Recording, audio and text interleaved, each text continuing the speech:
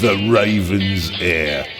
Soon as one of them's caught, another one takes his place. Hey, Harold, have you read this? Harold? Harold?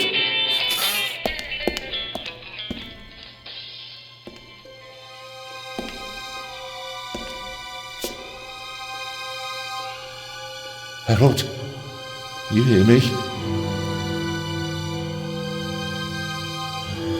This is no time for fun and games.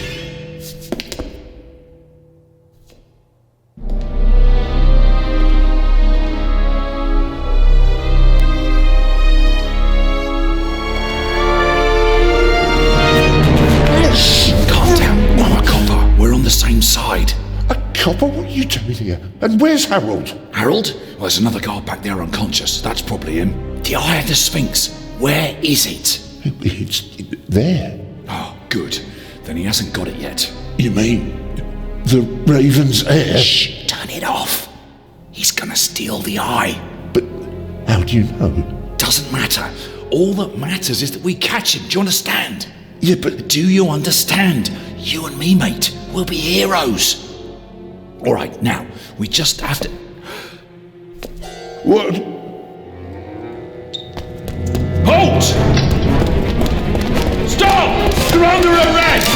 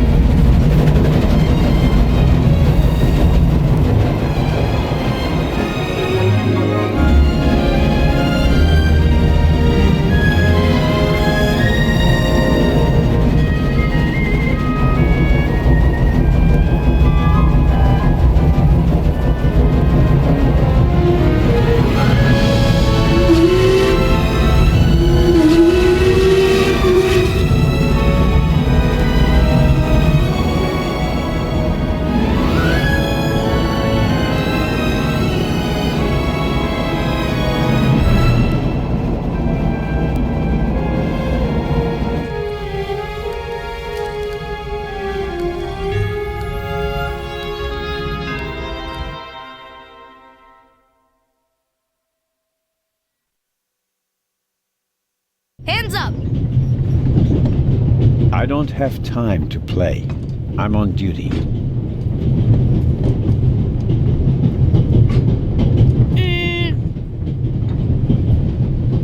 Haha, you're funny. But you don't look like a real cop. You don't even have a revolver. What's your name, boy? My name is Matthew Miller. And where are you from, Matthew Miller? From Dillsburg, Pennsylvania. But my mom and I live in England now. She's taking care of some rich old lady. We're on our way to Venice at the moment. We're taking a cruise on a big ship. Impressive. You've already seen half the world. I've spent my entire life in Switzerland. Must be really boring. And what's with the gun? What do you need it for? It's the Raven. He was gunned down, so now I need a pistol. Dead birds don't need guns. Nor do live ones. You don't know who the Raven is, do you? He's the greatest burglar ever. He stole paintings from the Louvre, and those priceless eggs with gold and diamonds and stuff. And Bobby Dobbs says he replaced the crown jewels with rhinestones. I know who the Raven was. Although I don't quite buy that bit about the crown jewels. You do know these days there are thieves far more dangerous than your old Raven. 2 days ago, A precious ruby was stolen from the British Museum. There was an explosion. A guard was severely injured. Really? Yeah. And you know what the papers say? You talk too much, Constable. Zellner, monsieur. Anton Jakob Zellner. Or did he pull a gun on you? No, monsieur. Get a move on. Inspector Legrand, it's a great honor to work with a celebrity like you. We appreciate the support of the Swiss police, but it'd be better if you'd remain seated and keep an eye on things.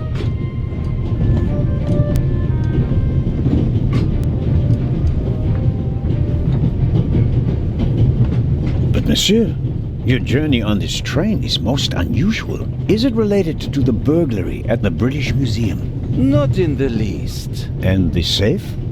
What's that for? I'll let you know if we need your help, Constable. If you'll excuse me, I'll be in the first freight car at the back of the train for the rest of the trip. I'm not here to enjoy the beautiful scenery. I am a good observer, and I have finally honed powers of deduction. Thanks to that? I watched the people on the platform in Zurich. I know, for example, that man over there is a violinist. That would be more impressive if there weren't a violin case next to him. And I believe that the gentleman in the next carriage is a German doctor on his way to Italy to take up a new position. And what gives you that idea? There's the rod of Asclepius engraved on his cufflink. And he's carrying a German-Italian dictionary. Maybe he's just taking a holiday in Italy, following in Goethe's footsteps. Too much luggage. And no, he's not retiring to Italy either. The suitcases are too shabby for me to believe that he can afford to retire in his late 50s. All right then, Constable... Zellner. Constable Zellner. If you're such a clever fellow, what am I doing on this train?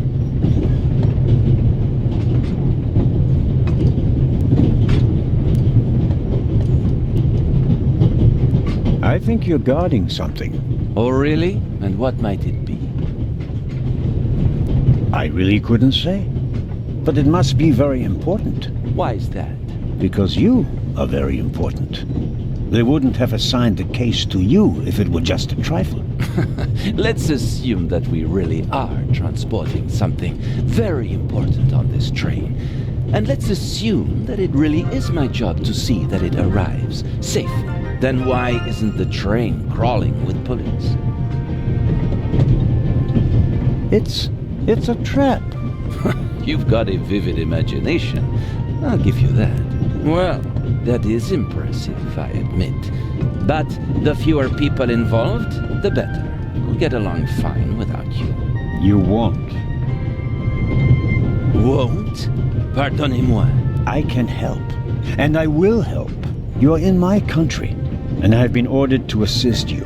And that's exactly what I'll do, whether you like it or not. Clever and stubborn. Your commitment speaks volumes, Zellner. But this is my show, and I don't need you. Bon voyage. But how do you know?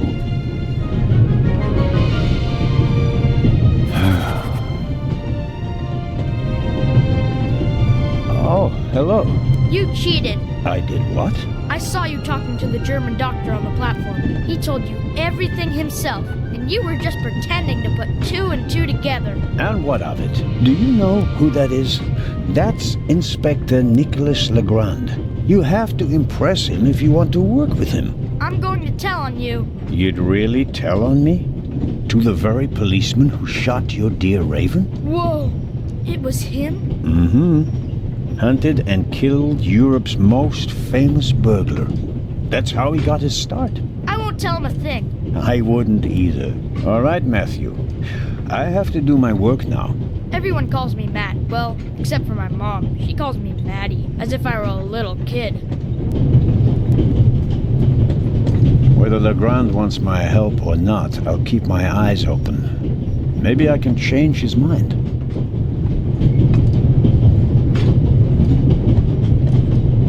All right.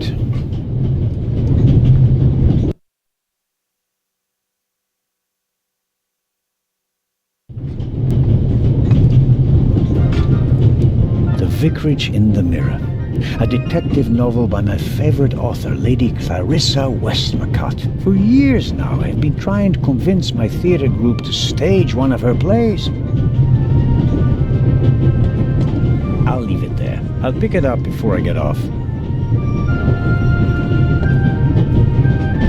We Swiss are crazy about trains. We don't just have a lot of railroads. We have the most beautiful ones in the world.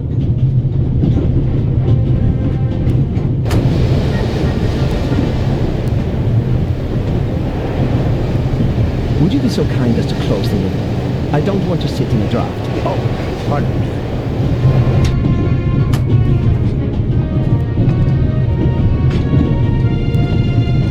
The violinist is a good-looking fellow, and he's traveling through the most beautiful mountain landscape in the world. But one can only hope that his violin is better tuned than he. The violinist is a good-looking fellow, but one can only hope that his... Hello, sir. Hello.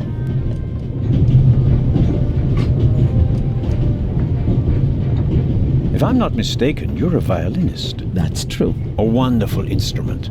The violin music touches the soul. That's why I learned to play it. Do you play in an orchestra? No, orchestras aren't really part of my world. A solo violinist.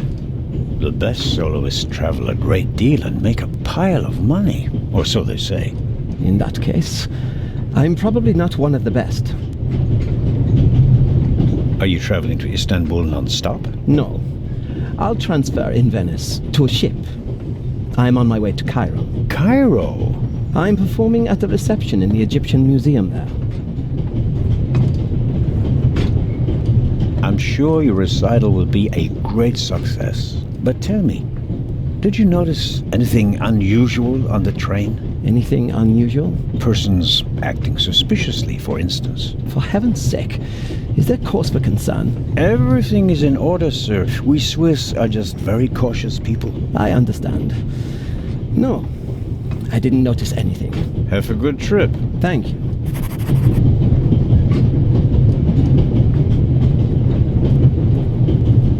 Very kind of you.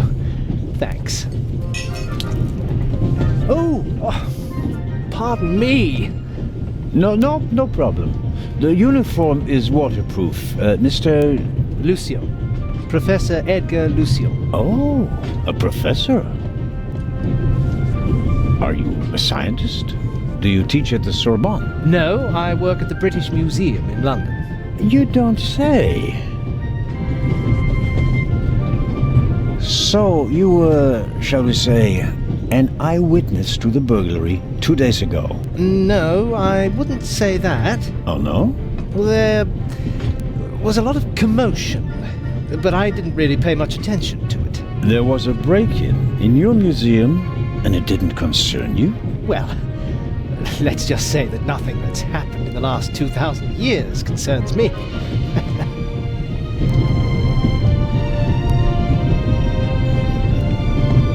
Whatever you say. The famous Inspector Legrand is on this train. I imagine you know him. No, should I? You don't know him? And you also don't know what he's doing here? No. Well, why should I? Just a thought. You're a representative of the British Museum. There's a guarded safe on the train. I'm sorry. I don't know what you're trying to imply. And now, please excuse me. May I ask where you are going? Of course. To Venice. I'm going to meet some colleagues there. Oh, Venice. A beautiful city, or so I'm told. Indeed. But I really have to take my leave now. Just one more thing. Did you notice anything unusual on the train? Here? On the train? No. I can't say that I have. Although I did spend most of the time in my compartment. I don't want to take up any more of your valuable time, but you do understand, don't you, that what concerns me is the present, and especially the robbery at the museum. Yeah, of course, of course. It's just, I'm in rather a hurry. You'll get in touch if you notice anything unusual, won't you, Professor? Of course, Constable. What's this? What's the matter, sir? The door. I can't open it. We'll sort it out somehow. The compartment is locked. But I didn't lock it. I don't even have a key. I asked the steward. He was going to bring me one, but he never came back. Someone locked it. Find the steward. He needs to bring me the key immediately. Calm down, Professor. I'll see what I can do. You don't understand. I have to get back in my compartment. All right, just wait here.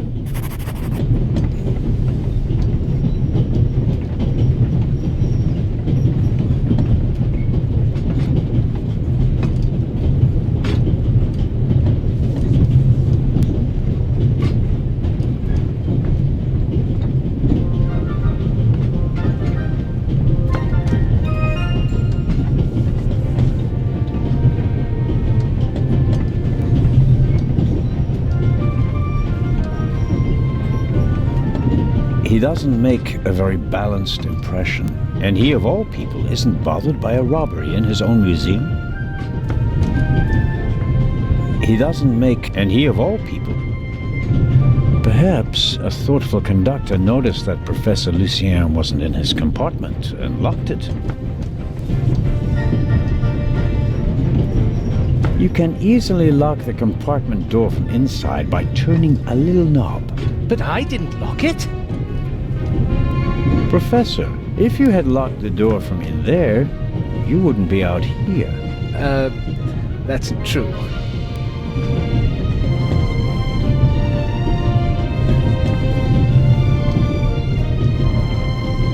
The little label on the door reads Baroness von Trebitz. Blue blood on the Orient Express. Yes, what is it? Whoever that is, James, ask them whether they found my purse and then closed the door. The noise on this train is driving me crazy. You're missing a purse. Was it stolen? At the very least, I cannot find it, sir. It was stolen. When was the last time the Baroness saw her purse? What? In Zurich, on the platform, sir. I just asked where you last saw your purse. In Zurich on the platform. James, tell him that I still had it when I got out to stretch my legs. The Baroness says... Maybe you lost it there. What? The Baroness never loses anything, sir. I never lose anything. Very well then. I shall be on the lookout for your purse. If I might ask you a few questions about your fellow passengers. I thought he was looking for my purse. James, tell him to look for my purse. The Baroness wishes that you search for her purse. But couldn't we perhaps... All right. First, the purse. I will have a look around. Thank you, sir.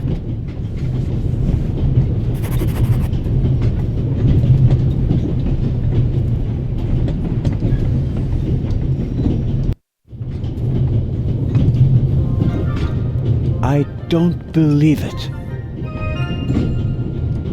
I never thought I'd ever meet you. Pardon me, but we'd prefer... It's all right, Miss Miller. I'd like to speak to the inspector. Unfortunately, just a constable, Lady Westmacott. I'm reading The Vicarage in the Mirror right now, for the 5th time at least. That's nice, Constable... Zellner. Anton Jakob Zellner. This is my companion, Miss Miller. A pleasure.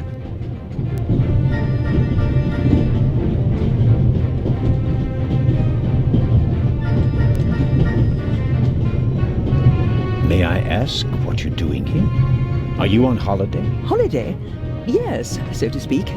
The first and last holiday of my life. Madam? I've been writing since I was a little girl. It became my job, and now I've stopped. So, this must be a holiday. You quit writing? Impossible. I have all of your books. Your Detective Partout is my favorite character. Then I have bad news for you. I killed the old wretch off years ago. I don't understand. I'd rather not discuss my work, Constable. Oh, well, fine. Are you traveling to Istanbul, Lady Westmacott? No, we are on our way to Venice. From there, we will take a ship to Cairo. As you may know, I have a penchant for archaeology. I fund a few excavations in Egypt. I traveled to Egypt by ship as a young woman. And now I'm doing it again as an old woman. I see. As a writer, you must be very observant. Am I right? I mean, you have to study the behavior of people around you to create the characters in your novels, don't you? I solved the mystery of human nature a long time ago, Mr. Zellner. Since then, most people just bore me. Really? I had the impression you were eyeing me suspiciously as I came in. What do you want to know, Constable?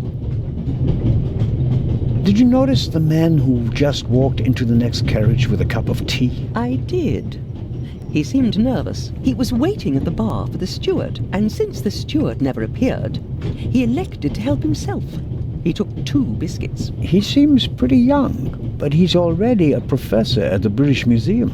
Interesting. I'll have to talk to him later. Just out of courtesy, of course. Of course. Did you notice the blonde man with the violin case? I certainly did. He introduced himself and tried to make a good impression. People like him are drawn to wealth and fame, like moths to a flame. But his charms failed on you. I know him by name. David Kreutzer. He was a drain on my friend's purse. Do you think he has a money problem? People like him always have a money problem. No matter how much you give them, they always spend twice as much and complain that they have far too little.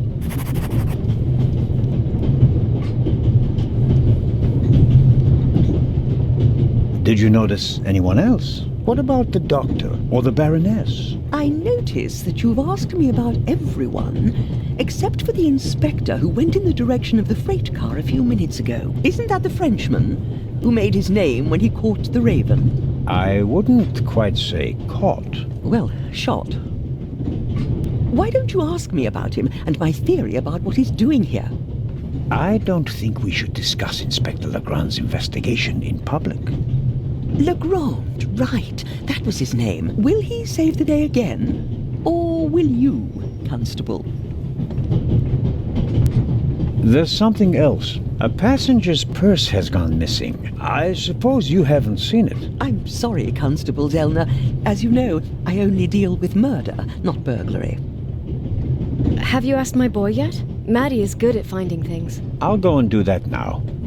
As much as I'd like to keep talking, duty calls. You were right. Madam? I did observe you as you came in. You seemed so eager. It's been a long time since I've had a chance to prove myself, madam. And this is it? Your chance? I do hope so. Then grab it. Even small people can make big changes, as my friend Ronald likes to say. I shall do my best. Mrs. Miller made a good impression.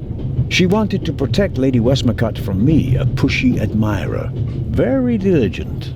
But she does seem a little nervous and tense. I imagine she has her work cut out for her with Matt, and a difficult boss from what they say. Mrs. Miller made a good impression, but I imagine... Mrs. Miller? Yes?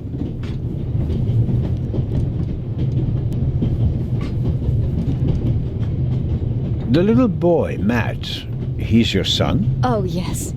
Has he done something? No, I've already met him. Clever little fellow. We always call him Professor because he's so precocious. If only someone could just drive the mischief out of him.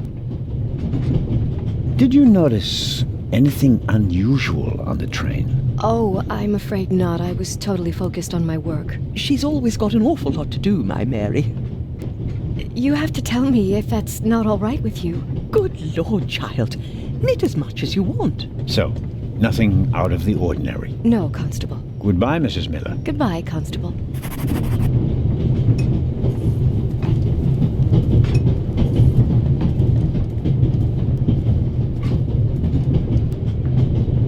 I suppose the steward won't object to me having a look around in his absence. Butterscotch. I've loved them since I was a child. Their only drawback, they don't play nice with false teeth. Maybe if I just suck it. Who'd have thought that one day butterscotch would remind me of my age and of all the things I had to leave behind? The pad on which the steward writes orders, empty. Maybe he didn't use it because there's not much to do today. The steward probably uses the scissors on hard-to-open packages. These days, nearly everything is sealed up tight. A colleague recently told me about dry powdered soup in small bags. I couldn't believe it. I don't need the pad, but the pencil might come in handy. Perhaps he keeps the compartment keys in there. Locked. Where could he be? A shortwave radio. It's amazing how small these things have become in the last 10 years.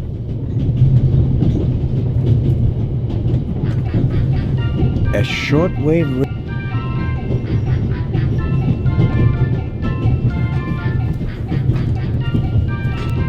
I made the acquaintance of Dr. Gebhardt on the platform in Zurich.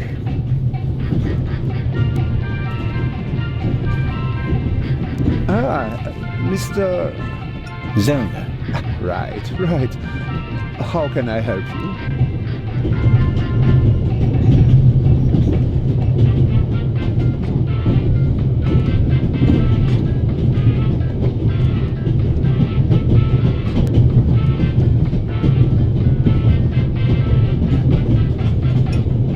Tell me, did you notice anything suspicious here on the train or in Zurich? You mean, except for the fact that my suitcase was stolen on the platform? No. Is there any reason to be concerned? No, just routine. Constable Zellner, please don't think I'm naive. I spotted the inspector from Interpol. Legarde is his name, if I recall correctly. Legrand. If you say so. At the train station in Zurich, he put a cash box into the safe, and then kept close watch as it was loaded onto the train. Don't tell me that a man at his pay grade routinely tramps across the Alps just to keep an eye on cash boxes. A cash box? Like the ones you'd find in safe deposit boxes? Precisely. And I believe we both have a good idea just what's inside. I do indeed have a theory, but what's yours? A ruby was stolen in London.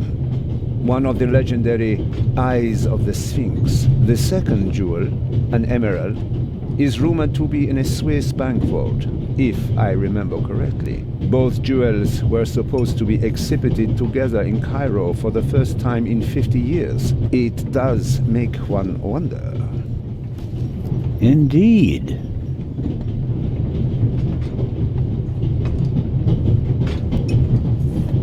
Any news about the robbery in London? Quite something, wasn't it? It must have been professionals. The way they disabled one of the best security systems in the world. Most impressive. People were injured. Well, one cannot execute a robbery of that scale without collateral damage. It seems like the Raven has finally found a worthy successor.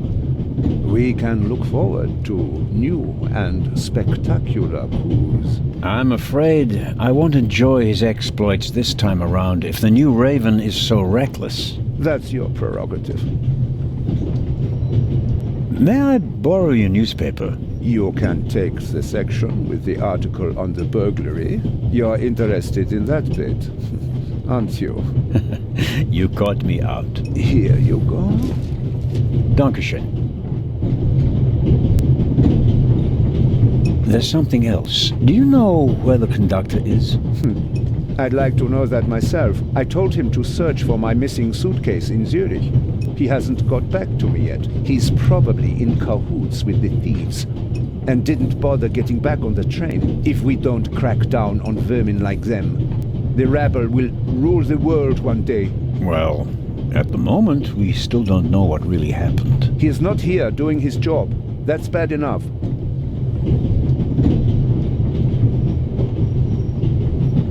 I meant to ask, the Baroness is missing her purse. A baroness? This train is really full of the creme de la creme. The queen of crime is over there, and now a baroness as well. Have you seen the purse? Unfortunately, no.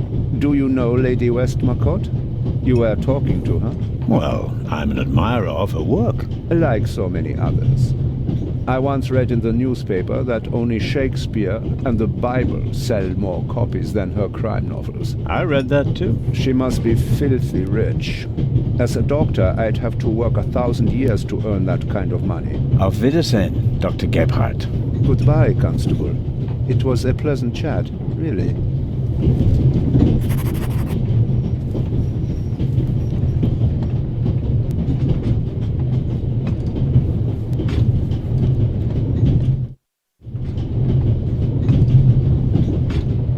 Let's see if there's any news.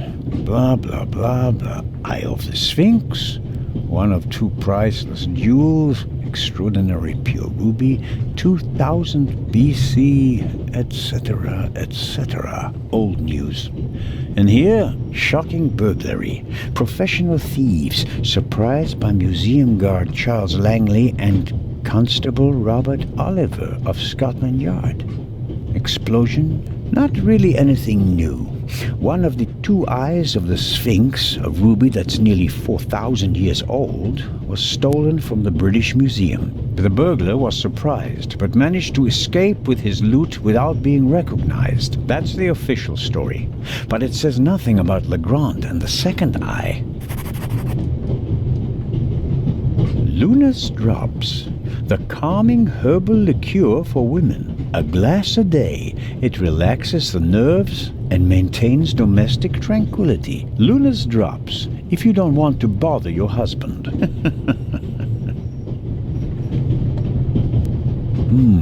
A story about the upcoming Oscars and Cleopatra's chances of winning. An incredible feat. They built the largest movie set of all time in Rome. And because of the main actress's many illnesses, several changes of director and months of delays, cost shot to over $40 million. The most expensive movie ever made. A record never to be broken. John Surtees won the Formula One World Championship for the first time on Saturday. He also won the World Championship in motorcycle racing from 1956 to 1960, making him the only man in motorsports to win world championships in both motorcycle and Formula One events. Not really my cup of tea. Too loud, too fast, too much exhaust.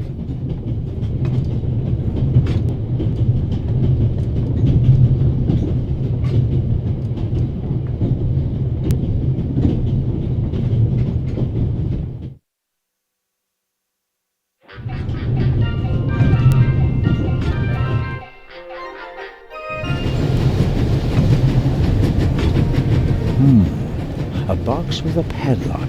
I suppose it contains tools for the train's crew, maybe for coupling and uncoupling the cars. At any rate, it's positioned so that it's easier to reach from the ground than from up here.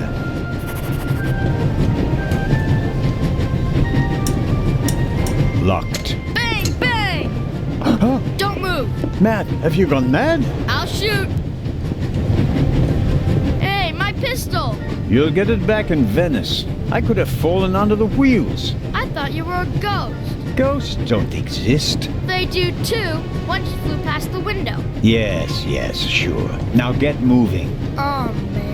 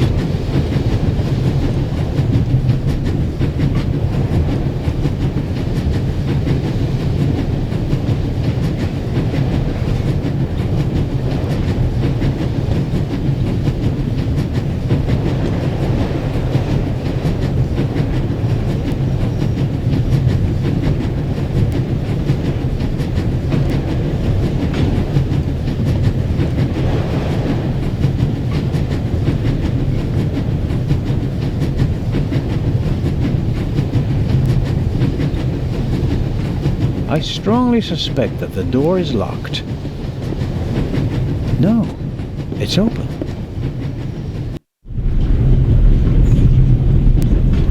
Hello? Wow. Don't move a muscle, you feathered fiend. Put the gun down, Robert. If I may introduce Constable Robert Oliver from the Yard. And this is the revered Constable Zellner of the Swiss police, who obviously couldn't control his curiosity.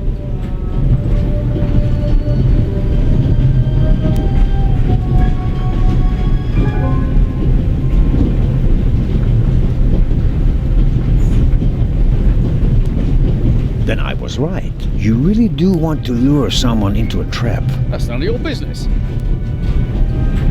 Perhaps that someone recently struck in London. And how would I bait my trap then? With an eye? An eye on its way from Zurich to Cairo. Someone has done his homework. Well done, Constable.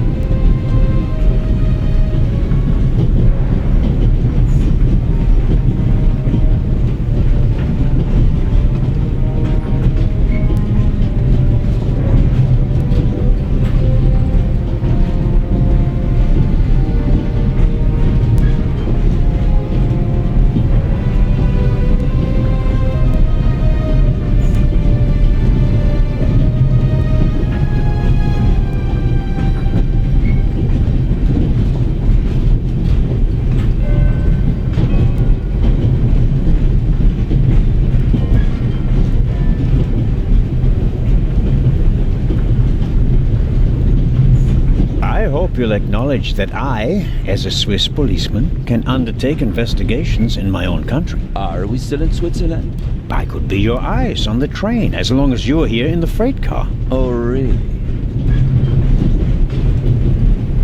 There is a certain Professor Lucien on the train. He's an archaeologist from London. And what's his story? Well, it seems someone locked him out of his compartment. Locked him out? Well, yes. The door is locked and he's standing outside without a key. Was it locked from inside? It may have been.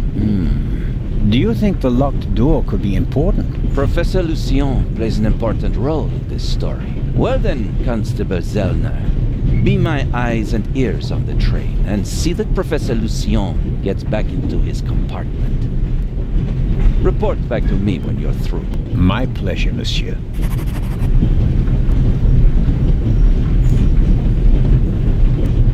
Constable Robert Oliver.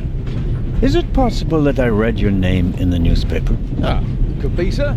Could very well be. Robert was there when the first eye of the Sphinx was stolen. Why were you in the museum? Did you spot something from outside?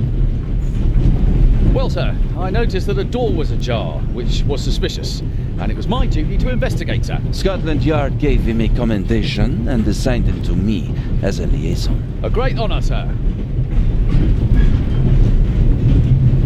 Baroness von Trebitz told me that she's missing her purse. Baroness von Trebitz? Interesting. Indeed, sir. But it has nothing to do with our case. So I shouldn't concern myself with the matter? Why not? It's your job as a policeman. But don't expect me to be particularly interested in a lost purse.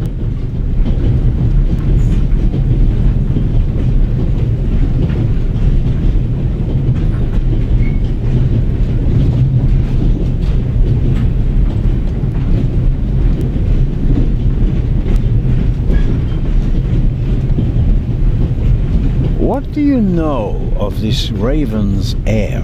He tried to blow me up. Robert, we don't know who we're dealing with yet. In any event, the new Raven is a more dangerous man than the old one. How do you know it's a man? It could just as easily be a woman. Or several men. And anyway, how do you know that it's a new Raven? Monsieur?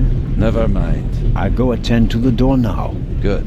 And, Constable Zellner, Yes? don't bother us unless you have something new to report. Of course. A thief might get anxious if there's too much activity in the freight car. Exactement. Knock twice. Then we'll know that it's you. Understood. An investigation on behalf of Legrand that takes me one step closer. If I can convince him of my competence, I might even be able to see this case through to the end.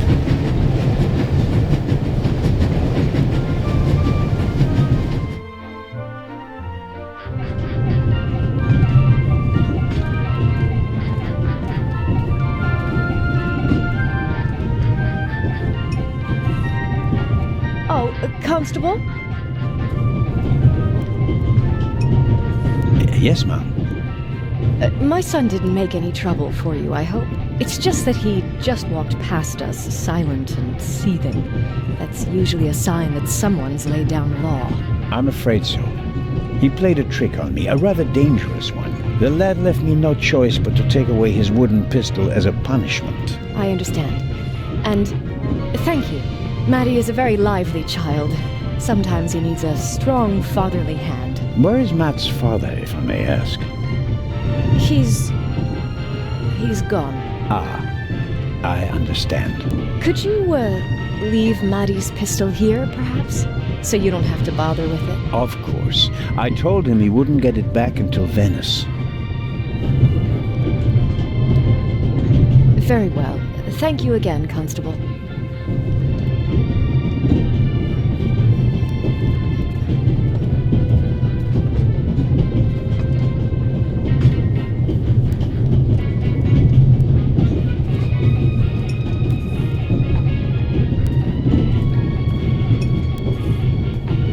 The steward must have forgotten the toothpicks. Normally he would offer them discreetly after dinner.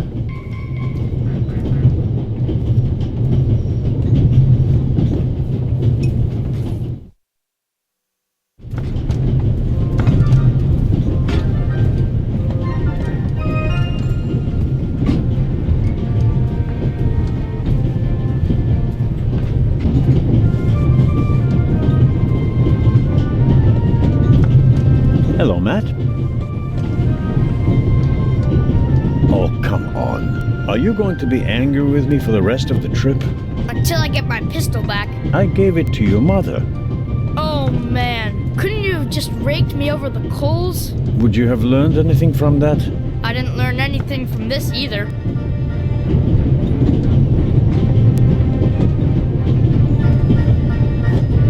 Would you like a butterscotch? You think you can bribe me? I have no reason to. You made trouble and got punished for it. Take it as a peace offering. Just 4? If I'm faster than you, there'll only be 3. Hey! Friends again? Mm-hmm. All right then. And no dangerous nonsense anymore. Okay. Your mother is Lady Westmacott's companion, correct? Yeah, but it's not like you think. At first I thought, boy, you must be really wicked if you need to pay for friends. But the lady's really okay. A bit odd and really old. But other than that, she's great. She likes me. The lady has peculiar taste. Hey! You and your mother, do you both live on Lady Westmacott's estate? I'm only there for the holidays. Most of the time I'm at boarding school. I imagine that's not very pleasant.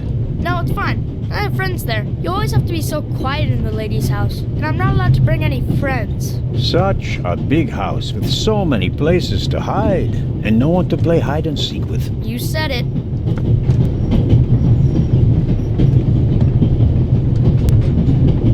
And how long has your mother worked for the lady? 2 years. And your father? What does he do?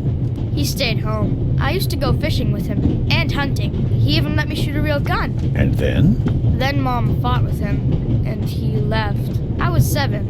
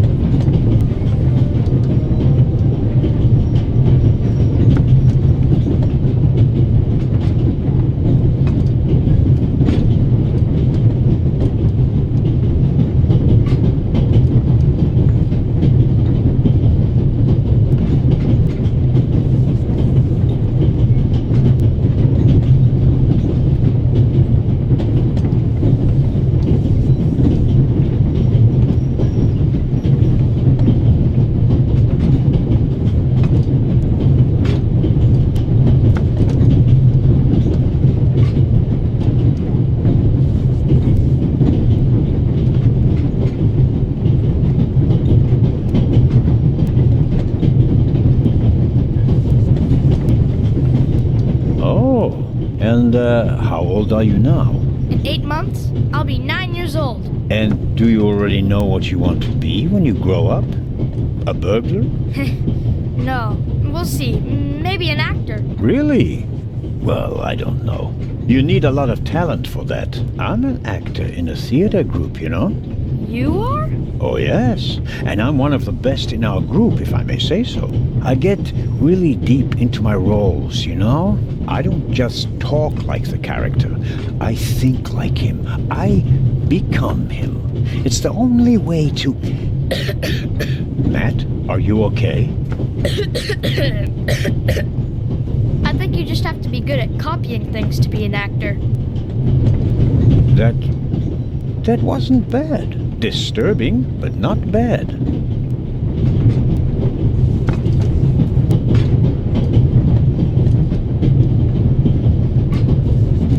The Baroness in the second compartment over there is missing her purse. Do you have any idea where it could be? Do I ever? That guy over there with the violin case?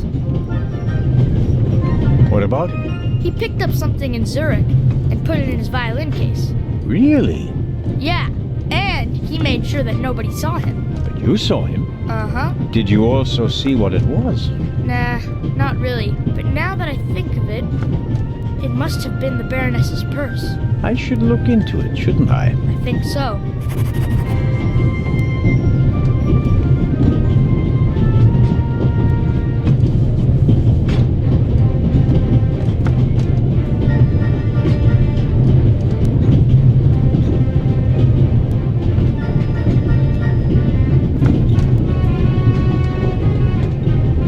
Tell me, have you seen the steward anywhere? No. He was walking around a little while ago, though. Hopefully they didn't forget him in Zurich. What's he supposed to do? I'm looking for a key to open a compartment door. Did you check his things behind the counter? I'm sure the drawers will be locked. Can't you break it open? Or pick the lock like the Raven? Perhaps. But I need a piece of wire or something like that. Ask my mom. She has a lot of hairpins. She doesn't like the wind messing up her hair. Thanks for the tip. So long. So longer.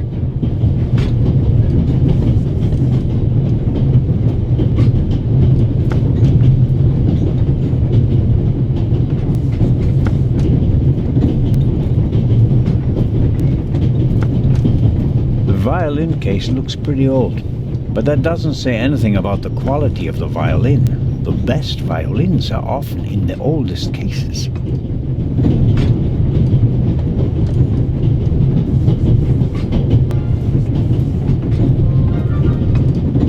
Excuse me, sir. A passenger is missing her purse. Perhaps it was stolen. Really? Someone saw you with your violin case on the platform in Zurich. What's the meaning of this? I didn't steal anything. Nobody said you did. I just wanted to ask you whether you might have noticed anything on the platform. Well... Why did you think I was accusing you? Well, I thought... because you mentioned my violin case in the context of the purse. Apropos, may I have a look at your violin? It must be a very extraordinary piece. Oh, that's not possible. It's a genuine Guarneri. Very valuable. Very. And also very sensitive. What could harm it here? Light? Air? May I ask you to open the violin case? No, you may not. I'm not guilty of anything. I'm afraid I have to insist. Then I'm afraid you need a warrant. I will not stand back and let you rifle through my belongings. Have a good trip. Thank you.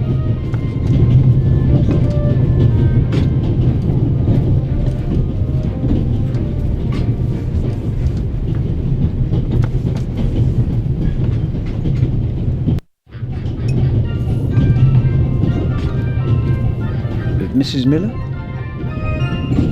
Yes?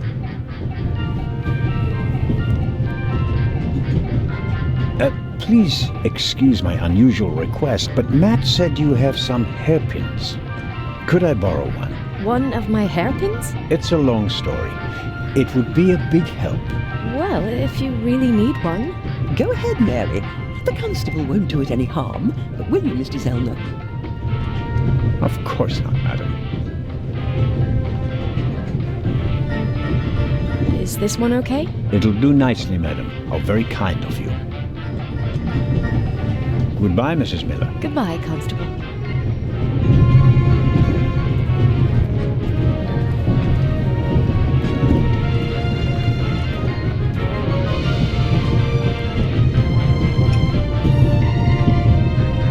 I need a bit of wire.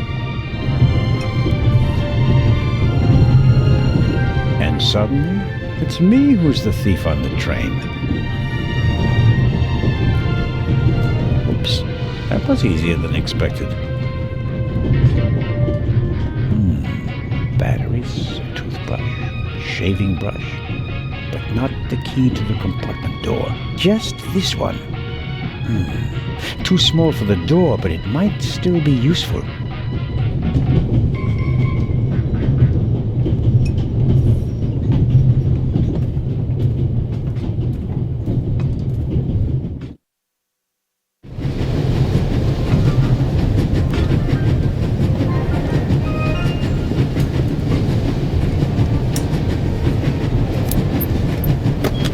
That's it. There we go. This should help.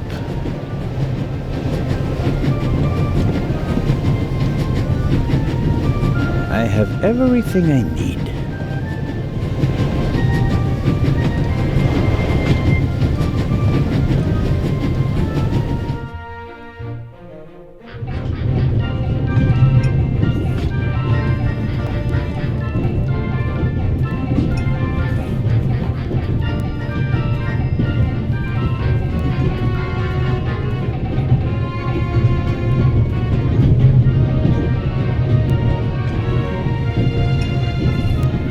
Mrs. Miller? Yes? Thank you for your hairpin, Mrs. Miller. It really got me out of a jam. Oh, really? That's good to hear. And thank you for bringing it back to me. Not everybody would have. I'm a Swiss policeman, madam. I couldn't do otherwise even if I tried. Goodbye, Mrs. Miller. Goodbye, Constable.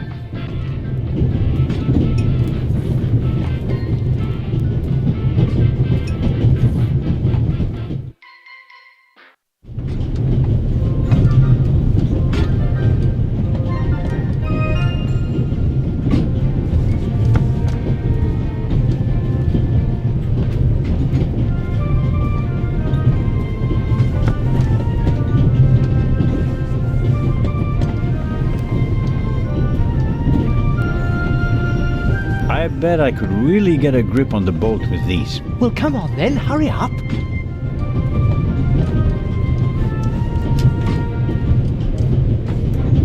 Hello? I barely left the window ajar. Nothing to see.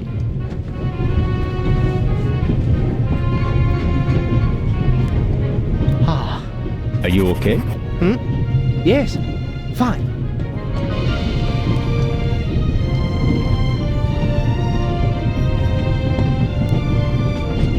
Do you have any idea why the door was locked? I don't know. Or maybe the constant vibrations caused the lock to lock itself. You can't possibly believe that. Well, then what's your theory? The conductor could have locked it from the outside. On the other hand, it could have been someone here in the compartment who locked the door from the inside. Who? And where have they gone? They could have climbed out there. Who would be that insane? You tell me, Professor. So, what are you hiding in your bag? What do you have that would be worth stealing? No, nothing. No valuables? Certainly not. Not on my salary. It was enough for a first-class compartment on a luxury train. That's my business. You're playing a dangerous game, Professor Lucien. I'd like to look around a bit. Of course.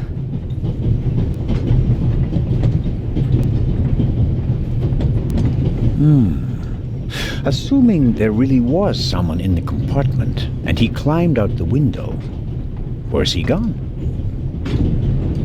What's this? What do you have there? It's a button. From a suit or a uniform, I guess. The burglar might have lost it. Maybe. Or maybe not.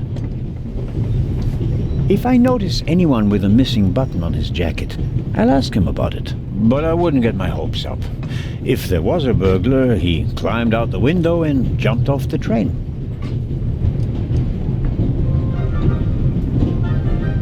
Wow. You have a very nice fountain pen. Pricey. If you'd managed to decode hieroglyphics that boggled the best minds of the last 3,000 years, you'd have received a gift like that as well.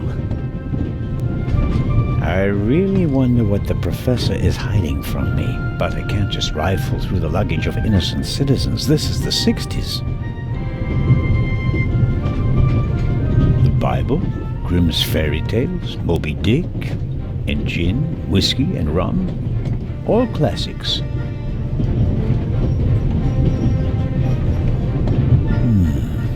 No, nothing interesting.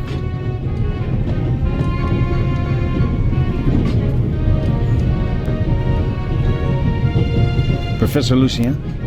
Yes? Oh, nothing. Well, He's hiding something from me, and I have to find out what it is.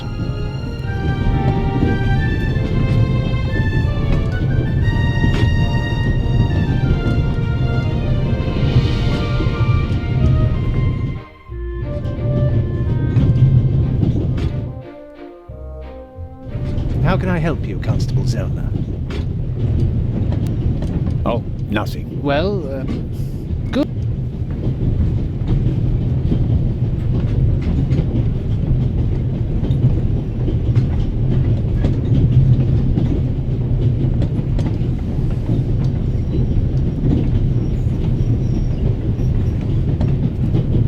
Professor Lucien. Yeah? Godspeed, Professor Lucien. Thanks. The good professor is hiding something. It would be good if I could find out more about him.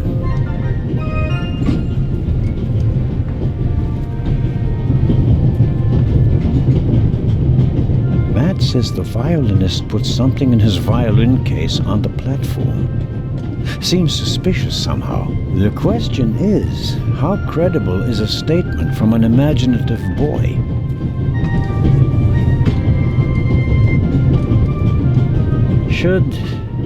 Should I ask for an autograph? That would be quite unprofessional. But on the other hand...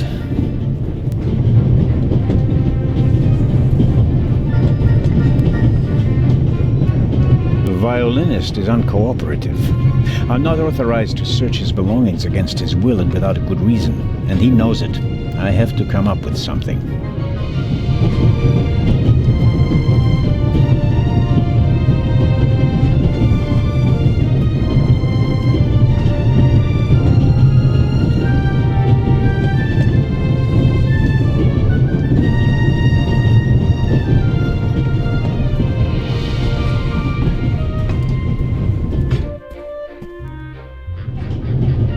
Pardon me, sir. We could have used you a few minutes ago.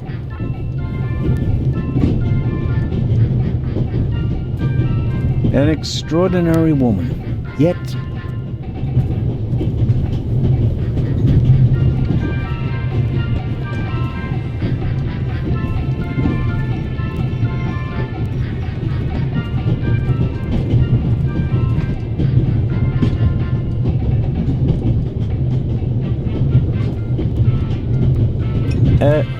Lady Westmacott. Yes? I was wondering if you might... Sign your book, Constable Zellner? If it isn't too much of an inconvenience. Of course it's an inconvenience, but only a small one.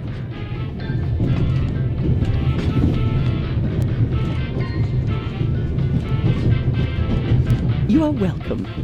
Thank you so very much.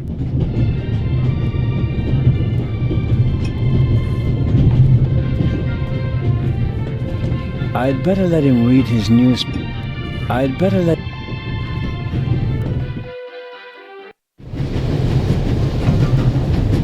The ladder leads up. It will be suicidal. Wind, tunnel.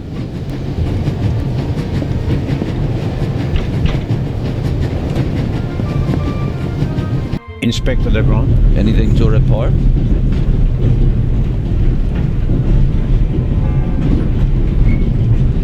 I got Professor Lucien into his compartment using a pair of pliers. Did you notice anything inside the compartment? The window was open. Someone could have climbed out. And the professor? Acted suspiciously. He rummaged around in his leather bag. And? He seemed to have found what he was searching for. Good. Good work. Now, perhaps you could give me some information. All right. We should... What? The light's gone out! Flashlights!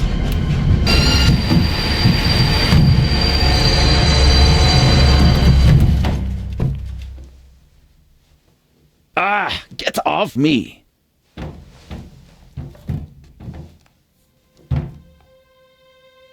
There, sir. An envelope.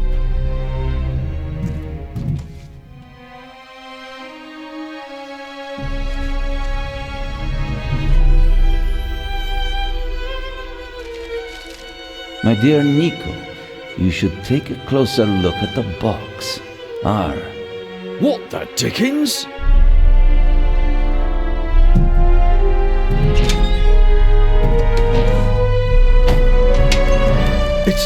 It's a... Away with it! Take cover!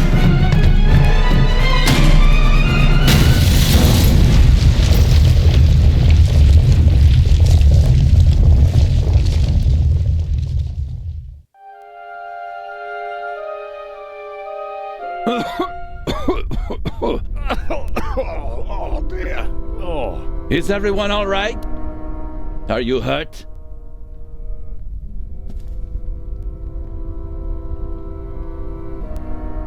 Quick thinking.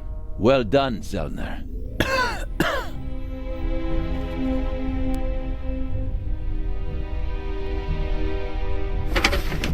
think the tunnel collapsed. Then he's trapped. Hurry, we have to lock the second exit.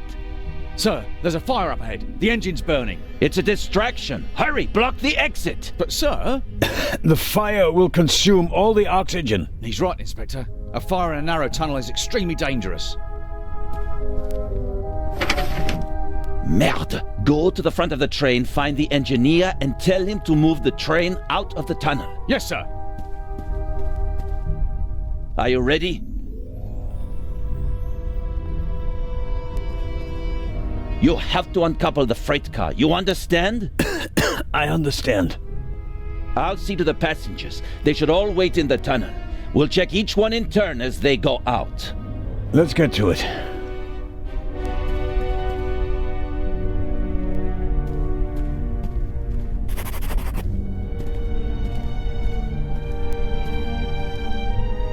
My God, what a fire. I hope Constable Oliver can at least reach the engine.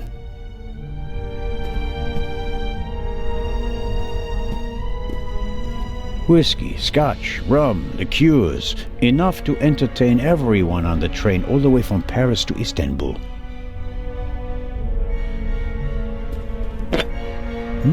High-proof rum. Could be useful.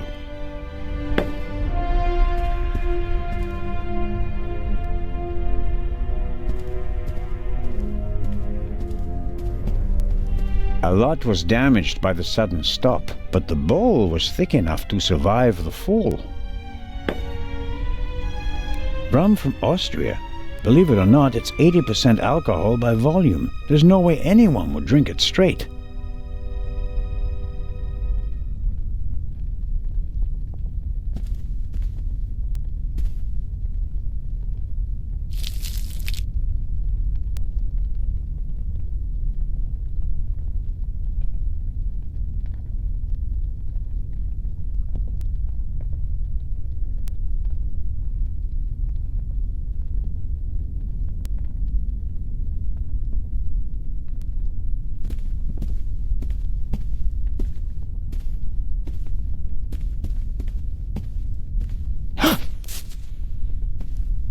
Pardon me. I did not mean to scare you.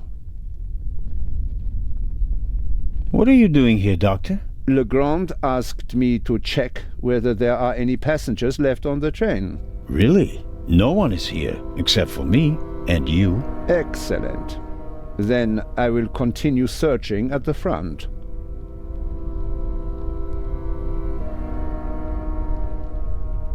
Did anyone act suspiciously before the explosion? Did anyone leave their seat, for example? I was the only one on the train who wasn't seated when the freight car exploded. Thank God. Otherwise, I would have been caught by the blast as well. You certainly were lucky. Perhaps I was. What happened over there? The inspector said something about gas canisters that exploded.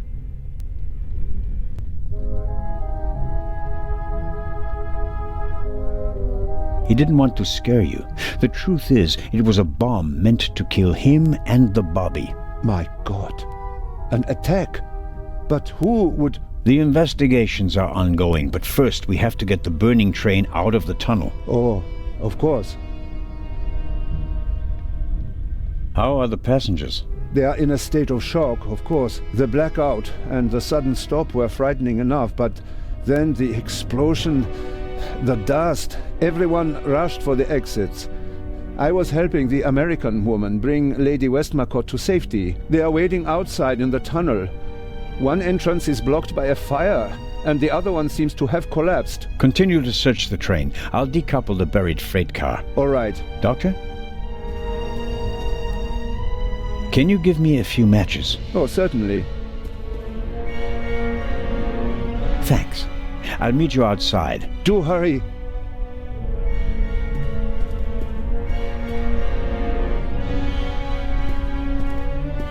I should concentrate on uncoupling the freight car. I'm positive that Legrand has everything else under control.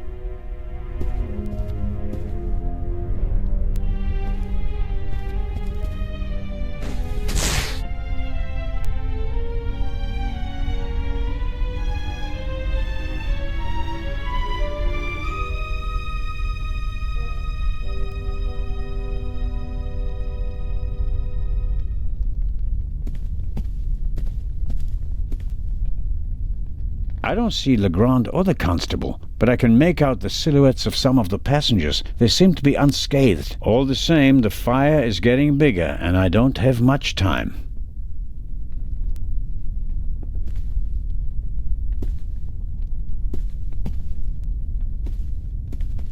The chair either fell over thanks to the sudden stop, or an escaping passenger knocked it over. Wanting to get off the train as quickly as possible after a sudden stop and a massive tremor, that's understandable.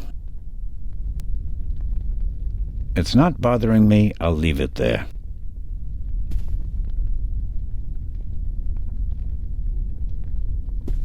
I noticed the extinguisher earlier. Doesn't match the decor. I suppose that the railway company had to comply with safety regulations at the cost of aesthetics.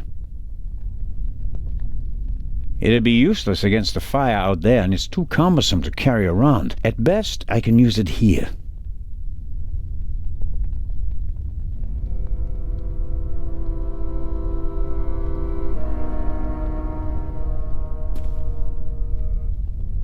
Must be good for something.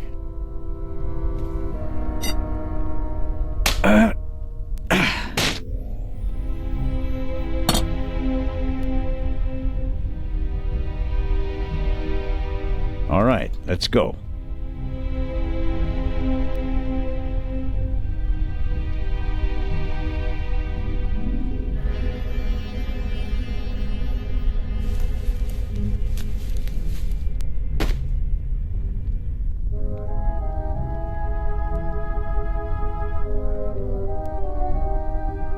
That should do it.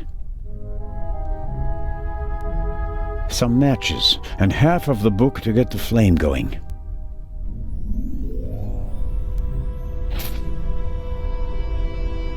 I filled the bowl about a third of the way with rum. Phew, strong stuff.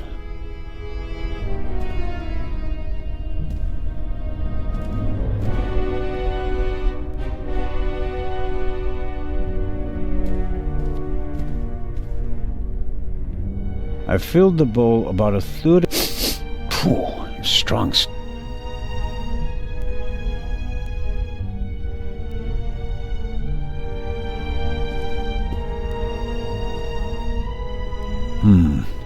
Just as I expected, the alcohol burns with an almost invisible flame. Some matches, and half of the book to get the flame going.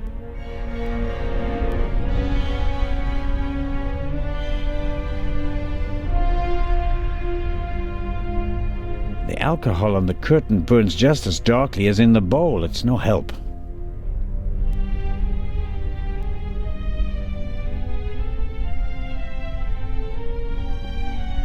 Some matches, and half.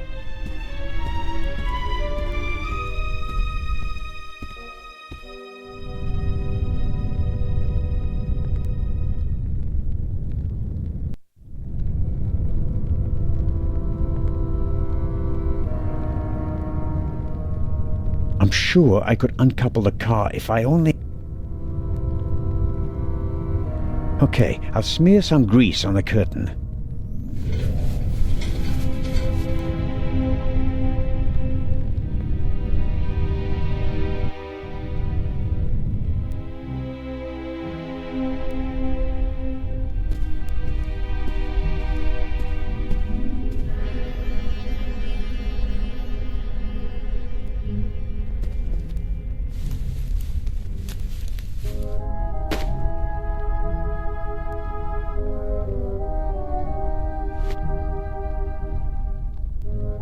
I'm the god of fire.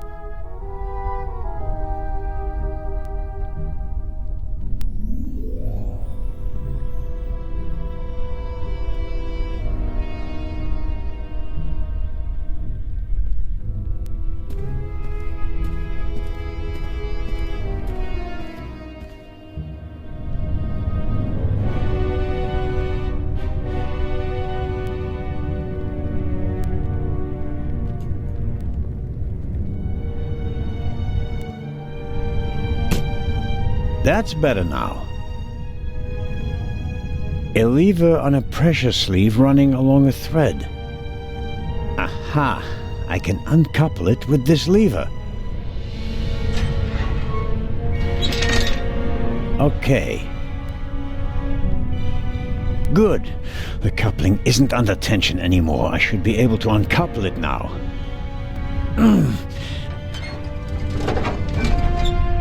There we go. Time to get out of here.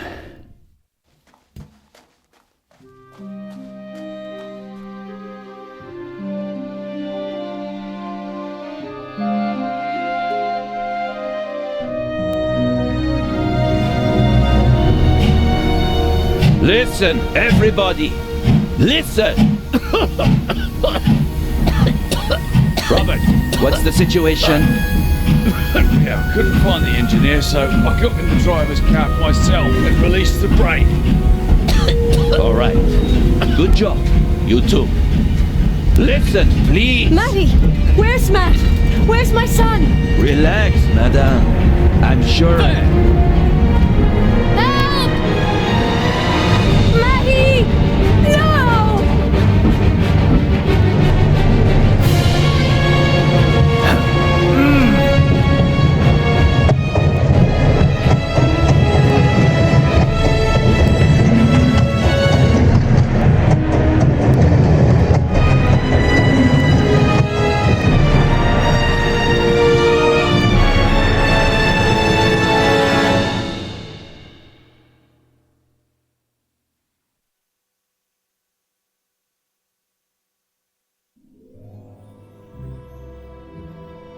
Matt, where are you? Oh.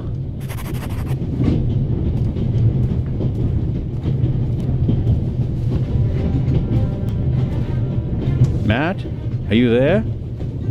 Nothing.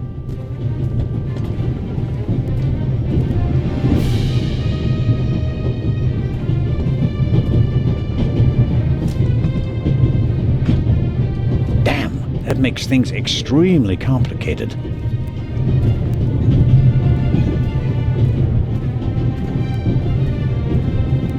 Hey, there you are. What were you thinking?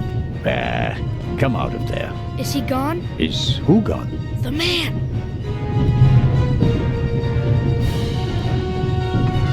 What are you doing on the train anyway? Why didn't you wait in the tunnel with the other passengers? I wanted to get my pistol. Your pistol? There's so many cops and thieves and explosions and everything, then I need a pistol too. Makes sense. What about this man? There was a man. He was coughing. One of the passengers? I think he came down from the roof. All right. First, I'll stop the train, and then we'll have a chat, okay? You want to come out? Good idea. You stay put.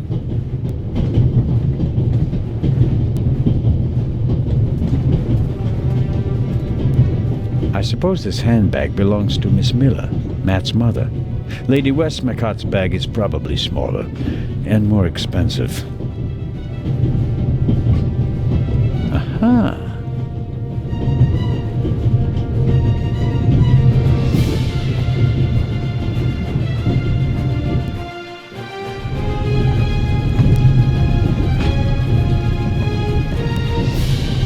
Can't get in. I presume the Baroness's luggage toppled over and is blocking the door.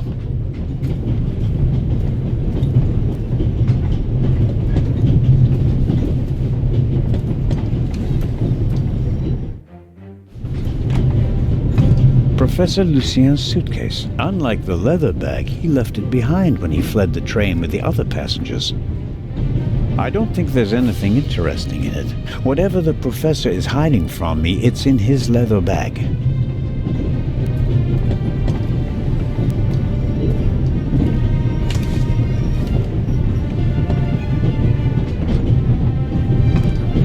A large, soft towel, very comfortable.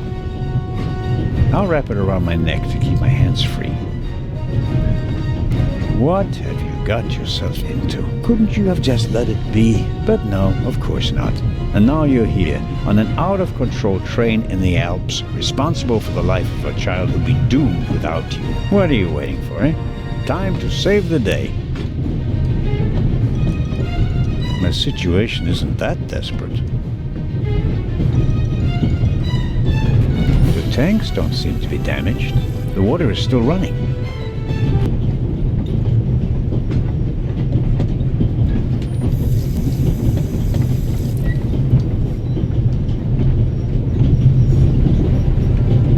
It's soaking up the cold water.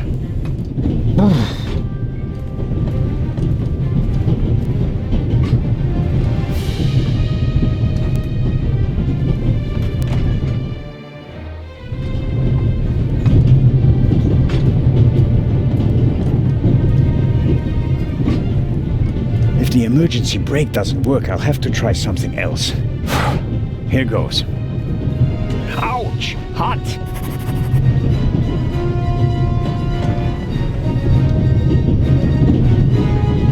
Locked.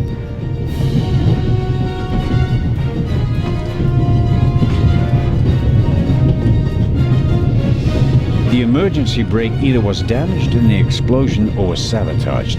But whatever, it's not working. I think I should try to uncouple the engine. I mean, how else can I stop the train?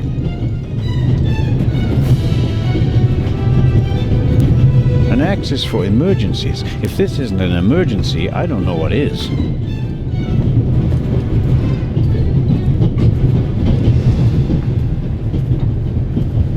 The handle is already too hot to touch. Okay, we'll do it the hard way.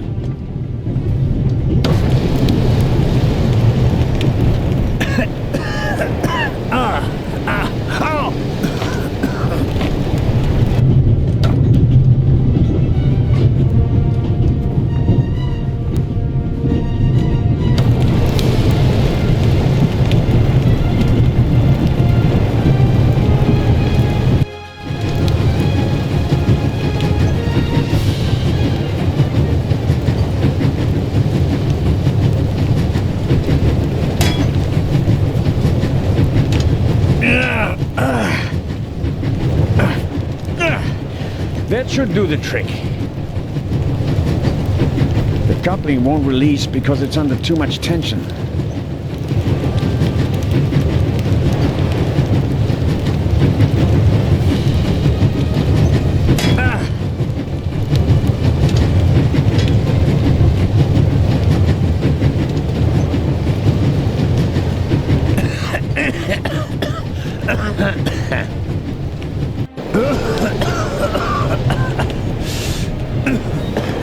That's not just smoke. I can actually taste lumps of ash.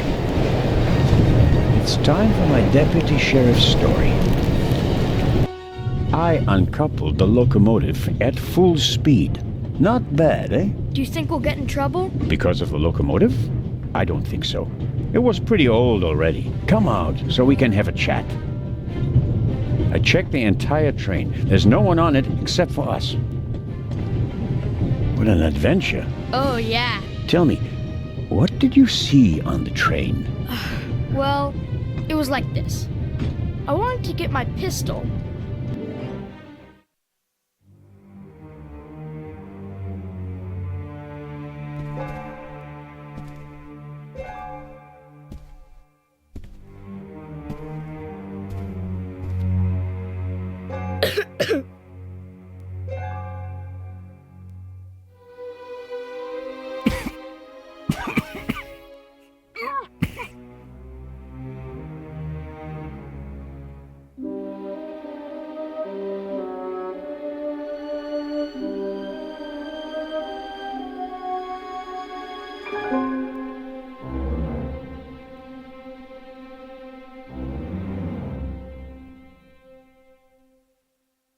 Achoo!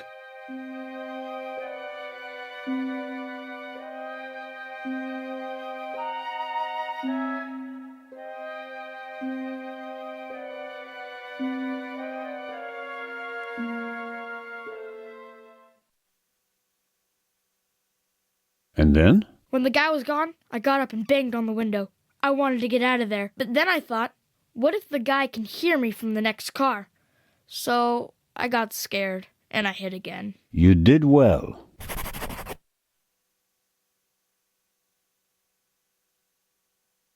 Are you sure it was a man? Yeah, very sure. What else could he be? A woman? Heh, no. Girls can't be thieves. Girls are always honest. If only you knew. Did you recognize the man? Have you met him before? I don't think so. Would you recognize him if you saw him again? No. It was very dark and I was hiding. Was he a tall man or a short man? Just a man. I think he was a bad man. Why do you think that? He was sneaking around, even though everybody else was outside in the tunnel. Maybe he just wanted to get his wooden pistol. Oh, man. The envelope that the man lost, where is it? I thought it might be important. I think we should have a look. Some cash. An Italian passport. Blank. Very interesting. And here, a ticket for the cruise! What? The tickets we have for the big ship from Venice to Cairo look exactly the same. Interesting. May I keep it? What do you want to do with it? Take a vacation.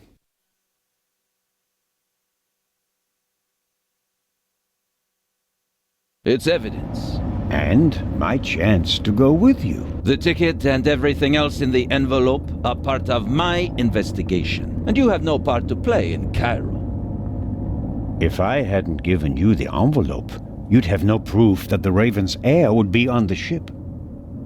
Ugh, the ship is his next chance to steal the eye. And he won't give up until he has it. And that's precisely why you should let me come along. No.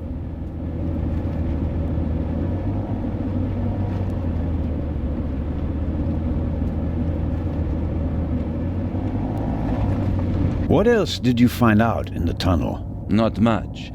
After we came out of the tunnel, Robert and I questioned the passengers. Which didn't turn up anything new? No. The engineer and the fireman were missing. They were found a few kilometers back on the track. Both claimed to have been overwhelmed by a shadow and thrown off the train. But you don't believe that. I'm checking their stories. One of them may have been paid to eliminate the other one. How could the Raven's heir have found out about the trap? How was he able to put the dynamite in the box and place the letter? The dynamite was probably already in the box when I put it in the safe. I didn't check it. You had no reason to do so. It wasn't my only mistake. I knew someone was on the roof of the freight car, but I let myself be distracted by that damned letter. How did you know? Too late. I should have reacted instantly. And what about the ship? I have earned the right to join you. What you did was extraordinary. Far more than anyone could have a right to expect from you. And you still want to leave me behind? You met our foe and barely escaped with your life. You may not be that lucky next time. It wasn't luck. You can return to Switzerland with your head held high. Enjoy your triumph. I have not achieved anything yet. The fiend tried to kill us, and he's still at large.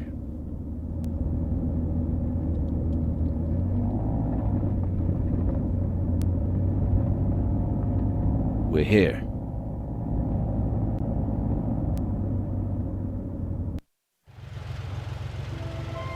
Inspector Legrand, an urgent telegram from Paris.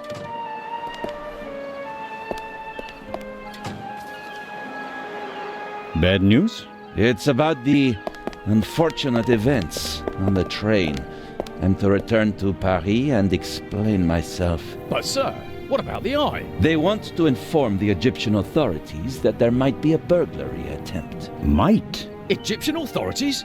What if the jewel is stolen at sea? I know. I never received it. Keep a close watch on the loading of the eye, Robert. Aye, sir. It was a pleasure meeting you, Constable Zellner.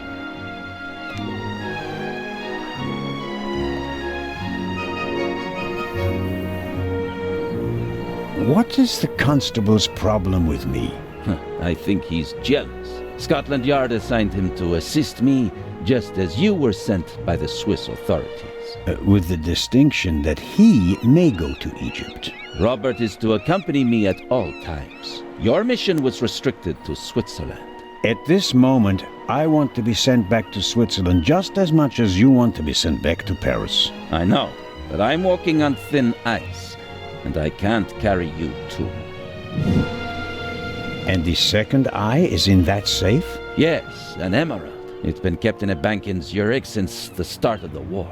I personally took it out of the bank vault, and Professor Lucien certified that it was the real thing. And while a fake jewel was sent by train, the real one was brought here in an armored car. How is it protected? You can only open the safe if you have 3 special keys. Professor Lucien has one, and Baroness von Trebitz, who's paying for all this, has the second. The third was sent by air courier to Dr. Abbas Mokhtar, the director of the Egyptian Museum in Cairo. So, not even you could possibly open the safe before it arrives in Egypt. That's correct. We don't want to make it too easy for potential thieves. Commendable. I hope you're aware of the fact that you're risking your career. Indeed I am. Why do you care so much about this case? Someone pretends to be the Raven, and you promptly risk your career? What if he's not just pretending? What do you mean by that? It's his handwriting. And there's only one person who ever called me Nico. Have you ever considered the possibility that I shot the wrong man? But what do you mean by that? Let us assume just for a moment that the person I shot and who fell from the roof was not the Raven. Who would have cared enough to uncover the truth? The chief of police, the politicians? No. They wanted to revel in a successful manhunt, and it was the best thing that could have happened to the Raven. The search for him was over. He had no reason to fear me anymore. I had so many medals afterwards that he could hear them jingling kilometers away. And now he's back? And you're the only one who can stop him? Does that sound probable to you? The feathers, the letters. Nico. No one outside the police force knew that the Raven used to call me that in his letters. Policemen gossip, and there are plenty of forgers. You can't seriously intend to stake your reputation on such weak evidence. My reputation rests on something that I probably did not do. I have to find out who's behind all this.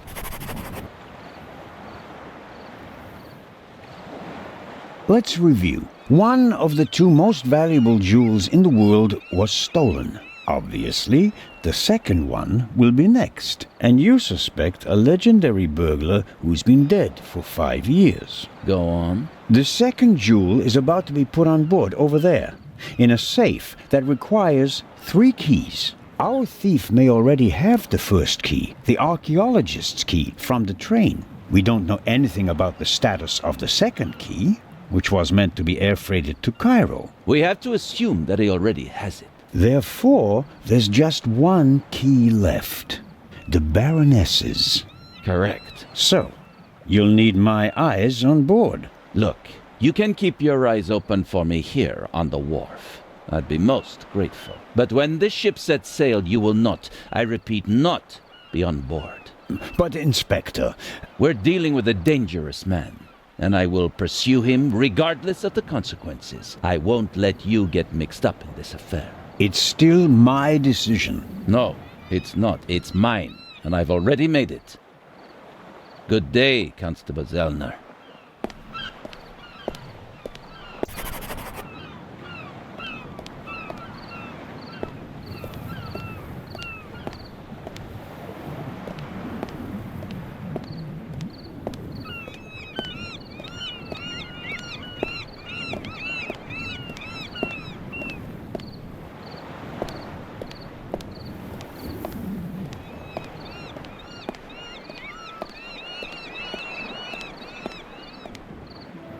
In my younger years, I might have considered abseiling from the crane down to the ship, but those days are long past.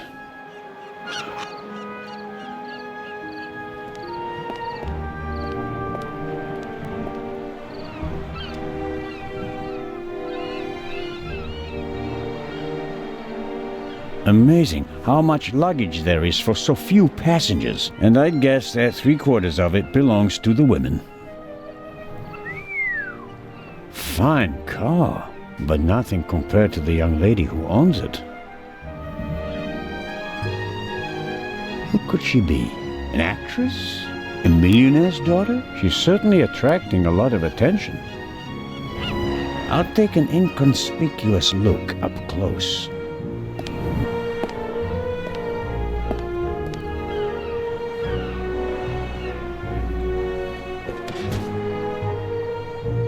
Oh, I'm sorry. I wasn't expecting anyone to be crawling around on the ground in front of my door.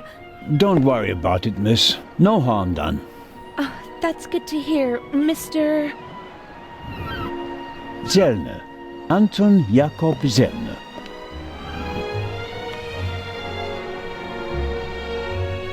May I ask your name? Patricia Mayers. Are you American? I am. Could you help me, please? Certainly.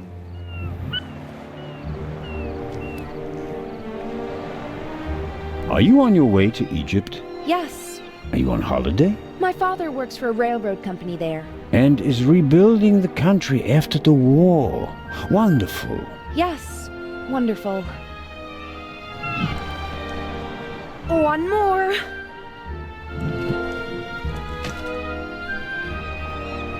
You're lucky to have a father who takes you to so many interesting places. Oh, yes. Lucky me. Aren't you interested in Egypt? The pyramids, the history. I would have been more interested in a father who doesn't travel 300 days a year. I'm sure your father regrets that he can't always be with you. No doubt. And I'm sure he always wanted the best for me. But that doesn't stop him from thinking only about himself far too often.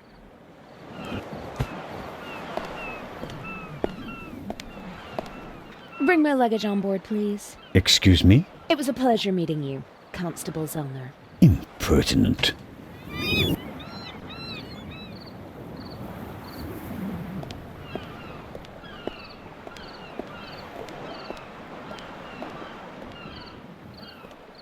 The sea is quiet today. Ideal conditions for a cruise. Unfortunately, I didn't have time to see the sights in Venice. Paperwork served up by my Italian colleagues took up most of the day.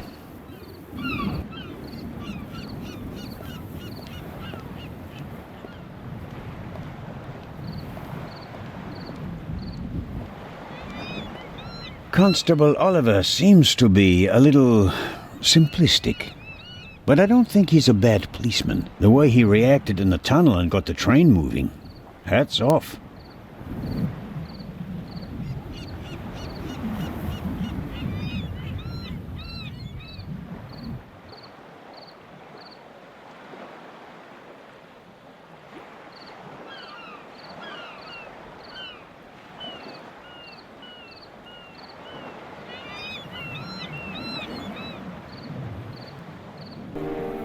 It's Oliver.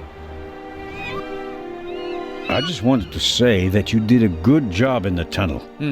Thanks. How did you know how to get the train moving? I come from a family of miners, and my uncle is an engine driver down a mine. I see. And you looked over his shoulder? Yeah, best way to learn. Did Legrand tell you about his theory? That it could be the real Raven? Of course he did. We're partners. But the modus operandi doesn't fit at all. The Raven wasn't a bomber. We have the letter. And the feather. That's his symbol. Anyone can put a feather in an envelope. You would know. What's that supposed to mean? It was you. What was me? You put the envelope on the safe. To blow myself up? You threw the bomb away, and now you're the famous hero, right? And the Raven must have paid you pretty well. That is ridiculous. Is it? Only you and I and Legrand were in the freight car. One of us must have put the envelope on the safe. Legrand didn't. And I didn't think about it.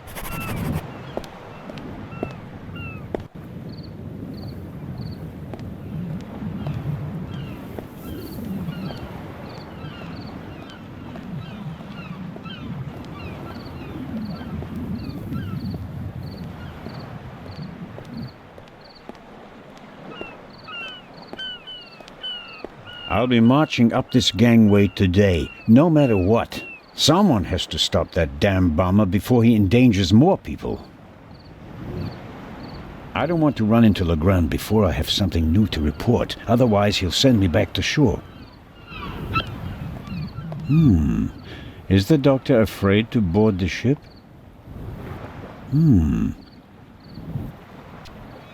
Hello, Dr. Gebhardt. Ah, the hero of the hour. The hero of the hour, but out of work soon. Oh, you won't be a policeman anymore? Yes, but on my old beat, which is almost as good as being out of work. I understand.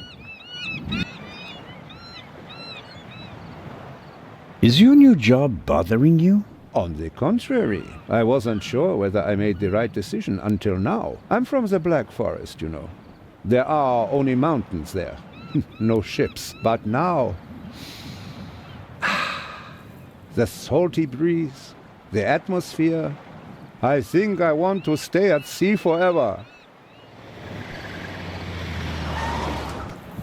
The sea is one thing, the passengers are another. It will be okay.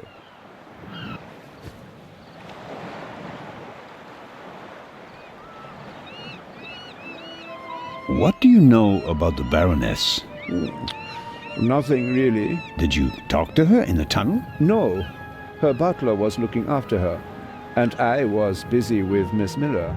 As you can imagine, it was a shock for her to see her son rolling away on a burning train. That's understandable. So, we were all glad when we heard about your brave deed. Have you already met the captain? Mario Di Conti. Heard of him? Should I have? He is something of a star in Italy. A war hero. In the First World War, when he was a young man, he sank more enemy ships than anyone else. In the Second World War, well, he had some personal problems. You mean like the ones you buy in bottles and pillboxes? Yeah, you could say that. Anyway, sending him into combat was out of the question. They gave him a supply ship instead, and he became a hero again. His ship, part of a convoy from Palermo to North Africa, was the only one that made it, with an extra 100 seamen who he rescued from the other ships. Impressive.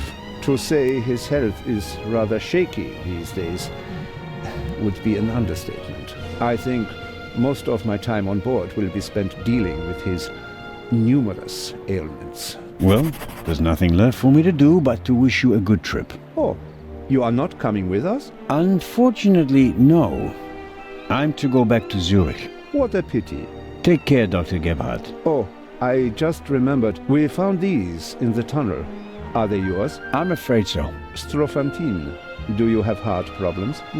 Maybe it's for the best that you are not coming along. Too much excitement could be bad for your health. You mean if I don't do anything, I'll probably have a few more years to live? That's right. Keep your chin up.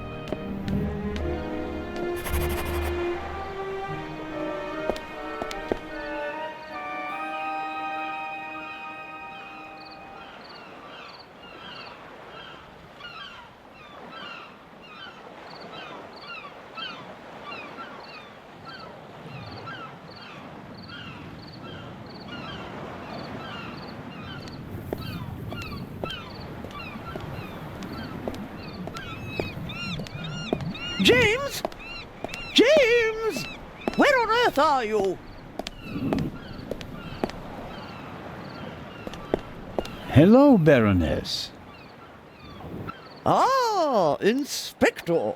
Constable. Poppycock. You won't be a constable much longer. When they find out how you rescued that little boy, they'll have to promote you to Inspector. Very kind of you to say so, Baroness.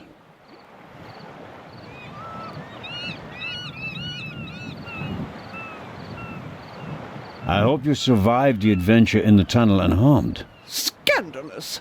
You book a first-class cabin, and then you're walking on the rails.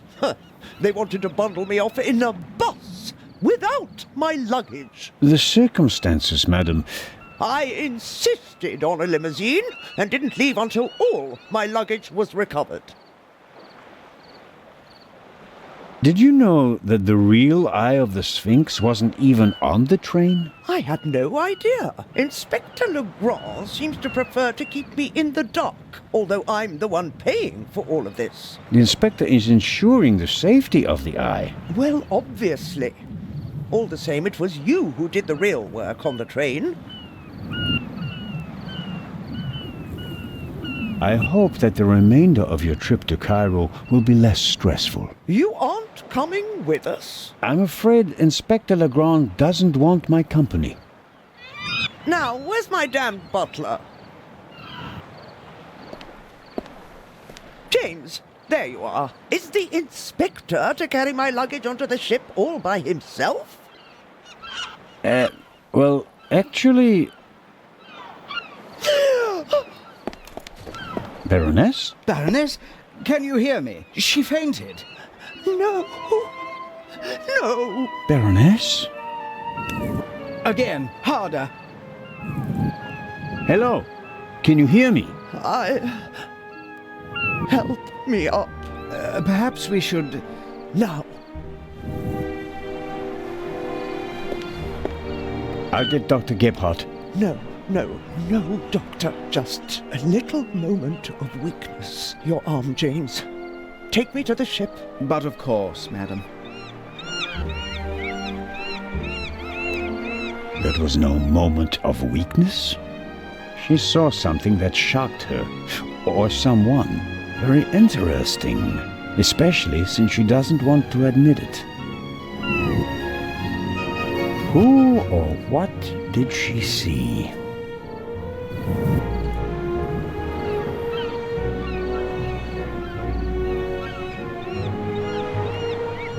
Neither of them seems to have noticed what happened down here. You'll have a tough time with her. How does one get aboard without a ticket? Not brilliant, but it's a possibility.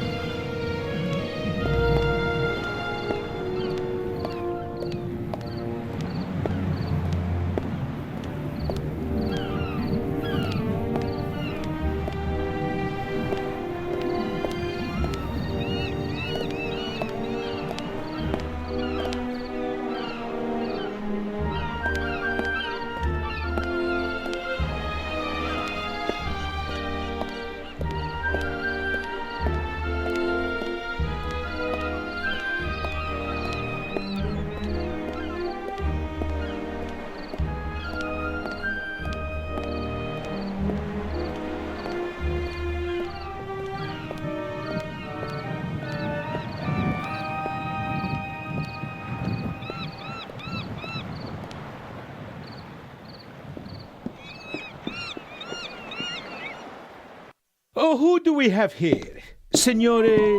This is Constable Anton Zellner. Signore Zellner, I heard about your feats in the mountains. Welcome aboard the MS Lydia. Thank you, Captain. I didn't know you'd be taking part in the journey, but I'm glad to have you with us. I'll have a nice cabin prepared for you immediately. The constable will not be joining us. He has other duties. Oh, that's too bad. I would have loved to hear about his adventures from the man himself.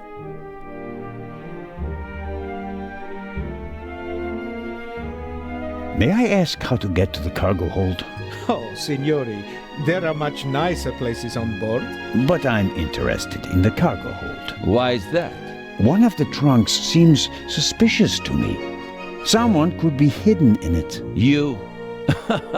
You want to imply that the most brilliant and probably richest thief in all of Europe is stowing away in a trunk? That's not his style.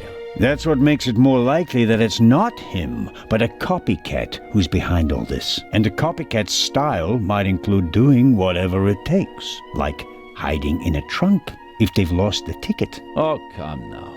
Actually, it would be possible for a registered passenger to board the ship without a ticket. What do you mean? You can't buy a ticket for the Lydia at the counter. You book the trip in advance. We know the names of all the passengers. As long as a passenger is on the guest list, we let them board the ship. Doesn't matter if they have a ticket or not. And did any of the passengers board without a ticket? I couldn't say. We ask for a name and check it on the list. The tickets are no more than souvenirs for the passengers.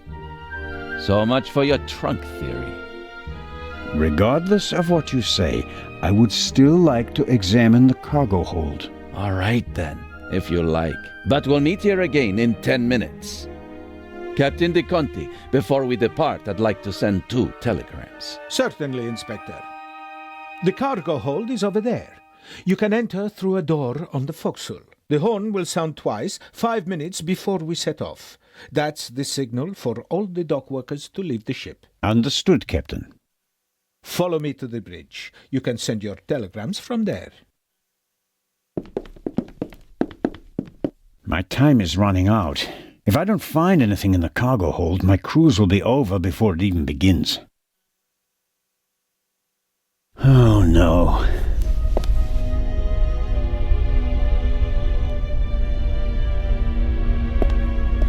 Oh, what's this?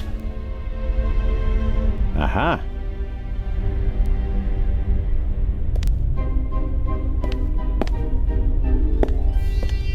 That's the young woman's cabriolet. Apparently they absolutely had to take it to Egypt, at Daddy's expense, of course.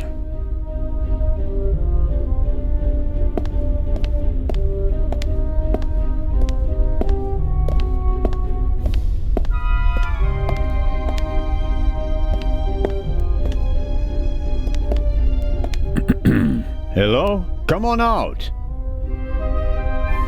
The game's up. I'm opening the trunk.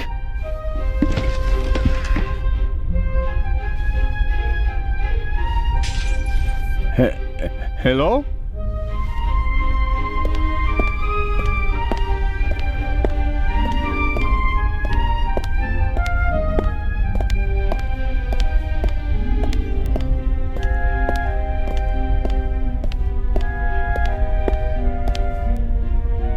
I'm sure someone was in the trunk, but where are they now?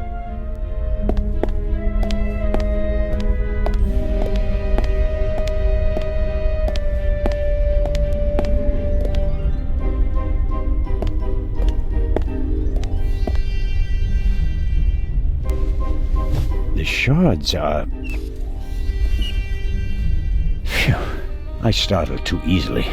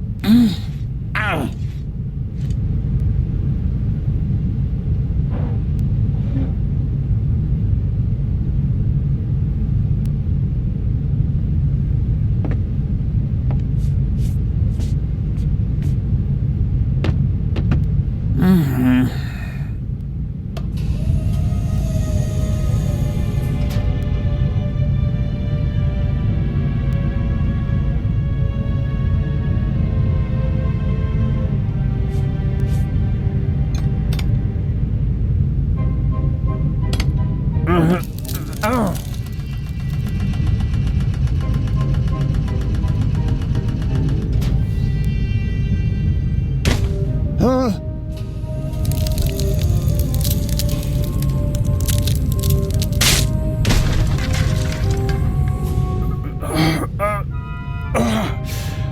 Ouch!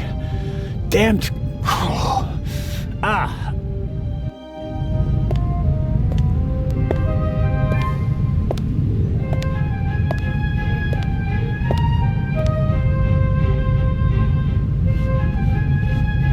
It would be best if no one found out about this.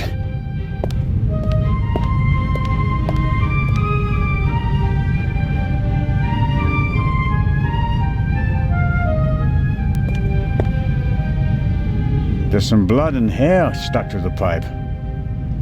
Hair I really can't afford to lose. I'll hold it on the blood-spattered end.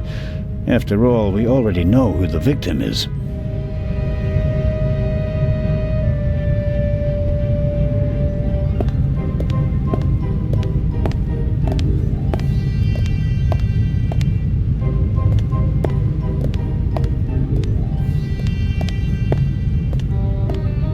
The shot hit this crate. The question is, was the gunman actually trying to hit it? And if so, why?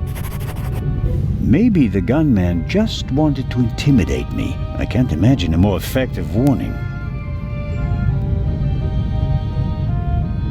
It's too dark to make out anything inside the hole. I should take a closer look later.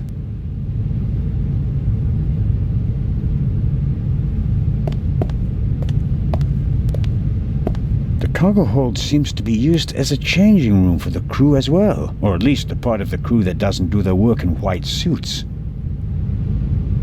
A detention cell for crew members? Or maybe for rowdy passengers? A chair is the last thing I need right now. I was sitting long enough over there in the corner.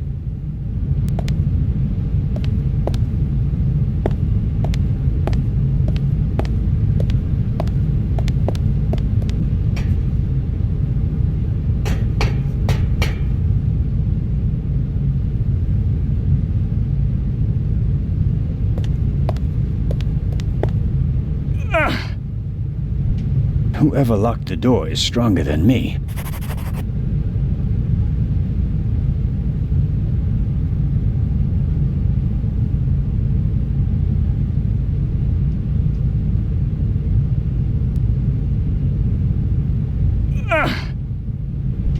Whoever locked the door is stronger than me.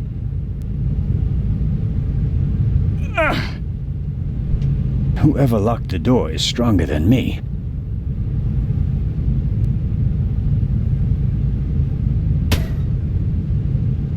I should be careful. The gunman may still be nearby.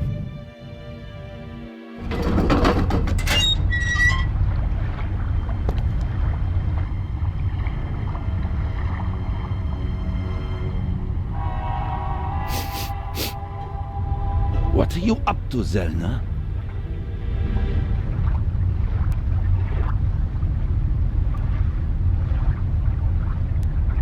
I was jumped in the cargo hold. Of course you were. Here, look. Careful how you hold it. There could be fingerprints on the end. Surely you don't expect me to believe you. I was inspecting the trunk. I found it in the cargo hold, and it was clear that someone had hidden inside it to board the ship. Some people are willing to go to great lengths to be a part of this journey. Indeed. Whoever it was, they struck me on the head from behind with the pipe while I was looking for clues. Oh, and they shot at me as well. Ridiculous. You wanted to come along. Orders be damned, and so you found a way to stay here. I should throw you overboard. I would have dreamed up something less painful. True. That doesn't look good. See? And there's a bullet wedged in a wooden crate down there. I don't have a gun. The doctor should have a look at it. Come with me.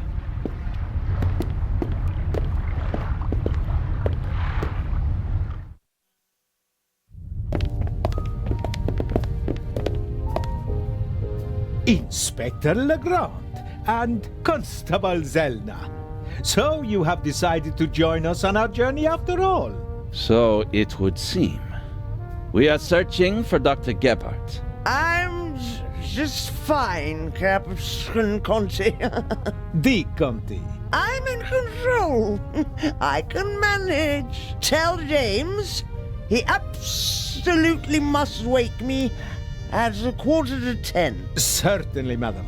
Absolutely. I shall see that he does. And now I shall return to my chambers. You'll be in the bar tonight at 10, Inspector? If that's what you wish. It will be spectacular. I promise.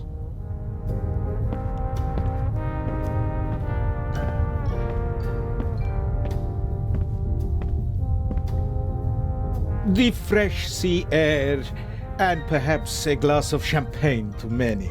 But I'm glad that you decided to join us on our journey to Cairo. Not quite voluntarily. So he says. I was jumped from behind. But no, that is... Dr. Gebhardt should have a look at him, Captain De Conti. Of course. Please, have a seat in the saloon, Constable Zelna. I'll summon the doctor. Ah, Doctor, there you are. Our brave Constable Zelna was attacked. Struck on the head. Oh. Sit down, please. Now, please, tell me exactly what happened.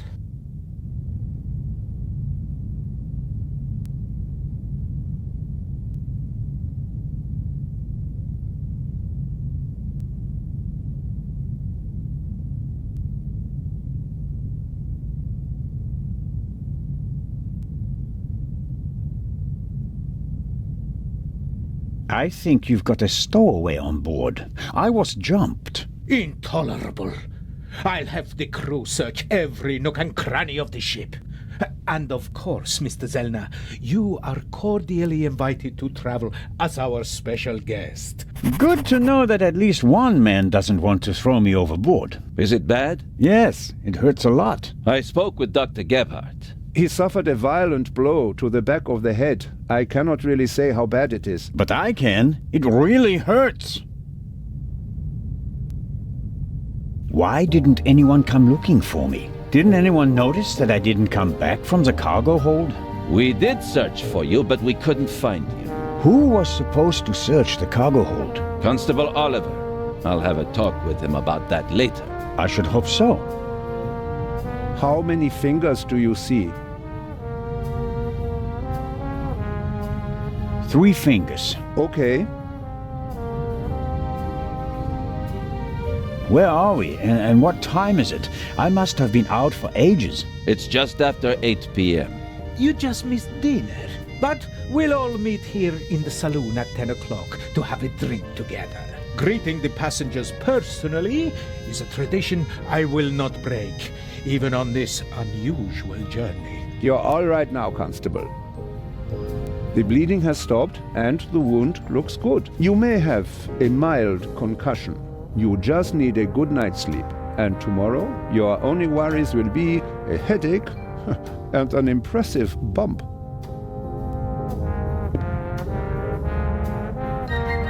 Thanks. That's a good enough reason to celebrate. Enough about crooks and thieves. From now on, you can start to enjoy your free cruise. Inspector! What? A dark shadow. Upper deck, just now. Go, let's have a look. I'll join you. Me too. No, you stay here. Do you want to make this an argument? Robert, go to the Baroness and don't let her out of your sight. Zellner, you're coming to the port side. Doctor, you go to starboard. I'll start at the forecastle and work my way back to the 2 of you. Understood? But...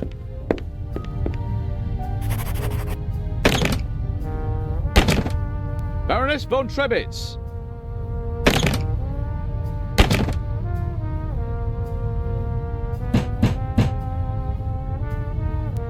Hello?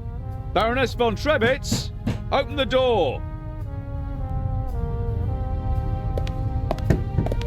Dr. Gebhardt insisted on coming along, but now he doesn't seem to be sure if that was a good idea.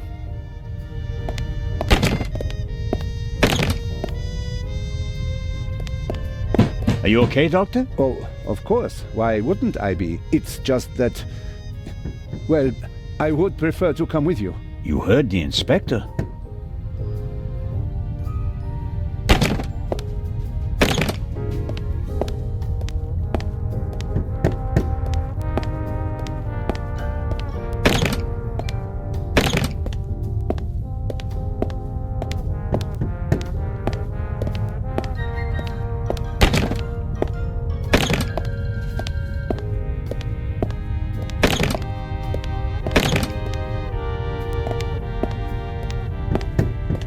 All right, Doc. I'm off. Oh no, I'm not going on a manhunt all by myself.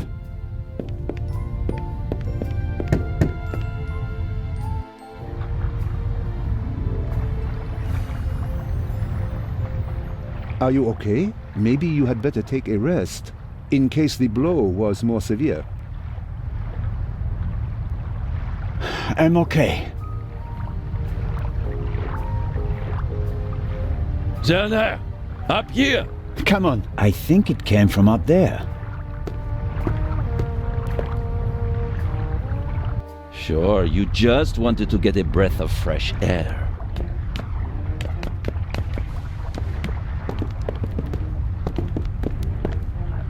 Zellner, look who we have here. Well, if that's not our shadow. And our stowaway. Spent any time hiding in a trunk recently? Me do nothing. He claims to be part of the crew. Just wanted to get some fresh air. Of course. The Baroness won't open the door, sir. Understood. Take him to the detention cell, Robert.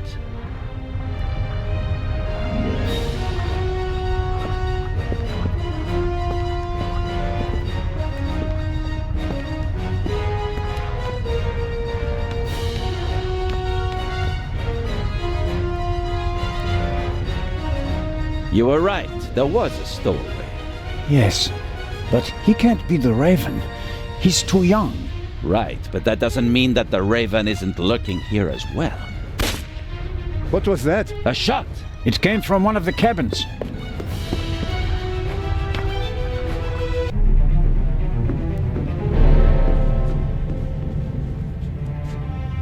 Oh no! Baroness von Trebitz? Baroness! Open the door!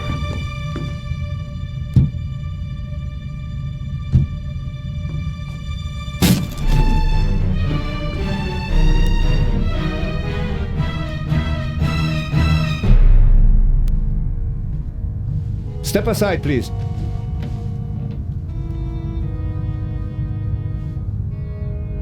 We have a murder on our hands, gentlemen. Hurry, Zellner. The murderer still has to be nearby. There's practically no one on deck. Anyone who's outside is a suspect. This time, we'll get him. Zellner, are you okay? Yes. Come on. We have to. Zellner! Zellner! Murder!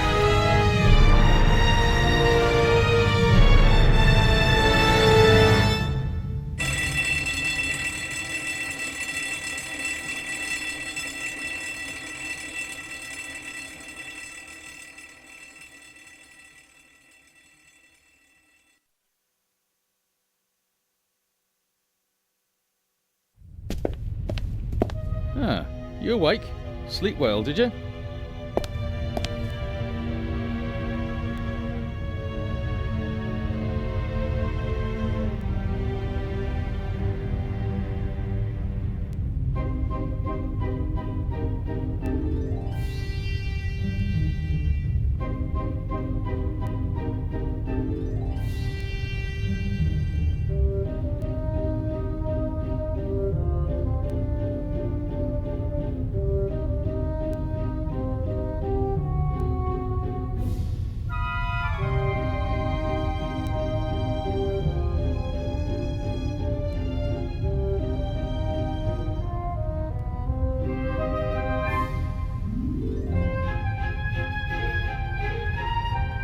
Save your breath. What's the status of the investigation? Don't take that tone with me. While you were sleeping, we were working.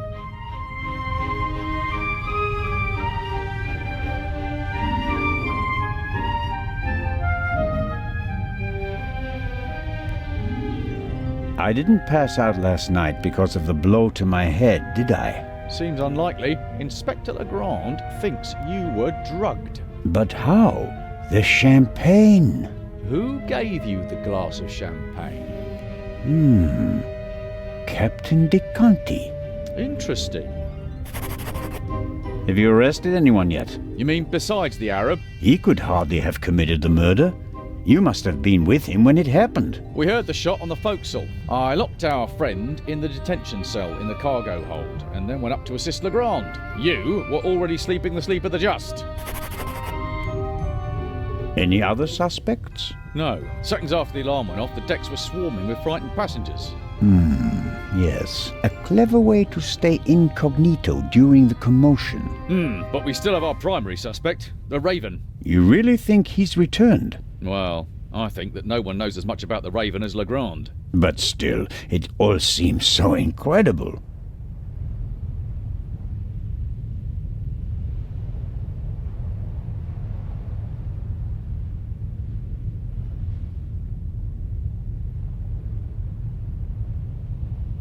About the champagne, shouldn't it be possible to find traces of the tranquilizer in the glass? That is exactly what Legrand is trying to do. Without a laboratory? Oh, he's got a lab. His cabin is packed with all the latest forensic stuff. It's quite impressive what the inspector can do. A competent man, no doubt, and surprisingly well prepared. And diligent.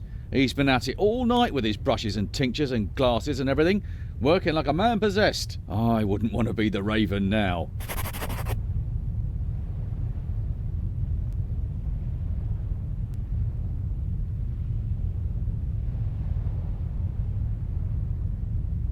What's the state of play?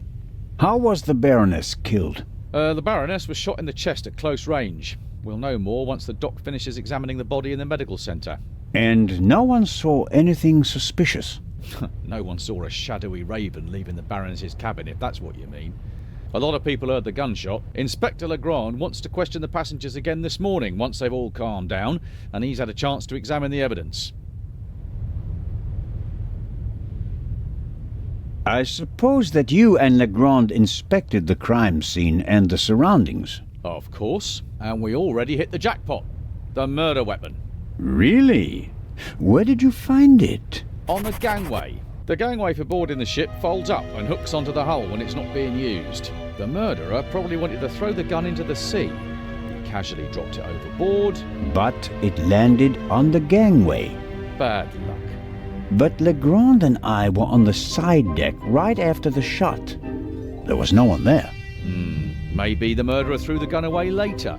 We recovered it in the early hours. I think I'll look for Inspector Legrand now. Do what you think's best. You won't get rid of me. I'm here to stay, Constable Oliver.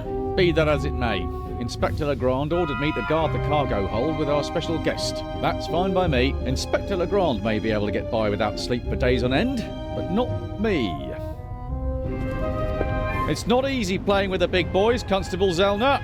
No, it certainly isn't.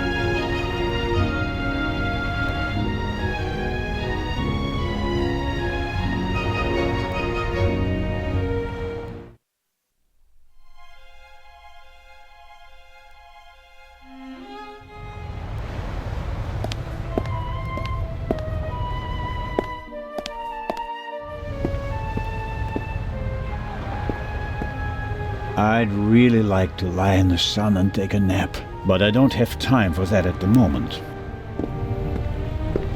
No, Jacob, business before pleasure. Did Edison have any idea what would become of his invention? These things made quite a racket last night. I couldn't hear myself think. Big, soft towels. I could reserve a deck chair with it. No, better not.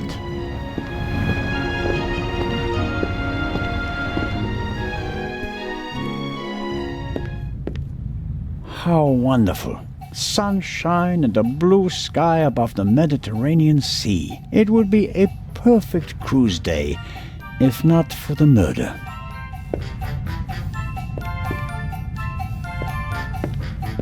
The ship must have been rebuilt at some point.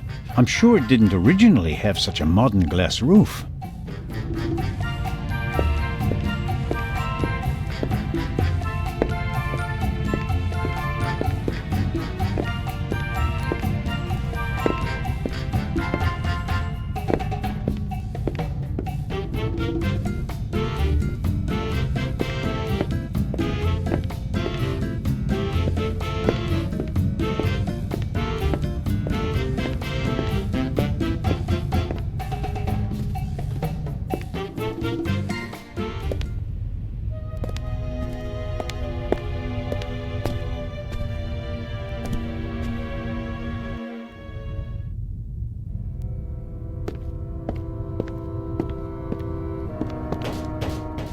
Come in.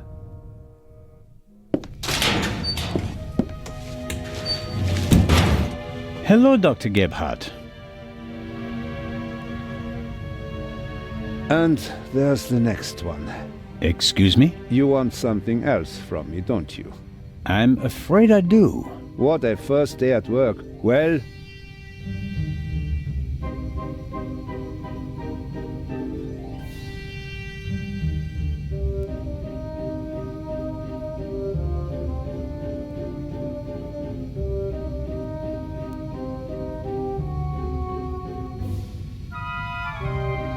what's the result of your examination of the victim? she's dead. I didn't make you work all night long, Dr. Gebhardt. She was shot. Point-blank shot. Probably with a pistol. It seems like she was lying in bed. The shot struck her heart. She died immediately. One shot? More were unnecessary. And we only heard one shot, no?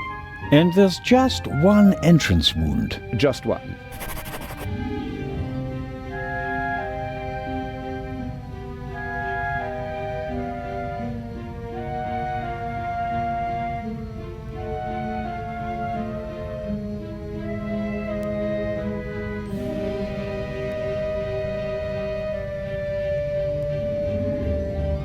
I am told that I was drugged. That's how it seems. What can you tell me about it? Me? Why should that be my business? Haven't you analyzed the glass? No, I haven't. The inspector said he's the better chemist. I let him do it. That way I could at least concentrate on the body.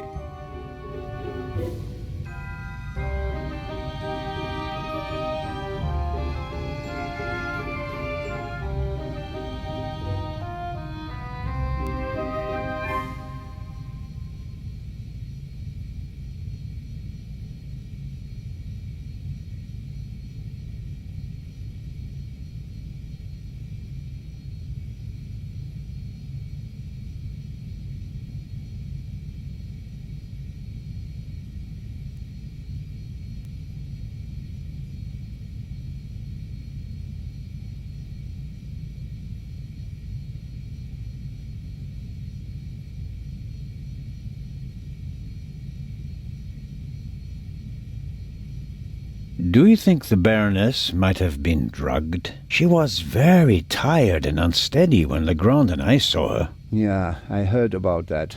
I must have just missed her in the saloon.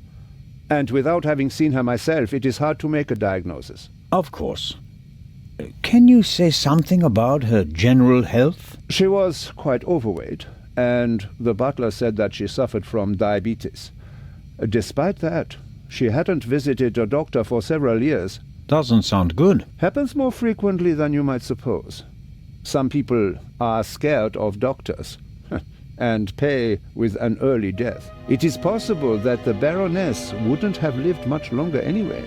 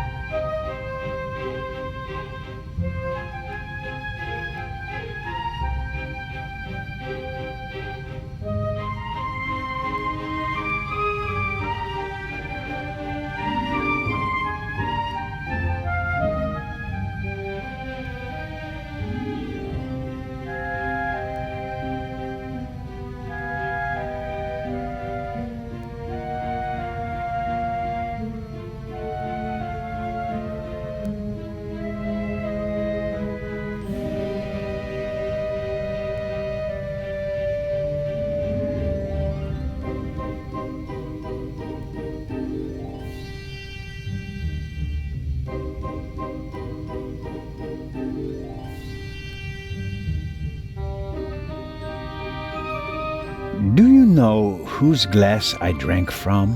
What do you mean? Captain de Conti handed me a glass of champagne. But where did he get it? I don't know. Did you ask him? I'm just asking because you were also in the saloon when the champagne was served. Yes, but I only entered the saloon a few seconds before you did. I didn't manage to get a drink myself. Which, in retrospect, is lucky. Ah, you're right about that.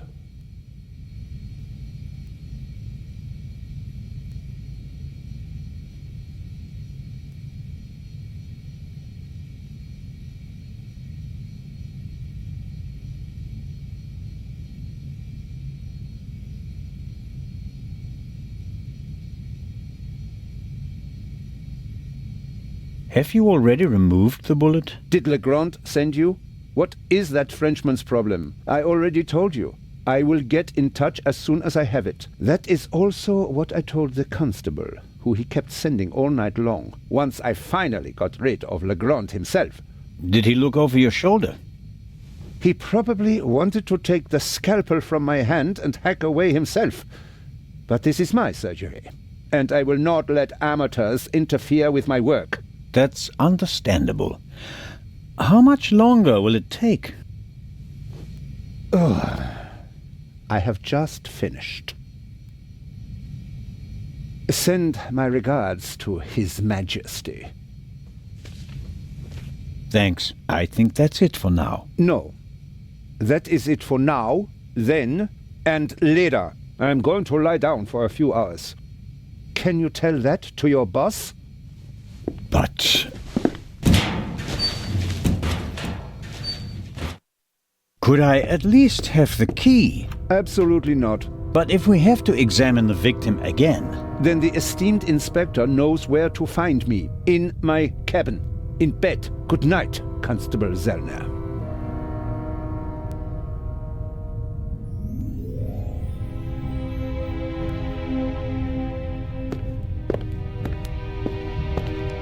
Neither Dr. Gebhardt nor Constable Oliver can keep up with Legrand's pace, but in contrast to good old Robert, the doctor doesn't let himself get roped in for the long haul. I wonder what would happen if Legrand dragged him out of bed for another investigation. An evacuation plan? And some tips from the doctor for avoiding seasickness, sunburn, and the like. And here, a schedule of activities. A drink with the captain, a shuffleboard competition on the forecastle, That's about it. A real barrel of fun.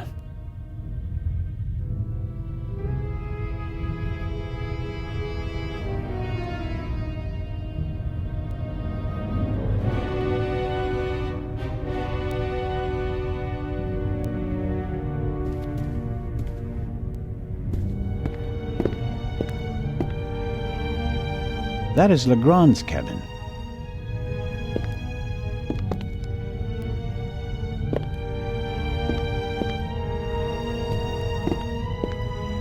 An alarm like this one was set off yesterday. This one hasn't been set off. The security seal is intact. I'm not paying for this trip, and that's a fair price for my cabin. It's rather plain, shall we say. No, I've slept enough.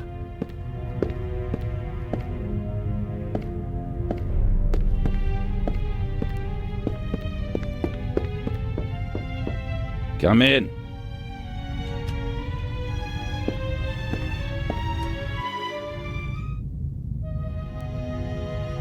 Ah, Zellner, are you ready? Good morning, Inspector Legrand.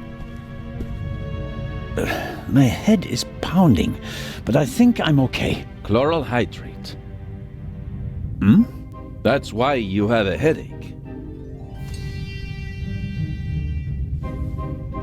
I found traces of it in your champagne glass.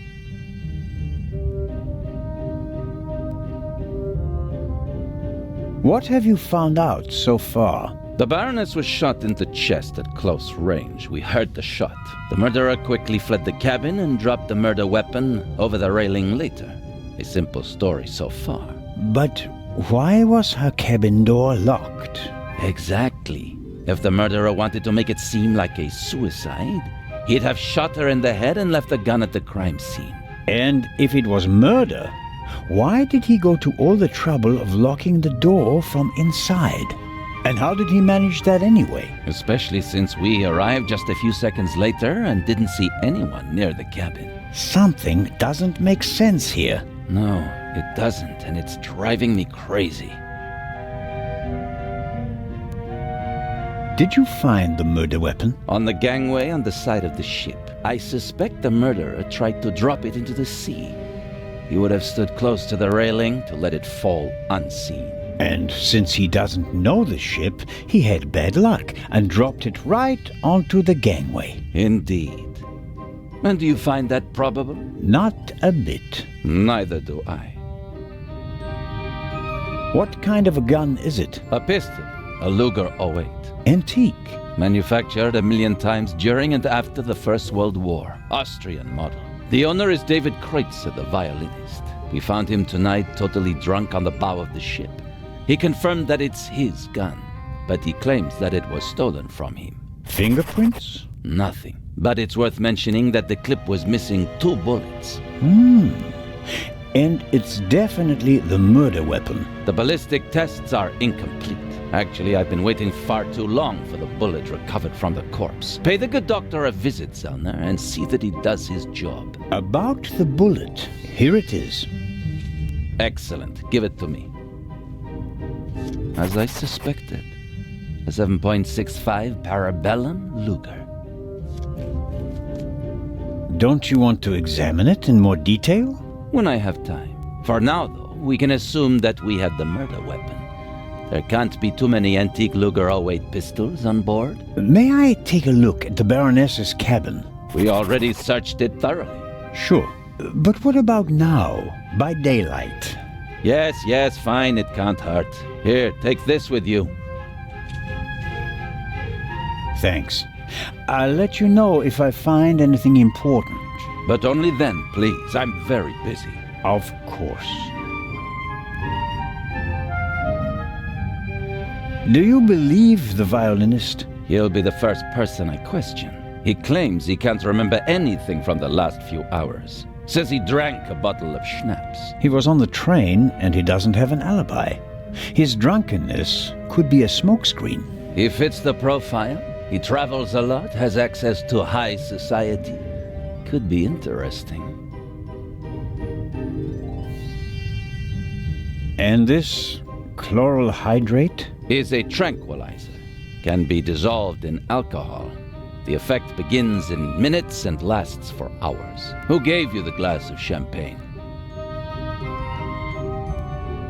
I believe it was Captain de Conti. If believing were enough for us, we'd have become priests, Constable. Be a policeman and find out for sure. Understood. You think that the jewel thief is the murderer? Our friend would have needed another key to open the safe and steal the second eye, the one the Baroness was carrying. At least, that's what we implied. What do you mean? The Baroness was famous for her forgetfulness. I convinced her to give me the third key. It seems safer for the eye. The thief searches the Baroness's cabin looking for the third key. She returns from the saloon earlier than expected. Surprises him, and he can't allow her to identify him. He imprisons her until the coast is clear, and then shoots her. And thus, the thief becomes a murderer. But still doesn't have all the keys. Are you sure that there's no bomb inside this time? Professor Lucien locked it in front of an audience, and it will be opened for the first time in Cairo. Let's hope so. It would take hours to crack it, and you'd need heavy machinery. Or the keys. Or the 3 keys, that's right. Do you really think that the Raven is behind all this? He wrote the letter that was on the safe in the train. Without the letter, we wouldn't have opened the safe and the bomb wouldn't have exploded. But it doesn't seem like him, does it? The Raven was famous in part because he never hurt anyone, much less killed anyone, during a burglary. It's his handwriting, and he called me Nico. No one else does that. I chased that man across Europe for years. It is him. It has to be him. But the evidence... Enough. I'll be on my way. I want to find out who gave me the drugged champagne. Good idea. Inspector Legrand, are you okay? Maybe you should take a break. I can sleep once I've caught the Raven. Goodbye, Constable. Be seeing you.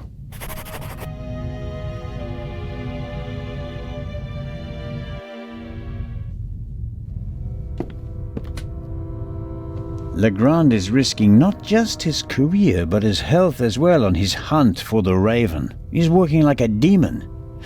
Maybe that's why he caught the Raven and no one else.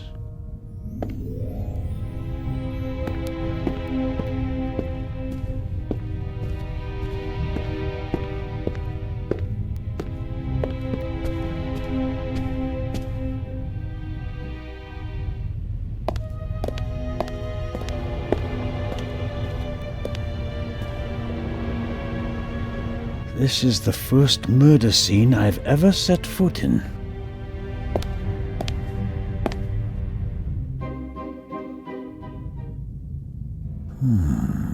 There should be a ventilation shaft behind the hatch. Usually a good way to break in and out undetected. But we're on a ship. The ventilation shafts are very small here. I can't say why, and it seems impossible.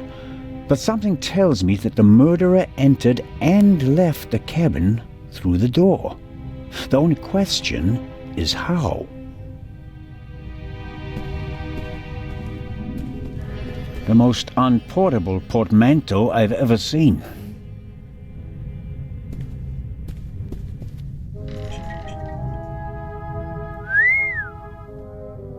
A portable bar is more like it.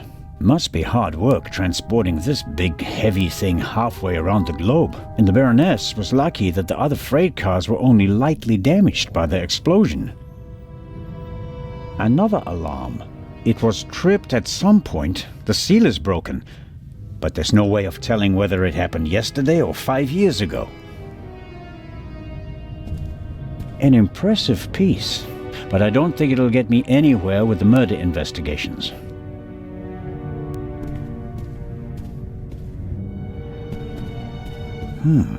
The notepad has the ship's emblem on it. I suppose all the first-class cabins have them.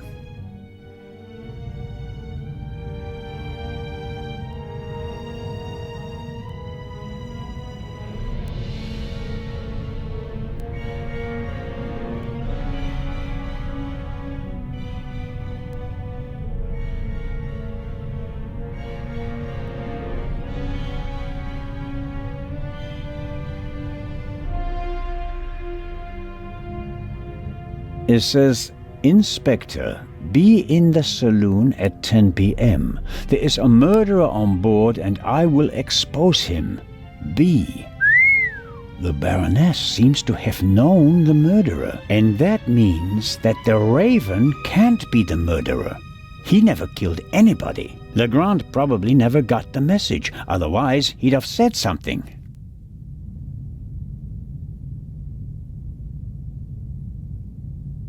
The mannequin surely came with the cabin. A mannequin for the Baroness's clothes would have a more generous figure. Sunflowers. By Van Gogh, I presume. He liked to paint that sort of thing. Can't be an original. They cost thousands of francs.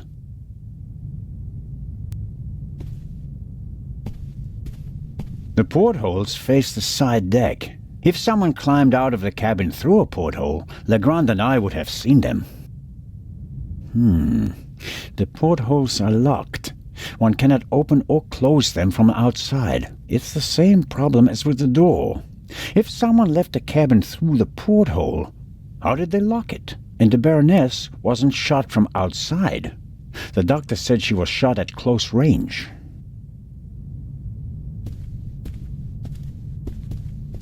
Apparently, the Baroness didn't have time to unpack her bags. Or rather, didn't have time to tell her butler to unpack them for her.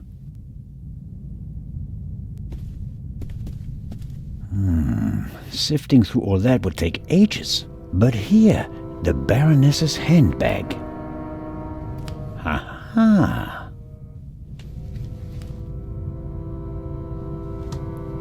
A small leather-bound book.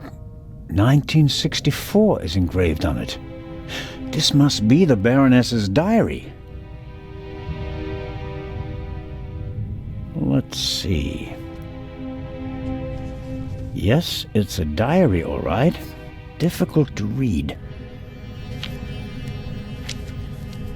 No entry from yesterday.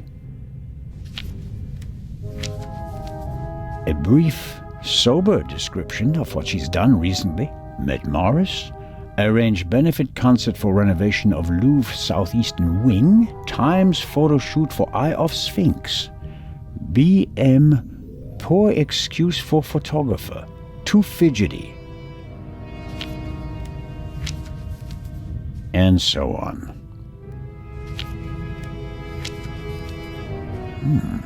This entry looks strange. The handwriting is shaky, difficult to read. Dreamt of Bobby. Yesterday would have been his birthday. Next week, Jay's. The Baroness was a very busy woman, and it looks like she had to cope with the loss. She writes about Bobby and Jay. Neither seem to be alive anymore. Almost every family lost loved ones in the war. Maybe hers as well. I'll leave it there. I don't have time to read all of it. Cosmetics, a handkerchief, a spectacles case. Nothing special. Something's under there. Down feathers. Maybe from a quilt or a pillow. Nothing special. Although, it seems like one of the feathers was scorched at the top. Literally burnt. I'll take it with me.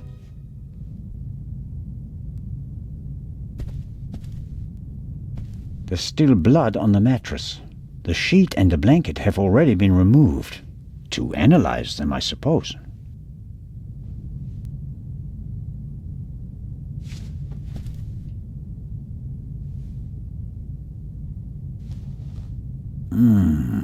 Nothing.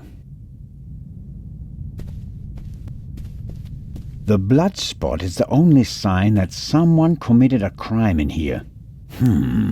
Somehow... That's odd.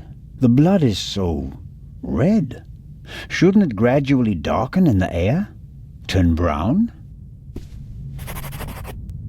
The unusual color of the blood could be something that Legrand and Dr. Gebhardt missed last night. All cats are gray in the dark, as the saying goes.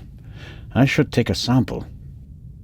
The unusual color of the all cats.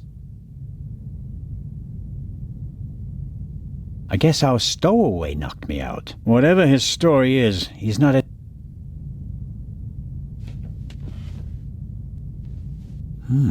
A tape recorder. Must go with the built-in speakers. Probably part of the cabin's furnishings. The tape recorder is older than the hills, but it was once very expensive. Top of the range.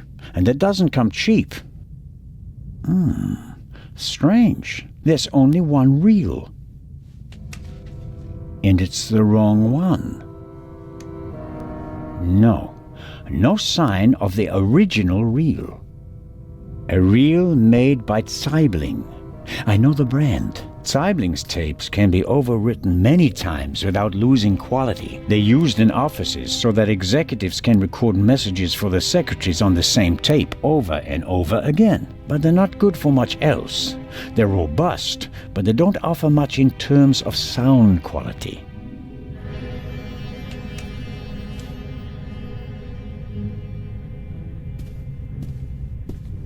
The unusual color of the all cats are...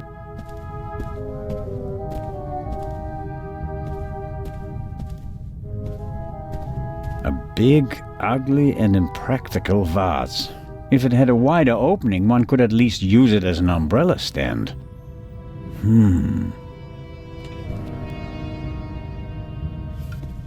Can't see anything. Wow, heavier than it looks.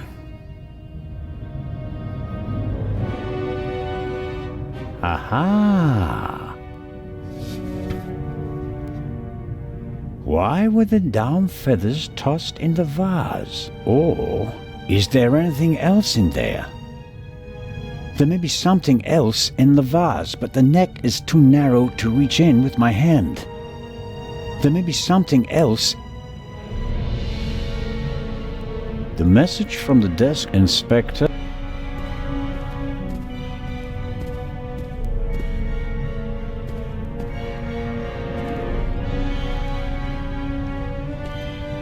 More feathers, and they're singed as well. I'd better take it with me.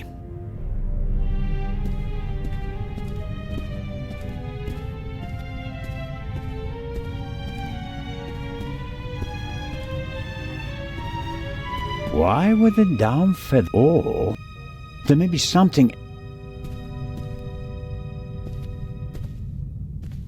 The unusual. The door frame was damaged when Dr. Gebhardt kicked it in. The real question is, why was the door locked in the first place?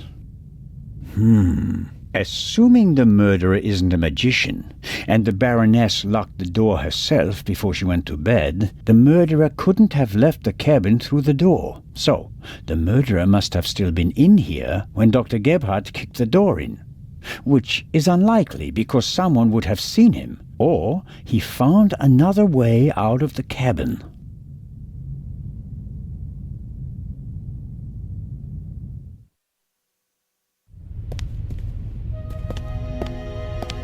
The Baroness's butler looks like he didn't get much sleep. I would describe his facial expression as worried.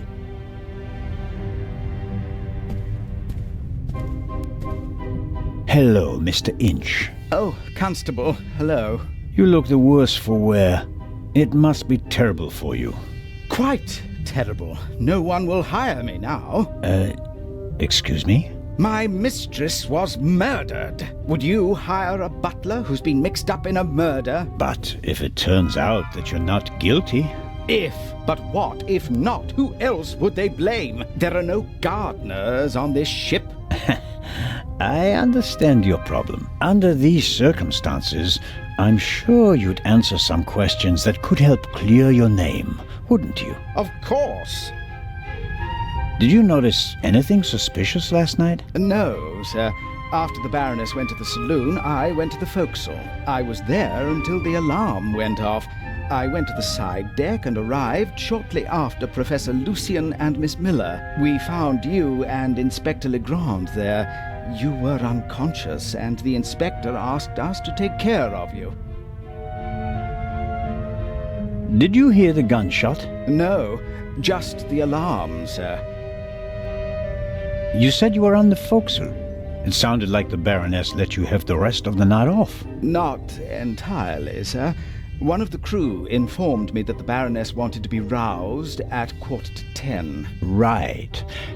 Why was that? I suppose that she wanted to toast the success of the journey with the captain and the other passengers. She hadn't intended to take a nap, then? That was not her way, sir. She had a lot of spirit, shall we say, when it came to social engagements and a glass or two of champagne.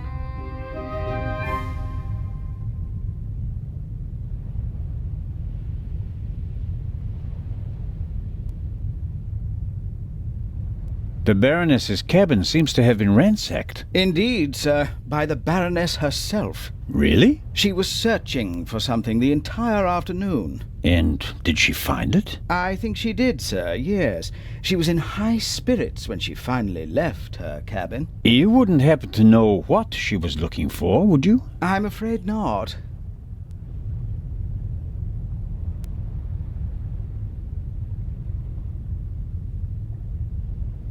Would you describe the Baroness as orderly? Well, she always had a lot of responsibilities, sir. That doesn't answer my question. She used to take a lot of luggage on journeys, and I helped her keep track of it as best I could. She was always very angry when she couldn't find something. What about the photos and the documents I saw in her cabin? I really don't know. They were out of bounds to me, sir. Memories from the war, I'd say. They meant a lot to her. The Baroness seemed to be pretty drunk the last time I saw her. Is that so? Does that surprise you? Did the Baroness not drink? Oh, yes, she drank. It was no secret. I understand. How serious was her habit? Serious enough, sir. Was she under any medical supervision? Certainly not, sir. She adamantly refused to see a doctor. Like so many elderly women, she had a distinct aversion to hospitals and the like.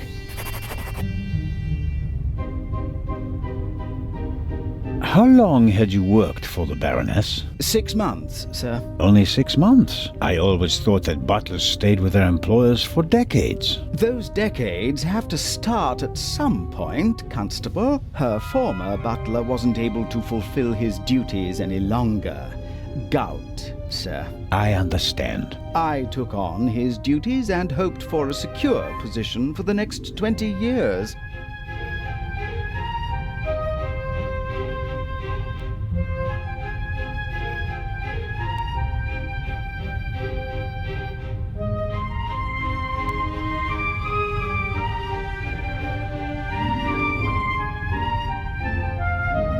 May I ask what happened to your arm? A souvenir from the war, sir. Doesn't it hinder your work? Yes, sir, obviously. I didn't mean to offend you. The Baroness had a soft spot for disabled veterans. I think she'd been through a lot herself. I think that's all for now. Please, sir, find the murderer. You have to clear me of all suspicion. The death of his mistress doesn't really bother Inch. He's only worried about his own future.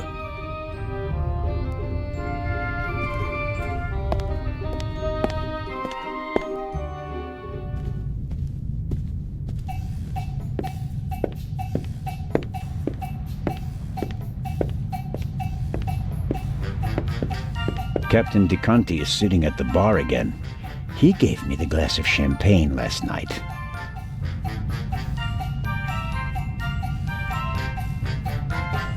Hello, Captain DeConti. Hey, Constable Zelna. You're back on your feet again. Glad to see it.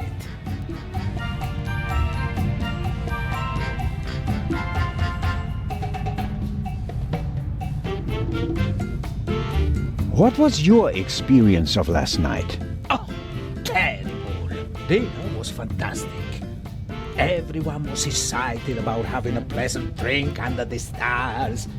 And then this. You were in the saloon all night long. As the captain, I have to care for my passengers. After you and the others rushed out, I tried to maintain a festive atmosphere. But when the alarm goes off, I lose the battle.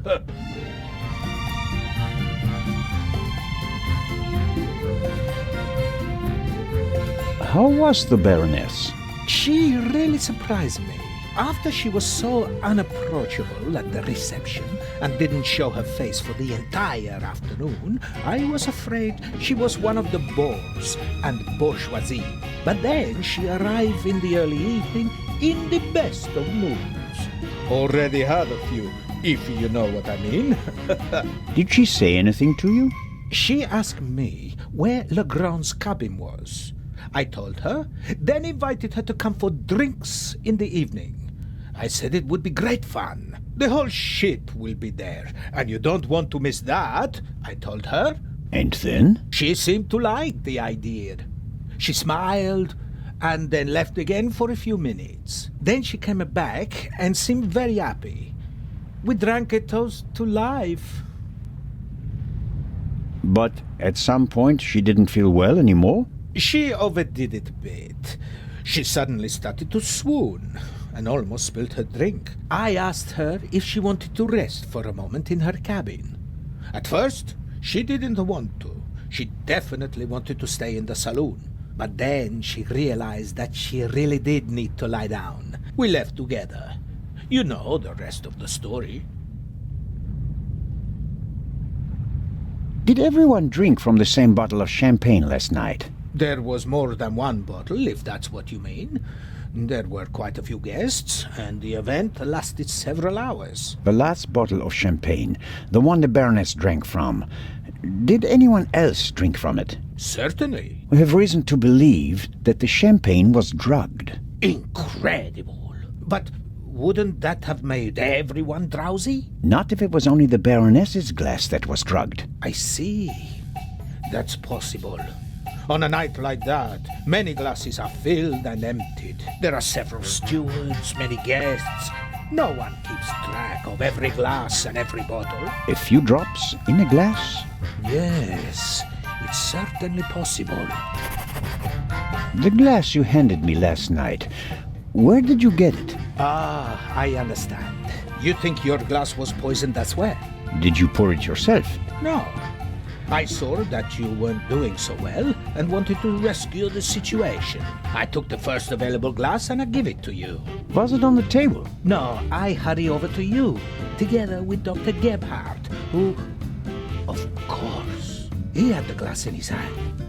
He was looking around for a place to set it down so that he could examine you. I took it from him. And gave it to me. I'd like to apologize for that, but you look so worse for the wear, and I just wanted to comfort you. I didn't think of looking for a new glass for you. So the doctor had the drugged glass in his hand.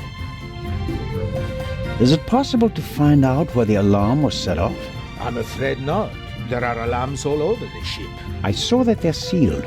Can't we just check whether the seal is broken? I'm afraid they're gonna be missing on a lot of alarms. You know, this is an old ship, and over the years... So, you're saying that the alarms haven't been regularly maintained? I'll inform the crew immediately, of course. Of course. What can you tell me about the passengers? Oh, not that much, I'm afraid. I wanted to get to know them properly at the reception. In most cases, I just shook hands with them as they boarded the ship. There are a few regulars on board, and after dinner, I had a conversation with Mr. Kreutzer, a talented violinist, and Lady Westmacott. But you already know them from the train. It seems like there aren't that many passengers on board. These bloody airplanes are making our lives miserable. Can you imagine? Grown men prefer to jam themselves into a narrow metal coffins instead of enjoying the fresh sea air on a ship. It's all about saving time. It shouldn't be about how much time it takes to get from A to B, but about how you spend that time. What you experience on the journey, that's what it's about. I'll get back to my investigations now. Ciao, Constable.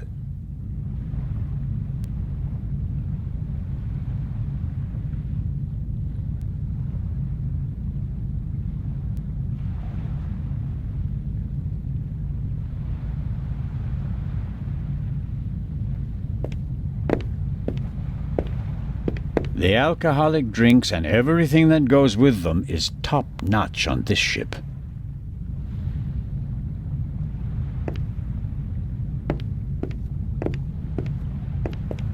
I'm sure Captain DeConti wouldn't mind a chat, but I don't think he can help me at the moment. Captain DeConti is sitting at the bar again. He gave me the glass of champagne last night. As expected, fresh ice and tongs. Constable Zelda, what is the meaning of this? Are even the police light-fingered nowadays? I need this tool for a criminal investigation. Well then, why didn't you say so? But bring the tongs back when you're done. Otherwise, I'll have cold fingers all day.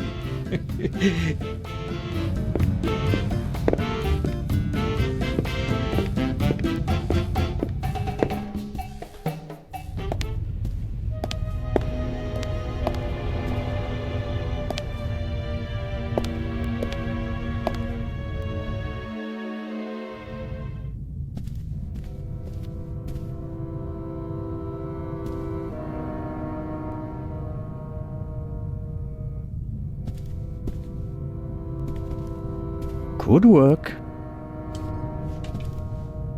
There's something in there.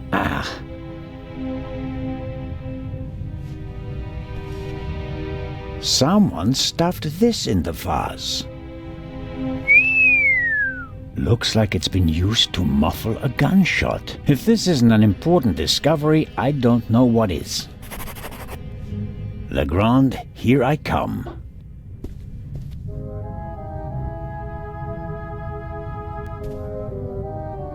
The unusual cut. All cats are...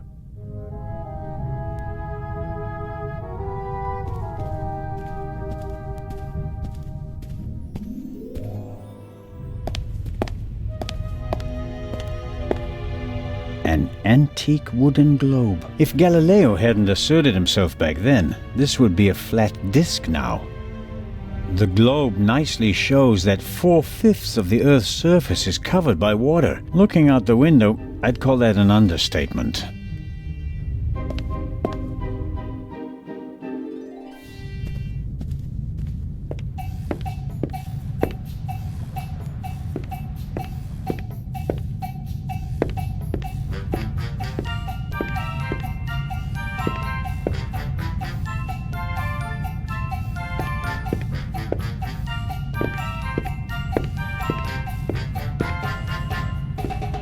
I'm sure Captain DeConti wouldn't.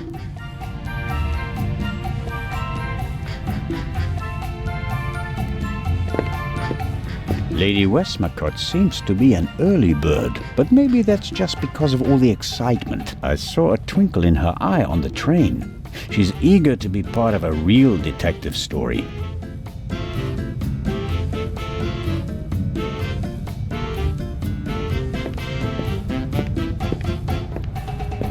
Lady Westmacott, already on your... Oh. Constable, don't you think before you speak? I'm sorry. I didn't mean to. No time for chit-chat. What have you found out? We're still working on the case. Actually, I have a couple of questions for you. Please, go ahead. What did you think of our adventure on the train? An extraordinary story, isn't it? I'm glad that you were able to prove yourself, Mr. Zellner. Hopefully not for the last time. I'm glad that everything ended well. I want to thank you sincerely for taking care of Matthew. I can't bear to think about something happening to him. It all worked out in the end.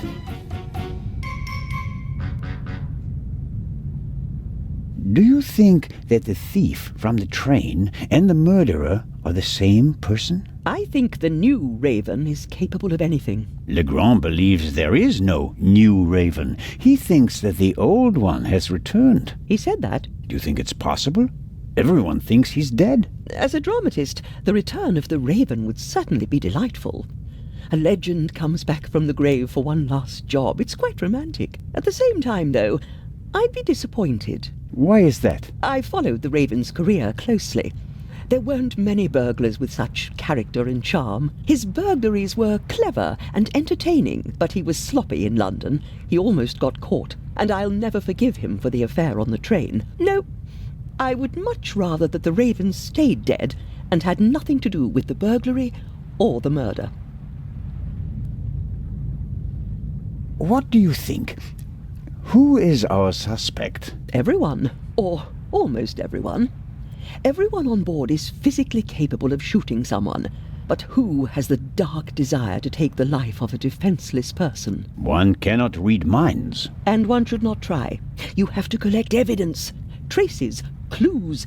That's what will lead us to the killer. It won't be like a bad crime novel, in which they introduce a new character shortly before the end who, surprise, surprise, is also the murderer. Murderers leave evidence. They're nervous or unnaturally relaxed. They have to adjust constantly. And because of that, they make mistakes. This is your chance, Constable. If you find the mistake, you'll find your murderer.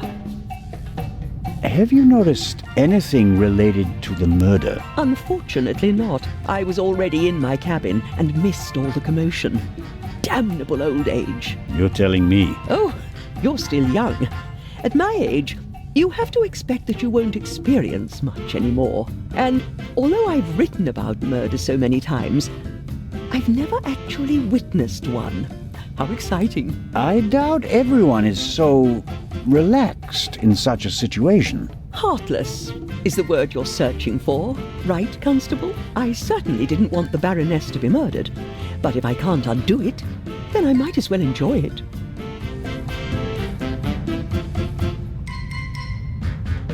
What do you think of Inspector Legrand? He seems to be as skilled as everyone says. Intelligent, focused. I had a chat with him yesterday, and he impressed me, but there's something haunted in his eyes. I don't think he ever really stopped hunting the Raven. Catching the Raven made him famous. What if he actually shot the wrong person? Unjustified fame bothers people, the good ones at least. And you think he's one of the good ones? Anyone who tries so hard to tear down his own memorial must be honorable. Or insane.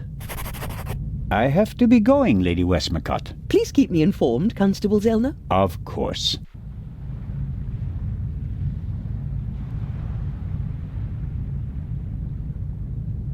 I shouldn't bother her. Her mind.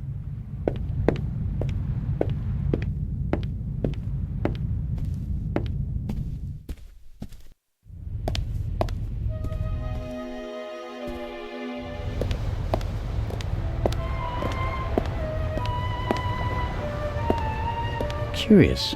One can easily toss a gun into the sea from almost anywhere on the ship without being noticed. And yet, the murderer chose the one spot where it's not actually possible.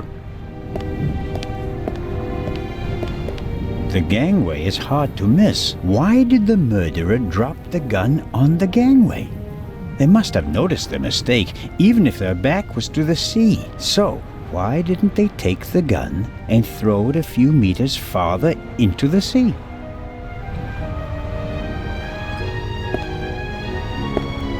I suppose the life jackets are stowed there, close to the railing, close at hand in case of emergency. I hope I don't find myself needing a life jacket.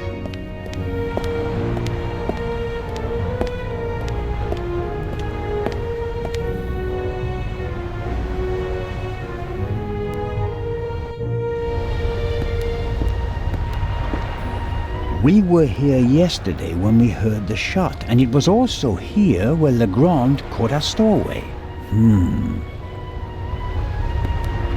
The grate must be part of the ship's ventilation system.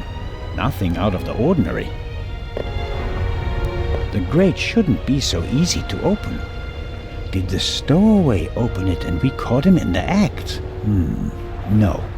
The pipe is too narrow. He wouldn't fit in there. I guess the cover has been defective for a while.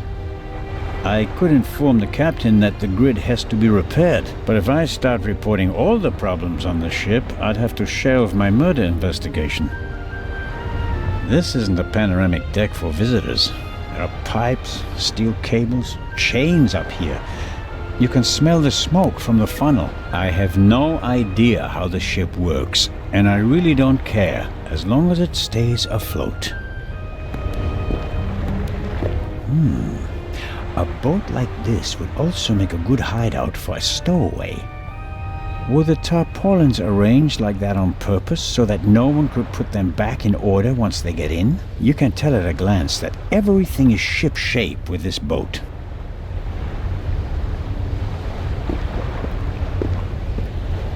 Why is there an axe hanging here? I suppose it's for chopping through ropes in the event that the lifeboats can't be lowered. Or they use it to enforce who's allowed on the boat and who's not.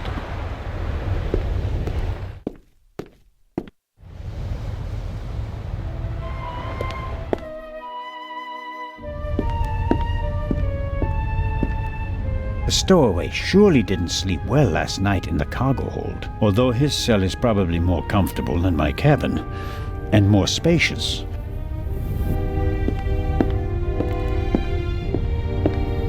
I wonder if this game is an advanced version of bocce. Maybe the inventor realized that it's difficult to play ball games on a boat, and came up with an alternative.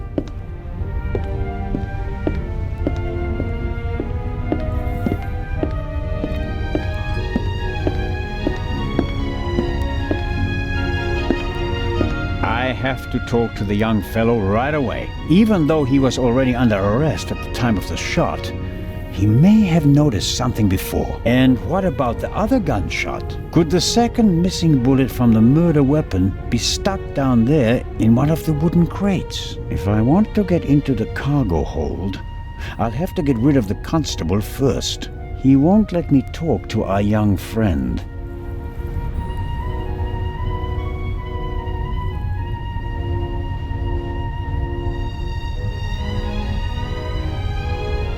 I have to talk to the young fellow right away, even though he was already under arrest. And what a good set. If I want, he won't.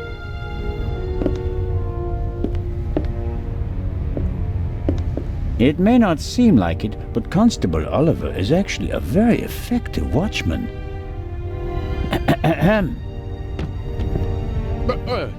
What's going on? The Raven just flew by. What? Or at least, he might as well have. I wasn't asleep. I understand. It was just a ruse. Any conclusions about a young stowaway? He's a bit suspicious, foreign and whatnot. I see. Did he act suspiciously in any way? No. The shot surprised him as much as it did me. Looked in on him earlier. Still seems to be asleep. Covered with a blanket from head to toe? Aha. He's still in there. I poked him. May I go downstairs and have a couple of words with our guest? No, you may not. Come again? Inspector Legrand wants to conduct all the interrogations himself. I'm sure he'll understand if I form my own conclusions. He ordered me to guard the door, and that's just what I'm going to do. How about a bit of individual initiative? How about letting a man do his job? Or do you think you'd be better at it?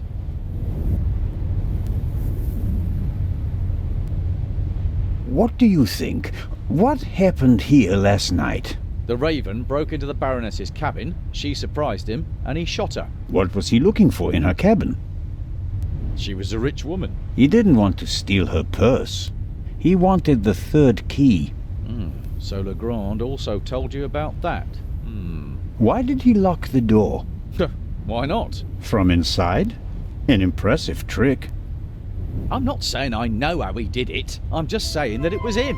Why didn't he leave a raven feather? Are you serious? We'd have suspected him straight away. But fortunately, we still did.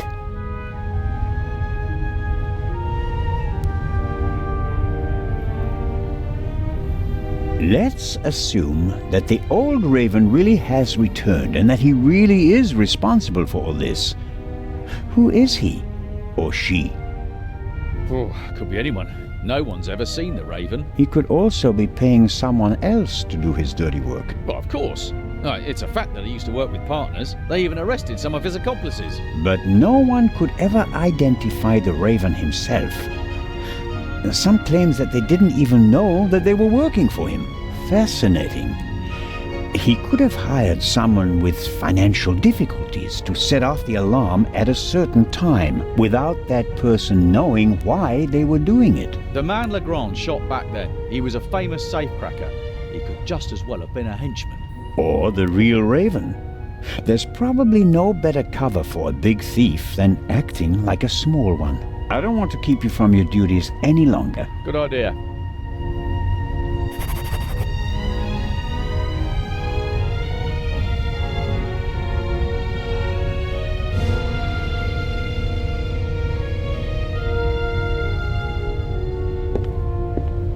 I have to talk, even though, and could the sec, if I, he won't let me talk to our young friend. He respects Legrand far too much to disobey his orders. If I want to get into the cargo hold, I'll have to get rid of the constable first.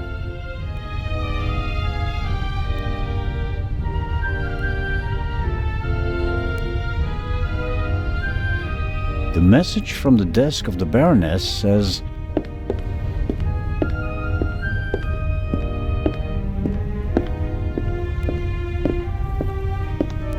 salty sea air in my old lungs, wind in my thinning hair. If I hadn't become a policeman, I could have been a sailor.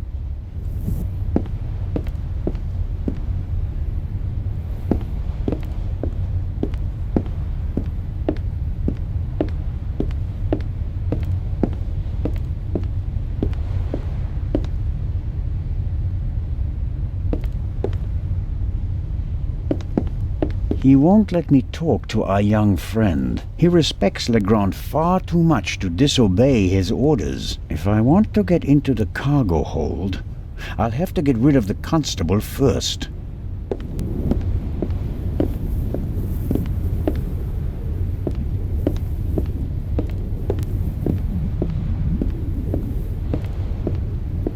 Constable Oliver brought something to drink. You can tell it's not the first time he's had to guard something. The bottle should be full of water, unless the good constable happens to have a secret alcohol problem. No way to verify that. I can't get the bottle without him noticing. The bottle should be full of... No...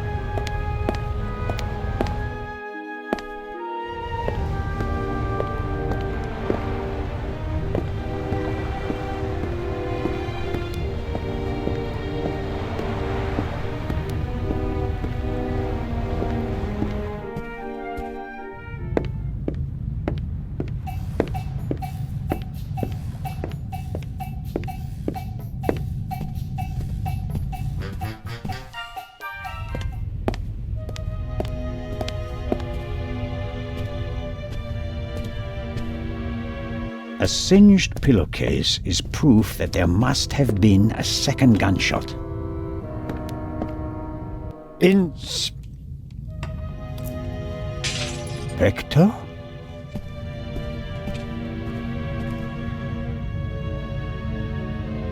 Can't you knock? I didn't realize. I'm really... I'm not getting anywhere. I'm going to question each passenger individually. Anyone without an airtight alibi will be checked for gunshot residue. But, Inspector... People trip up when you put pressure on them, Constable Zellner. The Raven is nervous. He's changed his methodology and become a murderer. I'll see it in his eyes. After you. But, Inspector Legrand...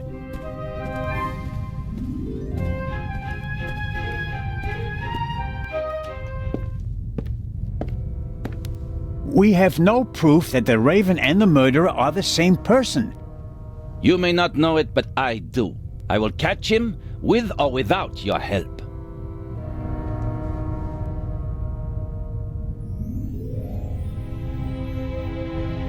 I don't believe it. What's gotten into him? Oh, well, it makes no sense to tell him about my theories if his opinion is already set. I need evidence. Or better yet, the murderer. I also need his lab if I'm going to get anywhere. I need to get in there somehow. And I really need to talk to the stowaway. He may have information, and the inspector will just ignore him since he's too young to be the Raven.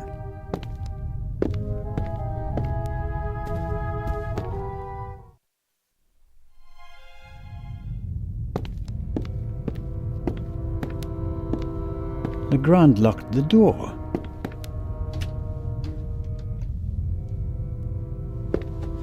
The lock isn't especially secure.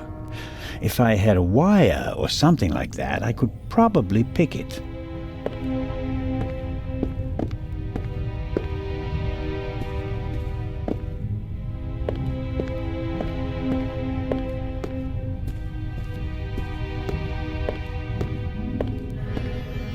We're lucky that the Lydia has a well-stocked medical center at its disposal. I suppose it was added during the war. A ship of this size wouldn't normally have a full medical center.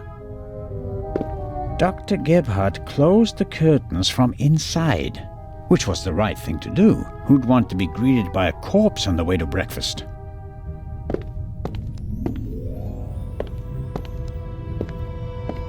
A pitiful attempt to make the interior of the ship seem less dreary. A bit of paint on the walls would have helped more, especially since a plant won't survive long without daylight. A model of the Lydia before it was rebuilt. It used to be a freighter. The wide hallways, the cabins, and the saloon were added later.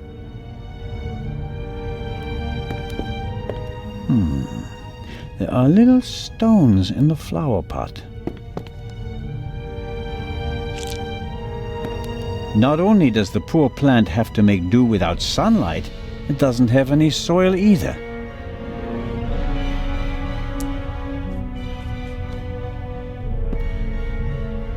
Really? What am I supposed to do with stones? Although, sooner or later...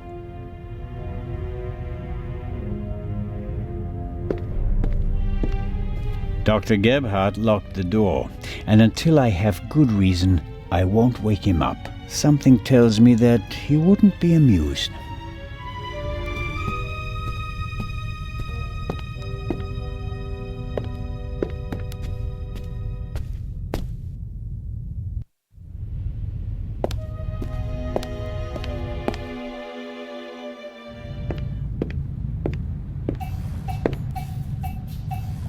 Mr. Kreutzer, come on, you have to give me a bit more. You're the only one who was on the train and who has no alibi for last night. As I said, I was in my cabin. Are you sure that it was your cabin and not the Baroness's? Legrand will question the guests, one after another. But if he doesn't get the answers that he wants to hear, it could become unpleasant for them.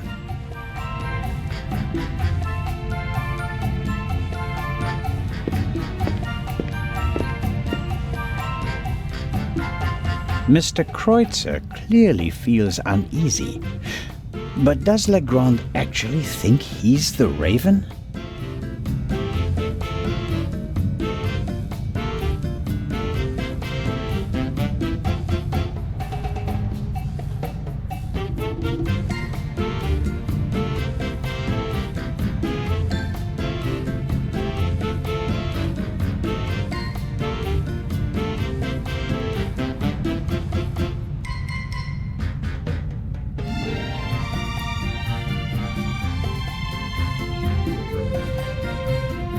Legrand is absorbed in the interrogation. He still seems pretty annoyed. The violinist seems to be bearing the brunt of it.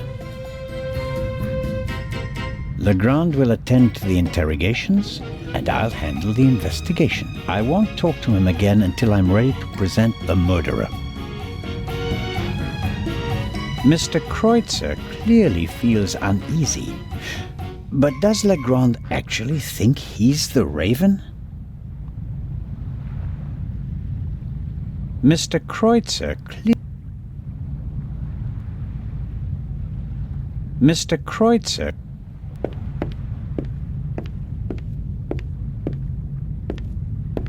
Lady Westmacott, may I bother you for a moment? By all means, Mr. Zellner. How is the questioning going? Are you implying that I'm an eavesdropper? The inspector is placing a lot of pressure on our dear Mr. Kreutzer. He's the only one who was on the train and who doesn't have an alibi for last night. Perhaps. But him? A murderer? I know people like him. He doesn't have enough backbone to kill someone in cold blood and remain so calm. He'd turn it into a drama and then a farce. Drink himself insensible, and then, railing at fate, pitch himself into the sea. Forget him. Legrand is wasting his time.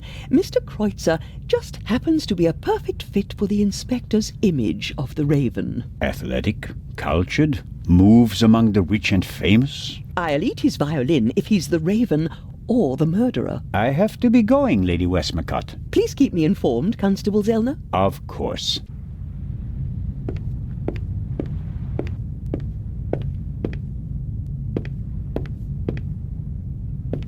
Excellent.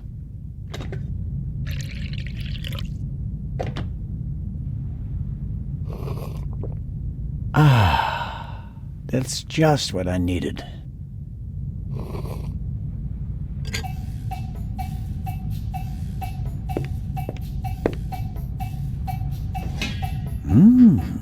English ham and eggs. One advantage on an international trip is the international breakfast. Many of my fellow countrymen think it's outrageous to eat fried bacon, sausages, or anything heavy for breakfast. I, on the other hand, think ham and eggs are the only worthwhile contribution the English have made to international cuisine. It's not fair. There's a magnificent buffet, but I don't have an appetite. Maybe a side effect of the tranquilizer. It's not fair. There's a Coffee is not bad at all, but 1 cup is enough.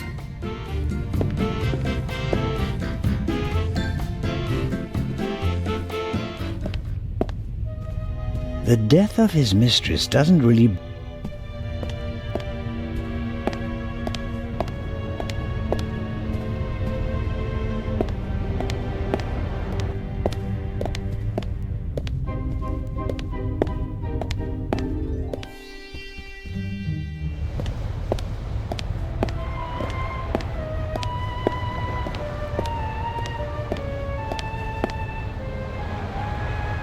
Small, even stone.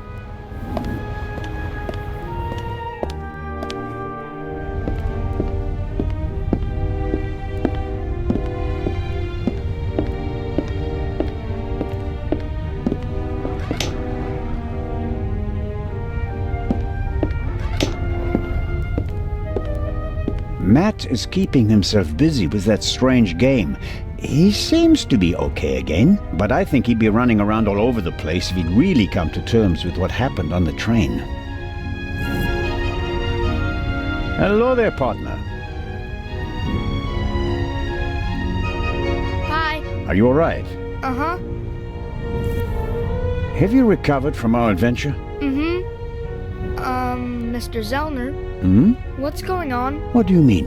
Everybody's acting so strange, and there's tape across that door. I saw that in a movie once. You don't have to be worried. Is it about the man from the train? It might be about the thief, yes. Haven't you caught him yet? I'm working on it. Okay.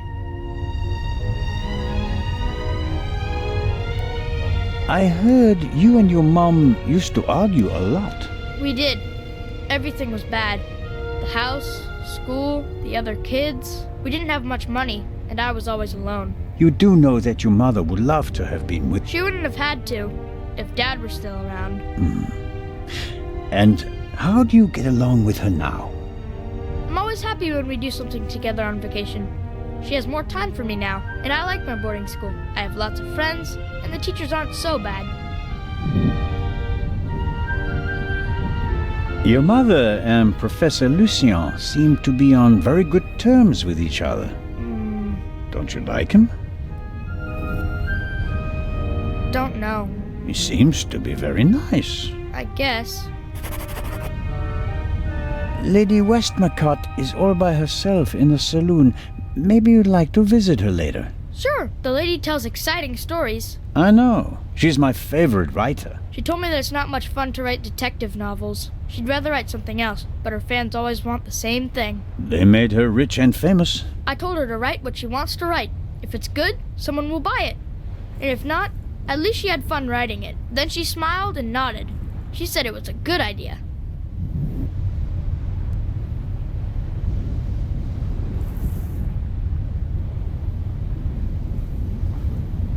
What are you playing there? I'm playing shuffleboard. At least I'm trying to. Never played it before. It's easy. Professor Lucien explained it to me. And who won? We didn't play. You didn't want to play with him, did you? Do you want to play a game with me? Sure.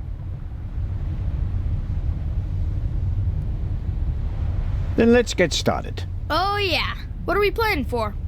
I thought we'd just play for fun. That's boring. We have to bet something. Otherwise it isn't fun. You English people. So I'll bet my brand new slingshot. And you? I don't want to gamble. How about ice cream in Cairo? Okay. If I win, I get the slingshot. If I lose, I get an ice cream in Cairo. Hey! Never try to cheat Matt Miller. So, what do you say? Ice cream versus slingshot? All right. Let the games begin.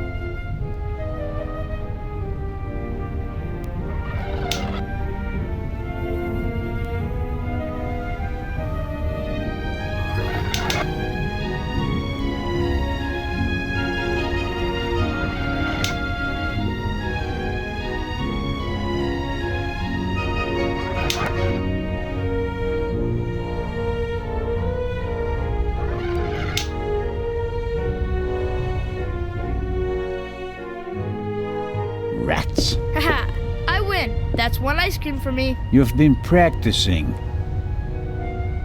This time I'll win. Nah, I doubt that.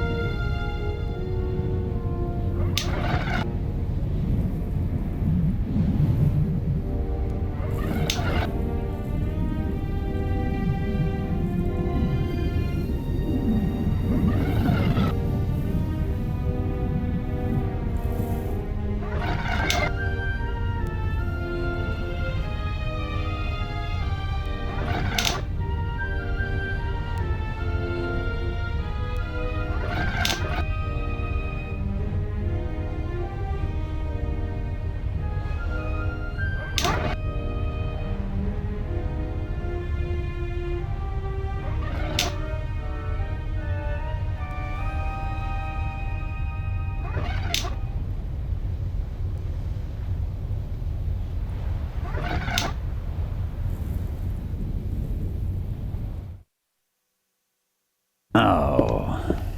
I win again. That's another ice cream. This time, Nah.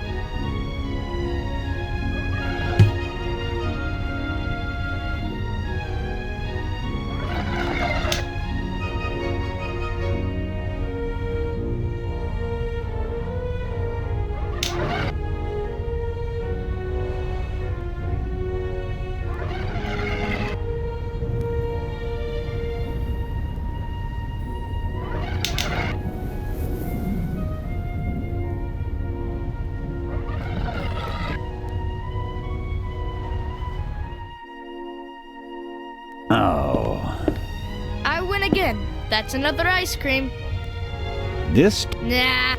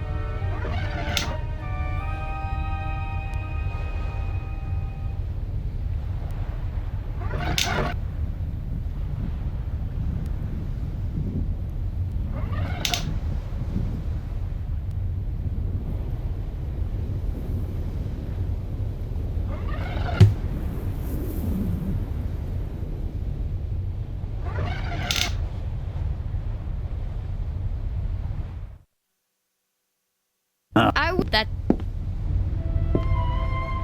this, Nah.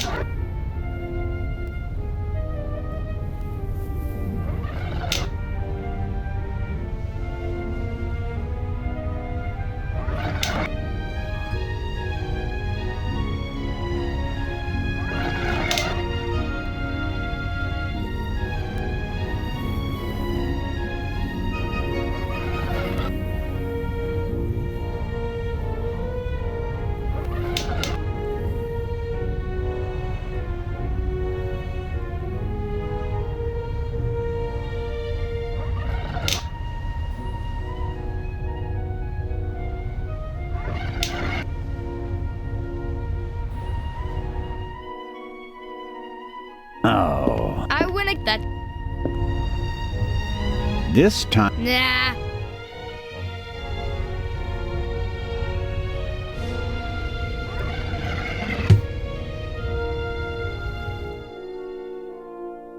oh, I win again. That's an. this, Nah.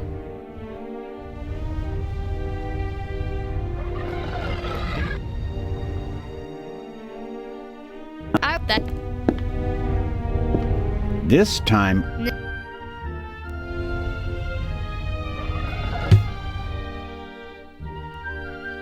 That.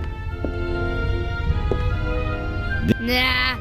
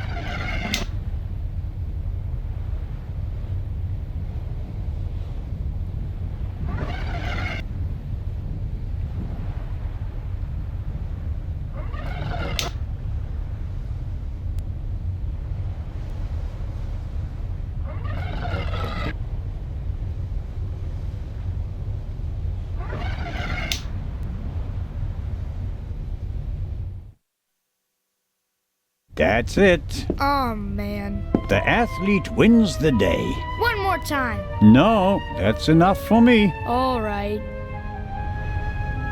Here, Are you sure? gambling debts are debts of honor.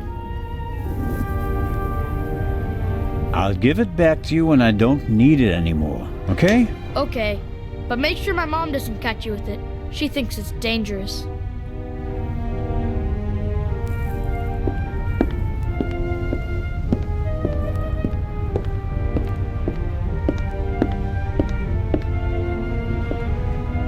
Miss Miller and the professor are talking intensely. She seems pretty relaxed, by her standards. Good morning, Miss Miller. Professor Lucien? Constable Zellner, how are you? I heard you passed out last night. Well, not quite. I was poisoned. Oh. That wretch!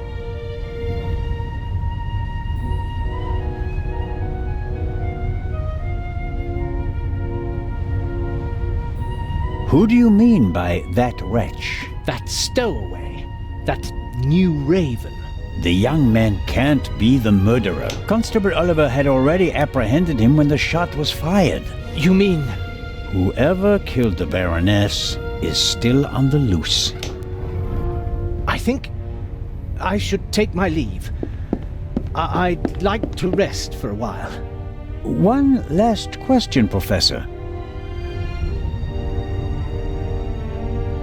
Do you think the eye is well protected in the safe in Legrand's cabin? Of course it is. They assured me that it would take hours of work with heavy machinery to crack the safe. And if Legrand isn't in his cabin, Constable Oliver or I check that everything is in order every hour. I understand. I want to go back to my cabin. I'll see you later, Mary. Oh, of course. See you later.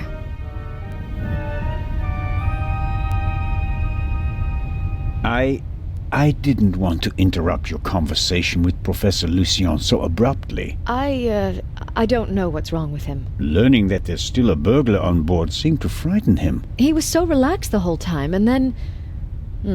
And then the stupid Swiss constable came by and made him anxious. Oh, I didn't mean that. No matter. I'm sure he'll calm down and come back soon enough. May I ask you a few questions? Of course. How is Matt? He seems happy enough. After all the commotion, he's already back to his old self again. But I haven't told him about the murder. That would be a bit too much for him. I think he's made of sterner stuff. I want to thank you again for what you did on the train.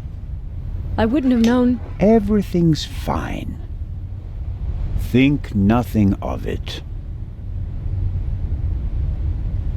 How was last night for you?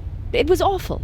I was having a conversation with Edgar, Professor Lucien, here on the forecastle. Then I wanted to look for the lady and went forward via the side deck. When I passed the Baroness's cabin, I heard a muffled scream. You heard a scream? Yes. I thought the Baroness probably had a fall. I went to the door and listened for a moment. Since I couldn't hear anything, I knocked on the door and asked whether she was all right. There was no answer. Interesting. And then? I didn't know what to do, so I tried to open the door. It was locked. I saw the Baroness's butler, Mr. Inch, on the forecastle. I thought he might have the key and went back. On the way, the bobby crossed my path, and then Edgar, who wanted to check the safe. I explained the situation to him, and then the alarm went off. How did the scream sound? It was a short outcry, very frightened, as if someone had been startled. Was it a woman's voice? Yes, the voice was high. So it could have been a scream from the Baroness. Possibly because she discovered someone in her cabin. Possibly. That person might have threatened her with a weapon, so that she wouldn't scream for help. Oh, God. He waited until the coast was clear. Oh, please, stop it, Mr. Zellner.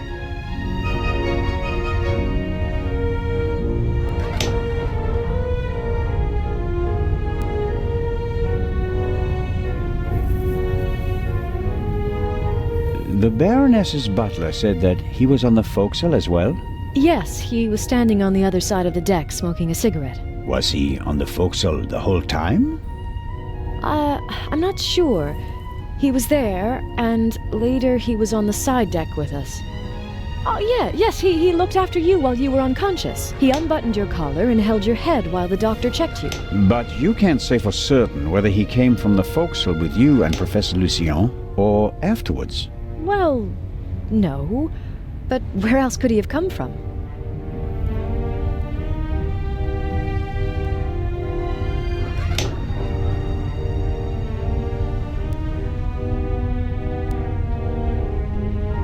Did you report that to Inspector Legrand? Yes, last night. He was very interested and took a lot of notes. But I wanted to look for Lady Westmacott, and he let me go without further delay. He said that he'd take down my full statement today. I understand. Do you think the man from the train also killed the Baroness, Constable Zellner? I don't know yet. It's horrible. Explosions, thieves, murderers. This isn't the right place for a lady and a little boy. You and Professor Lucien seem to be having a lively conversation. Oh, yes. He's an expert in ancient Egyptian art and preeminent in hieroglyphic research. He's the head of the Egyptian department in the British Museum, you know. And he's going to open an exhibition at the Egyptian Museum in Cairo. Right. For the eye.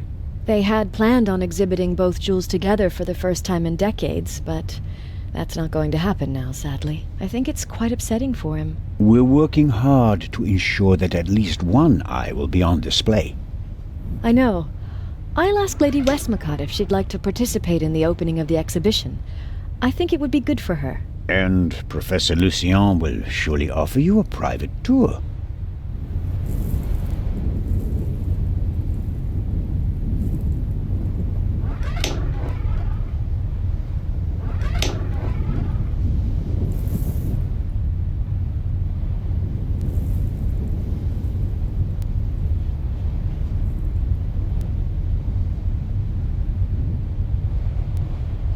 You're American, aren't you? That's correct. And you moved to England because of the job? I lived in England before. During the Second World War, I volunteered. I worked in a pharmacy on a US base north of London. In a pharmacy? Interesting. Well, it was the war and everyone was sent where they could help best. Please, go on, Mrs. Miller. After the war, I studied music in London. I met my husband there. We married and went back to the States together. He was also American? No, English. But he said he had problems with his family, and he wanted to be as far from them as possible. And you gave up your studies for him? Well, yes, I did.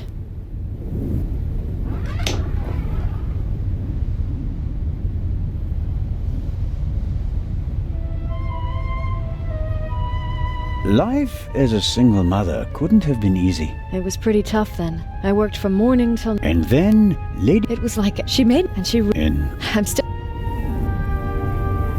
How does it feel to work for such a world-famous person? The work is very interesting and varied, and it pays well, too. You are very lucky that the lady offered the position to you. I just hope she won't change her mind one day. What would become of Matt's education then? I really make an effort to measure up to Lady Westmacott's expectations, but sometimes I feel like I fall short. Lady Westmacott couldn't ask for a better companion. I'm saving up as much money as I can all the same. I'd do anything so that Matt doesn't have to give up his new life. Lady Westmacott dropped a hint on the train that she killed her hero, Partout. What did she mean by that? Oh, she must have meant the manuscript. Manuscript? She always takes it with her. It's an unpublished Partout novel. I once asked her why she never published it. She said that according to her will, the novel's only to be published after her death. And in it, Partout will be killed? Maybe.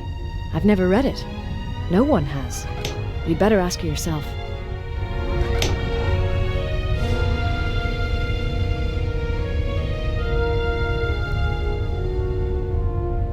If you worked in a pharmacy, you would certainly know something about medicines and poisons. Everything is a potential poison, Constable. It depends on the dose. Have you ever heard of chloral hydrate? It's a tranquilizer, isn't it? I'm asking you. Well, Lady Westmacott also asked questions like that, for her last novel. But since I've never wanted to kill anyone, I never bothered with things like strychnine and arsenic and all that. I could recommend something for a headache, a sore throat, or a rash. That's kind of you, but there's really no need. I'll be seeing you, Miss Miller. Constable?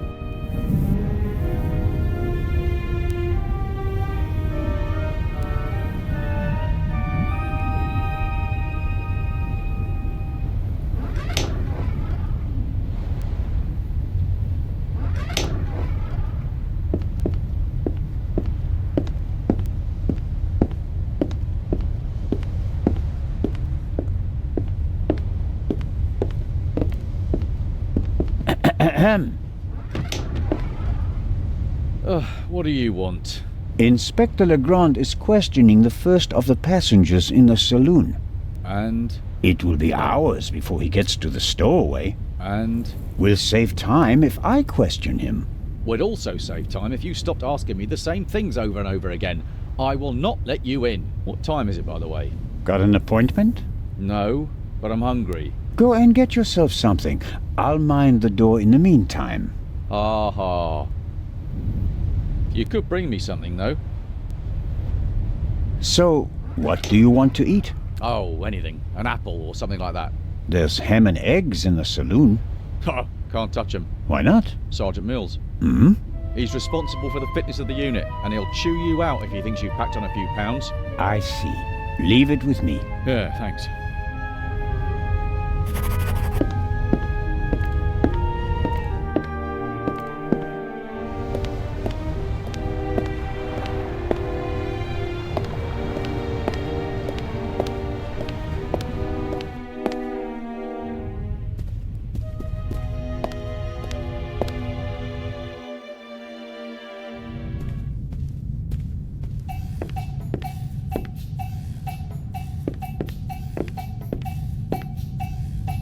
Whatever Constable Oliver wants, he's getting ham and eggs.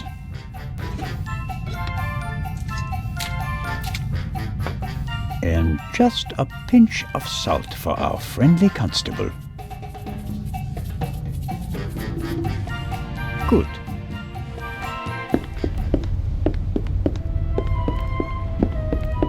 Constable Oliver. Huh? Ham and eggs, piping hot. Oh, I shouldn't really. I don't see anyone here who'd rebuke you. It was a hard night. Yeah, true. Oh, delicious. Just enough salt.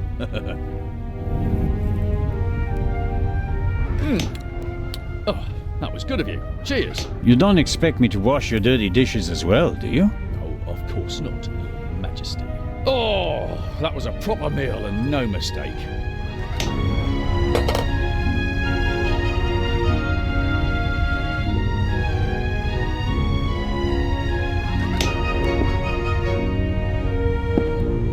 I have to talk to the young fellow right away, even though he was already... And what about the other gunshot? Could the second miss... If I want to get into the cargo hold, he won't let me talk to us.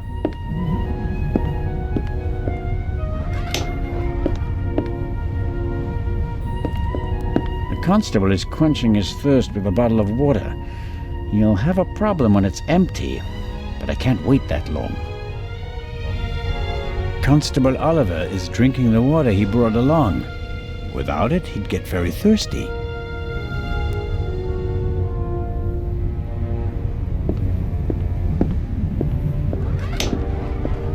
All right. Ow! Ow! Ow! Ow! Ah! Hey, Zola, what in blazes was that? What? Something hit me! You mean someone shot at you? Yes, well, no, I don't know. Didn't you notice anything? I was riveted by the fantastic view. We Swiss aren't used to seeing the horizon like this. And my bottle's broken too! Oh, I don't believe this. Could you bring me something to drink? Those ham and eggs were pretty salty. I'm sorry. I have to proceed with my investigations. Goodbye. Let's see how long he can resist his thirst.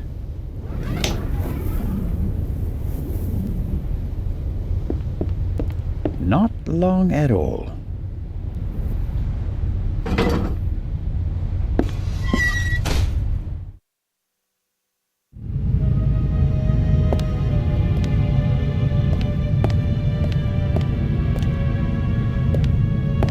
Nervous? I would be too in your position.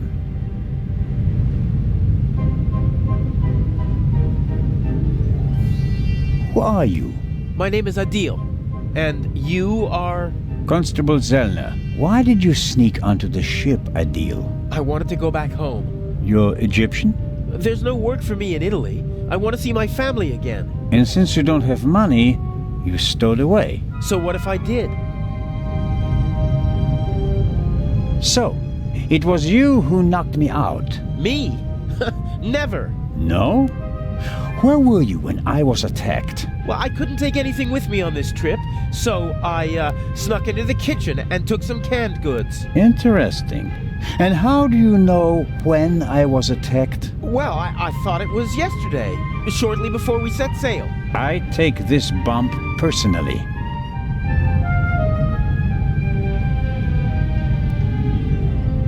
What were you searching for on deck last night? I was hiding the whole evening.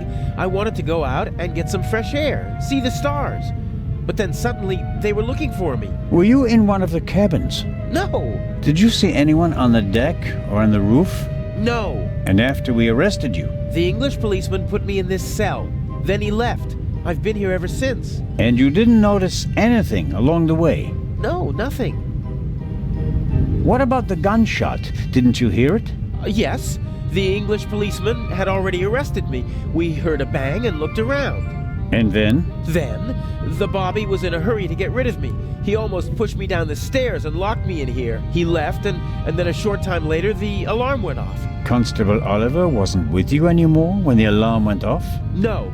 I was scared that the ship would sink with me sitting here like a rat in a trap.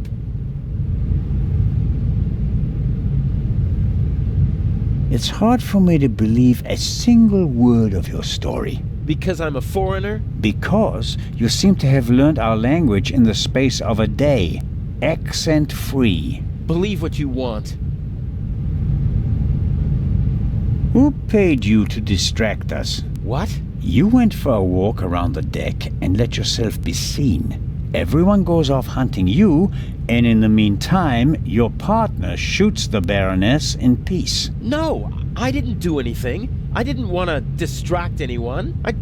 I just want to go home. You're a liar, and a bad one at that. But sir, I'm telling the truth. And I'm the Raven. Inspector Legrand will deal with you. He's lying like a cheap rug. But he probably doesn't know anything about the murder.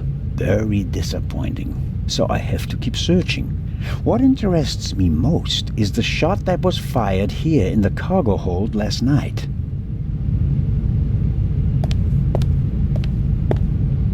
Whoever fired the shot hit the crate. Did the shooter just want to intimidate me? Or maybe he needed the bullet. Can't see anything. If the bullet is still stuck in the wood, it's too deep to reach with my fingers. No, the bullet hole is too small for the tongs. The metal of the tongs feels cold from the smooth handle. The cargo hold also seems to serve as a changing room for the crew, at least for the ones who don't wear white uniforms.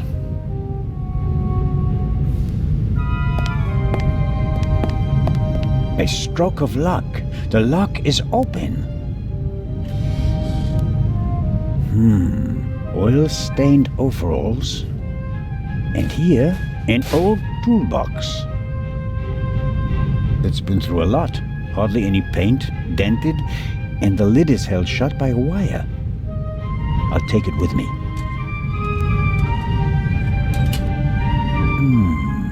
Some wrenches, a bit of wire wool, an oily cloth, and here, a screwdriver.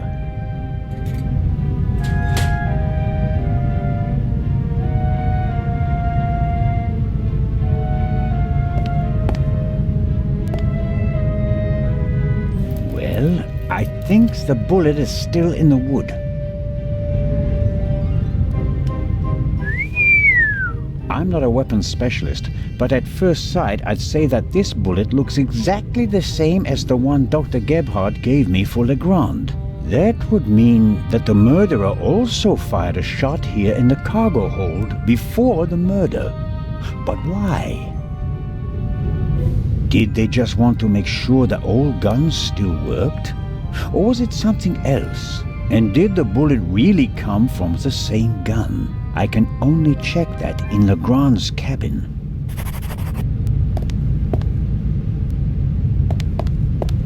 I've got the screwdriver. That's all I...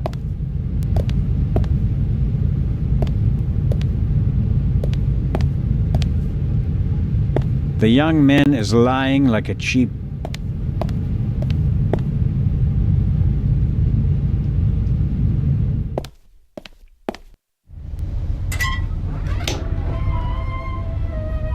That takes the biscuit. I noticed that the door was unguarded. I just wanted to make sure that everything was all right. Tell it to Legrand. He's expressly forbidden anyone to speak to the witness before he does.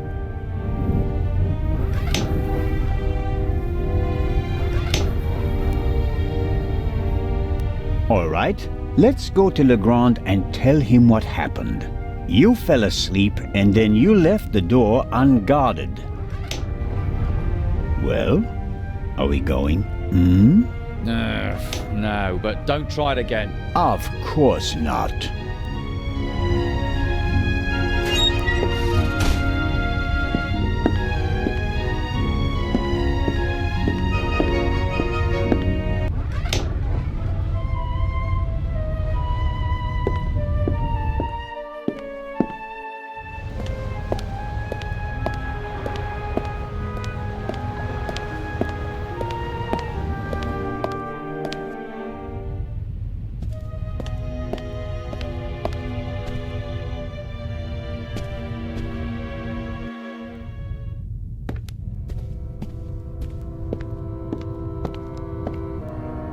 The lock isn't especially secure. I should be able to open it with the wire from the cargo hold.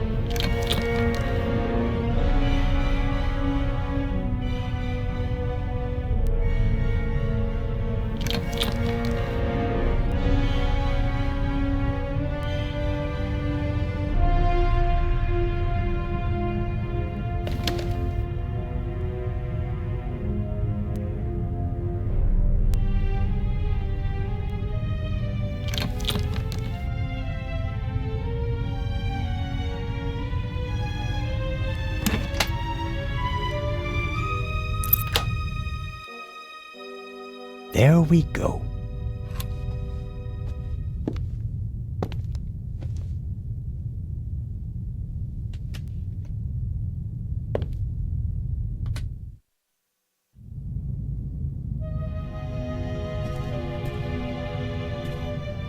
A lock, master and son.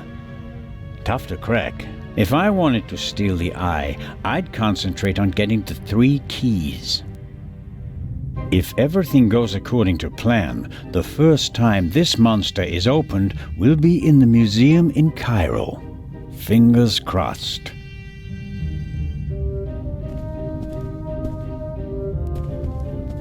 neatly folded and unused. Legrand hasn't slept since we cast off, nor on the train.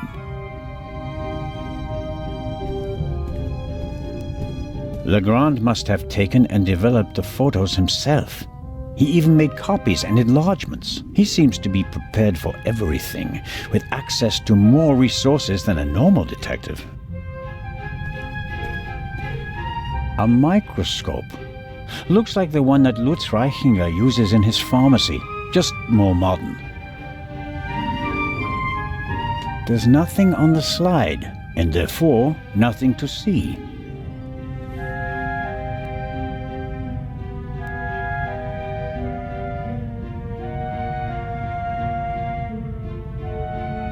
Okay.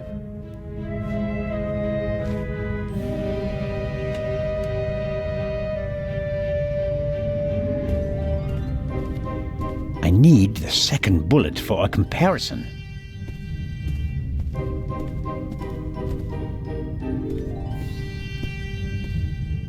Legrand must have taken them yesterday at the crime scene. Yes, that's how we found her yesterday, I think. I wasn't really myself at the time. No. Nothing suspicious. Yes. The bed, the blood spot. The spot on the sheet is much bigger than the one on the mattress. There's blood on the blanket as well. A lot of blood, I'd say.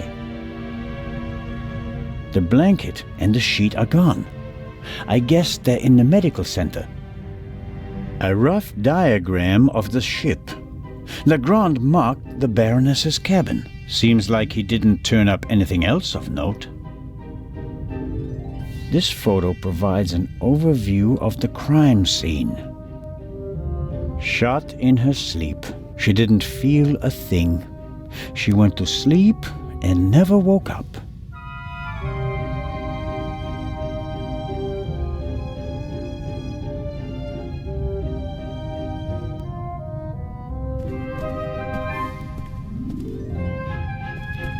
A masterpiece. Forensic teams use kits like these. They're placing increasing importance on the preservation of evidence.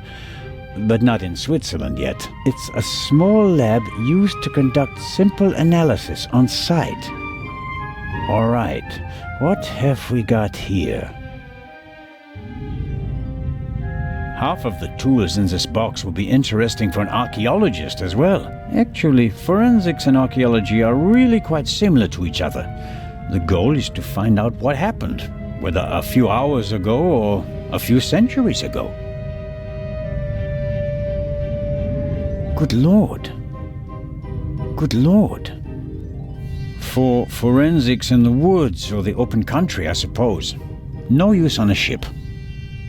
I'm sure Legrand could work magic in this alchemist lab. Me, I'm just awestruck. Fingerprints are overrated. Smart thieves wear gloves, or they make sure that there are too many fingerprints at the crime scene to check them all. What's this? Oh, how practical. A hermetically sealed cotton swab for collecting samples. I'll take it. A small glass bowl for mixing chemicals. A small glass...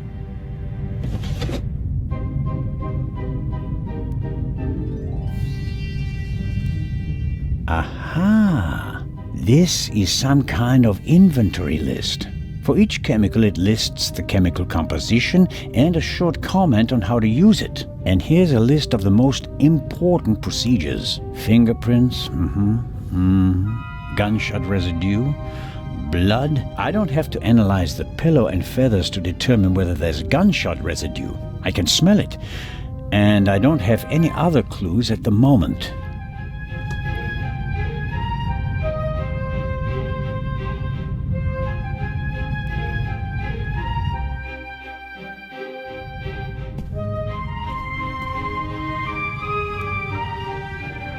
Aha!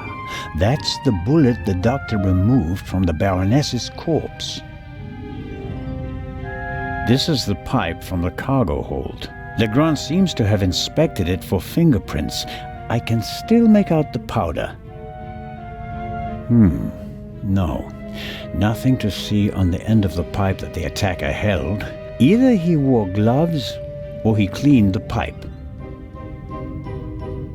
Legrand's file on the Raven, centimeters thick but totally useless. We're not dealing with the Raven. Why can't he see that? Our man is ruthless, a bomber and quite probably a murderer. This file belongs in a museum. It's history. The inspector should concentrate on the present.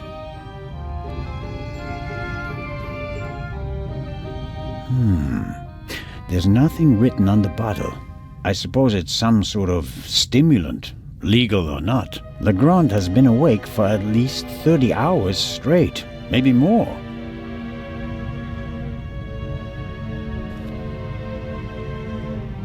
I shudder to think what kind of side effects this stuff might have. A policeman on a murder investigation should have his wits about him.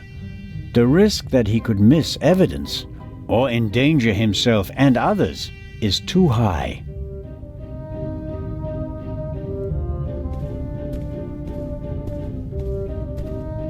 I need the second bullet for a comparison.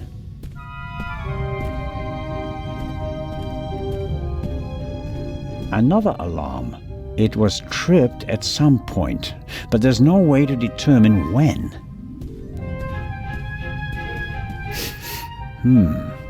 Smells like chemicals. Legrand probably developed the photos in here. There are still fragments of the syringe that the inspector broke in the sink. Why is he pushing himself like this? Even if he catches the Raven, is it worth ruining his career and his health?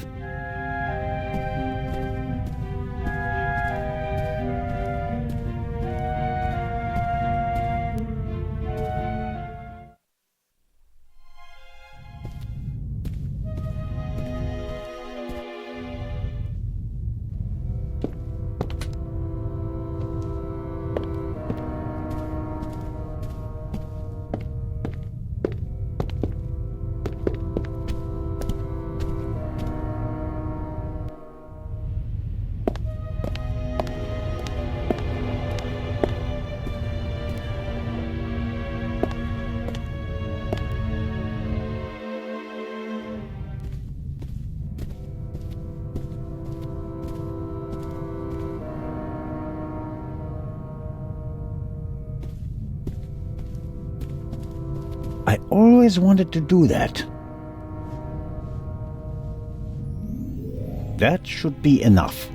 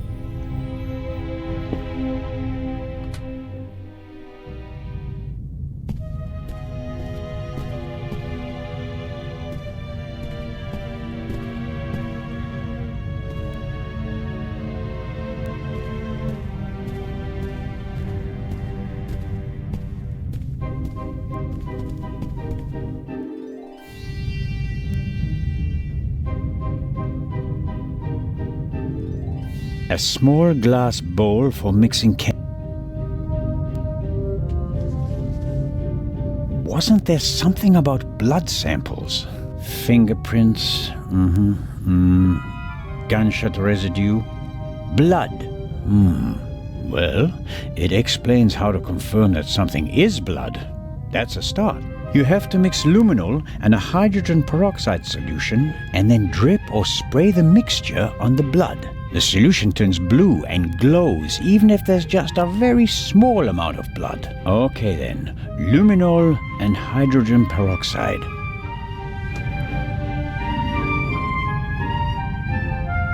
Aha, hydrogen peroxide solution. Aha! Luminol.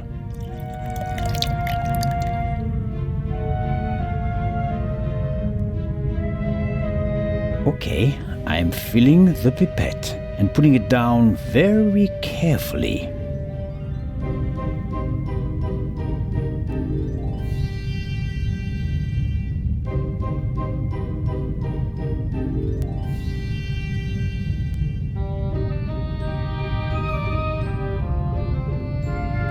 So, let's see what we have here.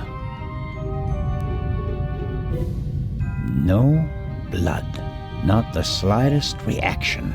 If I didn't make a mistake, and it wasn't that difficult, then the spot on the Baroness's bed isn't really blood.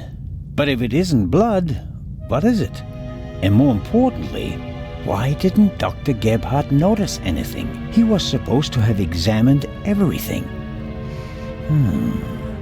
I'd say it's time to visit the medical center.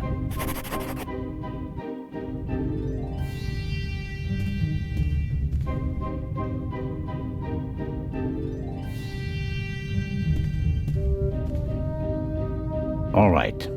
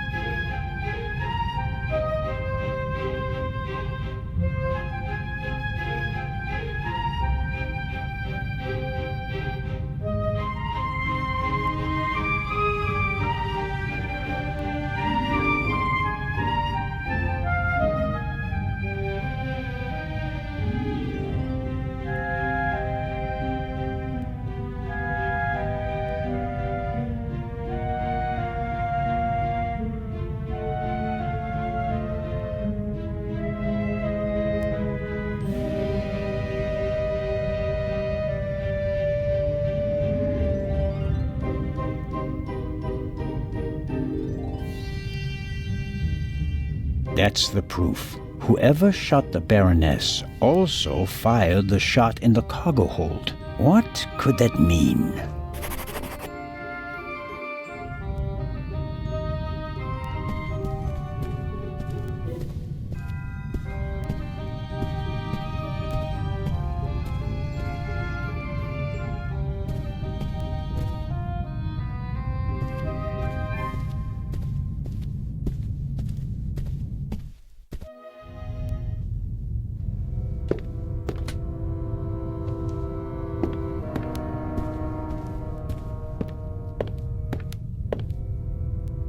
It seems impossible that Dr. Gebhardt could have shot the Baroness. He was with me when the gunshot ran out, but he must have noticed that the Baroness was lying in a pool of fake blood.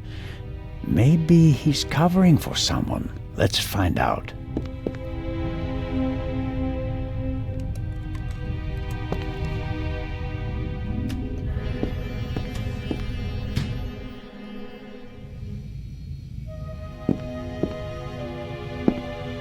It's probably for emergencies, in case a passenger falls down and can't walk anymore. Possibly due to rough seas, or maybe the captain's well-stocked bar.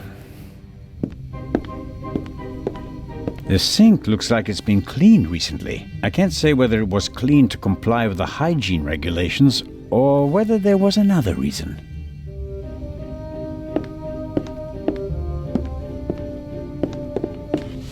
Interesting. A tape on a reel. The reel belongs to a much better player, like the one from the Baroness's cabin. I can't be certain that this is the reel that was missing from the Baroness's cabin, but it seems quite likely.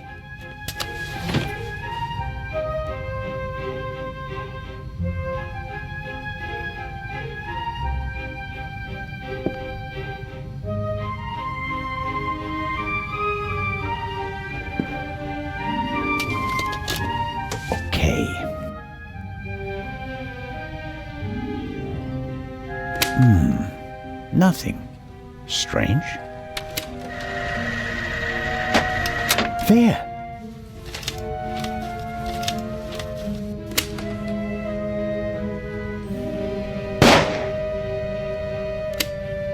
Very interesting.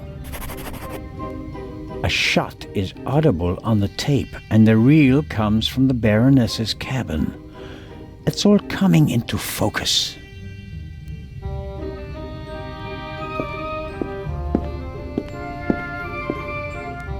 I guess the trash bin is in here. Right. Paper towels, plastic packaging, cartons, and... hold on.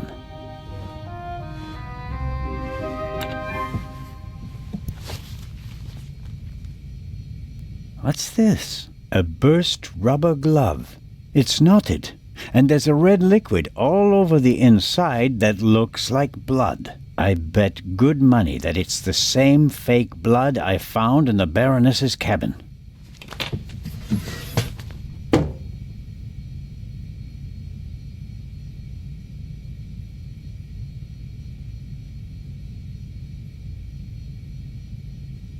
Dr. Gebhardt will have trouble explaining how rubber gloves full of fake blood got into his trash bin. First, the fake blood he missed in the Baroness's cabin, and now this.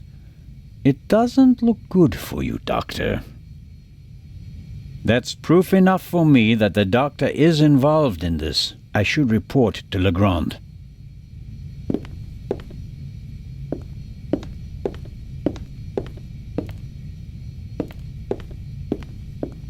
Time to pay Legrand a visit. No.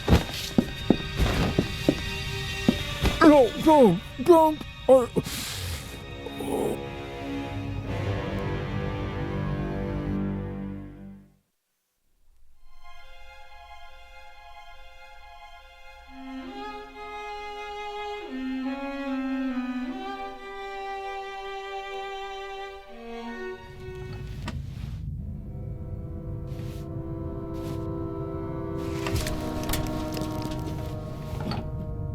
Why couldn't you just leave it be? Let me go. Why are you doing this to me? You and the Baroness. Dr. Gebhardt, I don't know. Don't you understand what you are forcing me to do? You don't have to.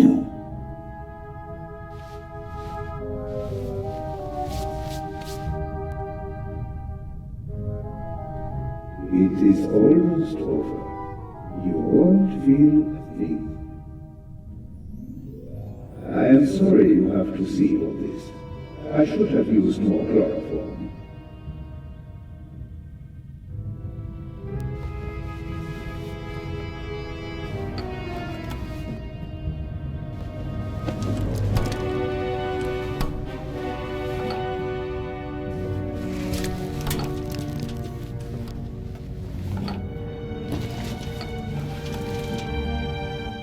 Pair of scissors.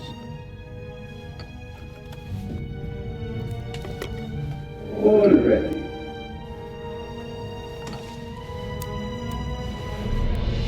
Enough of that, Mr. Zellner.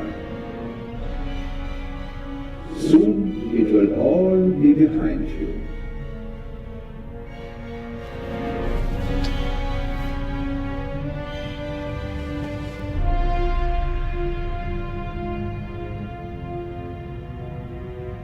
I am sorry you have to see all this. I should have used more chloroform.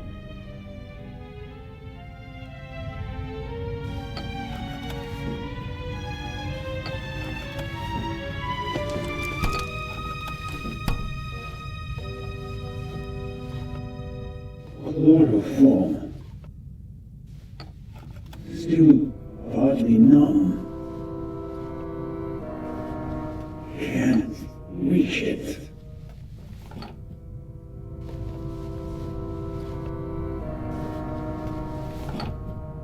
Can't reach it.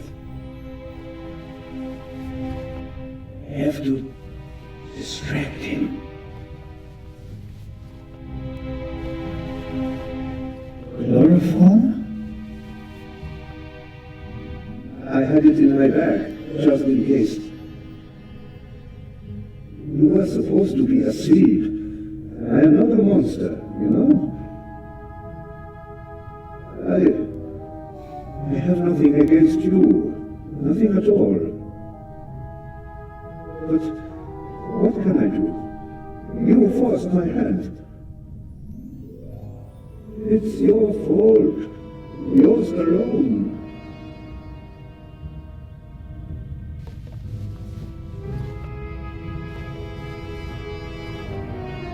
Keep talking. Why? Why? Why did the Baroness have to snoop around? Why did you have to snoop around? And that glove there. You want to plant evidence on me, yeah? I have no evidence. There is no trail. And yet you can't just leave me in peace, can you?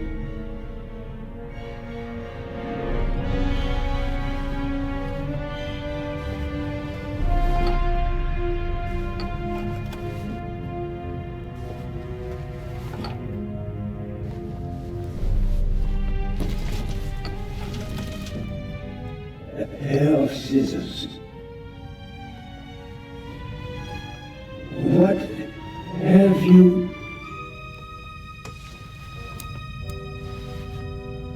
Mr. Turner, what are you doing back there? Well, no matter. I'm ready now.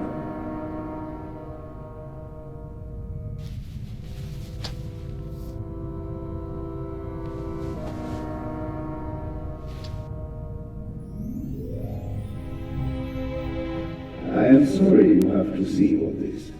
I should have used more chloroform.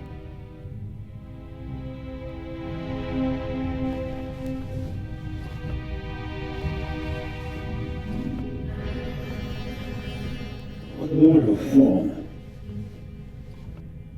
Still partly numb.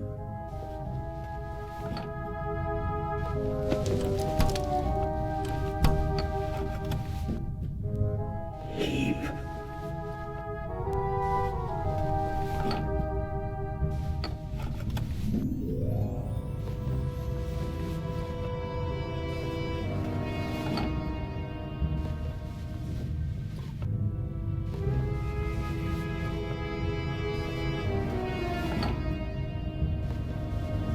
And what next?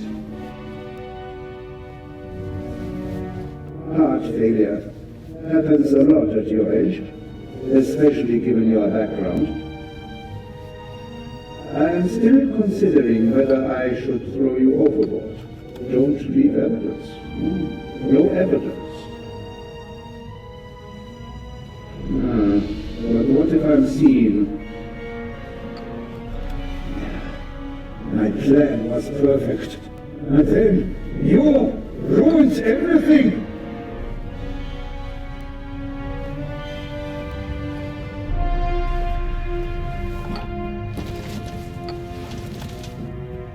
A pair of scissors.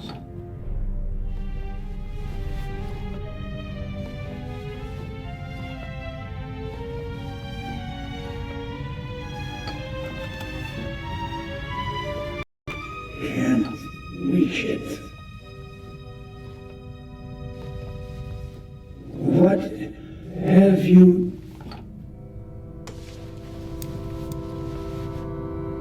Mr. Turner, what are you doing back there?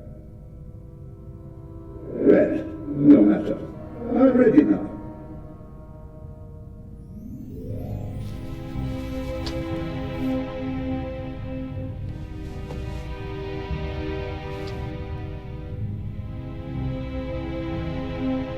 I am sorry you have to see all this. I should have used more chloroform.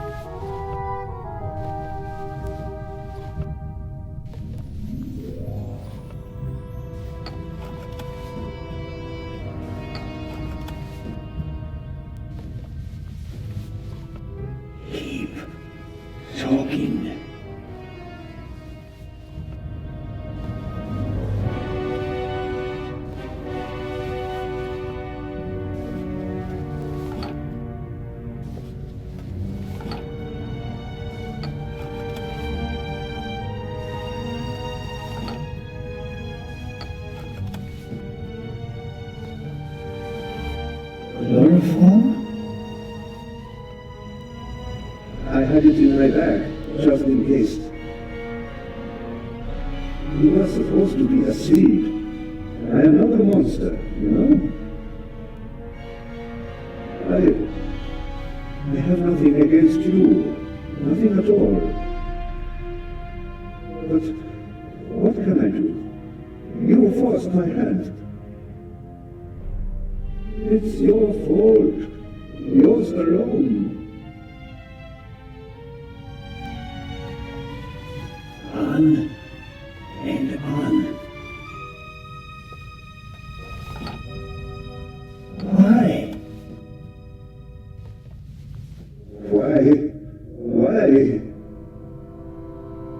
Why did the Baroness have to snoop around?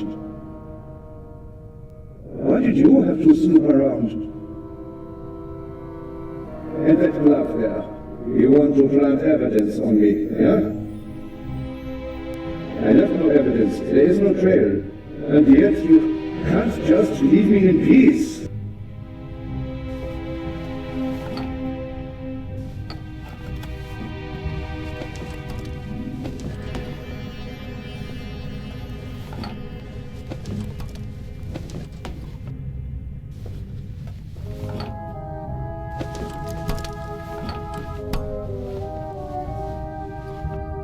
On and on. And what next? Heart failure happens a lot at your age, especially given your background. I am still considering whether I should throw you overboard. Don't leave evidence. No evidence. But what if I'm seen? My plan was perfect. And then you ruined everything!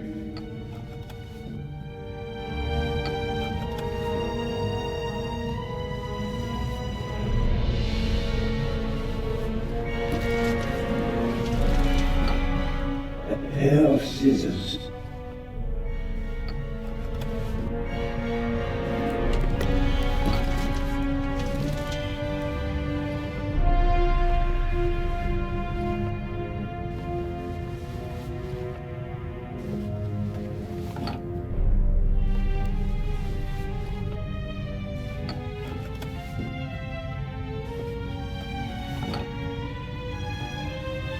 On and on.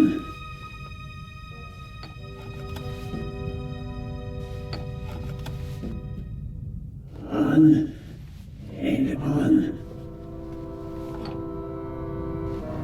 Dr. Gebhardt won't need much longer.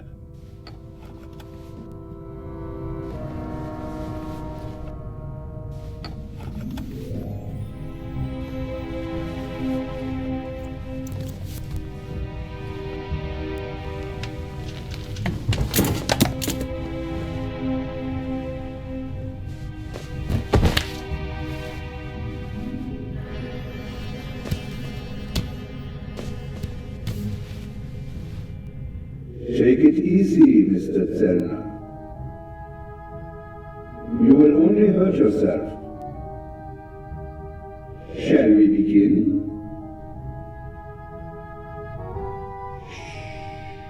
It's almost over. I will.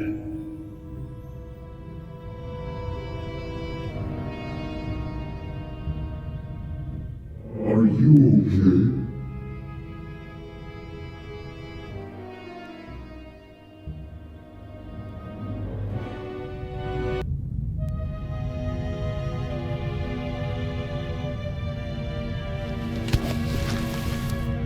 Thanks. A wet towel works miracles. I told you so. Out with it then. What were you doing down there? Inspector, at least let the constable recover his breath. He almost killed himself. Me? No. Dr. Gebhardt would have taken care of that for me. Where is he? Gebhardt? He's vanished without a trace. We're searching the ship from top to bottom. One at a time. Tell me, Zellner, what did you find out? Dr. Gebhardt killed Baroness von Trebitz. Impossible. Do you have proof? Besides the fact that he wanted to kill me? But wasn't the doctor with you when the shot was fired? The gunshot was just a distraction. It wasn't the shot that killed the Baroness. But how? The shot that we heard was a recording. The Baroness had a tape recorder and good speakers in her cabin. Good enough to make the noise audible on the upper deck. Is that just your suspicion, or do you have proof? I don't have proof, but that's how he could have done it. Good. Anything could have happened. Don't be like that, Inspector. All right.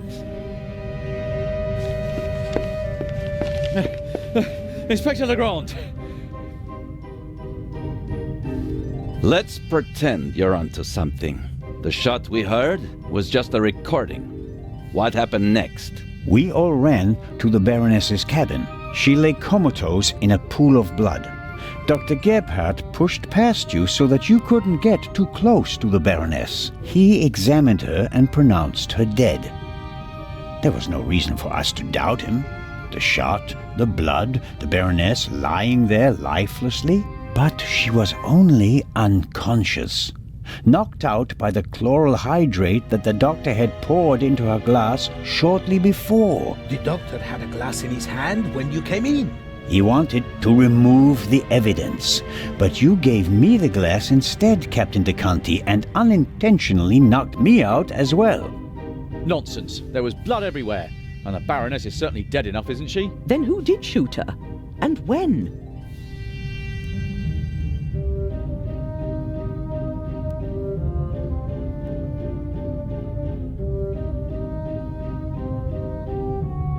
She wasn't shot. She was poisoned. And yet I saw the hole in her chest with my own eyes. Aha! She must have been shot. Well, ingenious. Where was she shot? Then it was the doctor, of course. He shot the sleeping Baroness in her cabin, barely 10 meters away from us. What are you saying? The doctor was alone in the cabin for a while. When the alarm went off, it was deafening. I couldn't even hear myself. And I found a pillow with burn marks. Could have been used to muffle a gunshot. And the blood? The blood wasn't real. Dr. Gebhardt mixed up a liquid that looked like fresh blood to the casual observer, but the liquid remained red instead of becoming darker and browner from exposure to the air. That meant he had to clean the body and get rid of the bedding. But the blood was already there when we first entered the cabin. Dr. Gebhardt was in the Baroness's cabin before the murder. He hid a surgical glove full of the red liquid under her sheet. The Baroness, dead tired, fell onto her bed. The glove burst and the blood spread across the bed. I found the burst glove in the medical center. But why did he do it? What was his motive? Inspector?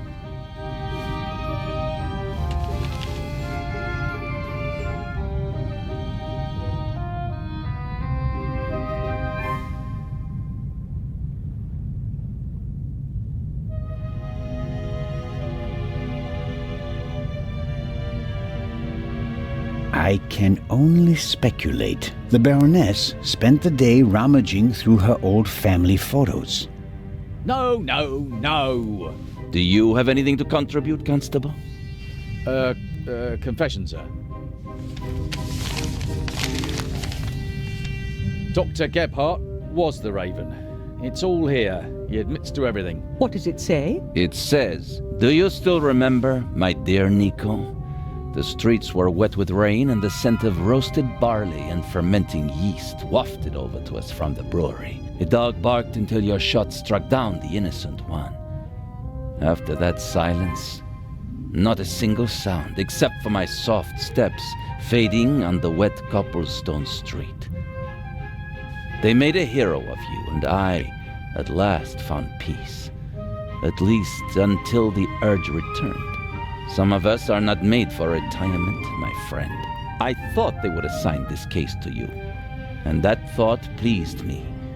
We'd finally find out who was truly the better man. And it pains me now to have to admit that you and your little gumshoe got the better of me. You drove me into a corner. forced me to make mistakes. I congratulate you on your triumph, but no one will confine the Raven to a cage. There is but one way out, and that is by my own hand. Farewell, Raven Hunter R.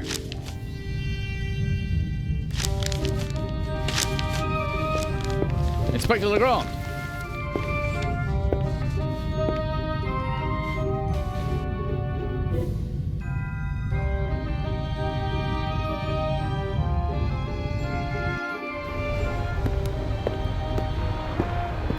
Inspector? I was right. I told them all, over and over again. But no one would listen. You think that Dr. Gebhardt was really the Raven? The things Gebhardt describes in his letter aren't part of any police report. Only someone who was there would know them. Couldn't there have been others involved? One of the police, for instance. What if one of them changed sides? Why is it so hard for you to accept the simple truth? There was never a new Raven. There was only ever the old one. And that was Dr. Gebhardt. The modus operandi doesn't match. The Raven was not a killer. Legends are rarely what they seem to be, Constable Zellner.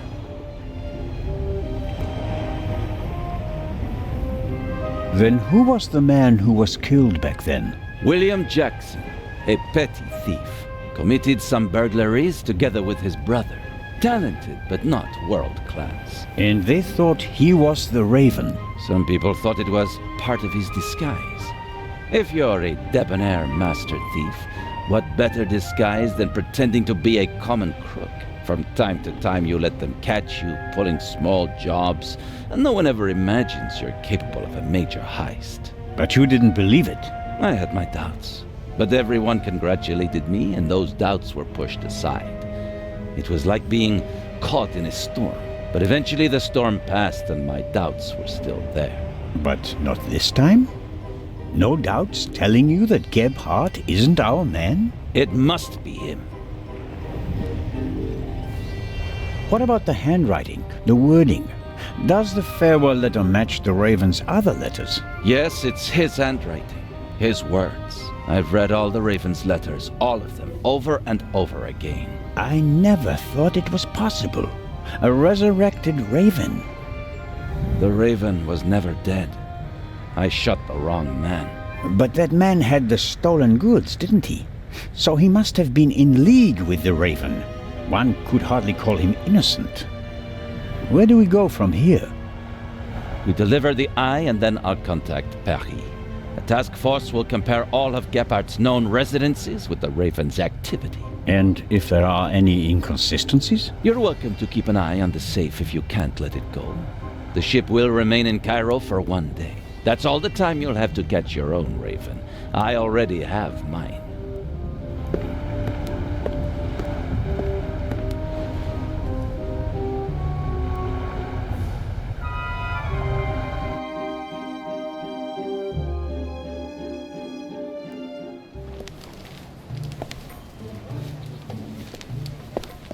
Ah, you're one of Legrand's men, aren't you?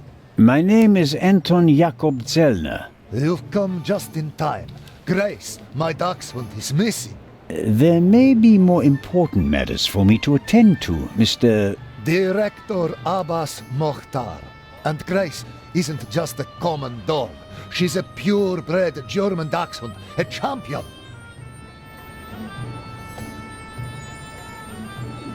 So, the exhibition will still open tonight.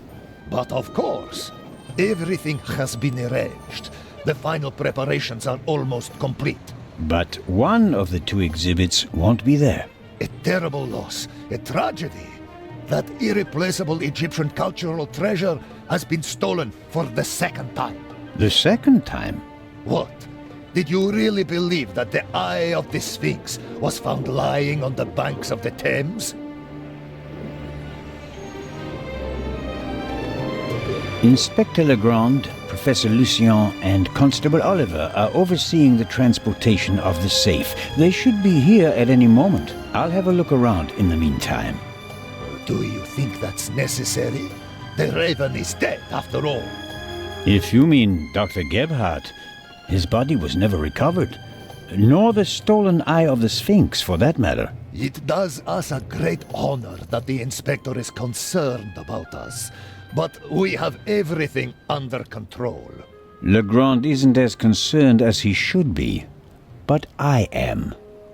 Is the museum closed? Yes.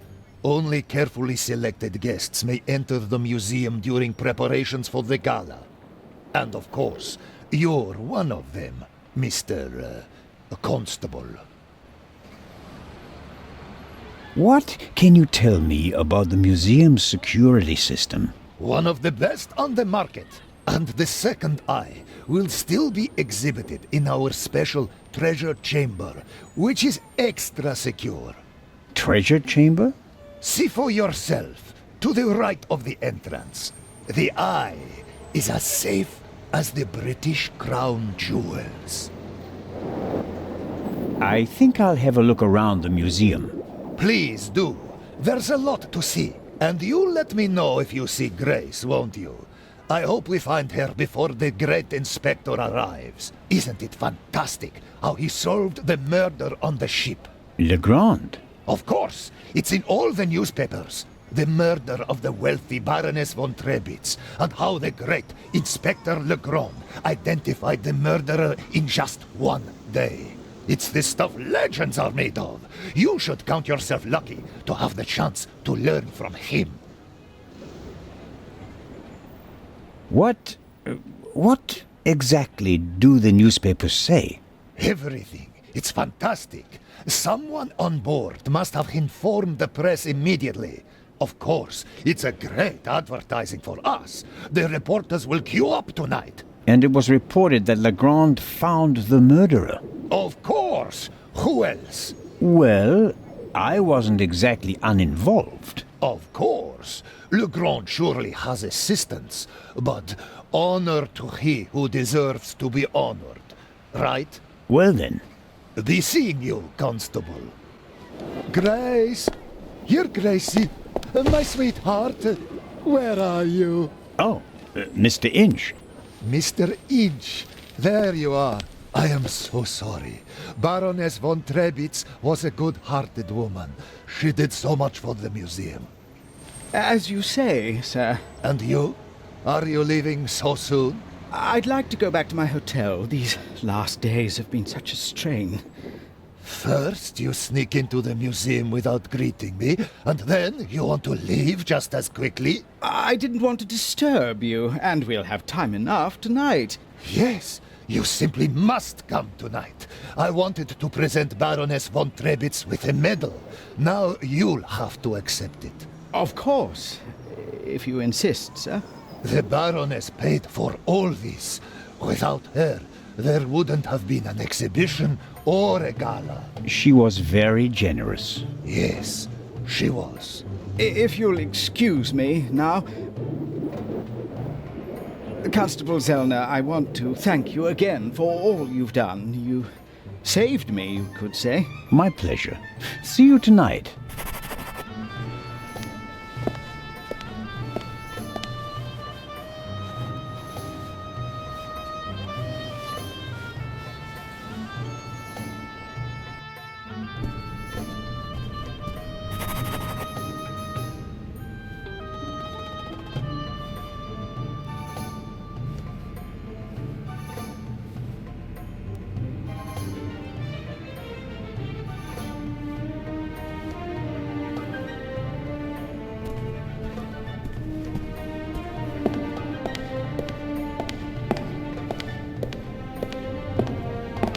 Miss Miller, I'm glad to see you here. Oh, Constable Zellner. I heard what happened to you on board. Awful. Truly awful. All's well that ends well. You are waiting for Professor Lucien? Mm-hmm. Tomorrow you'll be sailing down the Nile, if I heard correctly. That's right. I'm sure it will be an amazing experience. But you don't seem to be very excited. Oh, but I am. It's very generous of Lady Westmacott to invite me, and especially Matty. He'll learn a lot. But? Well, Professor Lucien offered to join us. Then Matt will learn even more. And I'm sure it won't be unpleasant for you either. No, I just don't know how Maddie would react if Edgar came with us. I understand. I could test the water to see how he'd feel about it. Would you do that? Oh, thank you, Constable Zellner. Were you able to find out why Professor Lucien left the forecastle so suddenly last night? No, not really. We only had a brief conversation. He was still very nervous. He was like that on the train as well. Seems to be typical of him. It must be something to do with the burglary at the museum. It really affected him. But he told me not to worry about anything. He said, soon this would all be over. Really? How did he mean that? Oh, I didn't ask him, Constable. Are there other passengers from the ship here? Oh, yes, we arrived as a group. David Kreutzer, the violinist, was with us. So were Miss Myers and Mr. Inch. He seems to have gotten over the death of the Baroness pretty quickly. He seems positively relaxed. I've met him. He looks on the bright side of life, so to speak. Where is Mr. Kreutzer? He's over in the treasure chamber. Maddie is downstairs in the main hall. I'm afraid I'll hear the sound of something priceless shattering any second. Matt will be careful, Miss Miller. I'll continue my tour of the museum. Oh, yes, there's so much to see.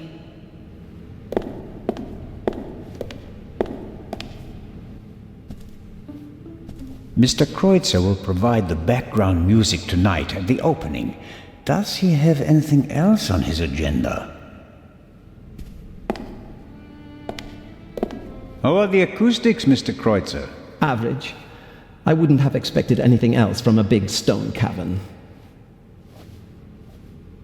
How does it feel to have been accused of murder and to escape by the skin of your teeth? The whole thing could have had a bad ending for you. You didn't have an alibi. It was your gun. I must admit that I can imagine better ways to spend my time than being roughed up by Inspector Legrand. Your snooping actually paid off for me this time. Did you ever suspect me? Of murder? No. I think you're too intelligent to shoot someone with your own gun without arranging an alibi for the time of the crime. It seems like a lot of the passengers from the ship are here this morning. Nearly all of them. I had a brief conversation with the Baroness's butler. Between you and I, he seems quite happy to be rid of the old battleship. Mr. Kreutzer. Young Miss Mayers was here as well. Unfortunately, it seems like she's already disappeared again. Forget it. She's engaged. And the old witch with her caretaker and her brat are also here. What do you have against Lady Westmacott? The lady is more callous than the Queen of the Night. She chased her own son away. Ice cold. I met him briefly. Flew to America because he couldn't stand her anymore. Did any of the guests behave suspiciously? Was anyone unusually interested in the treasure chamber or the security system? I couldn't say. I'm here to check the acoustics and then I'll come back for the gala tonight. I'm not interested in your detective games.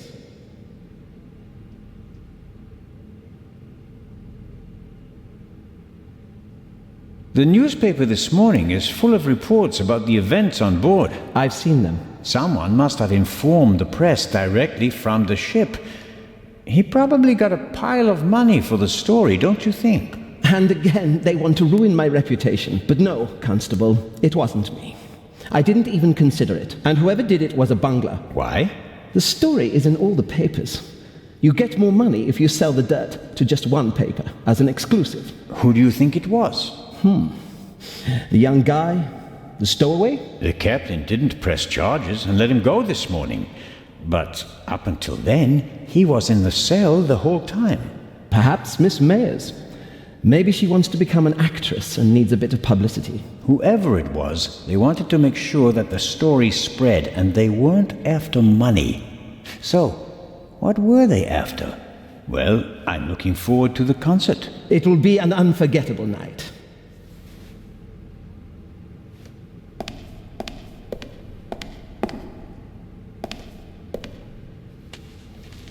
I can't read what it says, but the cover features a dashing picture of Legrand. It shows an energetic young man photographed from beneath, against the sky. That's the look of a man who can catch a thief and murderer in a single day.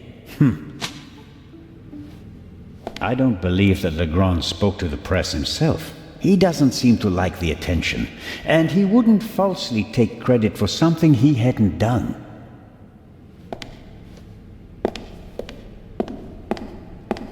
Well-trained guards are usually the best security system, although they didn't manage to stop the Raven in London. Exclusive and unique, the eyes of the Sphinx exhibited together for the first time ever.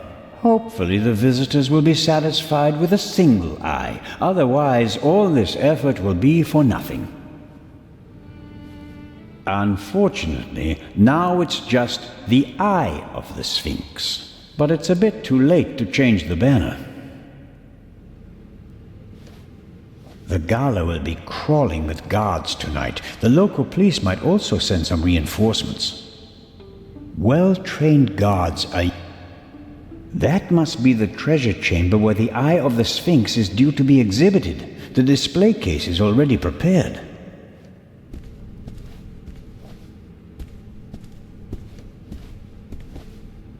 No, sir. I'm from the Swiss police. I want to check the security arrangements. No one may enter the treasure chamber before the delivery has arrived.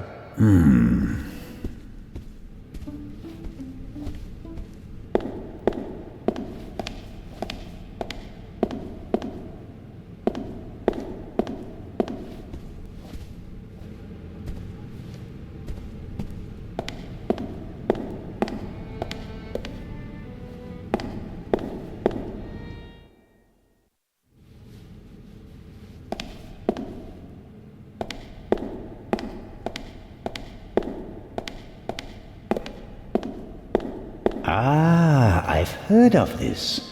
Desert glass. In the great sand sea of the Libyan desert, there's a region where natural glass is found. Nobody knows how it formed. The valuable material was often used for jewelry in ancient Egypt.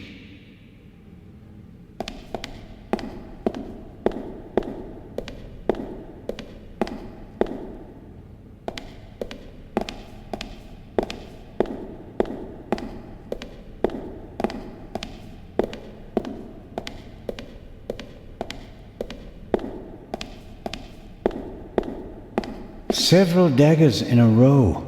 Their shapes and patterns look timeless, elegant.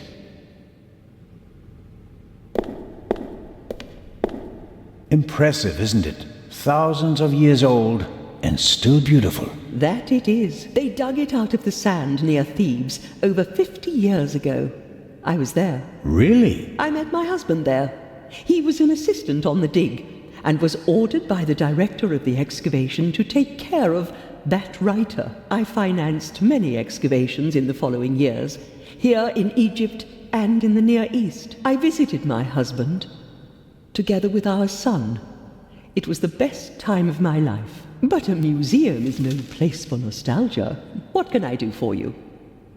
You've had a long and successful life, Lady Westmacott. What's that supposed to mean, Mr. Zellner? That I should be ready to leave the stage? Because I'm not. Oh, I didn't want... I'm here because life is here, Constable. Or was. I have never lived as much as I have here. No fame, no money can buy that. I understand. I'm sorry, Constable Zellner. Such an outburst isn't fitting for a woman of my age. And an English woman at that. Let's talk about something else.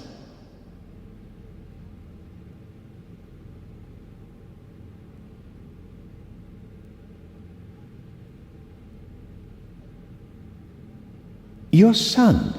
You haven't said much about him. Or perhaps you did, just not by name. You're an attentive listener, Mr. Zellner. I was wondering why you knew so much about Miss Miller's unhappy marriage. I stopped paying his bar tabs. Stopped paying reporters to hush things up. He got to know her and went with her to America to start a new life. You can change your name easily, but not who you really are. He has my eyes, doesn't he? The Part 2 novel is for him, isn't it? If I couldn't provide Matthew with a good father, then at least I can provide him with a good start in life.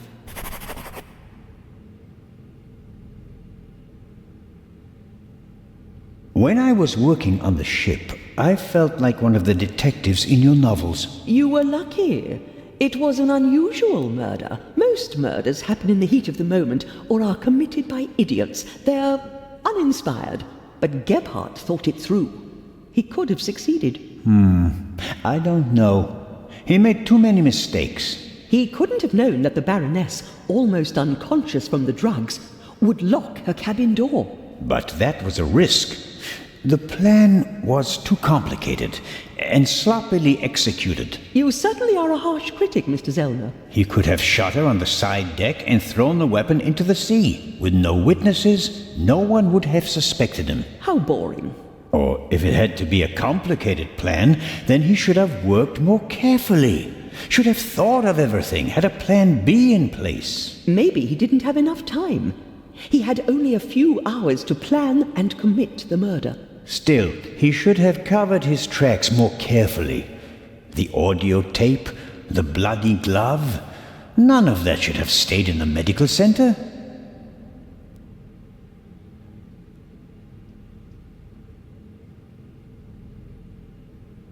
Do you think that Dr. Gebhardt was the Raven? Was? Do you think he's dead? The letter sounded like he committed suicide. There's your answer. Does that sound like the Raven? Being unmasked? Taking the easy way out? My sentiments exactly.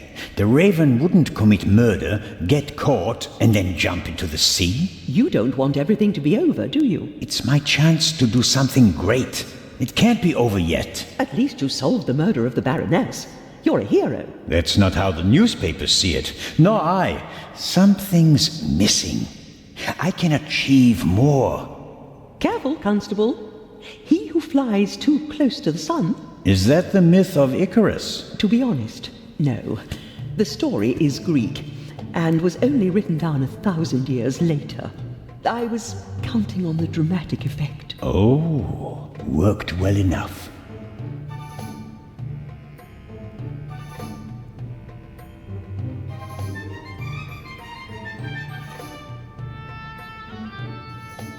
Let's assume that the thief is still out there. Who is he? If all this were a novel, then it would be the one you least expect. Is that intended to be a confession, Lady Westmacott? What do we know about the new Raven? He's a man who would stop at nothing. Must it be a man? And how do we know that it's just one person? There could be several people collectively pretending to be the Raven. So, we don't know anything. That's not completely true. We know that he or she wants the Eye of the Sphinx, and will probably strike here, assuming he or she hasn't already gone. It may be the end of the story for me, Lady Westmacott. Inspector Legrand will arrive soon and send me to the hotel. I'll return tonight for the gala, hoping all the while that the Raven does dare to attempt a burglary. Tomorrow morning, I'll have to return to Switzerland. What an unsatisfactory ending that would be. It wouldn't be a triumphant ending, but it could be worse. At least you'd still be alive, Constable. Will you attend the gala tonight, Lady Westmacott? But of course. The antiquities, the delightful atmosphere. And who knows? Perhaps there will be another spectacular burglary. And your cruise? The ship doesn't leave until tomorrow. And believe me, I'd cancel the cruise for this. As always, it was an entertaining and enlightening chat, Lady Westmacott. I'm going to miss our little chats, Constable Zellner. Goodbye.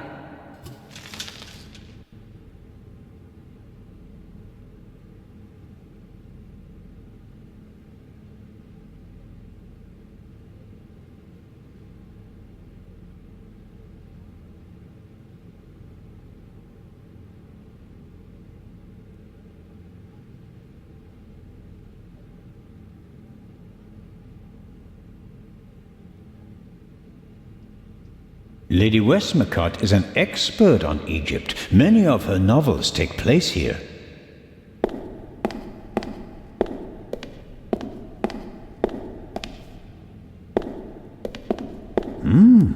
Aha! This shows how the ancient Egyptians were able to move the heavy blocks of stone to build their pyramids and temples. They used ropes, wooden sleds and poles as levers. These exhibits aren't originals, of course. They're reconstructed, based on old pictures. Nonetheless, it's impressive how they managed to build monuments like the pyramids with such simple tools.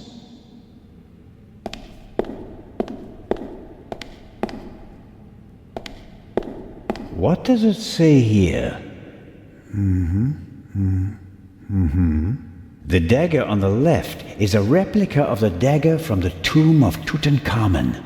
It must have been incredibly precious during his lifetime because it's made of iron. Thousands of years before the Ice Age, meteorites were the only source of pure iron. So a star that fell from the sky, bringing a substance that's harder than anything they'd known before, would have been a dramatic event. No wonder they used it to forge a weapon for the godlike pharaoh.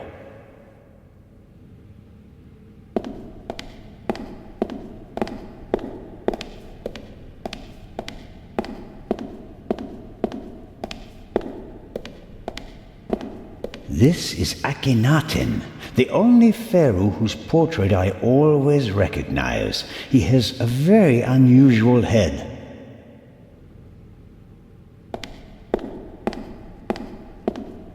Ahoy, Matt! The statue was talking. The statue was talking? Yes. And what did it say? It said it was...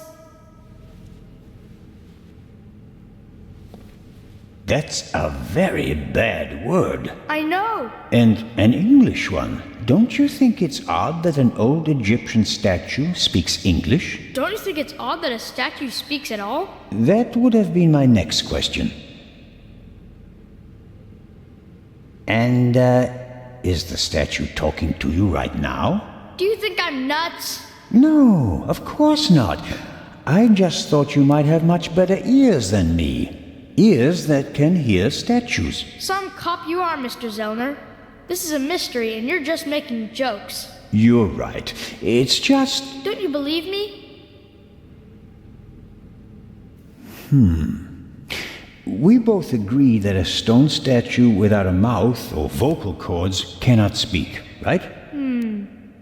Yeah, I'd agree with that. Okay. That means you heard something else. And we have to find out what or who it was. Roger. I'm almost a bit envious of you. Going up the Nile on a ship, it must be great. Yeah, I guess. You don't sound so keen. I think my mom wants the professor to come too. And you don't? You can't tell me. What if Mom marries the professor and doesn't work with the lady anymore? We'd have to move to London, and I'd have to go to a new school.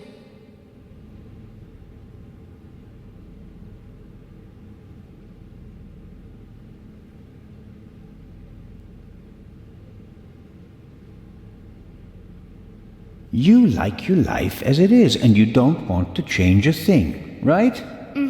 But have you ever thought about whether your mother is happy? The world doesn't revolve around you, you know. If you're unhappy, you have to do something.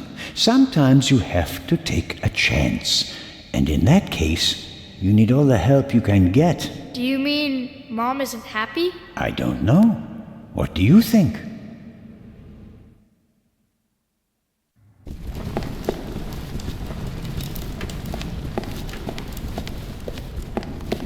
This will all be over soon. Then I'll finally have time for you. We wanted to head back to the hotel. Certainly. And tonight at the gala, I'll show you around the museum, okay? And have you made up your mind about the cruise? Well, I don't really know.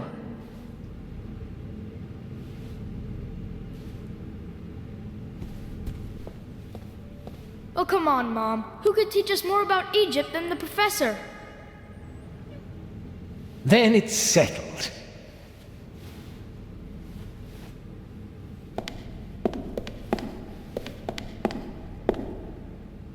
I didn't expect you to say that. Well, Mom, sometimes you have to take a chance.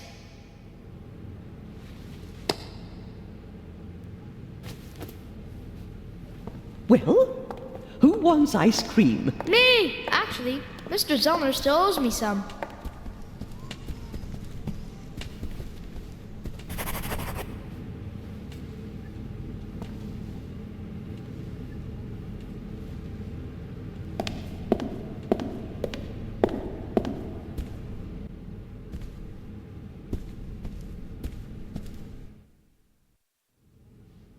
A great moment! Professor Lucien, your key, please.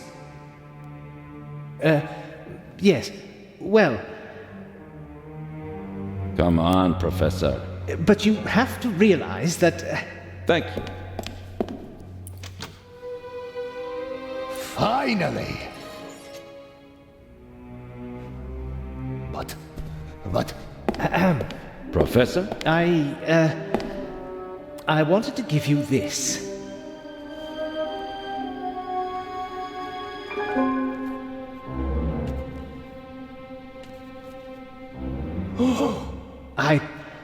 Well, after the burglary in London, I thought the Eye might not be safe on its way to Egypt.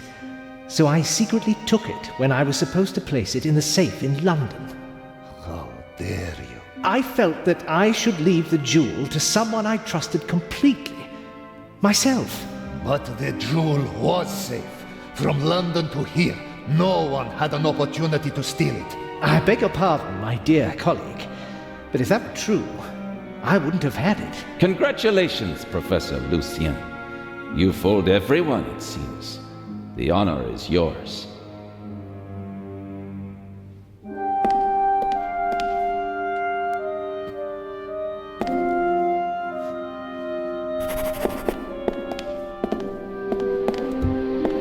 Well, that's that. Shall I explain the security system to you, Inspector? The French ambassador summoned me. I have to get in touch with him. The press is besieging the embassy, and I have to answer their questions. But you absolutely must come tonight. The opening of the exhibition will be the highlight of the year, and you are my special guest. I will see what I can do. Zellner, will you have a look at the security precautions? We'll see each other tonight. Of course, but... Wait, Inspector. I'll join you. Well, here we are. The Inspector will answer the reporter's questions for the next few hours. And well... I won't take up too much of your time. I'll take a look around and then go lie down so that I'm ready for tonight.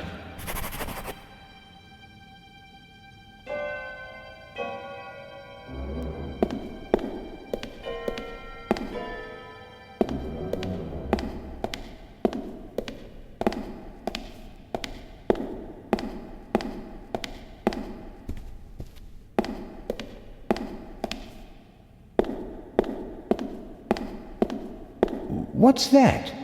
A camera? The latest model. It's called video surveillance. I've heard about that. The images are recorded and can be viewed again later. That's right. Images from all 3 cameras are recorded in the guard room. Wow. As I've said, we've spared no effort and no expense.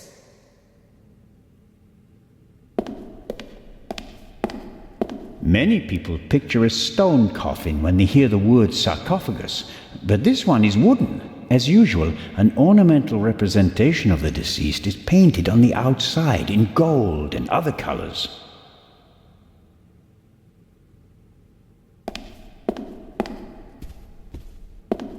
What's in the other display cases? Other valuable originals. The eyes of the Sphinx would have been the highlights of our exhibition. Now that we only have one left, it doesn't really outshine the other valuables anymore. This room is full of world-class treasures.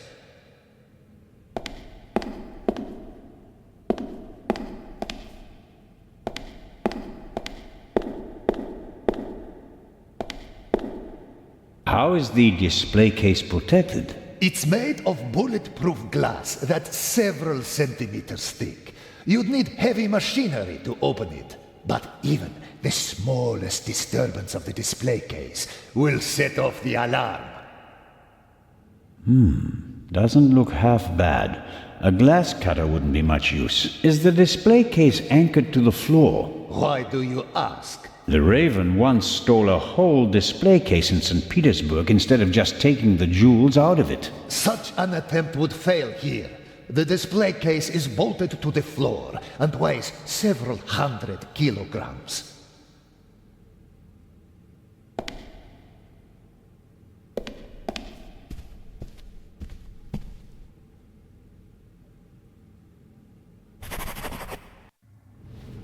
This here, the gate, how does it work? If the alarm is set off, the metal gate descends. The same thing happens at the windows and the main entrance. The thief is trapped like a rat.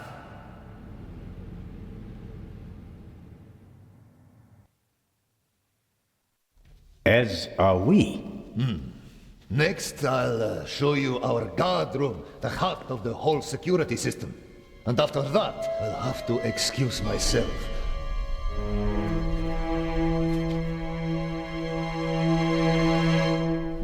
Alert the guards. Then call the French embassy. Legrand needs to come. We're being locked out.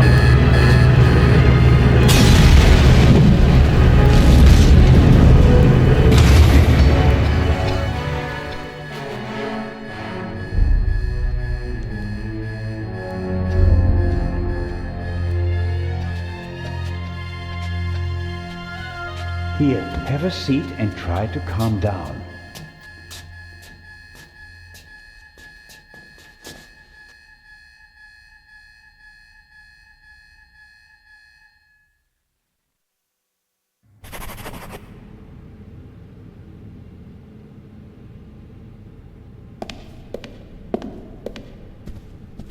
That bloody bomber. I mean, the chamber was filled with irreplaceable treasures.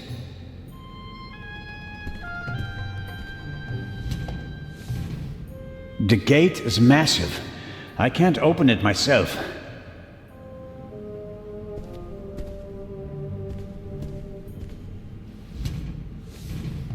The gate is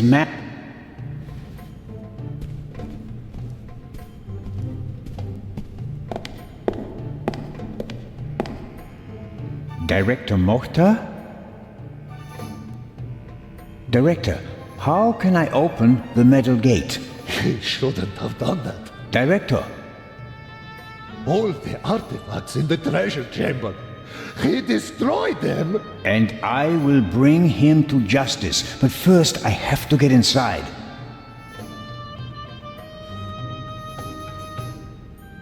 He's pale and shaking, probably in shock. Perhaps I'll get something out of him in a couple of minutes. He's pale and shaking. Perhaps...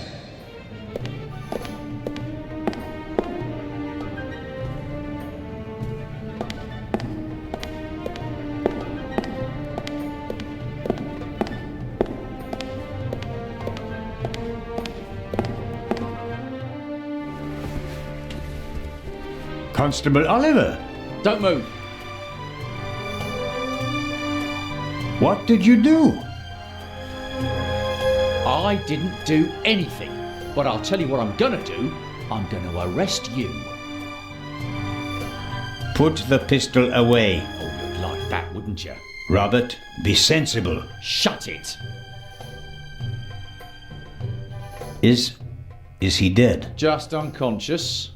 Perhaps he can tell us who knocked him out. Excellent. Don't act all innocent. It was you. I was in the treasure chamber with the director. You, on the other hand, had every opportunity to take the guard out. I found him unconscious. I wanted to open the gates. And make it easier for the Raven to escape? That does it. On the floor. Hands behind your head.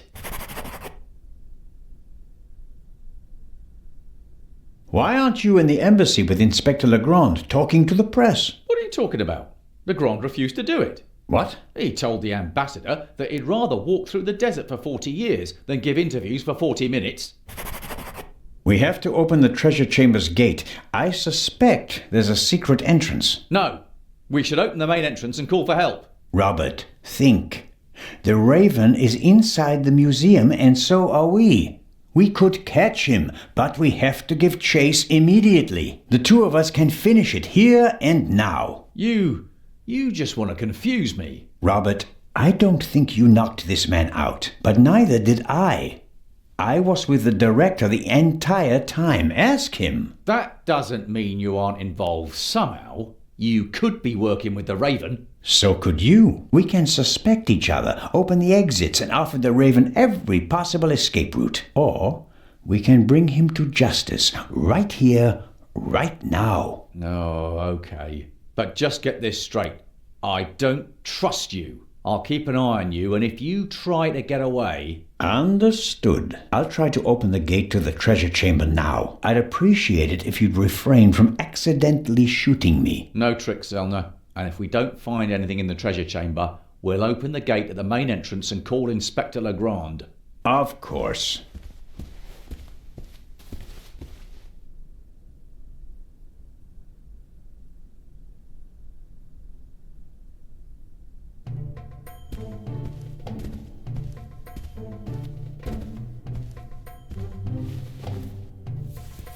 What are you doing? I was looking for this. I think he's okay. After we've checked the treasure chamber, we should call an ambulance. Guards usually have more keys.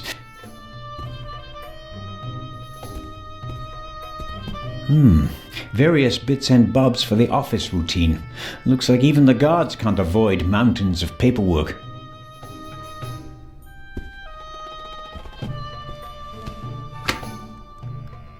Dead.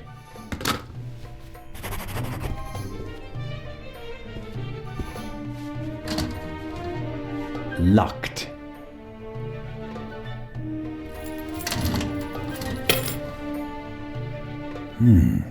Blueprints for a museum. Every gate seems to be controlled by its own switch. This should be the gate for the treasure chamber.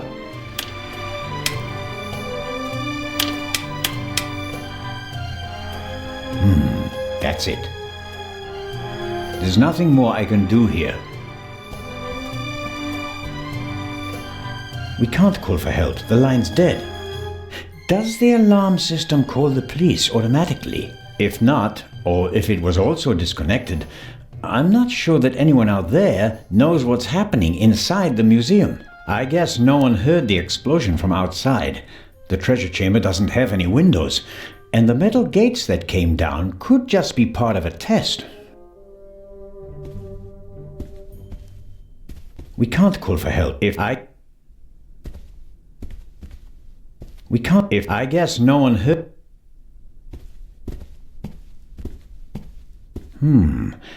Maybe someone stirred something into the coffee and poisoned him with it.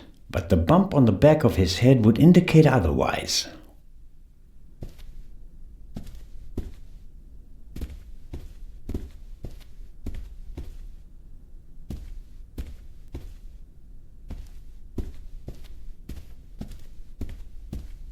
A monitor, probably for viewing the security cameras. There are 5 buttons down here, 3 of them labeled.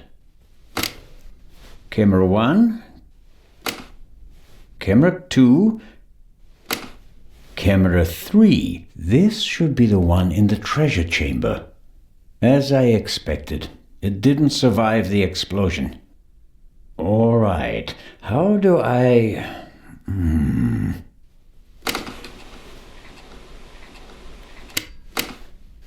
Fantastic. That's me, with the director. Now it's getting exciting. What on earth? You damaged it. No, I didn't. Someone must have turned the camera off. Or... no, it's still recording, but something's covering the lens. There. That was the explosion. Interesting. Why is it interesting? Someone was in the treasure chamber, and they disabled the camera. And, just a few minutes later, the alarm went off and everything blew up. The burglar hardly had time to prepare a targeted explosion, right? One more reason to go and see what happened in the treasure chamber. Constable Oliver can't honestly think that I'm the Raven. He must realize that I never had a chance to set a bomb, although he may think that I could be an accomplice, as could he. I'll grin and bear it. As long as he's nearby, he can't cause any trouble, and if I have to get rid of him, I'm sure something will occur to me.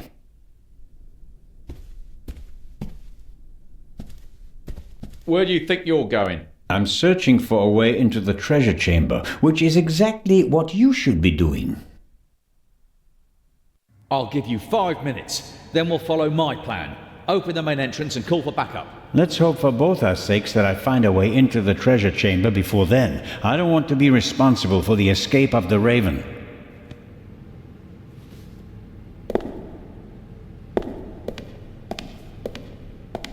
Director Mokhtar, I can't open the gate. Is there another way into the treasure chamber? No. Only one way. Only one. The director won't help me. Whether I want to or not, I have to stick with the constable.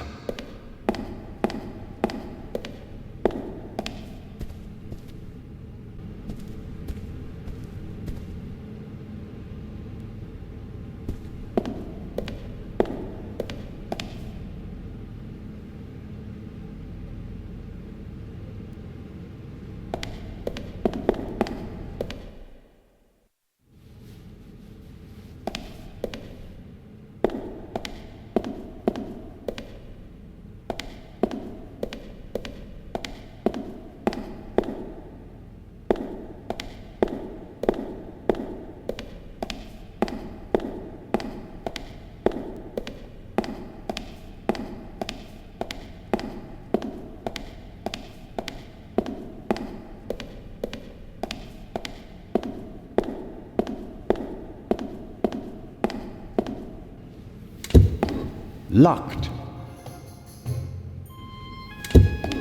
Locked.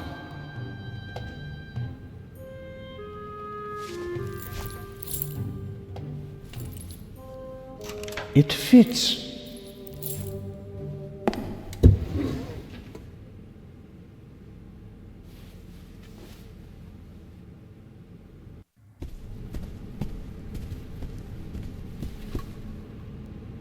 Constable?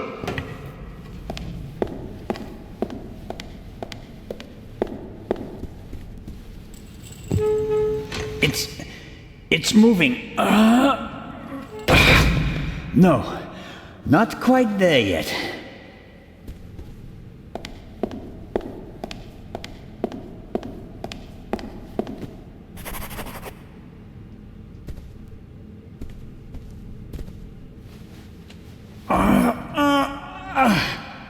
If you would be so kind.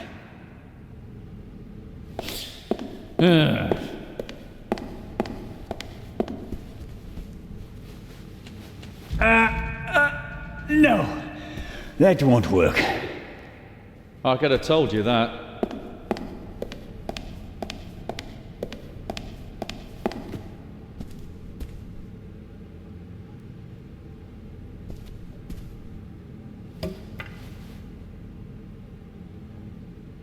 We were almost able to open the gate with a lever, but not all the way.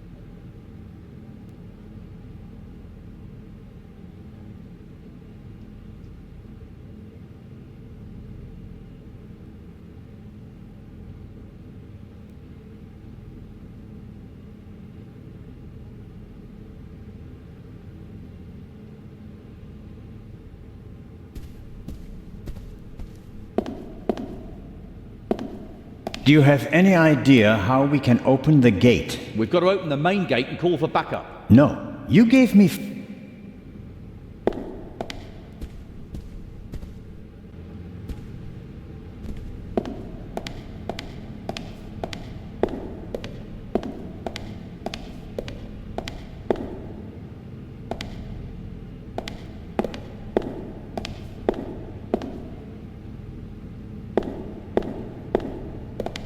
That might help.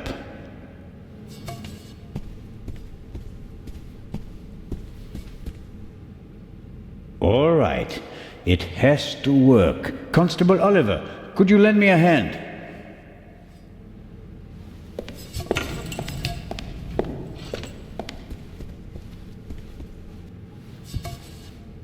On 3. 1, 2, 3!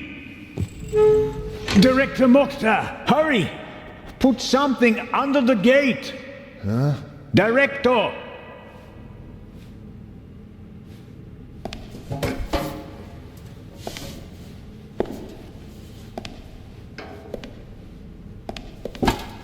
No luck. It won't open any further.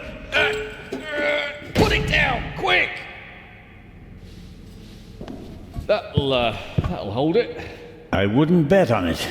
We should hurry. And inform Inspector Legrand. First, I'll get an overview of the situation. You don't think I'm going to leave you all alone with a jewel, do you? I doubt that the jewel is still in the treasure chamber. But how? I'll be watching you. Then you'll have to come with me. If you haven't heard anything from me in 5 minutes, me, not Constable Zellner, then open the entrance and call for help. Understood? Okay.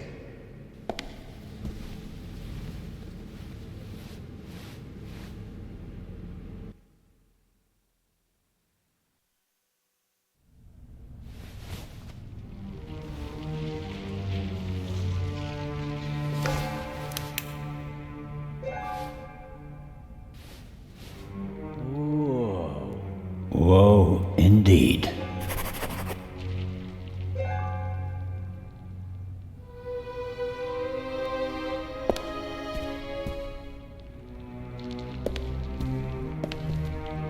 The remains of the cordon.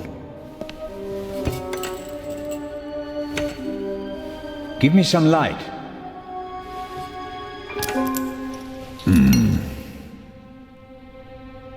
Let's hope that at least some of the artifacts withstood the explosion. Why didn't he just drive through the wall with a tank? Reckless ignoramus.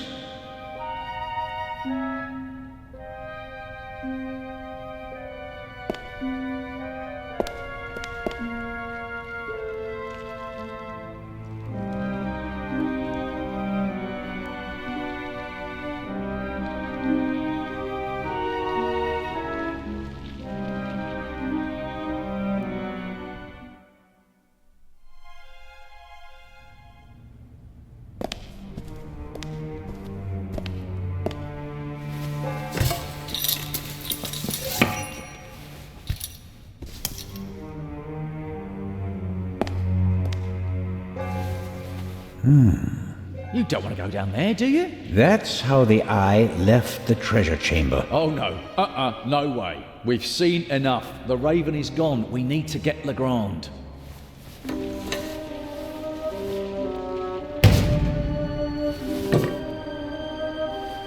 Great. You happy now? You could say that. Will you give me some light?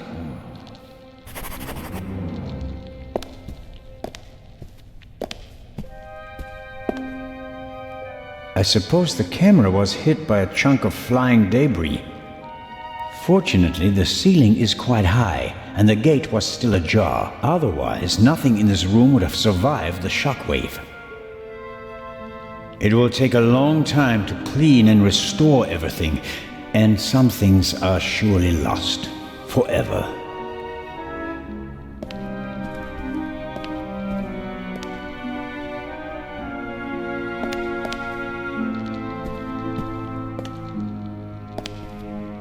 Come on, I can't see. There's the display case. Is the jewel still in it? I can't tell. Hello? I hope you don't expect anyone to answer you.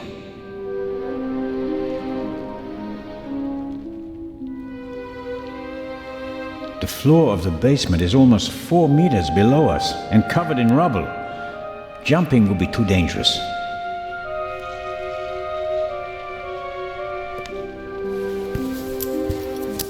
The clasps aren't really made for heavy weights, but I think they're strong enough.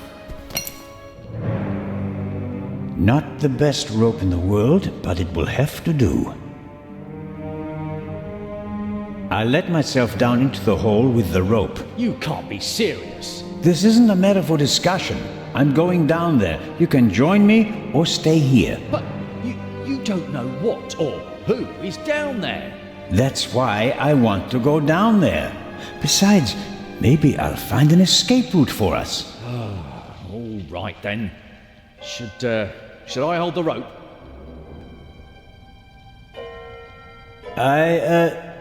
Yes, thanks.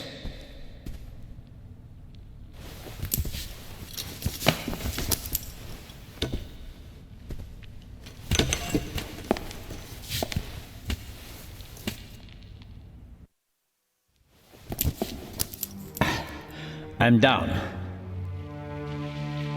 Give me some light, Robert.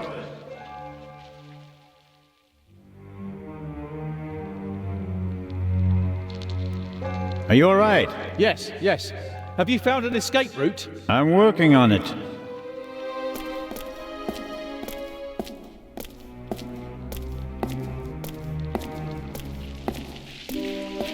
What's that? Hey, don't go too far away. Come down and stop me, or stay there and give me some light. Interesting. Some kind of wooden hatch. There are 2 hinges on this side. There's a kind of metal hook holding the hatch closed.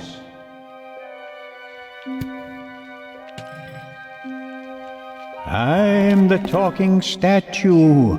I really like to teach bad words to the little boys. At least that riddle is solved now. Peepholes. And I suspect, yes.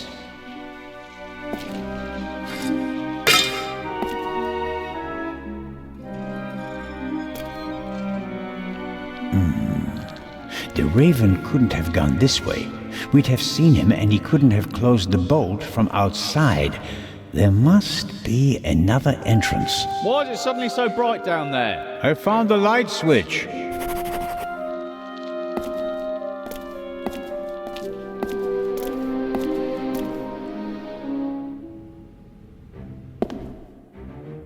Zelna, is that you? It is I, the Raven. Did you find an exit? No, I'm still looking. The basement is quite large. Okay. Don't go too far away. Shine the light over there, please. Interesting. Documents, maps, letters, all of them at least 20, 30 years old.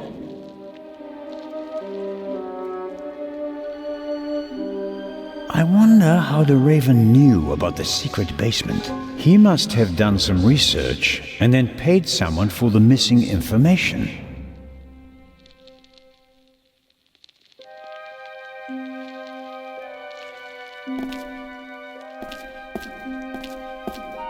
Shine the light over there, please. A map of Cairo. It's covered with hundreds of small holes, and there are some pins on the floor. There's a date in the corner. 1940.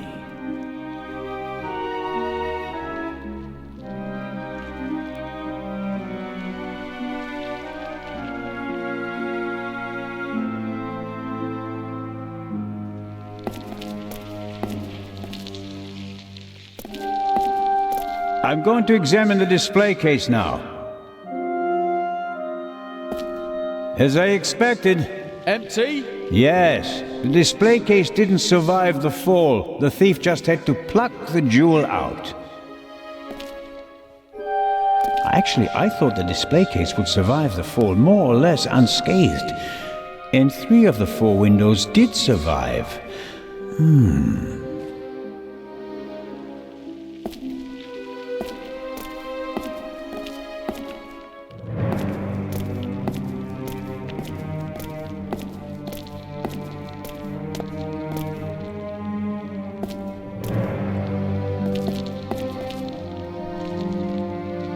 Are you all right? Yes, yes. Have you found an escape route? I'm working on it.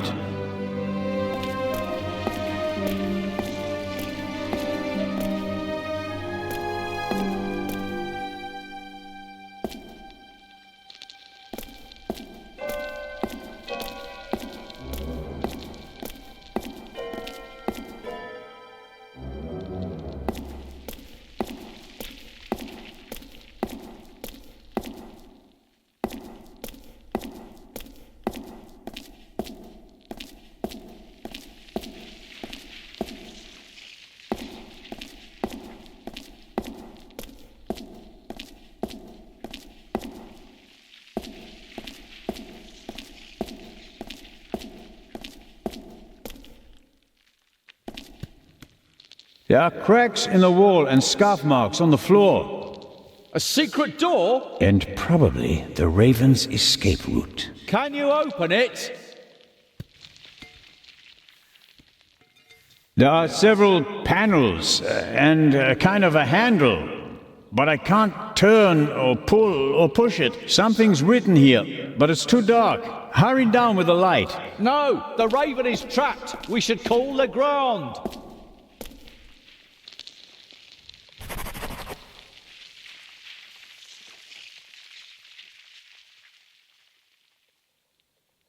Do you think this door leads to a dead end? With every minute we hesitate, the Raven's trail is getting colder. But we should take it one step at a time. We're alone, and the Raven is dangerous.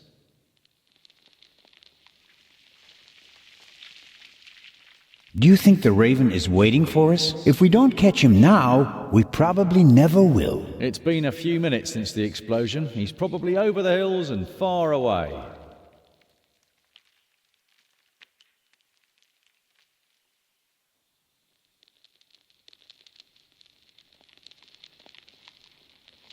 Robert, this is our moment. Time to show them all. When the others arrive, they'll see that we didn't just dare to enter the basement. No, we also found an escape route and opened it. How do you think that will sound on the police report? Constable Oliver and Constable Zellner laid the foundation for the arrest of the Raven with competence and quick thinking. Okay, here's what we do.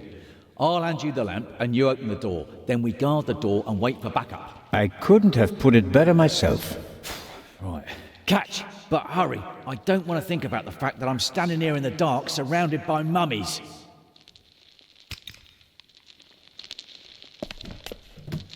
That's better.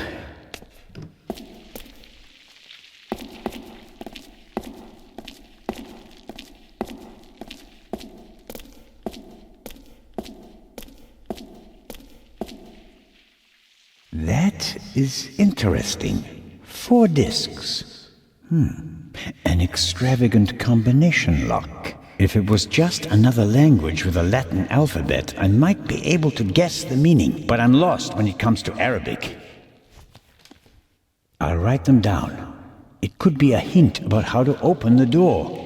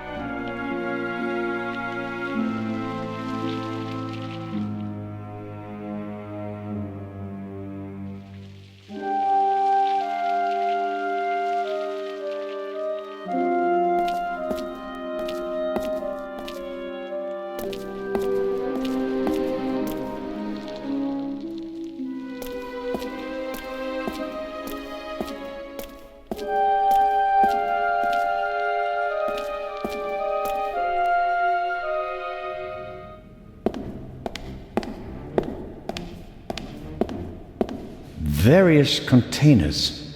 Maybe they contained funerary objects. The lids depict animals and a person. That alone doesn't really help me. Various containers.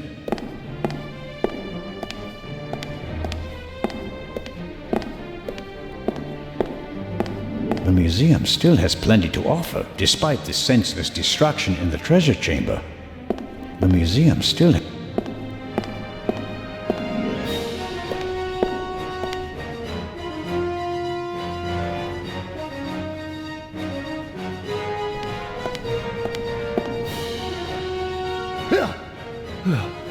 What are you doing here? You were just... I found another exit. The eye? Gone. The Raven blasted a hole in the floor of the treasure chamber. There's a hidden basement beneath it. And the other treasures? It doesn't look good. Oh no. Director Mokhtar? Isn't it about time to open the gates? I don't believe that the police have arrived yet. We can't risk giving the Raven a means of escape. That monster is surely long gone by now. Perhaps not. I have a lead. Do your best. As soon as the police have surrounded the building, I'll open the gates. Very well, Director. The basement below the treasure chamber. Did you know about it? I had no idea. There are maps and drawings from the Second World War in the room. Why? Well, it may have had something to do with the resistance. Resistance? Egypt was occupied by the British. There was a movement for independence. The Egyptians collaborated with the Nazis? No, but the enemy of my enemy. So, the rebels reported information to the Nazis, and for that they needed secret command posts. Yes, and what would be of more symbolic importance than the Egyptian Museum, witness to 5,000 years of Egyptian independence? Hidden rooms? Secret basements? What are they doing here? The museum was built in 1900 by a Frenchman who had a penchant for such things. Mystical torchlight ceremonies celebrating the builders of old? Freemasons? Things like that? Many great buildings have complicated histories. And today we're going to write a new chapter.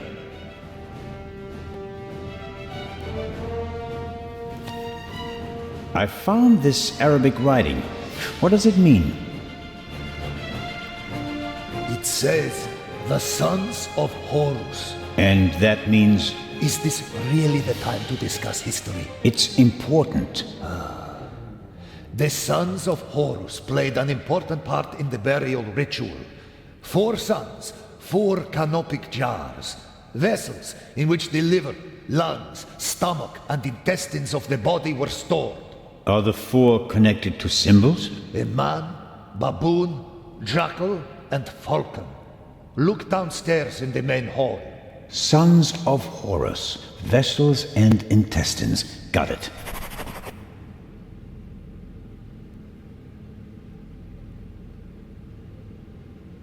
It's going to be okay. Wait here. Where is the constable, anyway? He's guarding the treasure chamber. He told me to call for backup if he doesn't come back in about 5 minutes, and that I shouldn't trust you.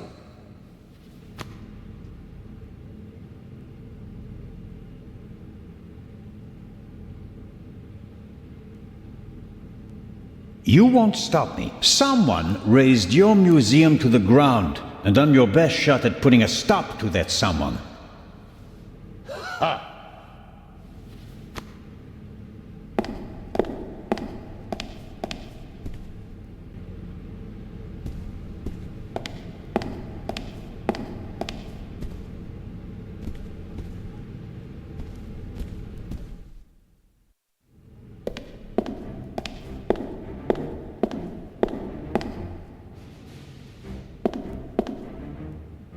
Sarcophagus from the Old Kingdom. Unknown ruler. Here we go. On the front, you can see the tutelary deities Amset and Happy. At a later date, it became traditional to show all 4 sons of Horus on all 4 sides of the sarcophagus. Each son signified a cardinal direction. Happy, the north; Amset, the south; Quebec-Senuef, the west; and Duamutef, the east. Each son of Horus is associated with a cardinal direction and a symbol. Happy is the north, Amset is the south, Quebec-Senuef is the west, and Duamutef is the east. There are actually 2 of the 4 sons of Horus on the front side of the sarcophagus, a man and a monkey.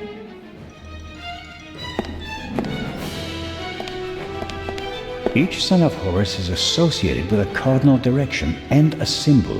Happy is the north, Amset is the south, Quebec-Senuef is the west, and Duamutef is the east.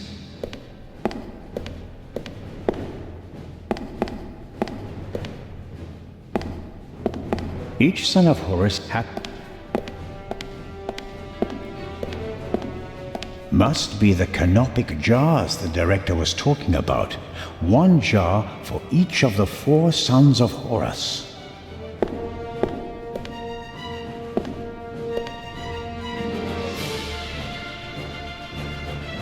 Here we have Duamutef, stomach. The sign says Amset, liver; Happy, lungs; Quebec-Senuef, intestines; Quebec-Senuef, intestines.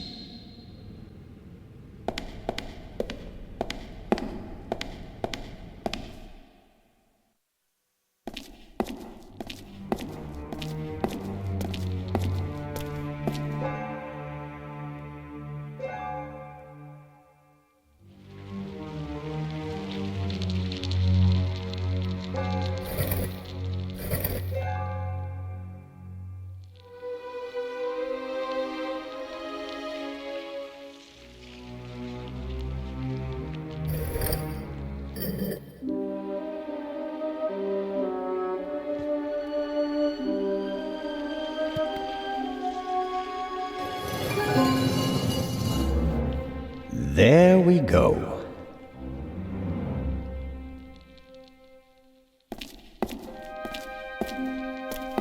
He's up there, Robert. I know that. That may be. Go into the guard room and open the gates. Tell the director. Zelna, don't do it. It's too dangerous. You can't stop me. Not anymore. 200 steps at least. And a ladder. I'm too old for this.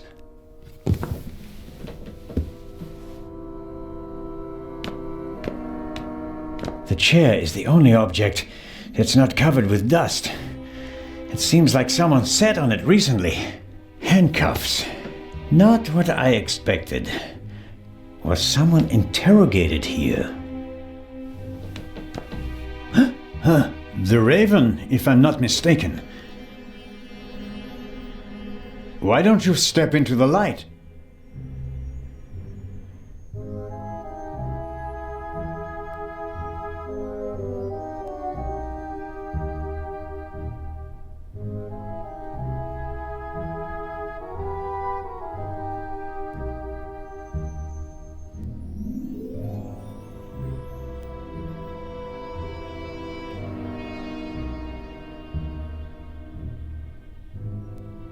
Mr. Inch. Amazing. Truly amazing. I thought young Legrand would be my most dangerous opponent, but it seems I should have had more respect for age.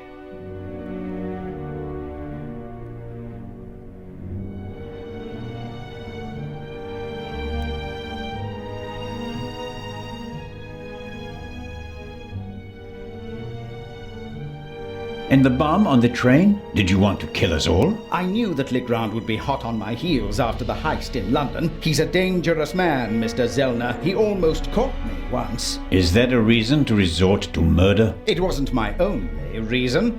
An eye for an eye, Constable Zellner. What about the murder of the Baroness? Was that also your doing? The death of the Baroness was never part of the plan. Dr. Gebhardt had a score to settle with her and got in my way. You didn't care about the key to the safe? I never wanted to steal the eye out of the safe. I always intended to strike here, in the museum. What about Gebhardt's confession? A nice idea, don't you think? It keeps the inspector out of my hair, for a few more hours at least, until everything collapses like a house of cards.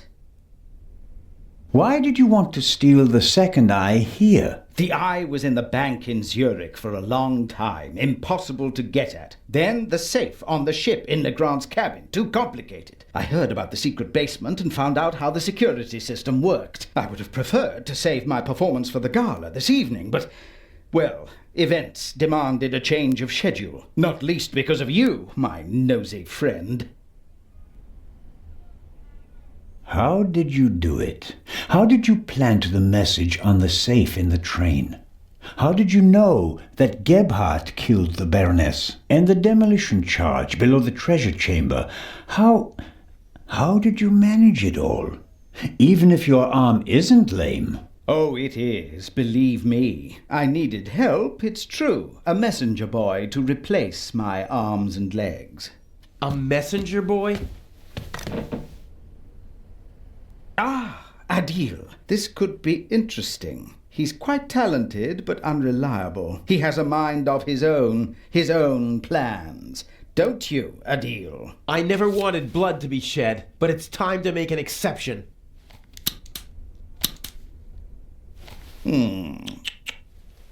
He only forgot one thing. I keep things firmly in hand. Always. End of story.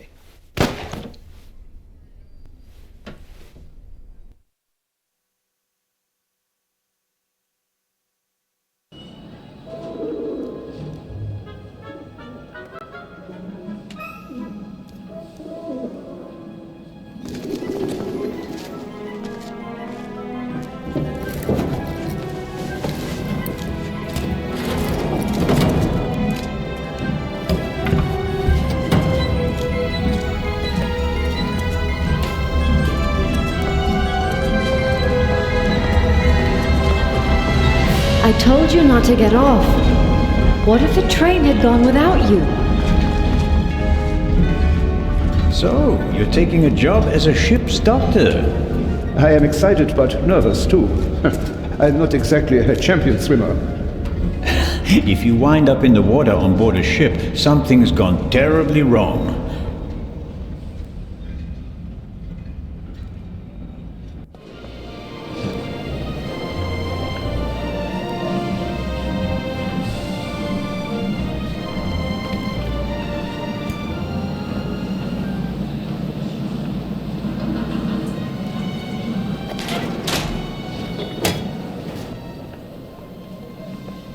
What was all that in the museum? That didn't quite go according to plan, did it? And I hate it when things don't go according to plan. You nearly killed them. You let them catch you. It wasn't my fault. Scotland Yard was there. If I thought it was your fault, you'd already be bobbing in the River Thames with a bullet in your head. Someone tipped them off. I don't know who, but I'm going to find out. Where is the jewel? Ah, marvelous. But it's just half the set, and stealing the second eye will be more difficult than I'd anticipated. Why are we meeting here and not in Venice like we planned? London drew more attention than planned. They put Legrand on the case. Nicholas Legrand? He's searching the train. Shouldn't we postpone the plan under these circumstances? On the contrary, I gave him an anonymous tip. A tip? I told him that the train will be robbed. You don't seriously suggest that we steal the jewel right under Legrand's nose? Of course, because I'm an idiot. Our best bet is still Cairo. Everything is prepared. Mr. X will provide us with everything we need. As planned, I'll go to Venice together with the Baroness and board the ship there. You'll do the same, but as surreptitiously as possible. All right. And under no circumstances can anyone be permitted to discover our relationship. Understood? And the rest of the plan is as before? We just have to get on board the ship. Then I'll get in the car and we'll meet in Venice. No, Legrand necessitates a change of plan. You'll go by train as well, and place this envelope on the safe as soon as the train halts in the tunnel. I'll cause a blackout so that you can sneak past the guard. You won't believe who's guarding the safe. That blasted Bobby from London. If you have any trouble, cave his skull in. And Legrand? You take care of the letter, I'll take care of everything else. The most important thing is that no one recognizes you on the train. And that I don't get caught.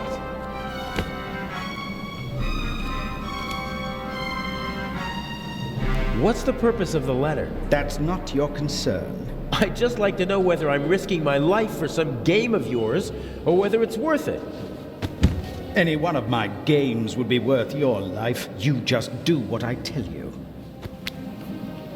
Stick the letter on the door of the safe or leave it on top of it. I don't care. But the letter has to be there as soon as Legrand shows up after the blackout to make sure everything is in order. Understood? Yes. What? Yes, understood. Hasn't the Baroness grown suspicious? She's wrapped up in a veil of alcohol, arrogance, and disinterest. Only flattery, gossip, and Belgian chocolate can penetrate it. Ideal conditions. I'll be glad to be rid of that old hag. She's my ticket to the most important museums in Europe. But these have been the longest 6 months of my life. How are the injured guards doing? How the devil should I know? You didn't need to do that. What? Save your bacon? I'd have made it out on my own. Oh yes, the poor security guard. It really wasn't necessary. I'm such a naughty boy. I just don't want anyone to get hurt. Oh please, please, don't be angry with me. I won't do it again. I don't know. We have the first eye, and we only just escaped. Tell me you're not suggesting that we should be satisfied with that? One eye alone is nothing more than an expensive bauble, but both eyes together are a legend. My greatest triumph. Shouldn't I put the eye somewhere for safekeeping?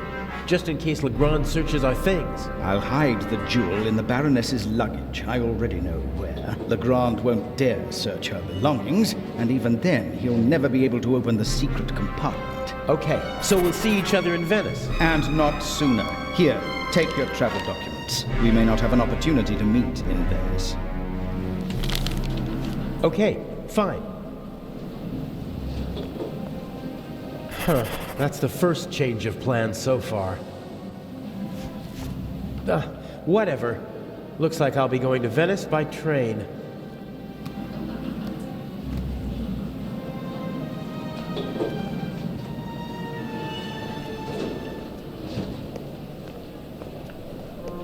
The crate must have had bananas or something in it. It's empty now. It's built out of thin wooden boards. Probably didn't have to bear much weight.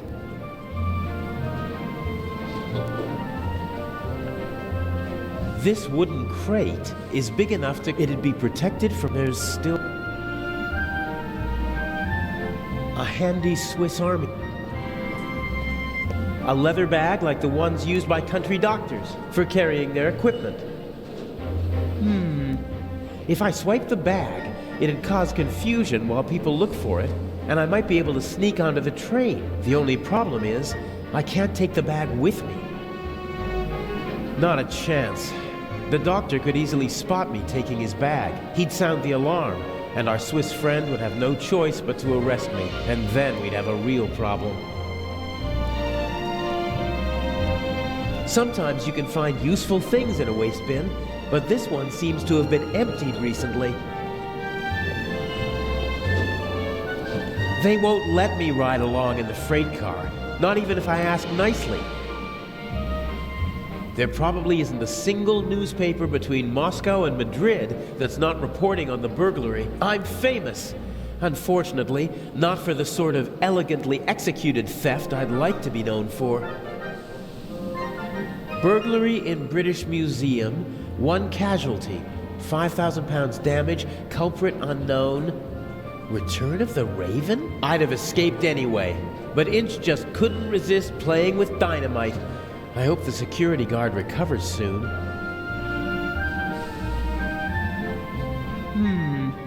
If I swipe the bag, the only problem is... not a chance. He'd sound the alarm, and then we'd... The conductor from the train. He's keeping a watchful eye on his passengers and their luggage. The train's been held up, and he seems to want to prevent further delays. If I try to just get on the train, the conductor would probably stop me and might even turn me over to the police. I can't risk that. Even if I was able to distract the conductor and slip onto the train, I'd stick out like a sore thumb with these shabby clothes. I have to find something more suitable. This is the saloon car, fully furnished with a bar and all the niceties. The ladies and gentlemen would have a fit if I just waltzed in there wearing these clothes. Clothes maketh the man. Put a uniform on a short, old, rather chubby little man, and they'll show him all due respect, even if he's only a constable. The uniform alone gives him power, and that counts for a lot in this part of the world.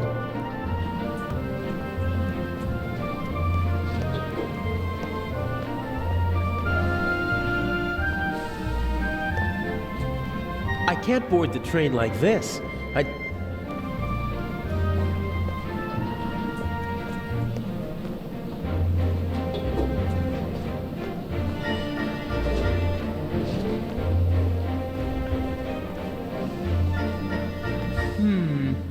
If I swipe the bag, it'd cause confusion while people look for it, and I might be able to sneak onto the train. The only problem is, I can't take the bag with me.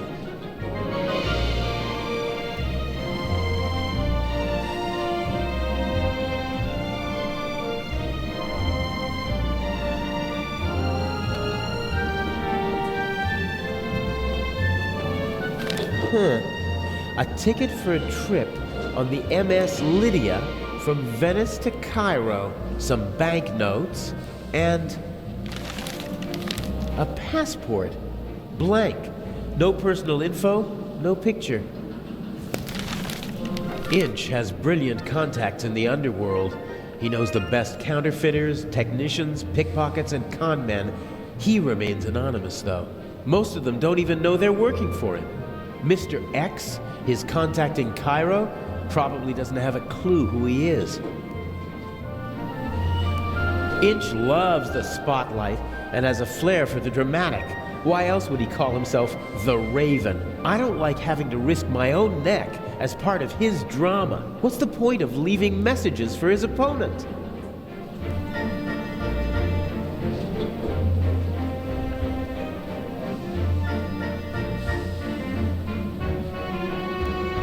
A handy Swiss Army knife. A good friend gave it to me.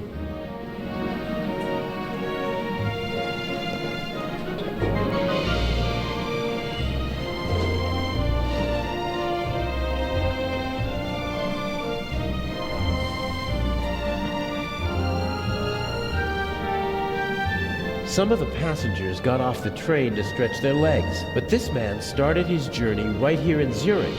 He waited a good 10 minutes for the train and began to get impatient.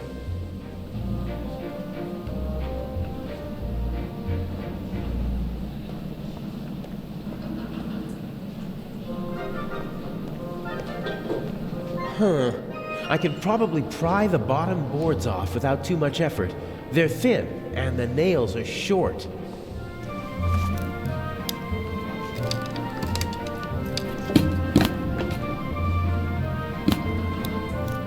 Perfect. It looks like a normal crate. It's now or never.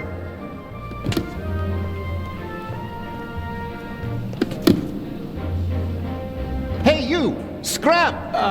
Yes, sir.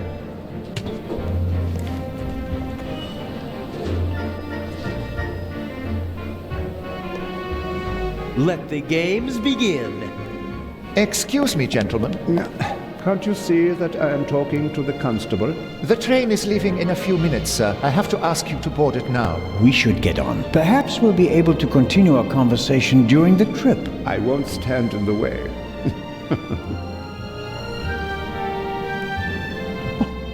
Where's my bag? You left it right there. I know that. I want to know where it is now. I don't know. I'll look for it right away. If you gentlemen would get on the train in the meantime... I will hold you and your employers liable for this. I'm sure he'll find the bag. Come on, Dr. Gebhardt. I will help you with your luggage. Fine.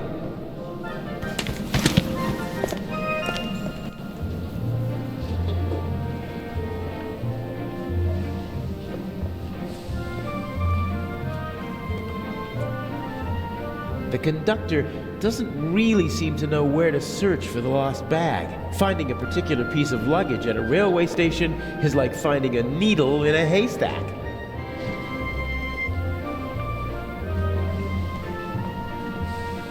You seem to be searching for something. Can I help? Go away. There's no money to be earned here. That's not what I mean. I just thought, if you're looking for a brown bag... Why? Did you steal one? If that were true, I wouldn't be offering to help you. I saw a little blonde boy take the bag. He ran off with it, over there. Really? Thanks.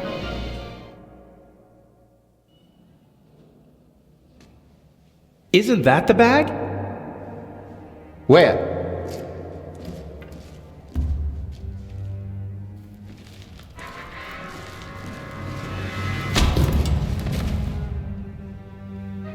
Nothing personal.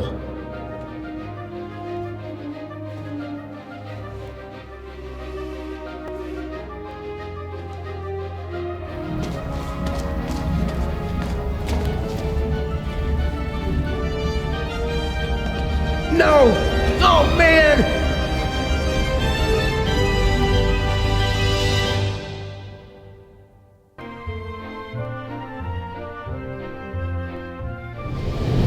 Get in touch if you notice anything unusual. Of course. What's the matter? The door. I can't open it. Let me have a look. The compartment is locked. Damn!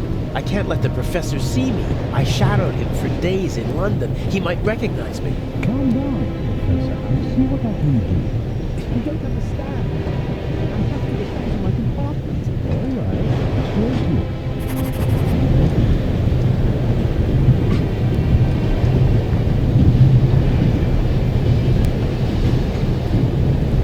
Professor Lucien seems to travel light. The Baroness's luggage takes up half a freight car. I don't think that the suitcase or the bag...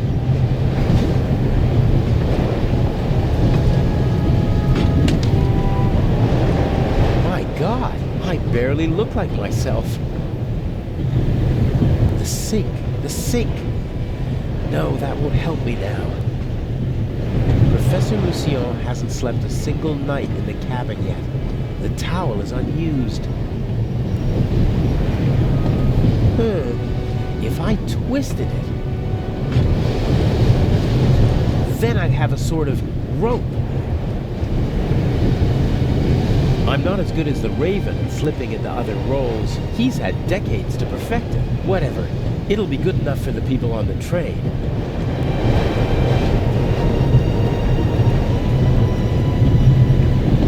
He doesn't give up easily.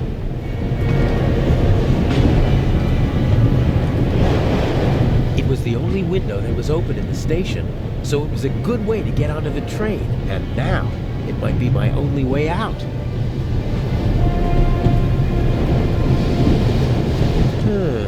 The window to the right should be the Baroness's cabin, and the one on the left is the saloon car. The roof could be my escape route.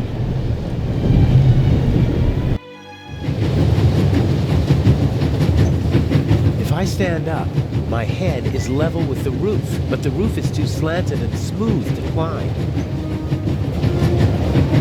This is the saloon car. The coal car and an old-fashioned steam engine are in front of it. That's the Baroness's cabin. Inch is probably with her. There must be someone in the saloon car. They'd see me if I climbed along the side of the train. I wouldn't mind jumping through the window and giving them both the surprise of a lifetime, but then the Baroness would freak out. And Inch would be forced to report the event to the police. Those are air ducts or something, but I can't reach them with my hands.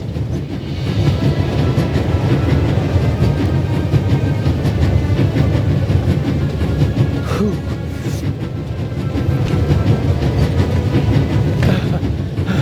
There's nothing quite like traveling on a train.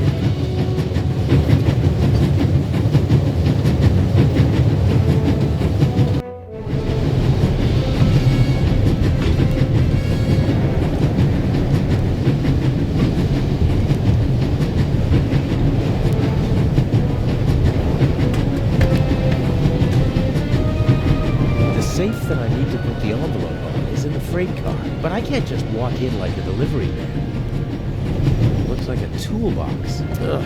It's secured with a heavy padlock.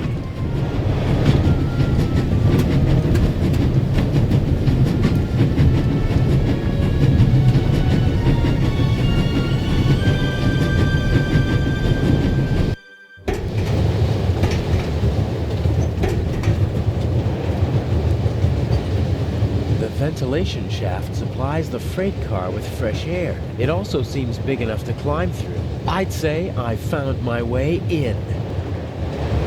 The cover has 2 hinges on the back. It's possible to open it, but the 2 screws on the front hold it closed. I can't see anything but the rear of the car through the slots. That won't do. What I really need is a view of the front. The cover has 2 hinges on, but the 2 screws.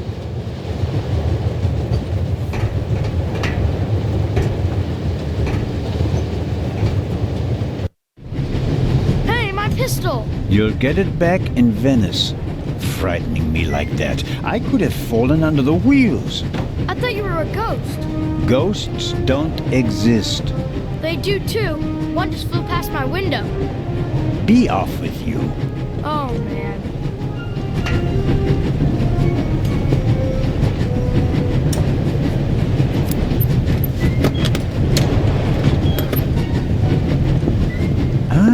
I can use these. Phew, that was close.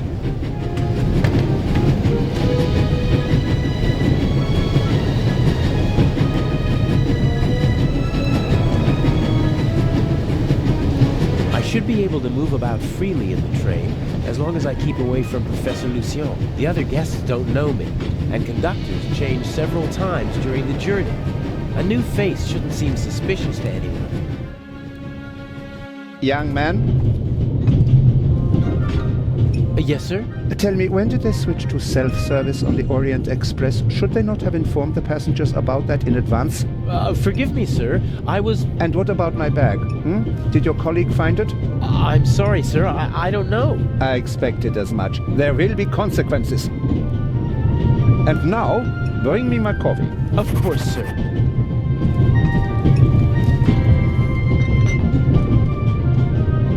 Asshole.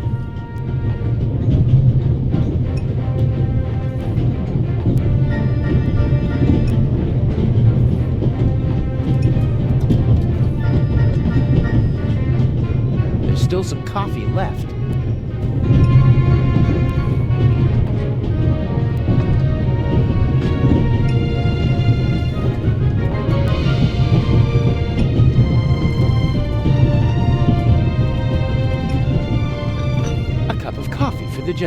Do you know know what the problem with people like you is? You mean our lack of a sense of duty, or our skin color, or a lack of respect for our elders? We have so many flaws. He didn't even want to hear why it took so long to get his coffee. He just wanted to tear into someone, just wanted to assert his will. It's a sad life if you have to pump yourself up by deflating others.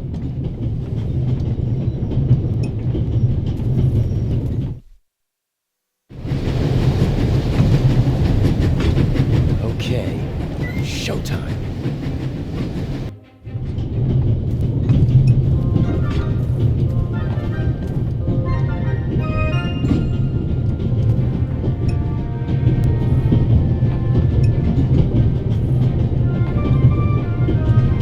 Locked. A small portable radio. Huh. A dish with old people's candy. Butterscotch, I think.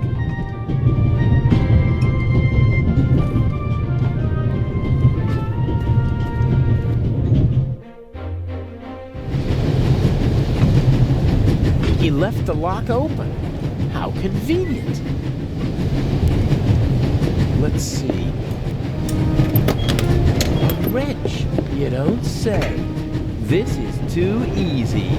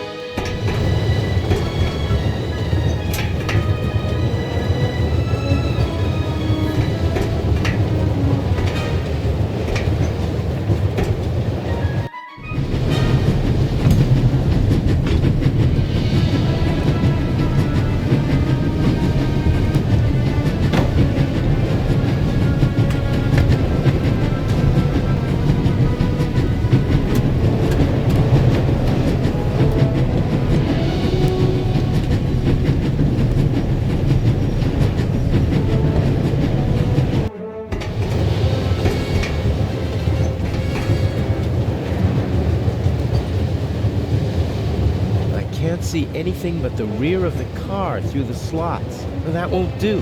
What I really need is a view of the front.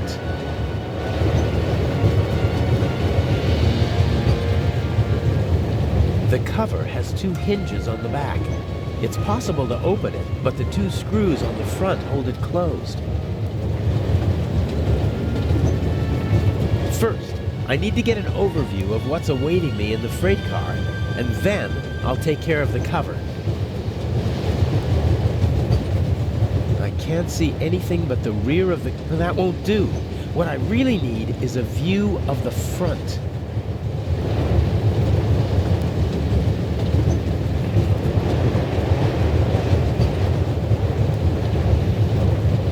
I can't see anything but the rear of the car through the slots. That won't do. What I really need is a view of the front.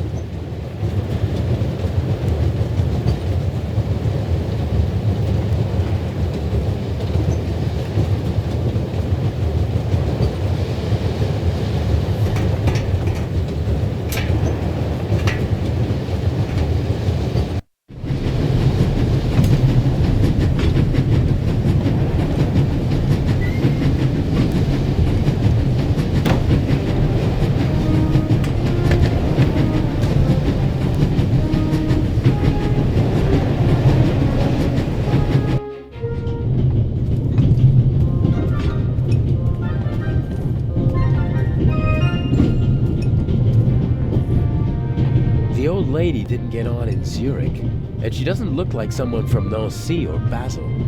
I'm guessing she boarded in Paris. She seems familiar somehow.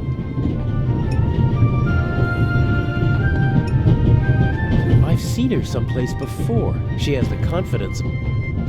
The elderly woman's carer can't keep her hands still, so she's knitting. The younger woman seems to be some kind of carer or companion for the older lady. I wouldn't like to be with her all day long. She radiates a certain restlessness and unease.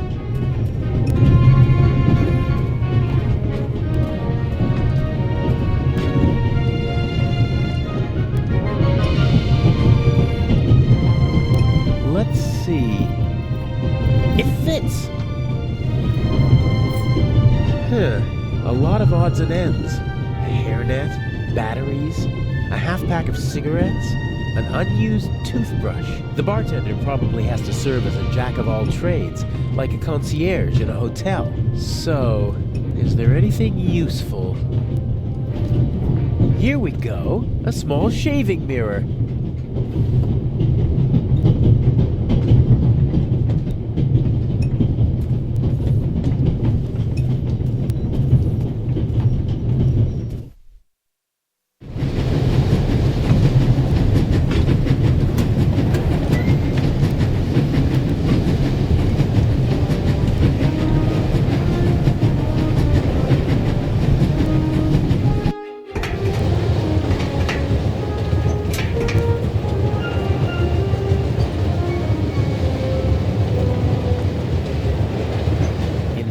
I could use the mirror to get a look at the front of the car, but my arm is too thick to fit through the plate.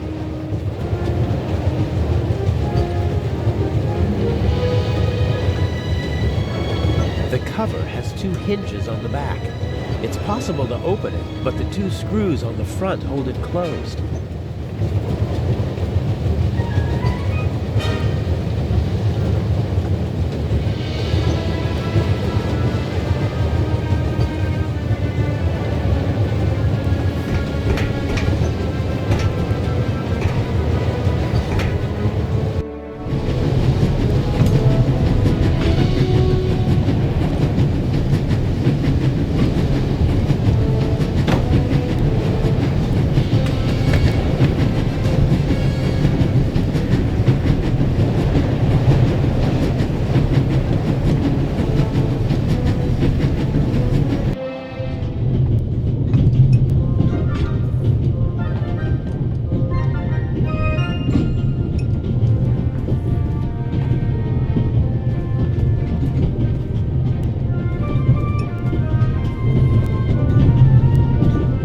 Better not talk to her.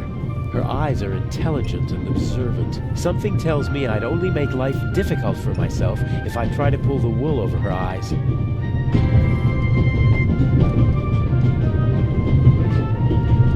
They should have been able to open the door with pliers. I think the coast is clear.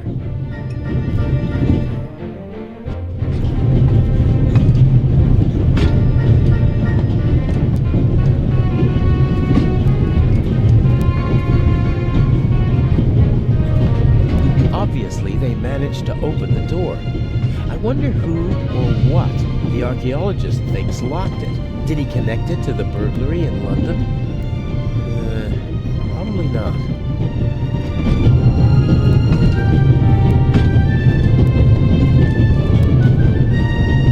Climbing over the coal car is the only way to get into the driver's cab while the train is moving. I can't imagine Inch climbing over it to trigger a blackout up front. I bet he paid someone to do his dirty work. Inch almost never takes personal risks, and usually he tries to keep his hands clean.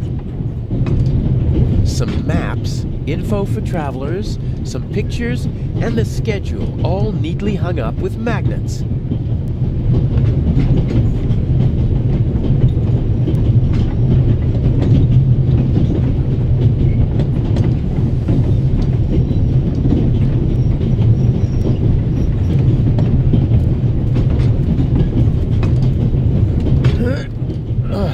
Won't work. There's a lock at the bottom of the window.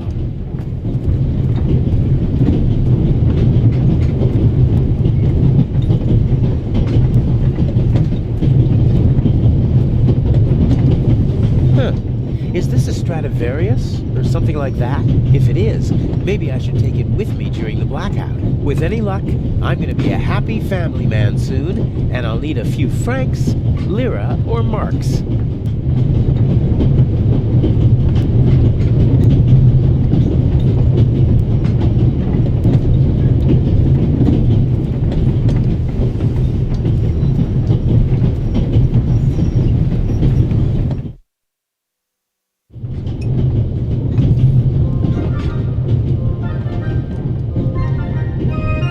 mirror's so small I can hardly...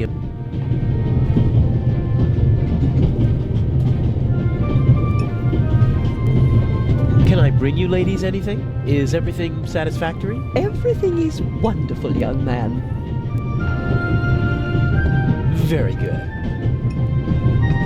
Got it.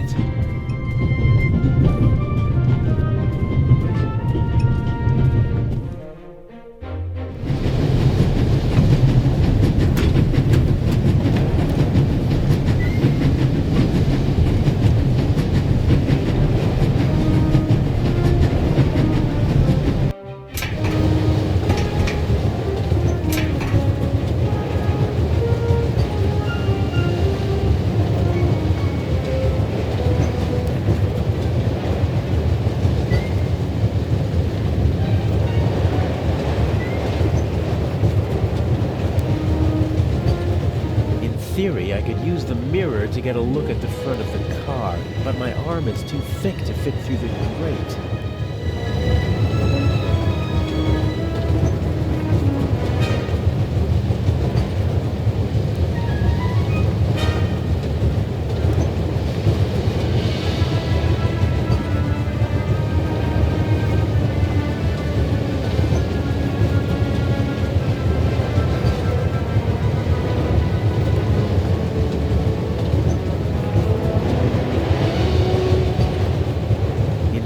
I could use the mirror to get a look at the front of the car, but my arm is too thick to fit through the grate.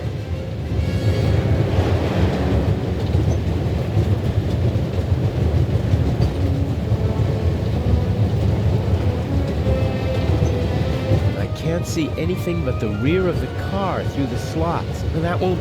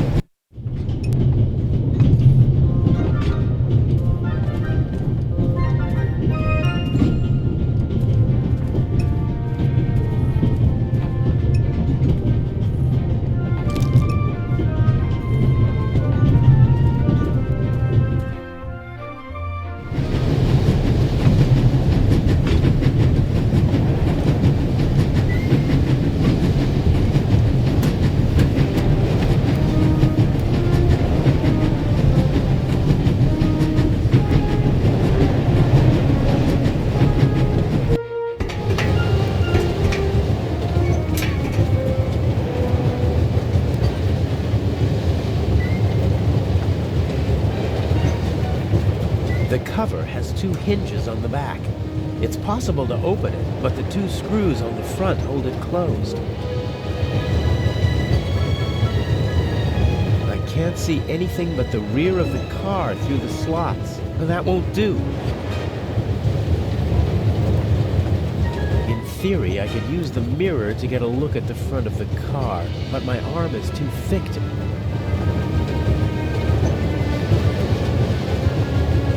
Huh, if I have to.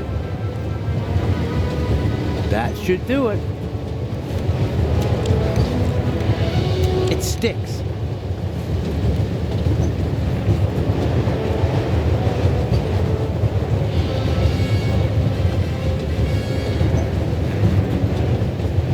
The cover has two hinges on the back.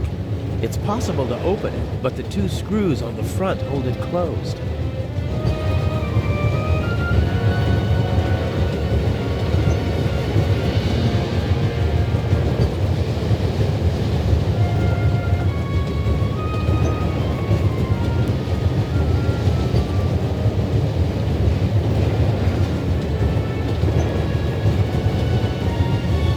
See anything but the rear of the car through the slots. That won't do. What I really need is a view of the front.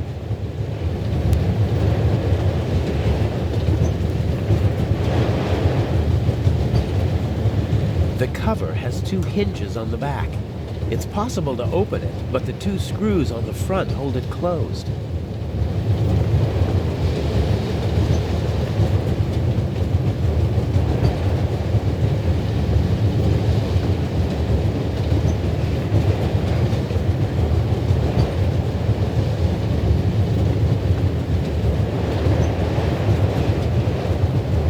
butterscotch is stuck to the back of the mirror.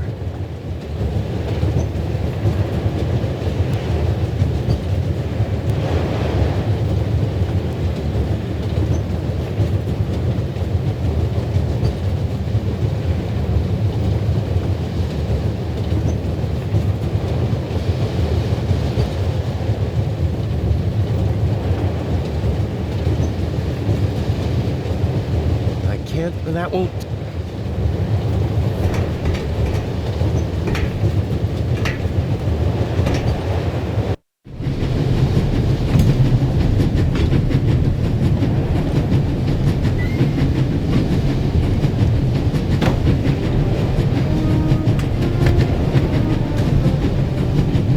I don't think I need anything else for the toolbox, and if I do, I know where to find it.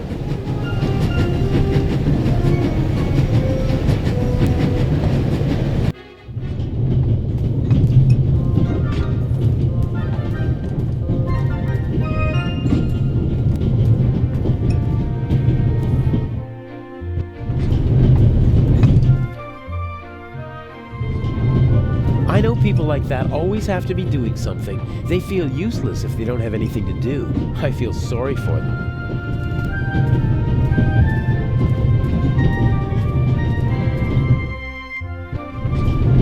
I assume Inch is also in the compartment. He'll probably find some excuse to sneak out to trigger the blackout and engage the emergency brakes. No idea how he expects to pull that off. He usually leaves me in the dark about such things. Even after months of partnership, he still doesn't trust me completely. Professor Lucien is on his way to Cairo, just like the Baroness. They both know each other. She chairs the Friends of the British Museum Club. I hope he's too shaken up to leave his cabin until we reach Venice. The violinist was already on the train in Zurich. Handsome devil. I'm glad my girlfriend isn't here. She loves to make me jealous, and once I'm raging mad, she leans forward and whispers one of those phrases that only she can say. He seems to be worried about something. So much the better for me. If he's absorbed in his own problems, he won't be paying attention to anyone else, and won't be able to offer good testimony to the police. Self-control. Side jobs always lead to complications. There are enough unknowns in our plan as it is. No need to add more. We're still in the Swiss Alps. We should reach the Italian...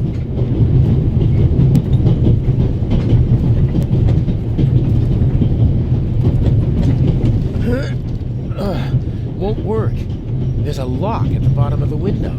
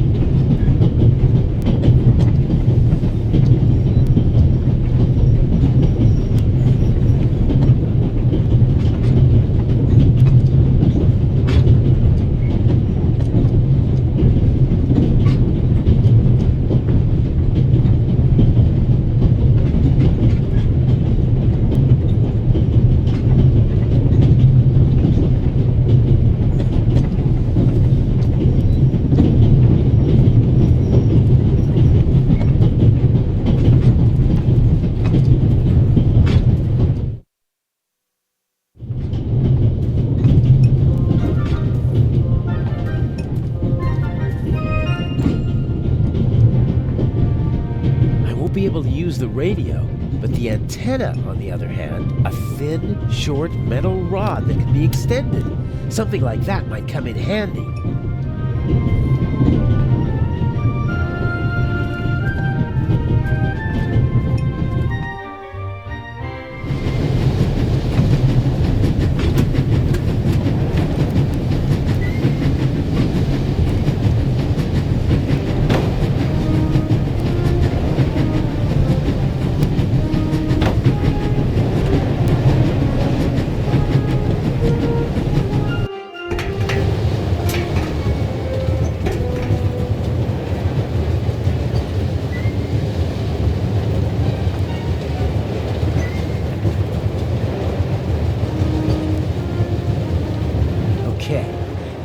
Is so sticky that it'll hold the mirror without any trouble. As I expected, it sticks.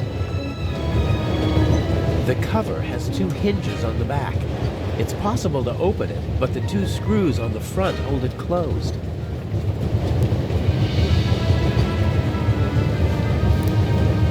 There's the guard. The safe is directly beneath the ventilation shaft. I could shimmy down the shaft and hit him on the head from behind. Uh-oh. Are you okay, Robert? Nothing to report, sir. At ease. Any suspicious passengers come aboard in Zurich, sir? Not really. It could be anyone and no one. But we've received support from the Swiss police. A certain Constable Zellman. Oh? Very motivated. Might get on our nerves.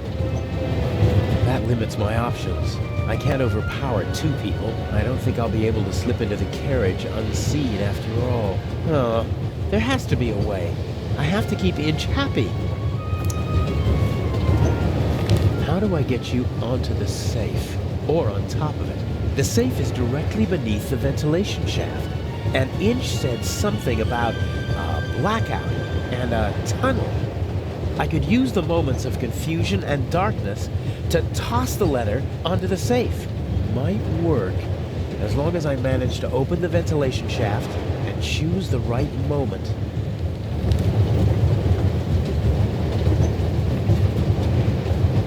The cover has 2 hinges on the back. It's possible to open it, but the 2 screws on the front hold it closed.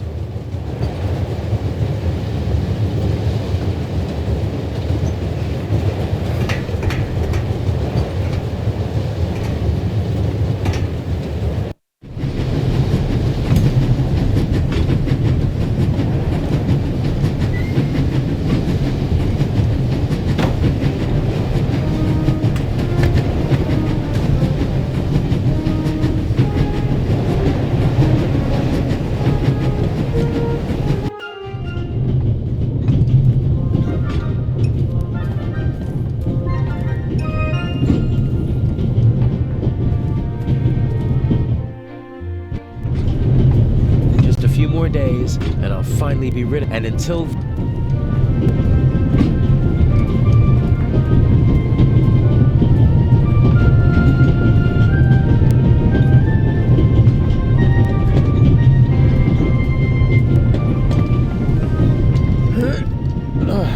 won't work.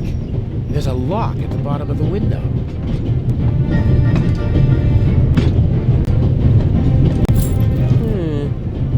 Maybe.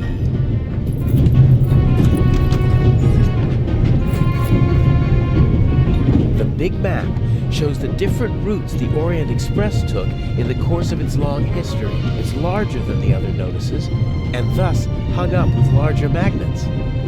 I'll take one with me. Some of the photos are rather nice. Professional work.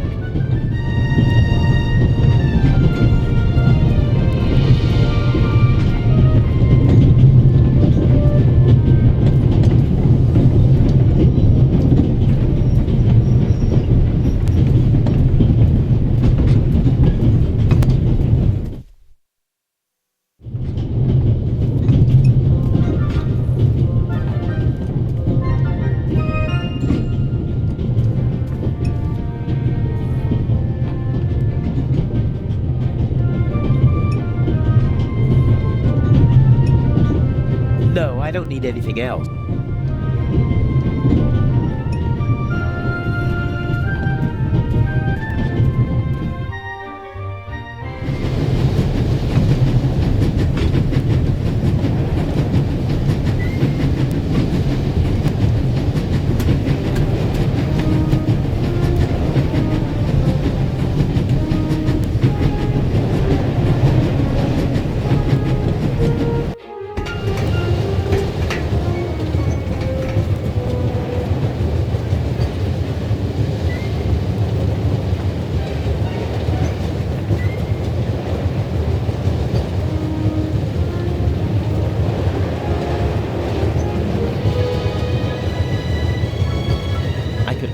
unscrew the screws, but I should only open the cover inside the tunnel.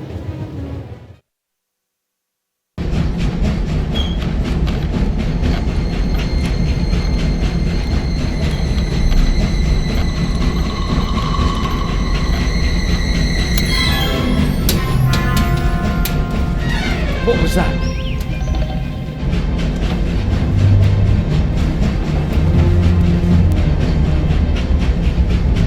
Sir! Must have fallen out.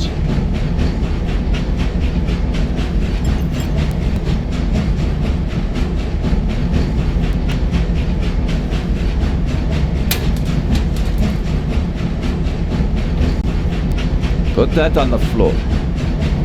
Yes, sir. That was close. If the second screw makes that much noise, it's over for me. The cover has 2 hinges on the back. It's possible to open it, but... no way. If the second nut also hits the floor, Legrand will know that I'm up here. My only option will be to jump from the train.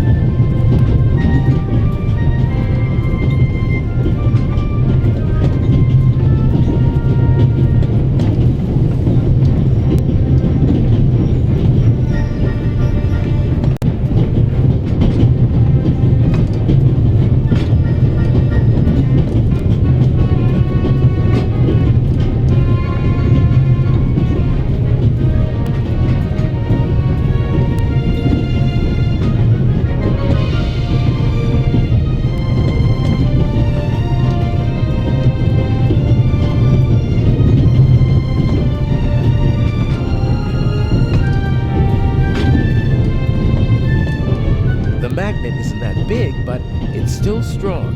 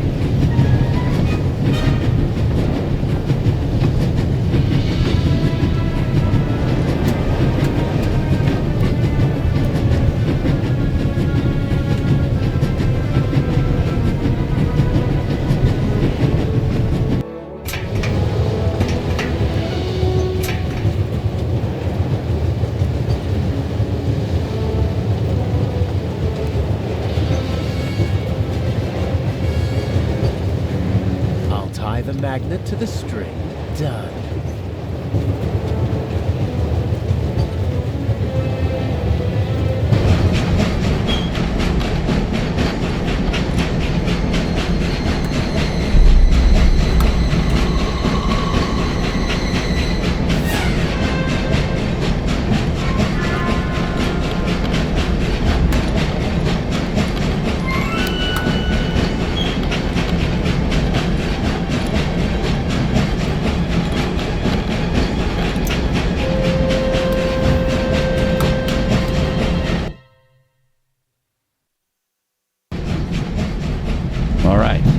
We should... What? The light's gone out! Flashlights!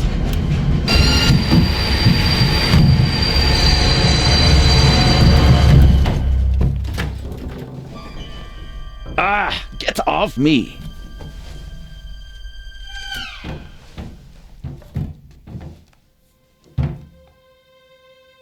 There, sir! An envelope!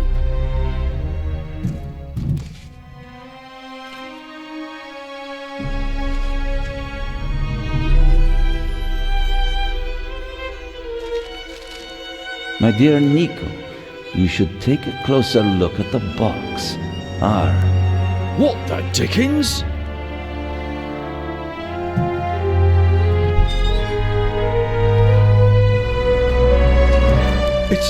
It's a... Away with it! Take cover!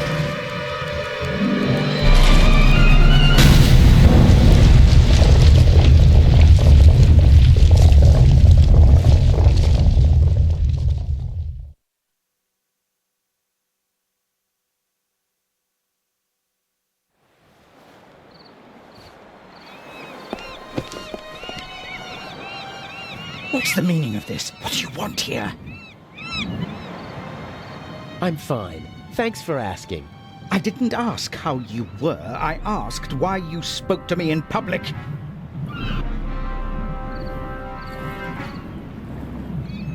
What was the point of the bomb? Isn't that obvious? I wanted to dispose of Legrand as spectacularly as possible. You almost disposed of me as well. Did I not tell you to deliver the letter and leave immediately? People could have died. But of course, that was the point of the bomb. I don't want to hurt anyone. You know that. And you know that I don't care what you want. Obey my orders and nothing will happen to you, and you'll soon be a rich man. I won't blindly obey orders anymore. I want to know what the plan is. You know as much as you need to know. We will steal the second eye in Cairo, before the eyes of the world. The theft of the first eye got everyone's attention. Legrand's death would have increased the excitement immeasurably, but this will do just as well. We'll have a showdown instead. The Raven versus the Inspector. That should also electrify the press. Why are you doing this? I thought it was about the jewels. Why are we making life difficult for ourselves and attracting so much attention? It's about more than that. It's about performing on the greatest stage of all. About the end of a legend. You'll see when it's time for you to see. Until then, just do as I say.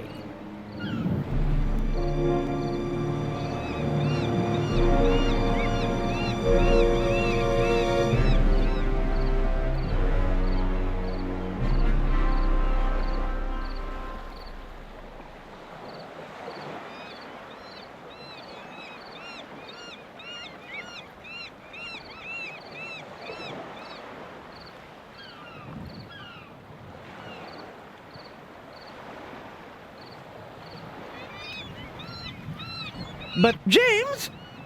James! Where on earth are you? During the trip, we'll keep a low profile and steer clear of Legrand. I lost the ticket and the fake passport. I swear, if my arm were still good enough to climb, I'd have disposed of you long ago. Ah, well.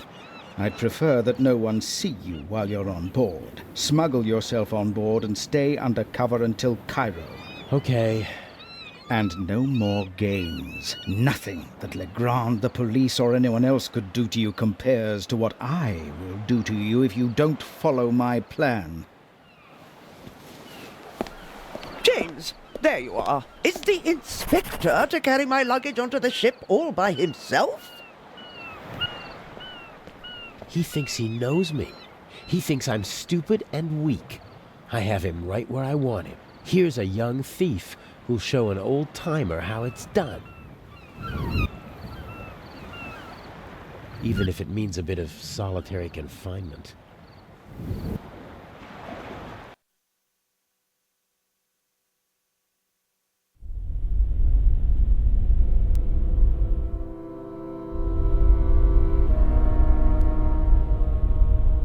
I'm lying on a pile of clothes.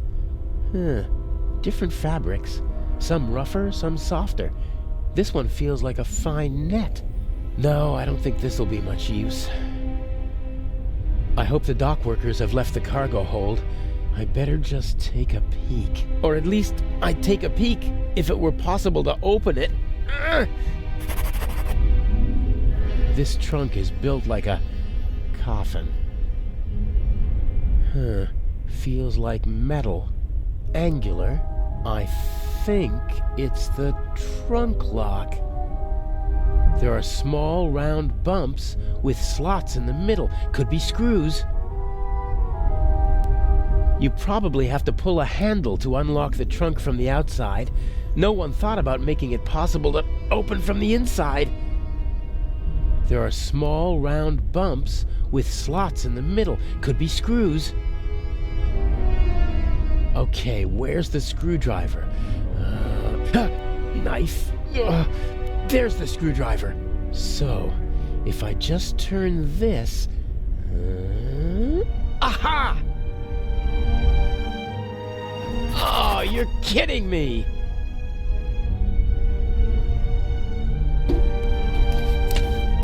Seems to be a strap for holding something on the shelf above the trunk.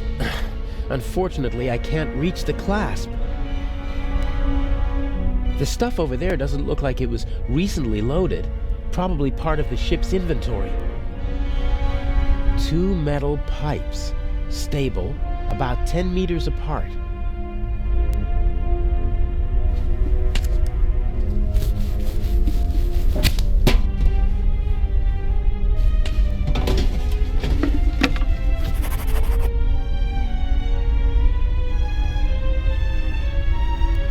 And then it'll just tie itself around the pipes?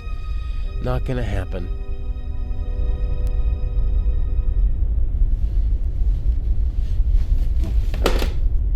Oh, brilliant! Hopefully the clasp won't slip out of the box when I pull the strap.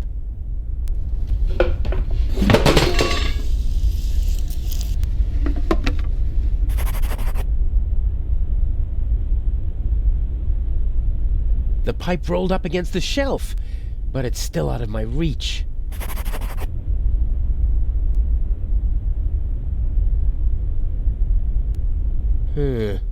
All right then. I'll just drive the blade through the end of the strap. I can't reach it. It's worth a try.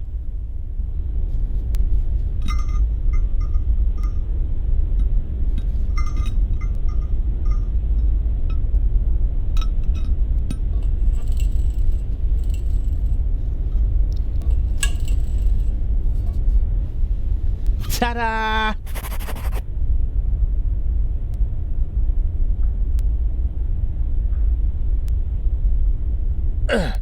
That should hold.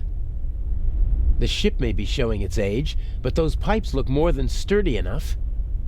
The ship may be my best chance.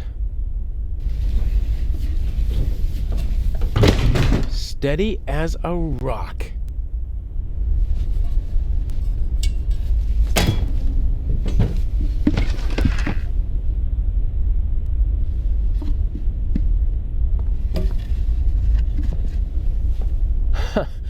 Elegant.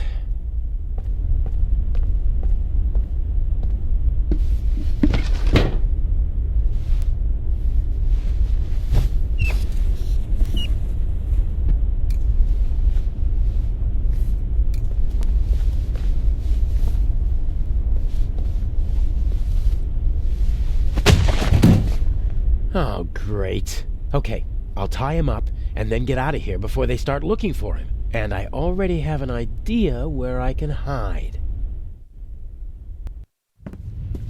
I can't imagine that he'd just leave. Yeah, and without saying goodbye either.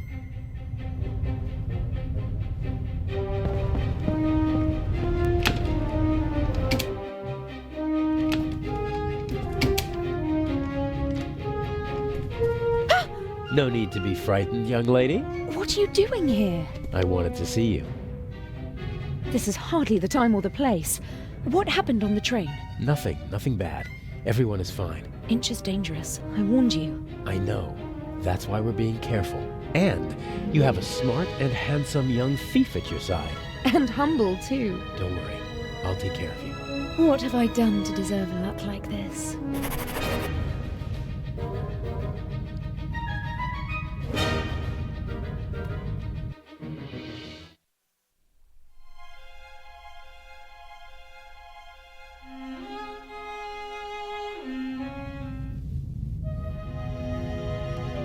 Inch bothers me. He's shown what he's capable of. What if he finds out about our plan? How would he? We're careful. He's more ruthless than we expected. The bomb on the train. I don't want to think about it. We need to make sure that we stay calm. You mean that I stay calm? I'm not worried about you. I know you.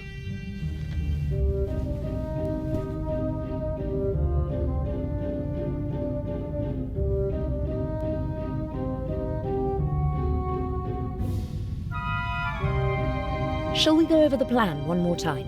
Good idea. We know that Inch hid the first eye in the Baroness's luggage. I'll break into her cabin and replace the eye with a fake. Right. We'll steal the second eye in Cairo. And Inch will be caught in the act. It's simple. The devil is in the detail. I have to get into the Baroness's cabin undetected, then find the secret hiding place, and I can't leave any evidence behind. Yes. And Inch said something about a combination, so the hiding place might be locked. One step at a time. I think I'll assess the situation first. And I think I'll make myself comfortable for a little while. So this is how married life will be. Works for me. Everything went according to plan in London? Except for the explosion, yes. The Bobby was right on time. Because he had a good tip-off. I had enough time to take the eye, but unfortunately there was no time to replace it with the fake. Where is it? A work of art. Almost as beautiful as the original. I can't tell the difference. Inch could. But if all goes to plan, he won't have a chance to take a closer look at the jewel until after the burglary at the Egyptian Museum. Will Legrand cause any trouble? Everything's still going according to plan. That means he's clever, but not clever enough. And the Bobby? Peasant's cunning, nothing more. He won't be able to solve the puzzle on his own. There's still Inch. He doesn't suspect anything. We laid the foundation well. I've been his assistant for months already. He doesn't trust me, but he thinks he can play me for a sucker. That's enough. Speaking of Inch, I saw him talking to you in Venice. What was it about? He was angry because his attack on the train failed and because I lost my ticket. How did you get on the ship? As a stowaway, locked in a cold, dark cargo hold. Poor boy. I'll go out now and lead the police and master thieves around by the nose. I can think of something else to do. I can't.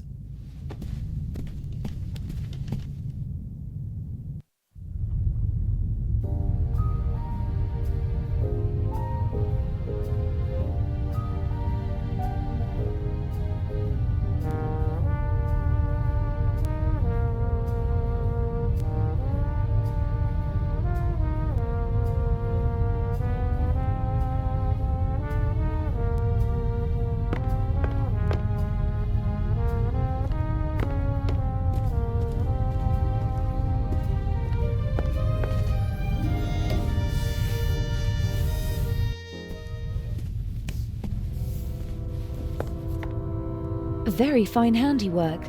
The model maker even wrote the name of the ship on the tiny life preservers. But the winter garden at the back of the saloon is missing, and the stern deck looks different.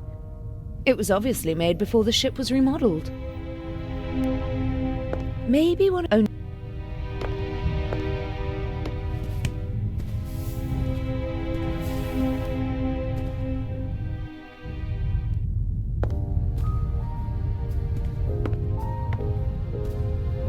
The poster proudly announces the ship's first Atlantic crossing. The city of New York welcomes the MS Lydia.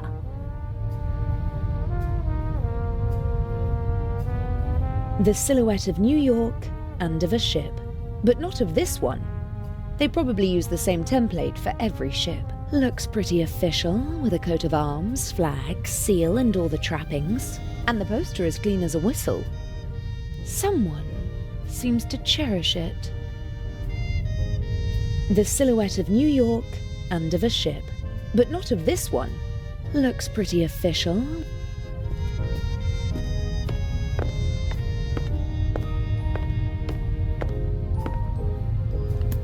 I'm sure I could help you if... Stand aside. If you told me what you're looking for. You're just getting in my way. Now get out. I'll wait at the door, madam. Yes, yes. Oh, Miss... Mayers. Can I help you? No, I'm just having a look around the ship. Good day. Oh, that was close.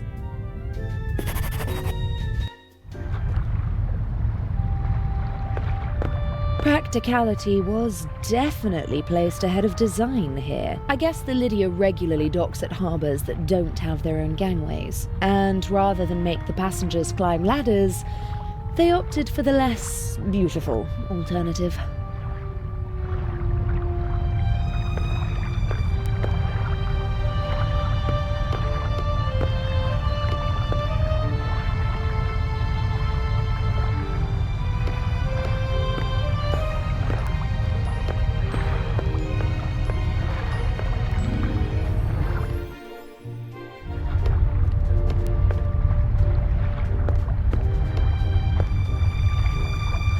Lovely big towel. I hope tomorrow I'll have a chance to sunbathe and enjoy the rest of the trip.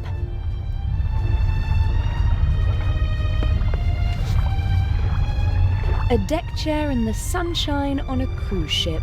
I'd be a fool to miss out on that tomorrow, but I have to take care of my duties before I can relax in the sun.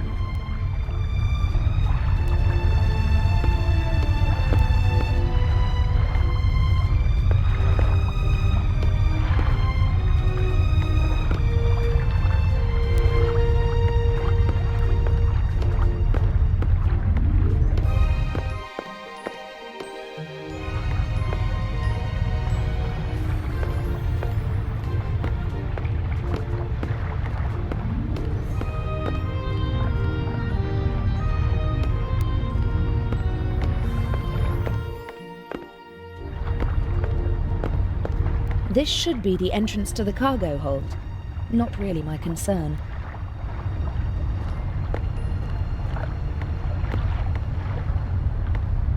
Bull, curling, shuffleboard, all the same to me. I'm not interested in any of that now.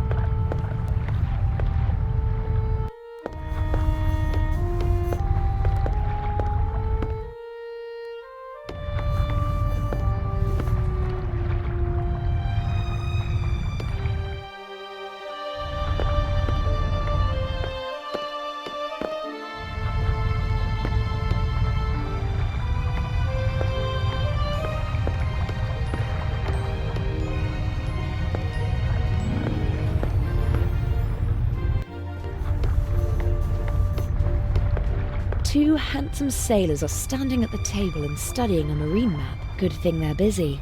I can have a look around without being disturbed.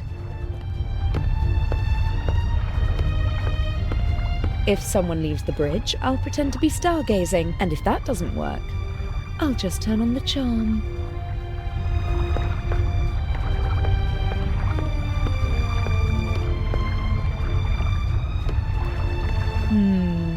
A classic.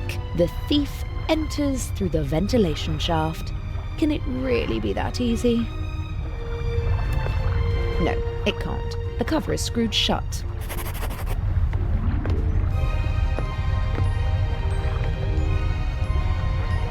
No idea what kind of flag this is, but the pole it's attached to could be very useful one day. It's about 80 centimeters long and looks quite stable.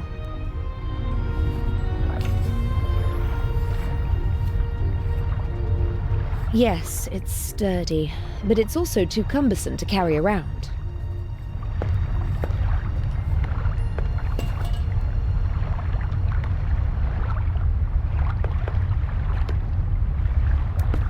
All the first-class cabins have their own ventilation. The shaft might be my best point of entry, but unfortunately, the cover is screwed shut. No, there's no gap to put the pole in. I can't force the cover open.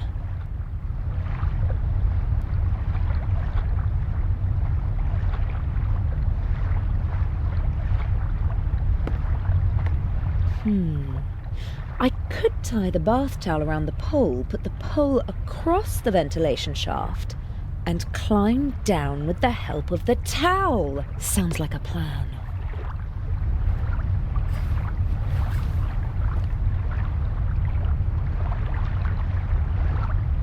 No, there's no gap to put the pole in. I can't force the cover open. No, there's no gap. I can use this to get into the cabin. And, more importantly, to get back out again.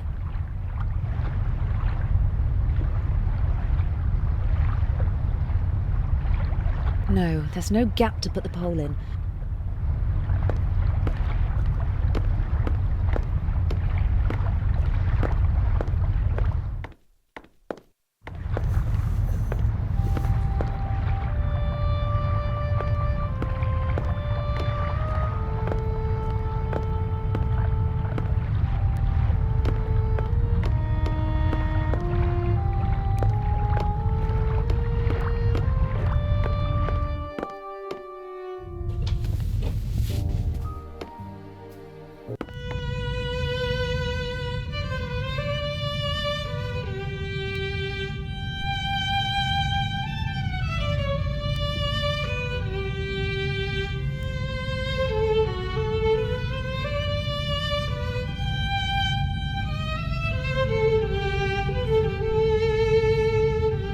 Bravo! Bravissimo! Fantastico! Ha ha! Would it be okay for you if I get some fresh air up on deck? Of course, my dear. Give my regards to the sea.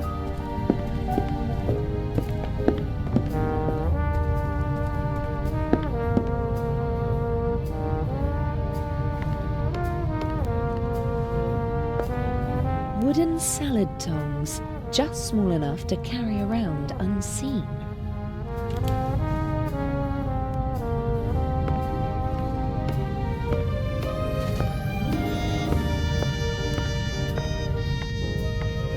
I'm not an expert, but I think that Mr. Kreutzer really is a very skilled violinist. At least, I liked it, and the captain was certainly smitten.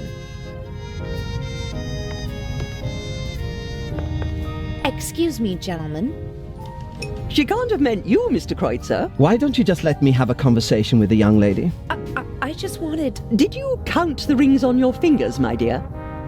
I think I'm going to stretch my legs. But, Mr. Kreutzer, please stay. You simply must tell me more about your wonderful violin. If you insist. There seems to be tension between the violinist and the writer. I'd better not get involved.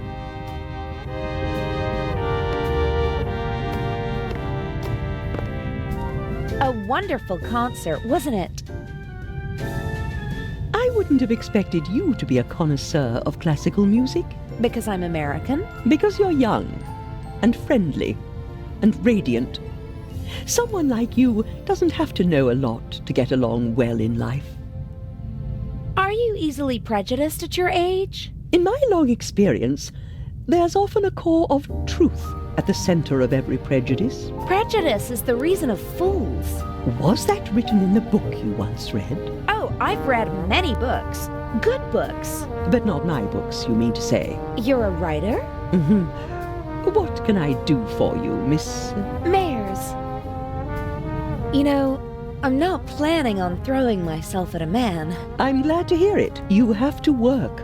Earn your own money. Oh, I will. My grades are excellent, and I really want to study acting in New York.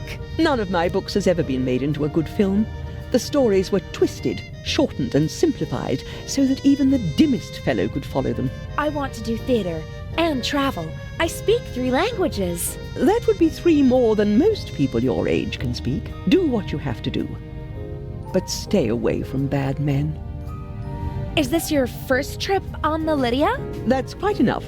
Life is too short for conversations like this. I do wish that rather delightful Swiss policeman had come along. I heard you had an interesting trip on the train. It was thrilling. I'm hoping for an encore. Perhaps in Cairo. Mr. Kreutzer possesses impressive technique, don't you think? He certainly does. His numerous playmates in Austria can tell you more about it than I. You mean Mr. Kreutzer is a womanizer? I'm not talking about cheap skirts.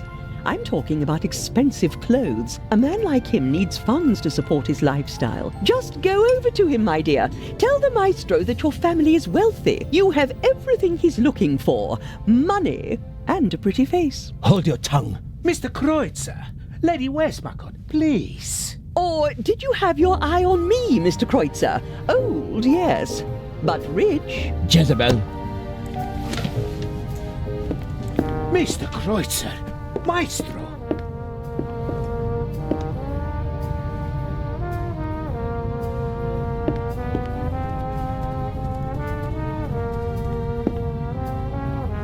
That's better. Freeloader. You and Mr. Kreutzer, you seem to know each other. Not really, but I know his type. Parasites who cling to the rich and famous and suck them dry. The young, misunderstood painter. The innovative writer who writes books that no one wants to read. The musical talent that has to be supported. The ladies and gentlemen of high society let the others use them and call themselves patrons. Another word for fool. Didn't you finance archaeological excavations in the Near East and Egypt? For my husband, and I was there myself. I catalogued items for him, and I didn't show him off like a trophy at cocktail parties, but my son was one of them, the worst kind. The kind that sucks not only the money, but also the life right out of a person. May I take my leave? You may. The lady is not a fan of shallow conversation, which I respect. I shouldn't talk to her unless I have something serious to say.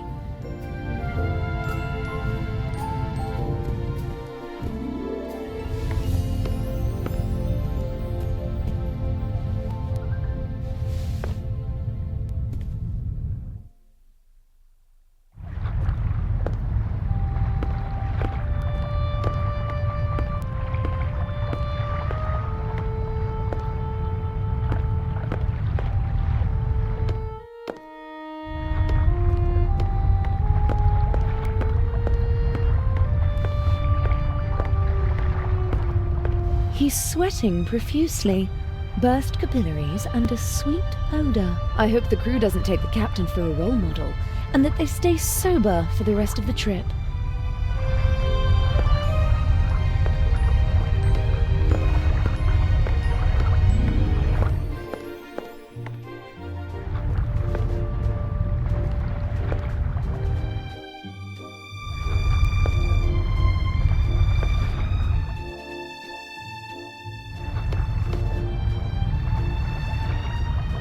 A handsome man and a talented musician, but he doesn't seem very happy.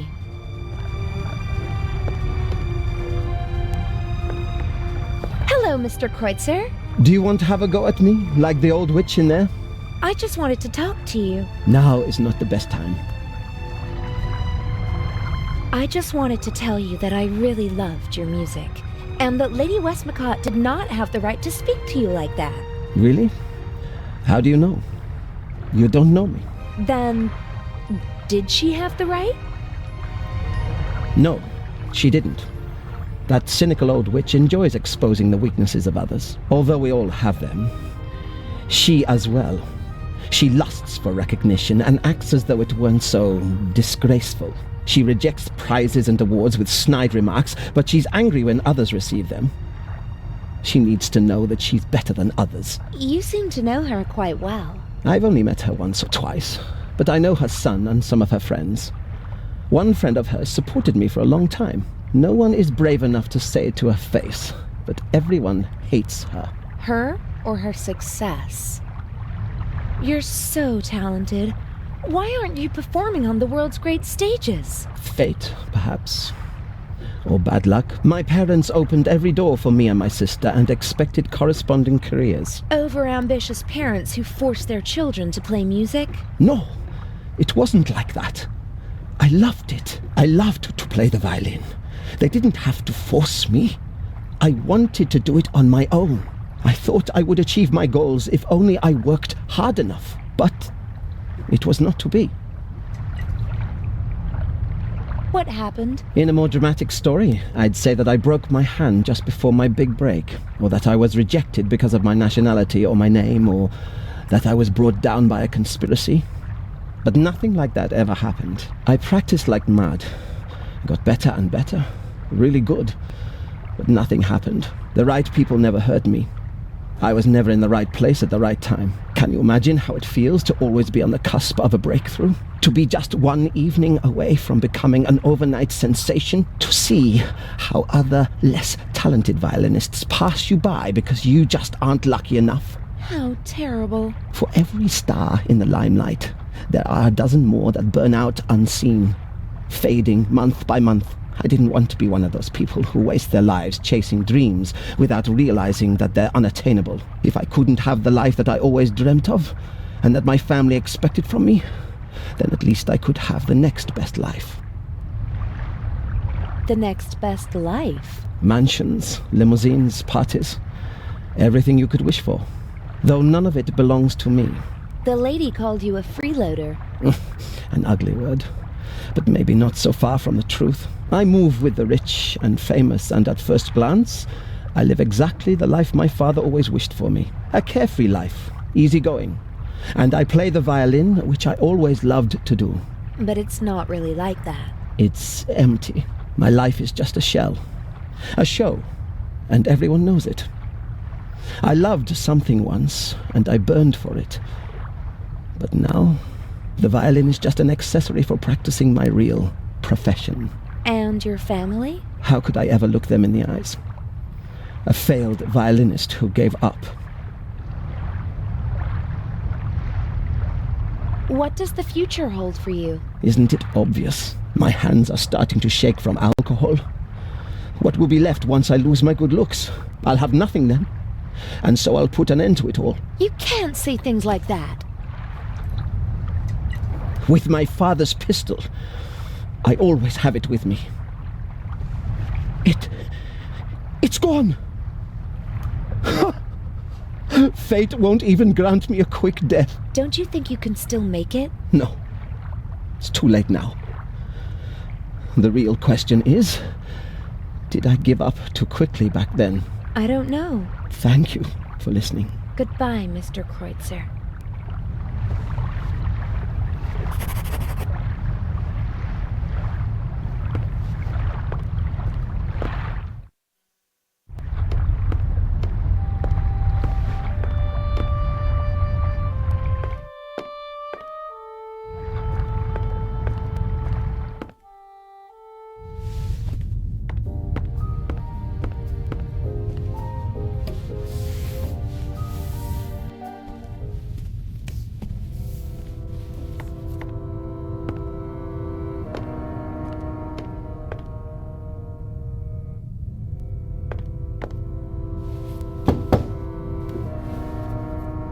Come in.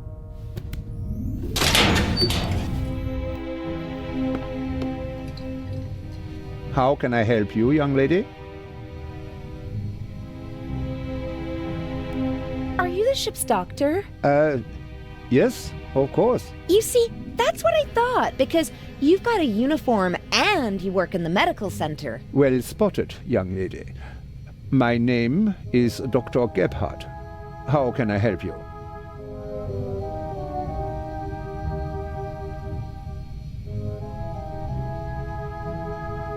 What are the other passengers like?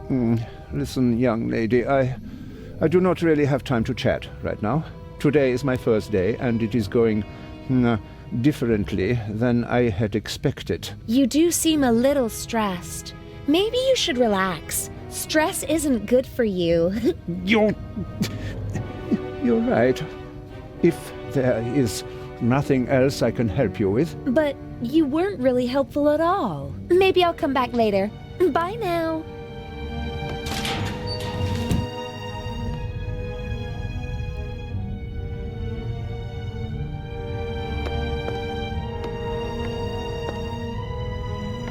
Several journals and magazines. Ah, this looks pretty interesting. Art and Culture Today.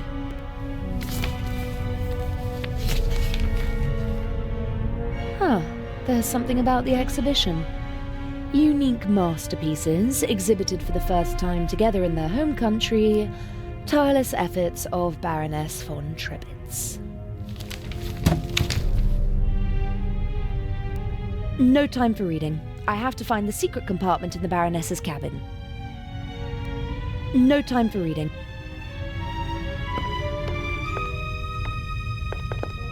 The only regular event seems to be the nightly drink in the saloon. Judging from the rest of the entertainment program, it seems necessary.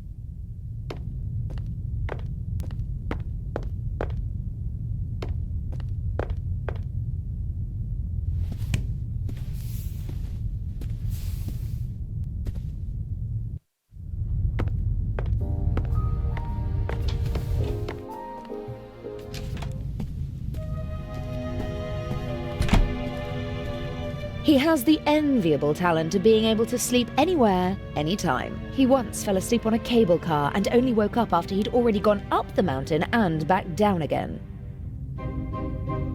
We booked this cabin because it's centrally located, easy to duck in whenever we need to. Of course, the fact that it's a first-class cabin with a huge bathroom and shower had nothing to do with it.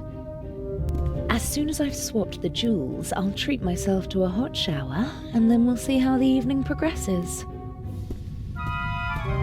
Okay then. I am Patricia Mayers.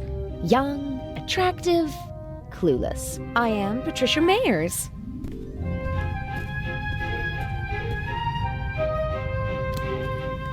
Normally I don't carry so many things around, but it would have been suspicious if I'd come aboard with nothing but a rucksack whilst pretending to be the daughter of a wealthy family.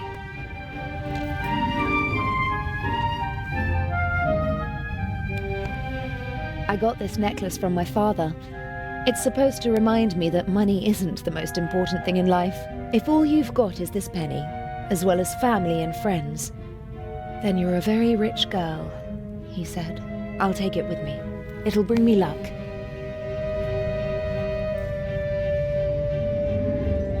I don't like wearing hats, but they do fit the role. And I have to admit that the day in London when we shopped for Patricia Mayers was a lot of fun.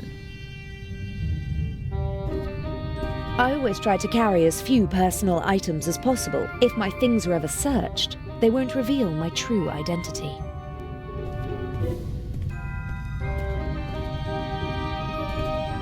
It happened pretty fast between us. It was magic when we first met. Birds of a feather flock together, and he can be very charming.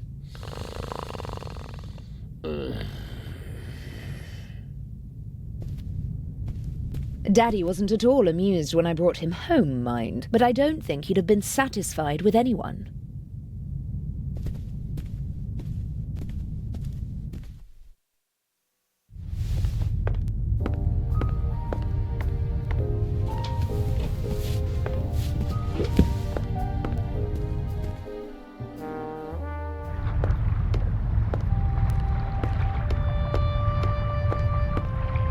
I have no idea where Inch had the fake jewel. Even someone...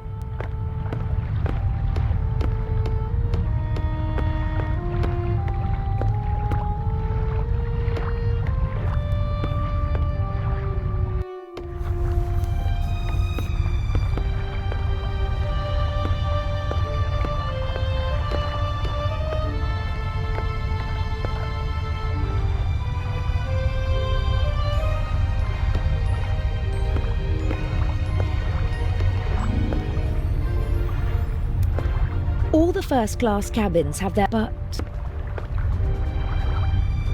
No, there's no gap to put the pole... The penny might be the right size.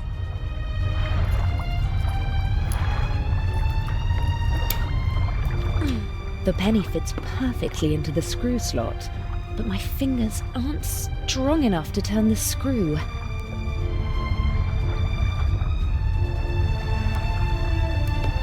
All the first-class cabins have their own, but...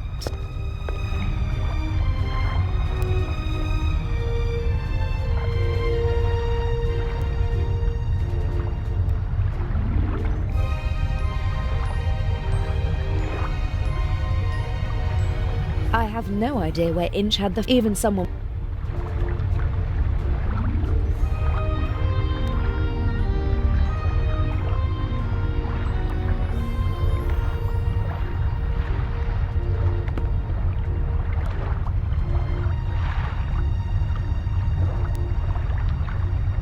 That's it.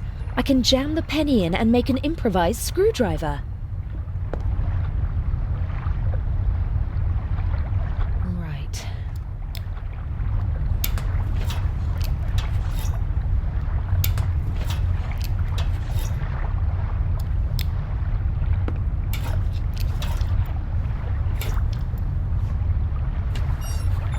That's it. I just hope that this is the right shaft.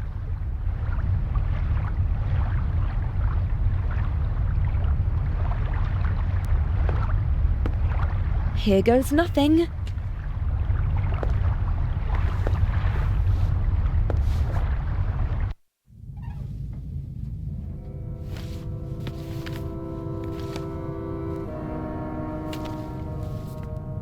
Ah, Jakob Aust. I finally got you. I'll have them arrest you and justice will be done. Can I be of assistance, madam? Yes, you can get out of the way. Shall I tidy up, madam? No! It's time to celebrate. Excellent. The coast is clear.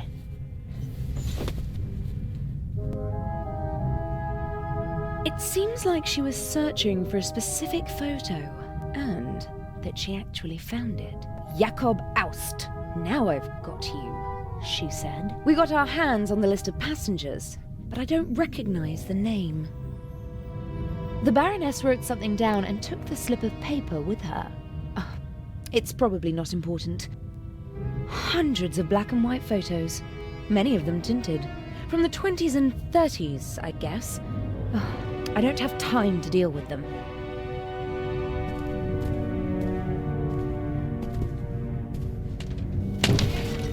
Impressive for a quick drink on the go.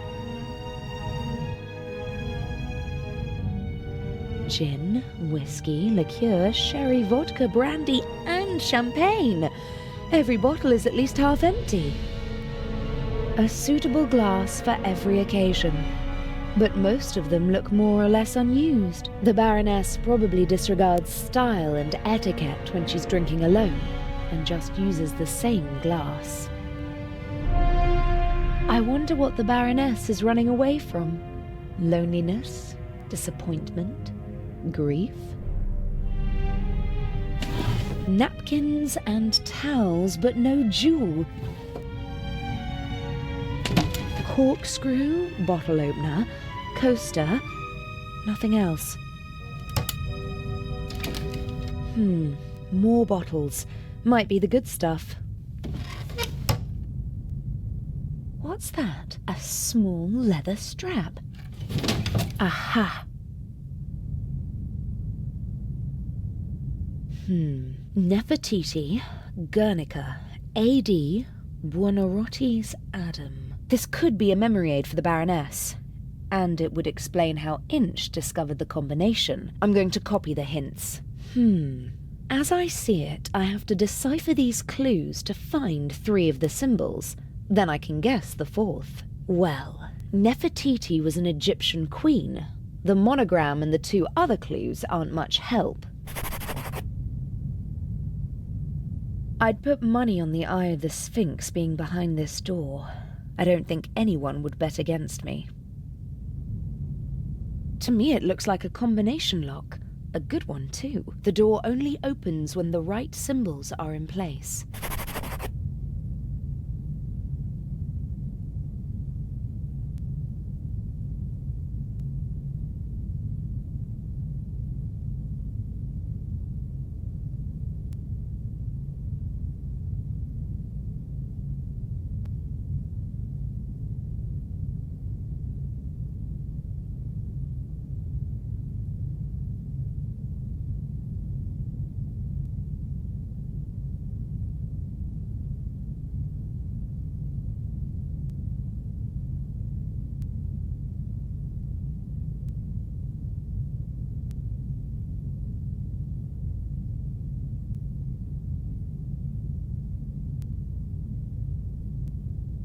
There are outlines of animals.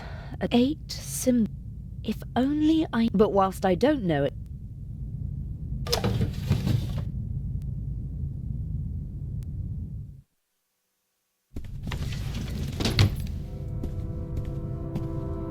Not even Adil would believe that this painting was an original. He was interested in art when we first met. But for him it was always about the content, not the technique. I had my work cut out teaching him to concentrate on the stroke, the material, and the signature of the artist. It's the only way to distinguish an original from a fake. I don't care who painted it as long as it speaks to me, he said. A perspective that, as an art thief, I can't share, but it's charming nonetheless. The mannequin could probably wear my clothes.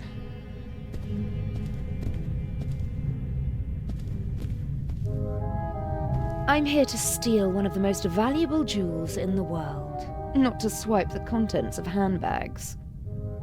Luckily, I don't have to go through all these suitcases. Inch has been traveling with this woman through Europe for months. I almost feel sorry for him. Almost.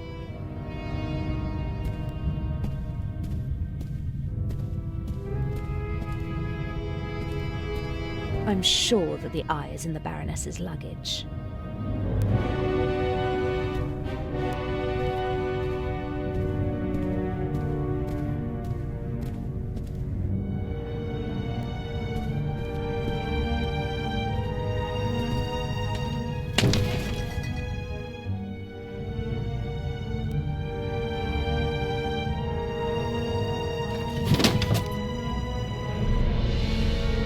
The door is locked. I have to find the right combination to get in. If only I knew 3 of the 4 symbols, I could easily guess the last. But whilst I don't know at least 3 of them, I can't go any further. I've copied the hints into my diary. Maybe someone on board can help me to figure out at least 3 of the 4 symbols.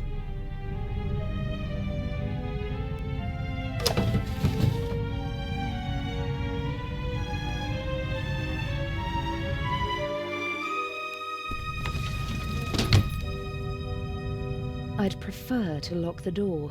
Someone could come in and catch me at any moment. But it's important not to leave a trace. Inch absolutely cannot find out about us. I must hurry.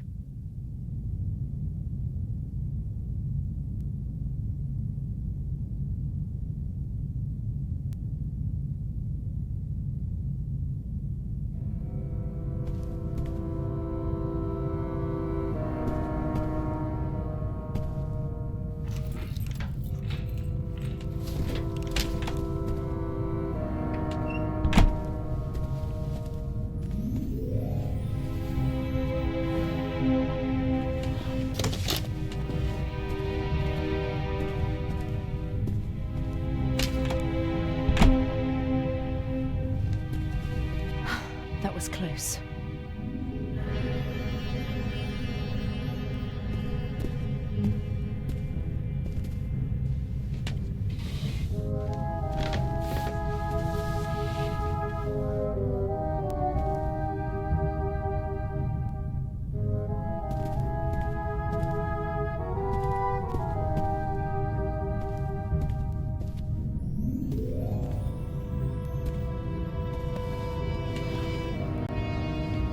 What on earth is going on here?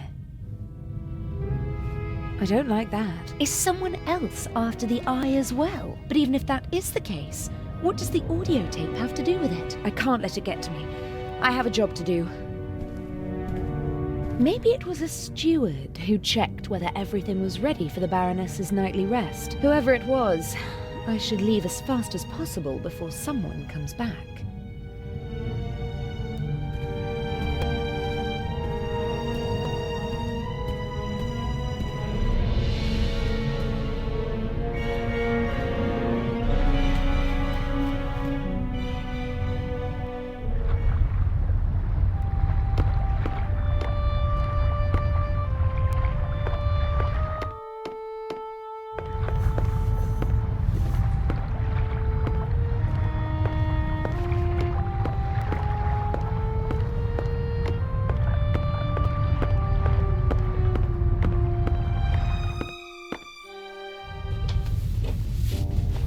It seems like Dr. Gebhardt was able to wrestle himself away from his work, but he still doesn't seem to be very relaxed. Quite the opposite. And why won't he go to the saloon?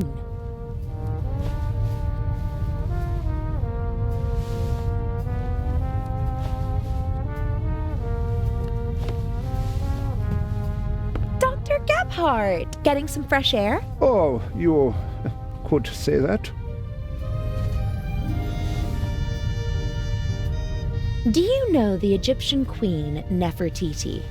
Yes. There is a famous bust of her. Really? Tell me more. No, I am sorry. I do not have time for that.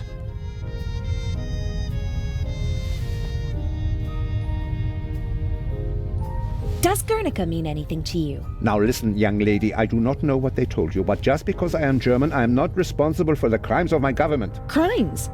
What are you talking about? We obeyed orders, just like everybody else. Now leave me alone.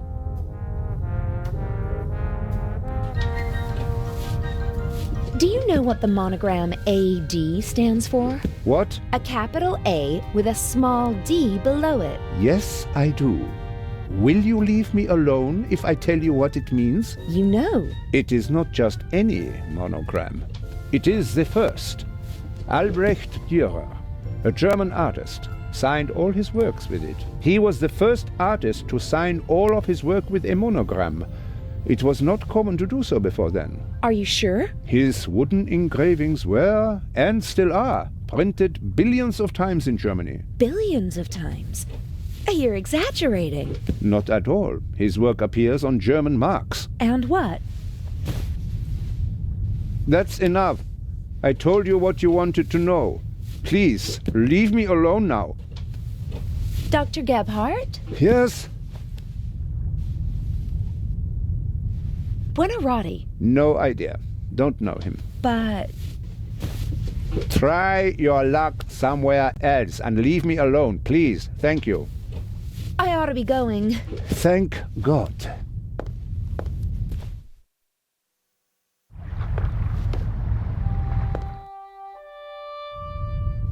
Strange. I wonder what. He seems like he's...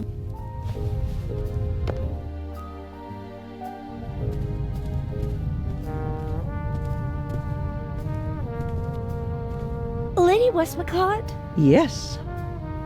I hear you're well-versed in Egyptian history, Lady Westmacott.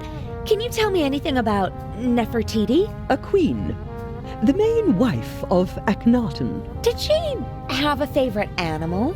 What a strange question. I, just heard that they really adore cats in ancient Egypt. Well, that's true, but I don't know whether Nefertiti had any special affinity for animals. Does Guernica mean anything to you? Why are you asking me all these strange questions? I'm curious. How shall I learn if I don't ask? Pick up a book. Are you interested in art? Not really. I'm more interested in real life, in people. So, you don't know Albrecht Dürer? Just because I'm not interested in art doesn't mean that I'm ignorant. What can you tell me about him? Books, my dear, books. In them, you'll find the answers to all your questions. even the most foolish ones. I bet you don't know anything about him, and you just want to cover it up. Ah, you want to appeal to my honor. Too obvious, I'm afraid. I saw a sign in Venice. It said Buonarroti. Do you know what it means? I'm sorry, I don't speak Italian. May I take my leave? You may.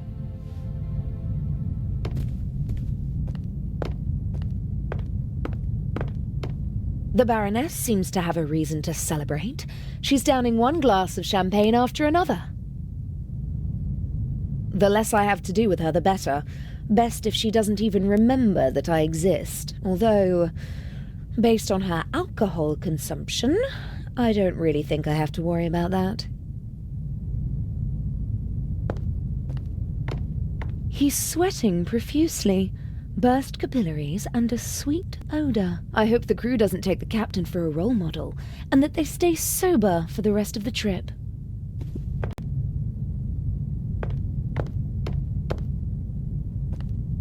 Hello, Captain DeCanti. Miss Myers, how nice to see you. You look beautiful.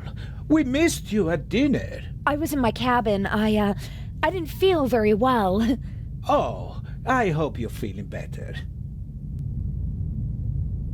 Lovely concert, wasn't it? You only heard the end. It was really wonderful. All the more curious that Lady Westmacott embarrassed Mr. Kreutzer like that, don't you think? I have no idea what got into her. They say she's a difficult person, but maybe it's the privilege of famous people to be a bit strange from time to time. When I was still a young sailor, Enrico Caruso was a passenger on our ship, and he... I think she's fascinating. She's achieved so much, and all by herself. Lady Westmacott? Oh yes, that's true. The most successful writer in the world. Do you know any more about her? Everything. I'm her biggest fan. What do you want to know? Where is she from? Who were her parents? Her father was a wealthy British salesman. Her mother died in childbirth. She had an outstanding education, but was a lonely child, they say. Her father was away on business most of the time. I know how she feels. For many years, my father's career was also more important than me. Don't say that, my child. Your father paid for the life you now live. Did Lady Westmacott's father marry again? Yes, a woman 15 years his junior. She didn't really care for the child. She was something of a high society lady. She made the headlines with her antics more often than the family would have liked. And her novels. How did she come to be a writer? In interviews, she always mentions her French tutor, who encouraged her to write when she was a child. After some poems and short stories, she began to write detective novels with great success. The rest is history. The experts are arguing whether she or Shakespeare has sold more books. Although she doesn't receive the same deference. That's true. But her books are much more innovative and extraordinary than people generally give her credit for. And what does an elderly lady like her want in Egypt? I couldn't really say. She was there many times with her husband, an archaeologist. He died a long time ago. I heard something about a reception at the Egyptian Museum? Yes, for the eyes of the Sphinx. Or rather, for the eye. But I don't think she'd go to Cairo just for that. She usually stays away from official events. Didn't participate in the literary scene either. Always stayed as far away as possible from high society. Probably because of her stepmother. Is it true that you're a war hero? Mm-hmm. In 2 world wars. That tells you how old I must be. You're as old as you feel. Oh God, I hope not. Aren't you feeling well? You shouldn't burden your pretty little head with the dark thoughts of an old man, my dear. If you don't feel well, maybe you should take it easy. I'm afraid if I take it easy, it'll kill me. You seem to be a pessimist. Fatty liver, asthma. Gallstones, jaundice, gout, shingles, hemorrhoids, varicose veins, circulatory trouble, knee problems, pulmonary embolism, gastritis, migraine, neuralgia, tinnitus, rheumatism, pleurisy, thrombosis, and constipation. Those are what's been diagnosed so far. My body is a curse. Oh, I didn't mean to... I'm sorry. Forgive an old man. I didn't mean to shock you. You're still the captain of this beautiful ship. They couldn't just get rid of me, so they stuck me somewhere where I can't make trouble anymore. Don't say that. This ship runs fine without me. The crew knows what to do. They don't need me. They don't want me. Captain! I'm sorry. I don't know why I'm burdening you with all of this. Forgive me, eh? I'd like to rest for a while. Soon enough it'll be time to head back to the coalface. Captain DeConti? Yes? Do you know Nefertiti? Is she a Greek queen? No. She... Never mind. Guernica, does that mean anything to you? Not a harbor that I've ever docked at. Oh, that's too bad. Do you know Albrecht Dürer? Yes, an artist. Not bad. But he has his weaknesses as well. For example? For one, he wasn't Italian. That's a pity. You can say that again. At least he lived in Italy for a while. What else can you tell me about him? I once overheard an argument on board between a German and a Spaniard about who elevated the woodcut to an art form, Albrecht Dürer or Alberto Durero. Eventually, they realized they were talking about the same man. Ha! Albrecht Dürer is called Alberto Durero in Spain? That's right. Don't ask me why. Buonarroti. That sounds Italian, doesn't it? Ha! You can say that again. Buonarroti is the name of the greatest artist of all time, Michelangelo Buonarroti, who most people only know by his first name. Just imagine, one man, an Italian, achieves perfection in all three movements of graphic arts. His David is the most famous statue in the world. As an architect, he was a genius. He built parts of St. Peter's Basilica. And as a painter, Michelangelo painted the ceiling of the Sistine Chapel. The creation of Adam. The spark of life leaps from God to Adam. One of the most famous paintings in the world. Yes, it is. The Sistine Chapel, Apostolic Palace, Vatican City. I don't know any animals associated with them. Animals? Oh, it's a game I used to play. My father posed me a riddle, and I have to guess an animal. And Buonarroti's Adam was the hint? Maybe he meant Rome. According to legend, the founders of the city, Romulus and Remus, were raised by a she-wolf. No, that's too vague. Does Vatican City have an animal on its coat of arms? No. And the Pope? Every pope has his own emblem, but the new one doesn't have an animal. You don't seem to like the new Pope. It's too early to say. But who's fit to hold a candle to John the 23rd? Il Papa Buono, as we used to call him. The good Pope. He just died recently. What was his heraldic animal? He was a lion, and so was his heraldic animal. For a Catholic, Buonarroti's Adam could be a mnemonic for the lion. Pope John XXIII was elected in the Sistine Chapel like every other pope. A work of art hints at a coat of arms with a lion on it. Maybe. I'll make a note of lion. I'm gonna go have a look around. All right.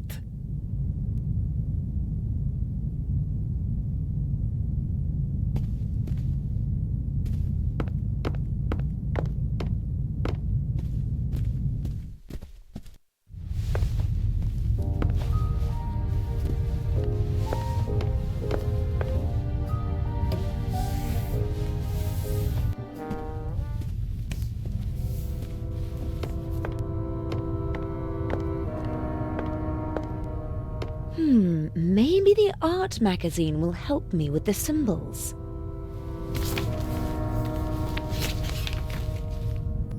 Indeed.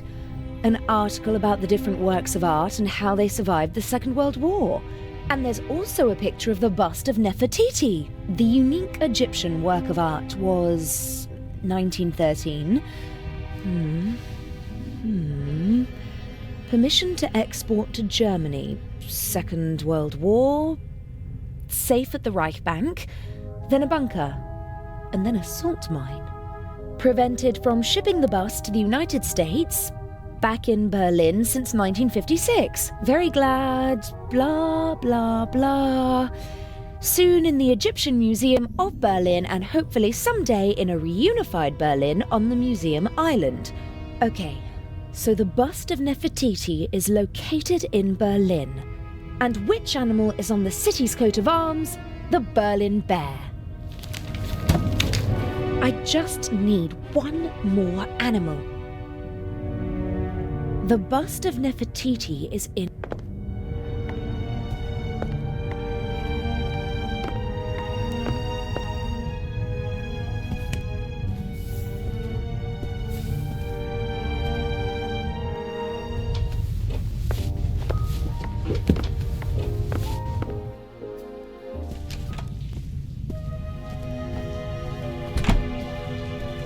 Adil? In the shower.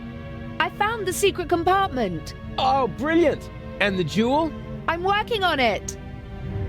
Adil? Yes? I almost got caught in the Baroness's cabin. What happened? I don't know. A man came in and I just had time to hide under the bed. Maybe it was a steward who came to clean the cabin? And turn on a tape recorder in the cupboard? Huh.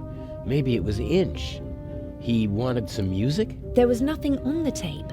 It was playing, but I didn't hear anything. Something is rotten here. Don't bother your pretty little head about it. Swap the eye and hurry back. I've got a surprise for you. I don't think your surprise will really surprise me. The secret compartment is secured with a combination lock. Is there any way in? Not without leaving evidence. I need the combination. Huh. Are there any hints? A memory aid consisting of several works of art. There are animals on the log. The works of art might hint at specific animals. You don't say, genius. I've already got that far. About the combination. Yes? Guernica. Sounds Spanish, doesn't it? Yes, it's a city in the Basque region. Does it have a heraldic animal? Or maybe the region has one? I don't know. I've never been there. I just know it because the city was bombed by the Nazis during the Spanish Civil War. Nazis? In the Spanish Civil War? Well, not officially, of course. At the request of General Franco, his friends from Germany reduced a defenseless city to ashes and rubble. Picasso immortalized the bombing in his famous painting. Really? Is it on display in Spain? Silly. As long as Franco is in charge, he won't allow that. Where is it? Oh, no idea. Paris, maybe? Picasso lived there for a long time. Maybe doesn't help me much. Alberto Durero. What about him? What's his most famous work? Hard to say. He did a lot. He was a pioneer of woodcuts and printmaking. The Baroness left his monogram as a hint, not the name of one of his artworks. So there must be a painting that everyone associates with him. Not to my knowledge. Although he did have a favorite motif. And that was? Himself. He made quite a few self-portraits. That's it. The artist is the art. Sounds logical. His most famous self-portrait is in the Prado in Madrid. I saw it with my own eyes 2 years ago. Does Madrid have something like a heraldic animal? Sure, it's a bear. It's on the coat of arms and all over the city. A bear again? Like in Berlin? Why not? The same numbers appear more than once on normal combination locks. That's true. The bear then. That's it! 3 animals are all I need. I can guess the 4th. But I could try to find the 4th symbol anyway, just to be sure. I'll be going. Don't waste all the hot water. Never.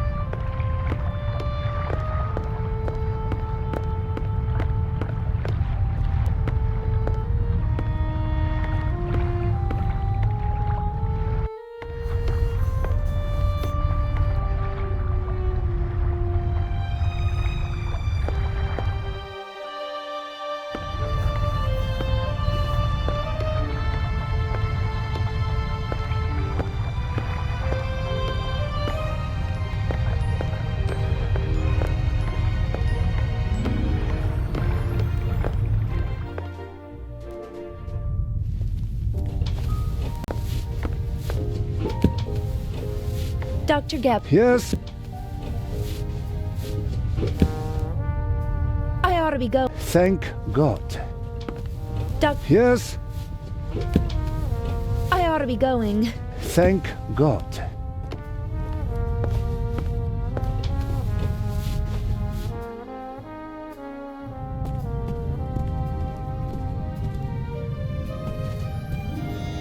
Lady Westmacott? Yes. It must be exciting to meet all the world's famous and powerful people. I stay away as far as possible from high society. Too shallow. Too boring. But some of them must be exciting. Have you ever met Picasso? They told him he's a genius so often that he actually started to believe it himself. But his paintings are impressive. Guernica, for example. Well, it certainly is big. I have to give him that. Didn't he have to flee from Spain? Yes, from the fascists, but not just him.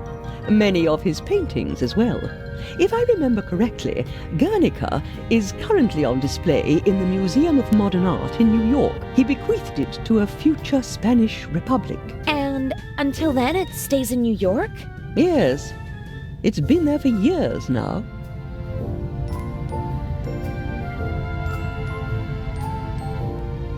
Have you ever been to New York? For the love of God, what would I do there? We have the original York in England. That's quite enough for me. So, you don't know the heraldic animal of New York? No, probably an eagle. It's all eagles over there. May I take my leave? You may.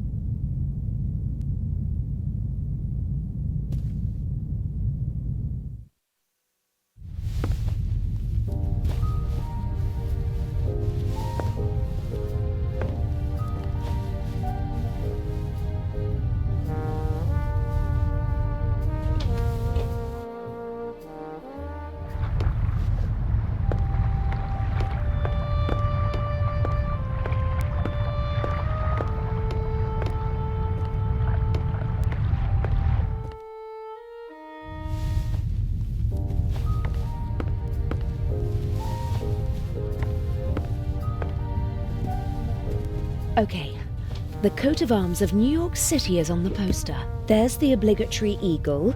That can't be it, since there's no eagle on the lock. But look here, how cute. There are two beavers posing on the New York City emblem. Guernica equals New York equals beaver. All 4 symbols decoded. Gosh, I'm good. Now, I need to get back to the Baroness's cabin. The jewel is waiting for me.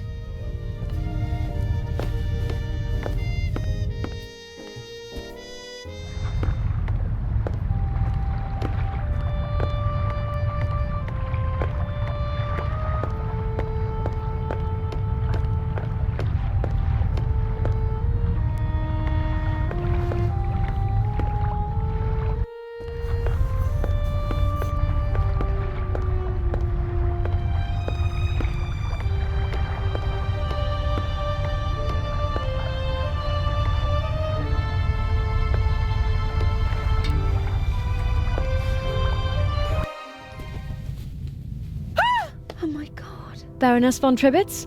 Are you okay? Hello? Baroness? Hello?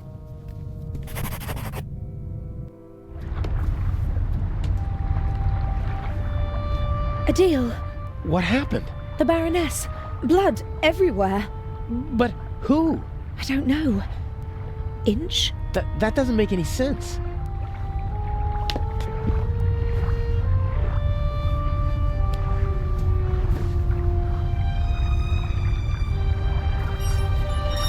Don't move. Zelna, up here. We've got our shadow. How are you? I do nothing. Me crew.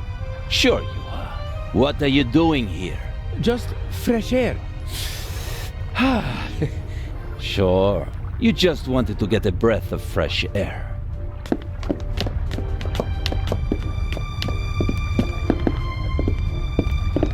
Zelna, look who we have here. Well, if that's not our shadow. And our stowaway. Were you recently traveling via trunk? Nothing. He claims to be part of the crew. Just wanted to get some fresh air. Oh, sure. And you obviously didn't attack me either, did you? The Baroness won't open the door, sir. Understood. Take him to the detention cell, Robert. We'll talk later, my friend.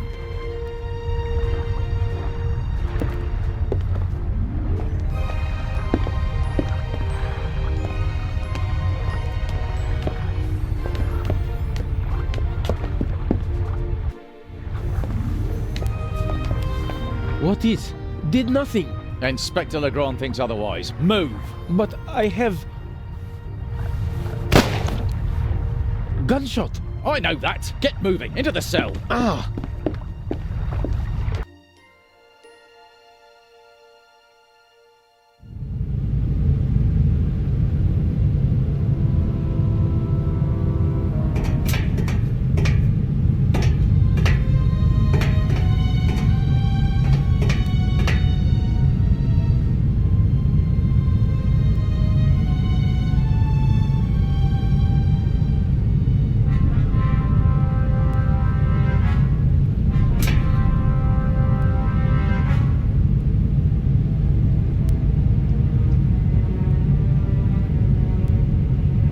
Hello?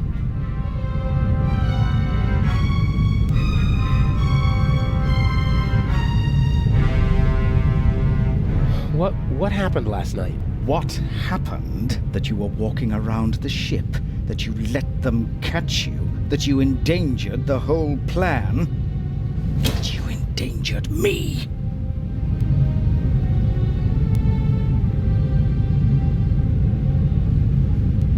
I didn't kill anyone. They arrested me purely by coincidence. They'll have to turn me loose in Cairo. I mean, someone was killed, weren't they? I heard a shot. Why won't you answer? I'm having a conversation that you cannot hear.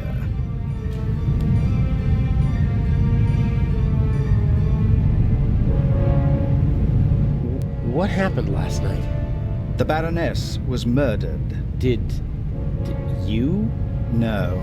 If it were up to me, she'd have had an accident in a couple of weeks. Instead, someone shot the old bat in the heart point blank. Are we calling it off? No. Mr. X is ready, and as her surviving representative, I should be able to move about freely in the museum. The old hag's death doesn't change anything. How did you get in here? I'm more than capable of finding the entrance to a cargo hold. Indeed, it was child's play. It's not as though I had to crawl through ventilation shafts or anything so gauche. So, what do we do now? I could escape and... swim to Cairo. So, I stay here and wait? They'll arrest you in Cairo and question you about the murder. Even if they don't throw you in jail, it'll take days. And if we find the murderer, then they'd have no reason to hold me. Oh, I'm one step ahead of you.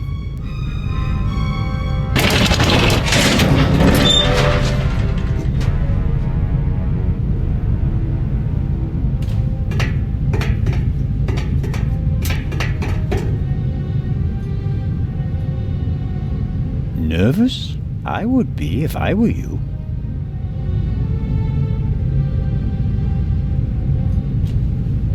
This Zelna chap wasn't part of the plan. I don't like it. He's groping about in the dark. Legrand is the real problem. Still, I'm going to take him out of the picture. How? Dr. Gebhardt killed the Baroness.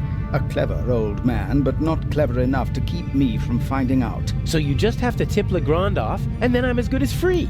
That's what I thought at first, but then I thought, why waste the opportunity? I put Zellner on the trail of the good doctor. He'll drive Gebhardt into a corner, and when he lashes out in desperation, he might hit our Swiss friend. Maybe even Legrand, if we're really lucky. You can't do that. The old fella's just doing his job. And so am I. Inch. Enough blood has been shed. Inch. No more deaths. Damn! I have to get out of here and warn Constable Zellner. I guess this cage is some kind of detention cell for the crew. It's not the most impregnable prison in the world, but it's still a problem.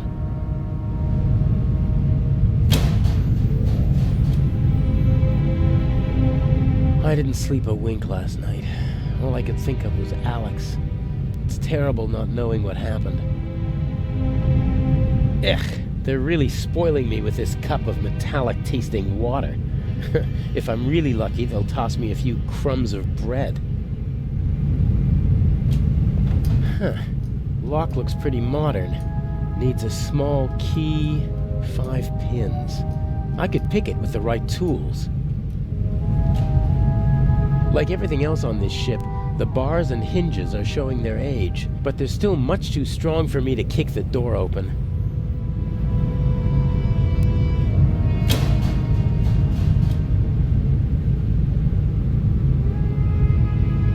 Tossing the cup onto the nail from here would be a real all-star performance, but there's no audience to admire my skill, and it's not going to get me out of here either. Tossing the cup onto the... but there's no... Someone should move that board before the nail gets stepped on.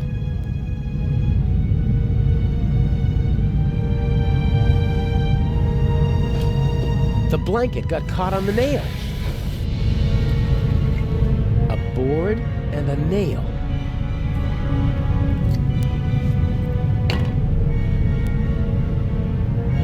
I doubt that will work.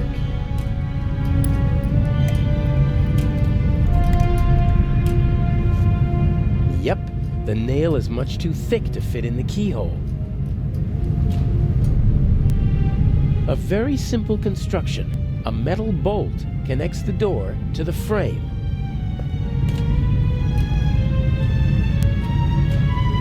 It fits perfectly in the hinge. I can't pull it out, and my fingers are too fat to push it out from the bottom.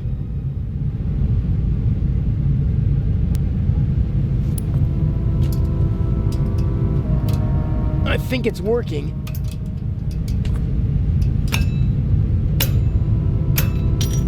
Ha! One down.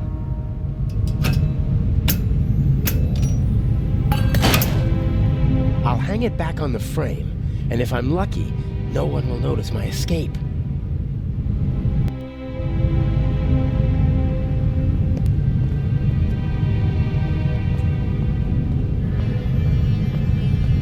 Before I went to London to become Inch's protege, Alex and I drove through the French Riviera in this convertible. It was a wonderful week, and on the cliffs near Toulon, I asked her to marry me. But this is no time for reminiscing.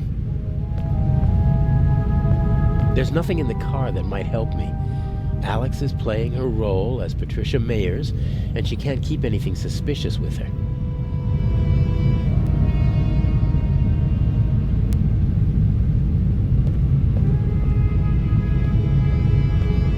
I assume that Deputy Oliver is still standing guard. He inspected the cargo hold this morning.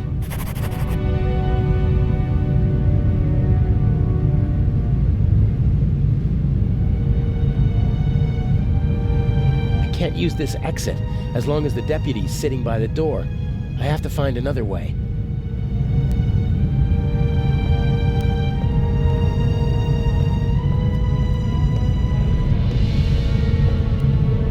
Fire still poses a great threat to ships. There are fire alarms, extinguishers, and hoses everywhere nowadays.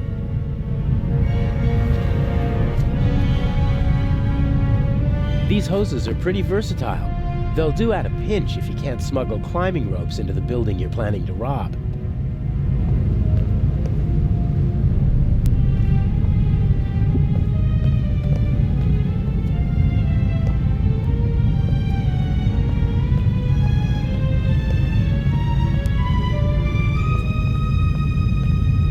The crane is for moving cargo from A to B within the ship. The big cranes in the harbor can't reach the corners of the cargo hold.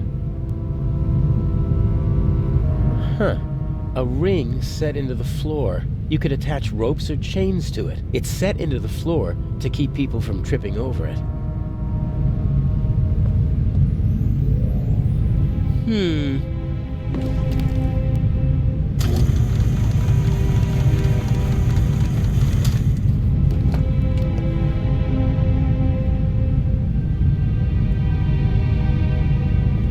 A good height for attaching something to the hook.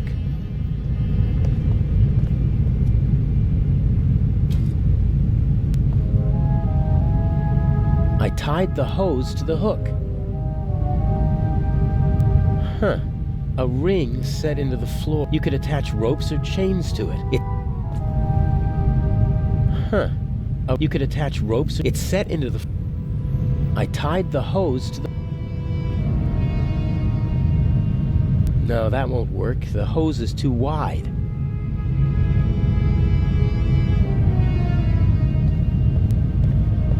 Huh. What's that up there? A grate. Sunlight's shining through it. And above it, a bent pipe.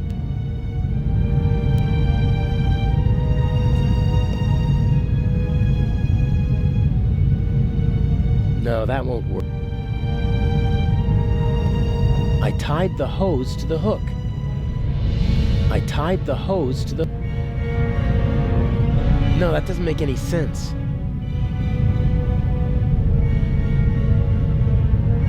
No, that won't work.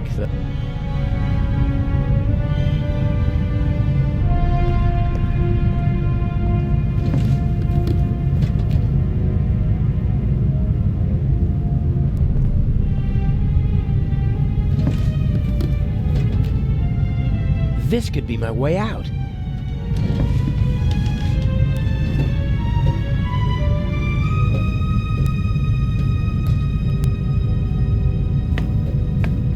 The bars are welded at 4 points, and unfortunately they're not all as rusty as this one. This might be my way out, but I can't just break through the bars with a heavy object. Half the ship would hear the hammering.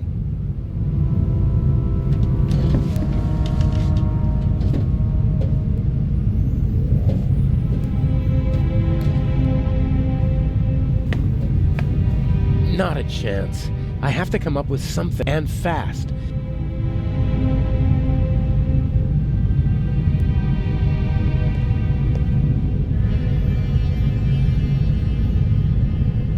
No, that doesn't make any sense. I tied the hose to the hook. What's this?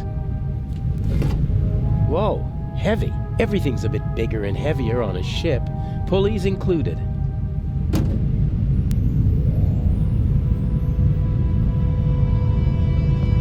Huh. And now? Huh. A rig. You could attach ropes. It's set into the... I tied the hose... No, that doesn't make any sense. I tied the hose to the hook. That's not going to get me anywhere.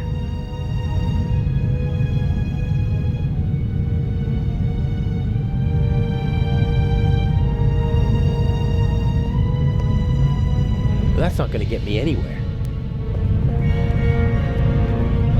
I tied the hose to the hook.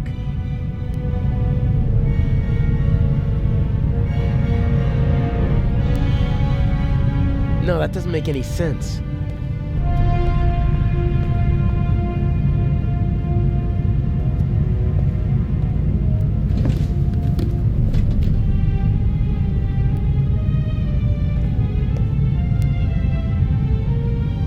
Huh. A ring set into the floor. You could attach ropes or chains to it. It's set into the floor to keep people from tripping over it.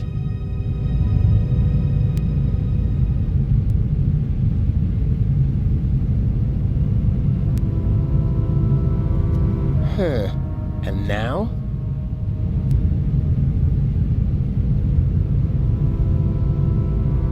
No, that doesn't make any sense. That's not going to get me anywhere.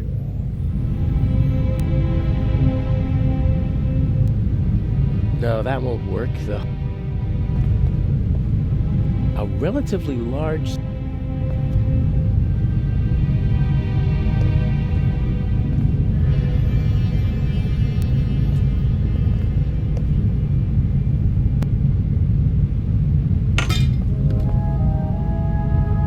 I attached the pulley to the ring. You could hang a car from it, if the ship were upside down.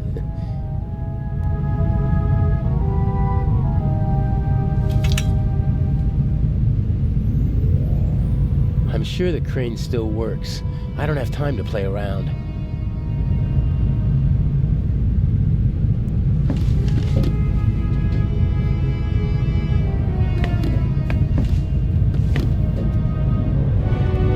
Here goes nothing.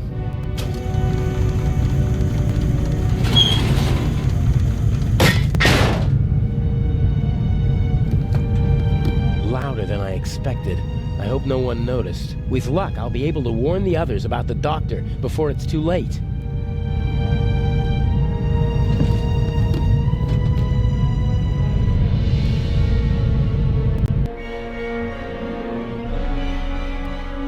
No! Hey, you all right? That bastard didn't inject the fatal dose. You'll be back on your feet soon enough. Better take it easy while I... Oh, no!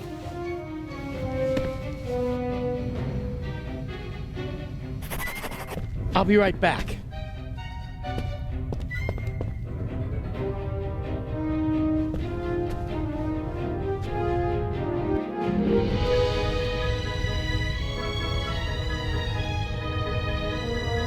I can see Legrand in the saloon.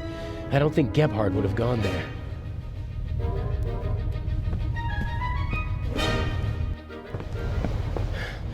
Where are you?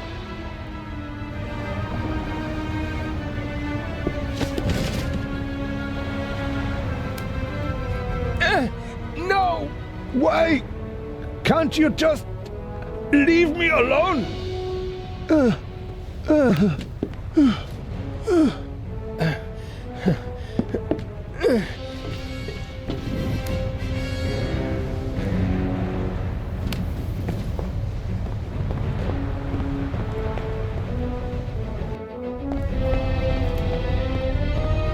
Stay there.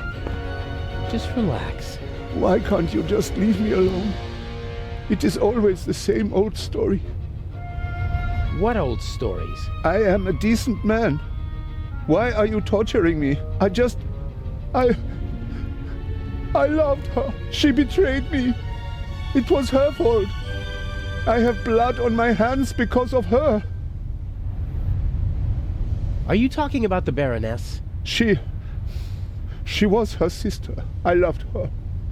With all my heart. They were Jewish, you know? But I didn't care about that. I hid them when it became dangerous for them. I looked after them. I brought them food. I was a party member. And still, I hid her and her whole family. You risked your life for a woman you loved. And 30 years later, you murder her sister? I saw her swollen belly. I was so angry. He was one of them, you know? They just used me. I hid them, brought them food, and in return they laughed about me behind my back. What did you do? There are Jews hiding in the basement of the Waldhof. Armed Jews. We have to burn them out. And that's what they did.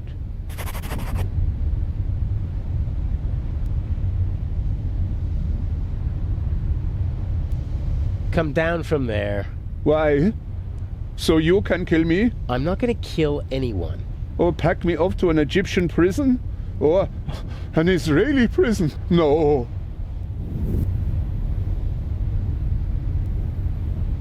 What do you expect? You had an entire family put to death. I am a gentleman. And I expect that others... that they don't... She didn't love you, and was expecting a child by another man. And that's why you betrayed her. It was her fault. She shouldn't have cheated on me. I saved her. I risked my life for her every day for 4 months. And then you threw it all away and became a murderer. I am not. I am...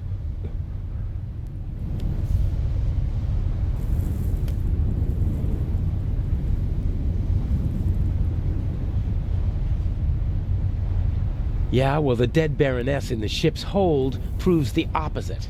I had never met her. Back in East Prussia, she was the older sister, the smart sister. She studied art history in New York, tried to get her family out of East Prussia, but I was able to prevent that. You say you loved her, and yet you wanted to deny her and her family a safe life. They were safe. I protected them. It was for their sake that I joined the party. I had contacts. I wrapped them in my protective embrace. You didn't let her escape because you wanted to keep her close to you. She sent photos to her sister before the war. She must have recognized me yesterday in Venice. I certainly recognized her. The Baroness was searching through her photos. That's true. She couldn't get me during the war. And after the war, I disappeared. Gave myself a new name, a new resume, a new life. And then, suddenly, there she was. About to ruin everything. So, she had to die. I didn't want that. But she gave me no choice. Why did she have to stir up old ghosts? All right now. No. It ends here and now. Why do you want to kill yourself? Isn't it obvious? He can't bear his false, hollow life anymore. Who are you? What do you want? A man who understands etiquette and honor, and yet is nothing but a coward himself, who, because of wounded vanity, burdens himself with immense guilt. Don't come any closer. The Baroness held a mirror up to you, didn't she, Doctor? And you hated what you saw there. So you smashed the mirror. But the sins of the past are catching up with you now, aren't they? No. A scowl with empty eyes full of fear. Stop it. Oh, dear, you really know how to dampen the mood. I almost had him. And you? Aren't you supposed to follow orders? Are you not here to assist me? I won't. That wasn't a question. I'm sorry. I'm your man, but... Are you really? I am indeed, but I don't want any dead bodies. The same old story. You want success, but you don't want to get your hands dirty. Isn't the Raven famous for that? I do what's necessary. No! No. What is it then? You wanted to jump anyway, or you should at least. Inch? I'm just lending a friendly hand. He's a coward. He needs a bit of motivation. Come on now, chop, jump. You are the Baroness's butler, aren't you? I did not want to kill your mistress. Oh, nonsense. Forgiven and forgotten, if you don't mind my asking. There must be another solution. Why are you doing this? Nothing personal. Well, that's not entirely true. You're a miserable excuse for a human being, aren't you? But mainly, you're a means to an end. Your death will get Inspector Legrand off our backs. The inspector? What do I have to do with him? Your letter. The one in which you confess to being the Raven and to killing the Baroness because she saw through your ruse.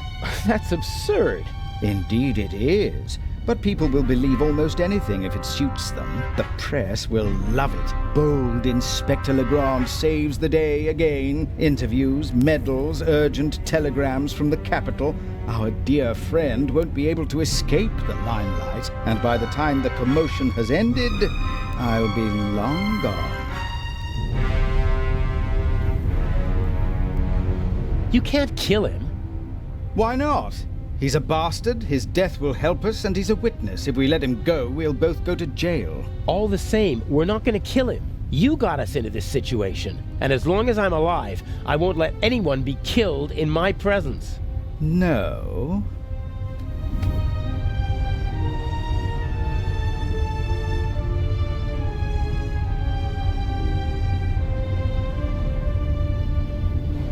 I have to do the dirty work for you in the museum, so you won't be shooting me, or him. Very well, you win.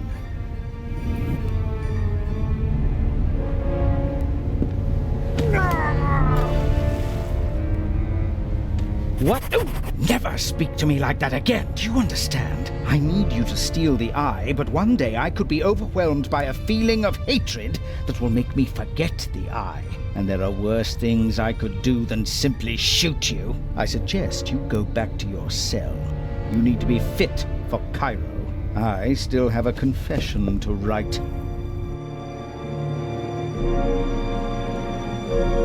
The last act. The end of the Raven.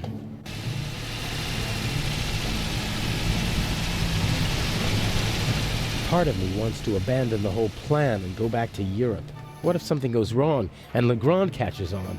I couldn't bear it if something happened to her. I can't afford to slip up.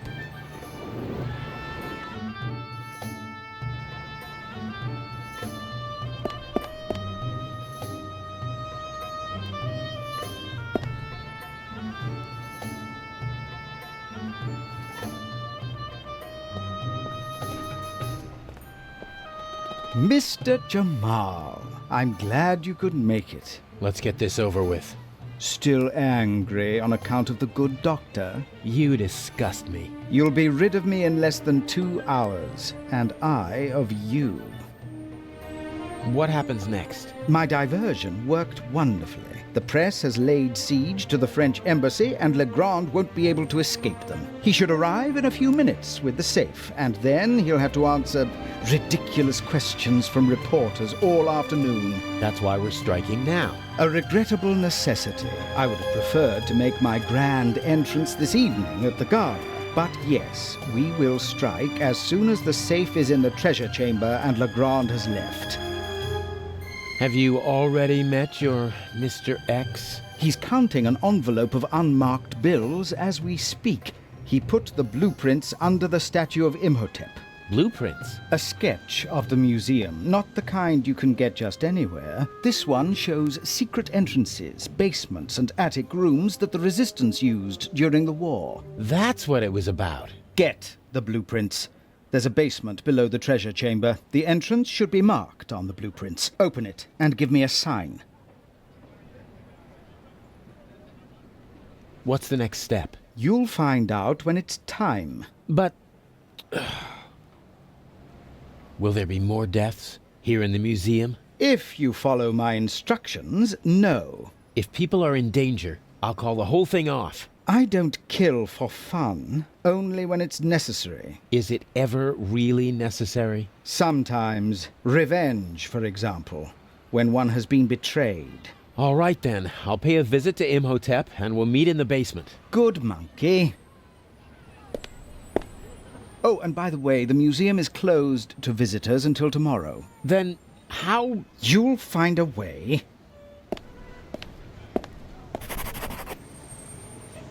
I bet the craftsmen are nearby. If not in the museum, then somewhere around here. I bet the craftsmen are nearby. If not in the museum, then somewhere around here. I hope the owner doesn't come back while I'm tampering with the truck. Craftsmen aren't known for their calm, sympathetic natures.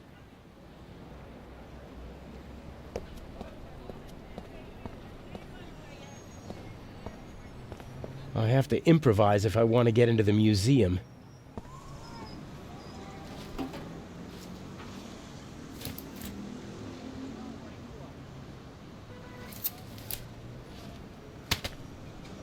Oh, nothing.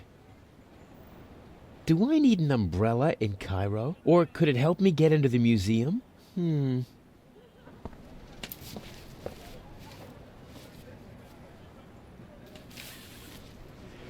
A rod like that could be useful.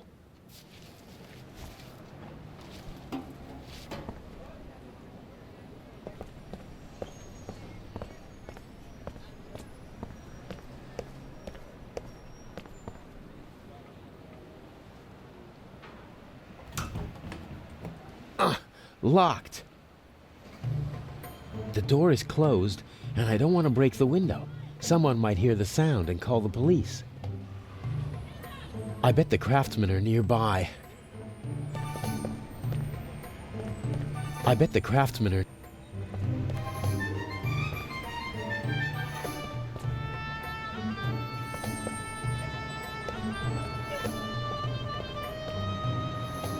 There's a tennis ball stuck on the tow hitch. Ah, people do that to protect the hitch and their trouser legs from the grease.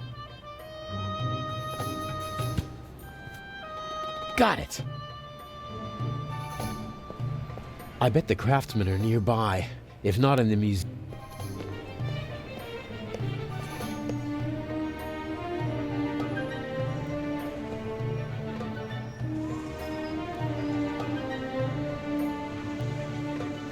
The tennis ball is slid open. The door is closed, and I don't want to break the window. Someone might hear the sound. I bet the craftsmen are nearby. If not in the museum, then somewhere around here.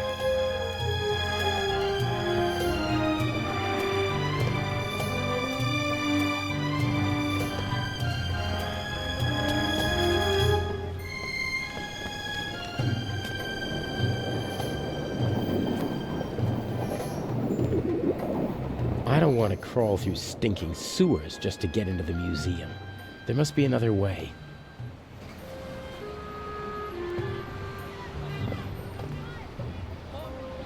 There's a metal grate over the drain to prevent people from tripping. I can't make out what's below. There's a metal grate over...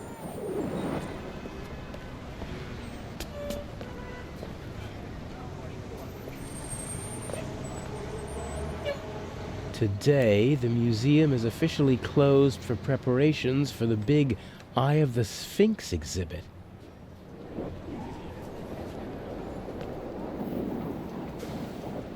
Who's a good dog? Yeah, who's a good dog then?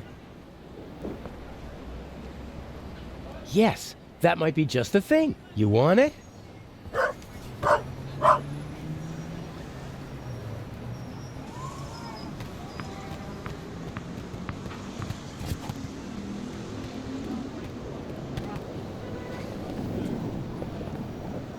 Yeah, you like that, don't ya? This little dog is crazy about the ball. Maybe I can somehow use that to my advantage.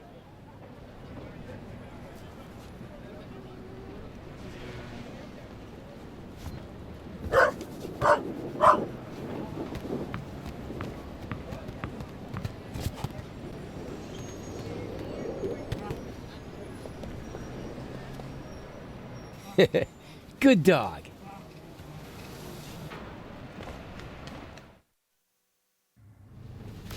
The museum is closed today. Come back tomorrow. But there are visitors in the museum. Carefully selected by Director Mokhtar. Or they have an invitation. Is there any chance of getting such an invitation? For you? No. Can you please let me in? My ship sails tonight, and I can't leave Egypt without having seen a mummy. Get yourself a shovel and head for the desert. Maybe you'll get lucky. Never mind. See you later. Better luck next time, huh? You're too kind.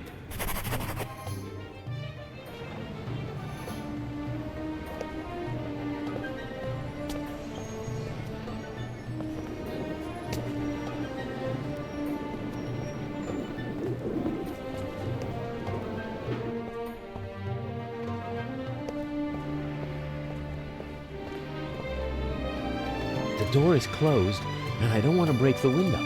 Someone might hear the sound and call the police.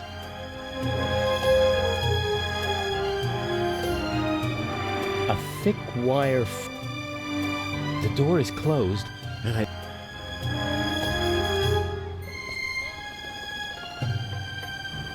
A thick wire...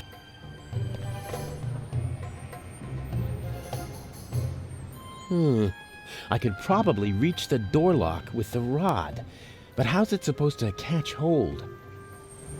The door is closed, and I don't want to break... I could probably reach the door lock with the rod, but how's it supposed to catch hold?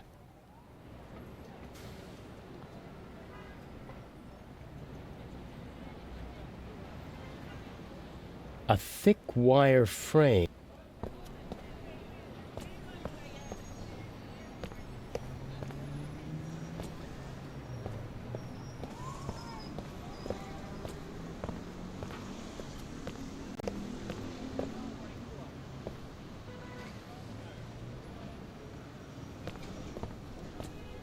Interesting.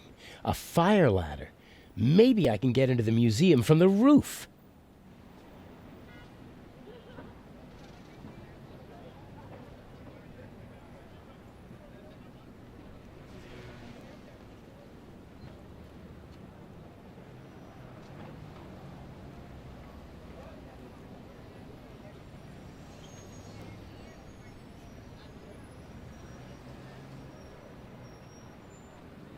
The ladder is too high to reach from here. I guess they expect people to just fall the rest of the way.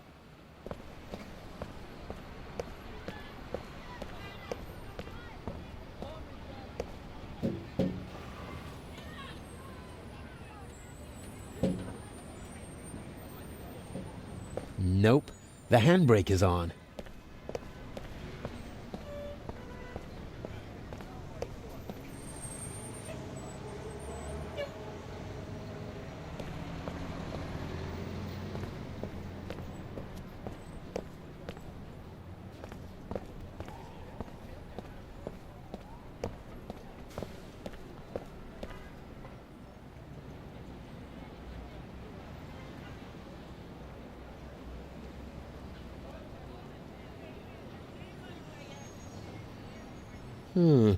I could probably reach the door lock with the rod, but how's it supposed to catch hold?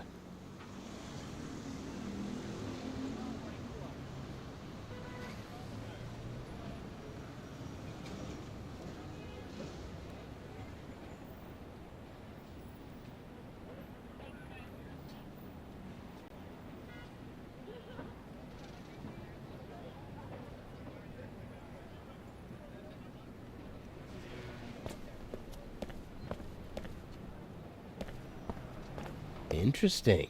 A fire ladder.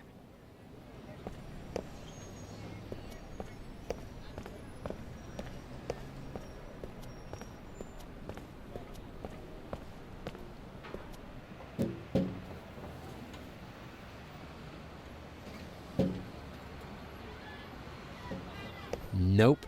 That...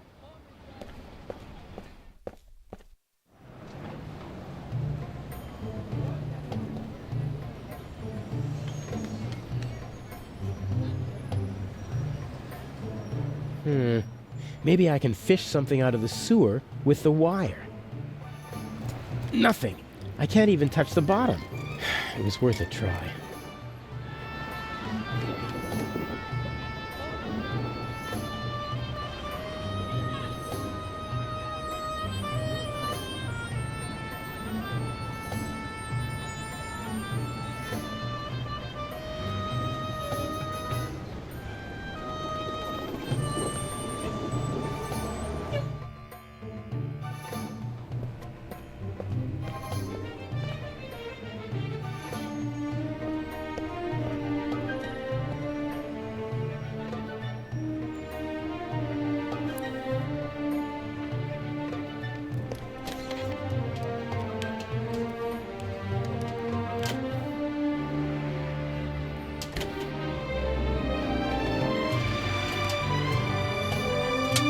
A true jack of all trades.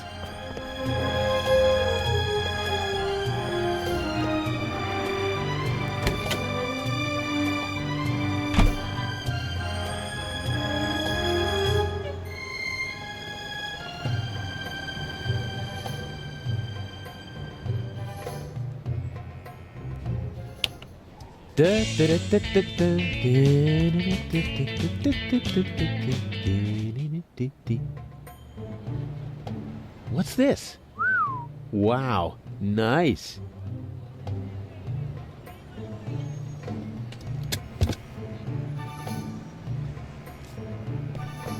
I'm afraid the painter discarded the overalls because he didn't want to walk around in sweat-soaked clothes all day. Ugh.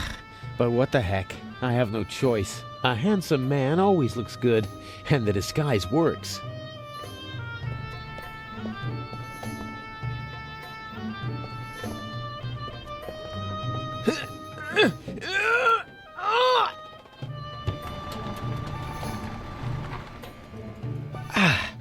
That should do it.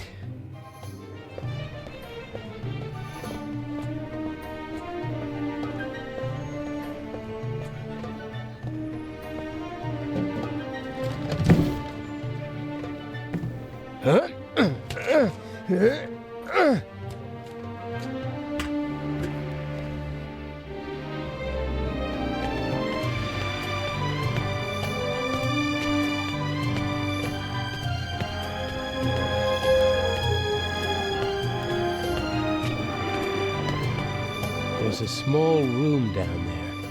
Should be the museum's treasure chamber if my sense of direction is right.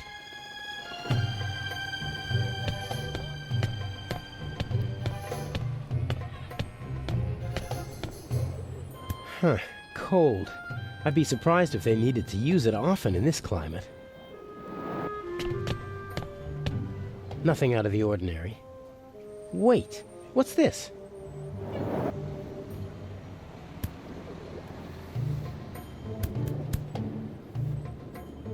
Someone scratched a triangle into the stone. Could that mean something?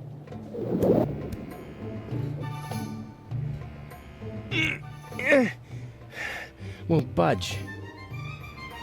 Guessing won't get me where I need to be. I need to get the blueprints from Mr. X.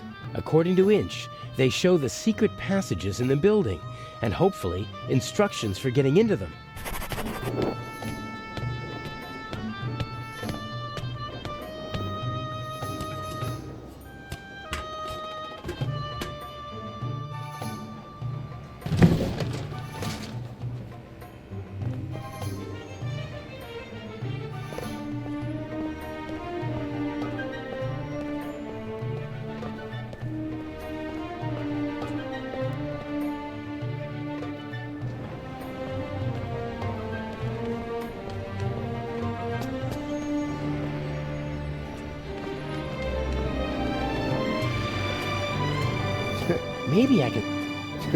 Maybe I can.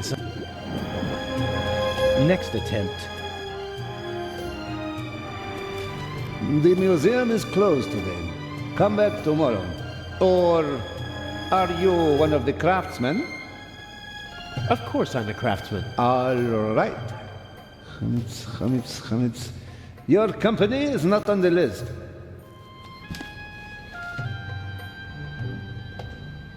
But it must be on the list. My boss told me everything was taken care of. And mine told me that nobody gets in if they're not on the list. Bye.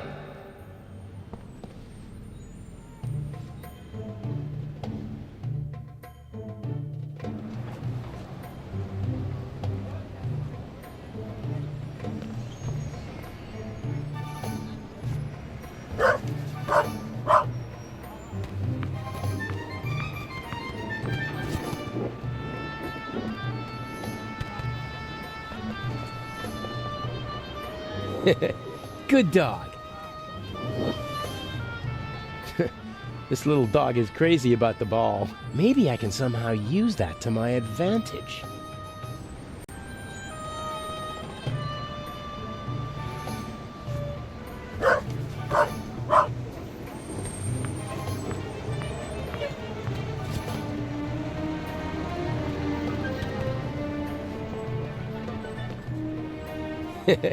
Good dog.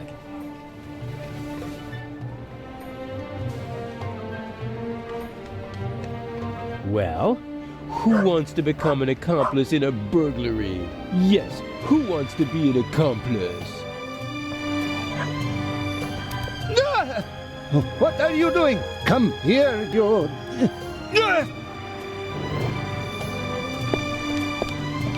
Stay away, you flea bag. Next time I'll wring your neck, even if it costs me my job.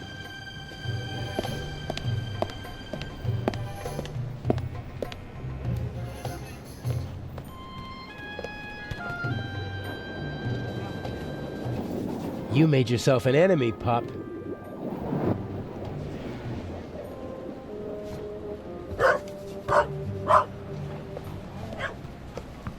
Stupid mutt!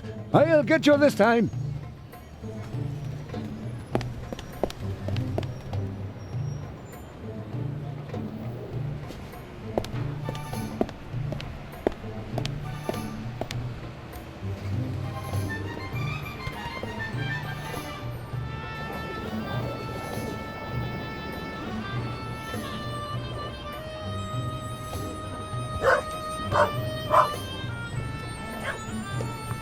Stupid mutt! I'll get you this time.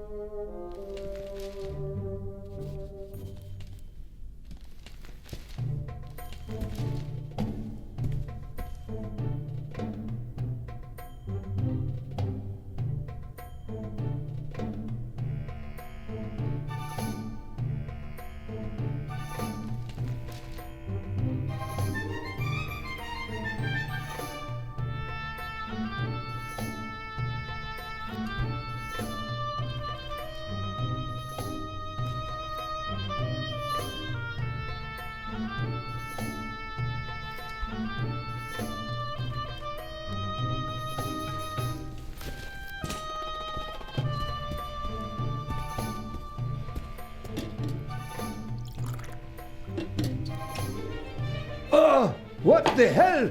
Ah! Ugh!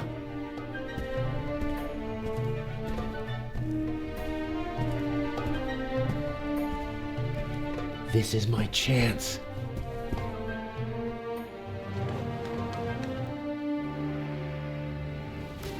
Weren't you just here?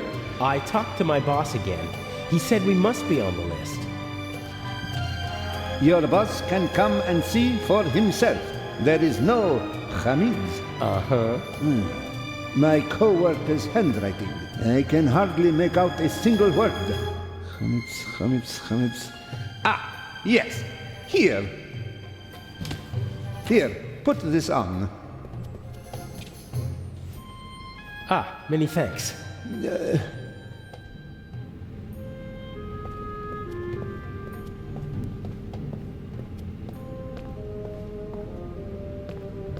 The author's companion. She seems to be waiting for something.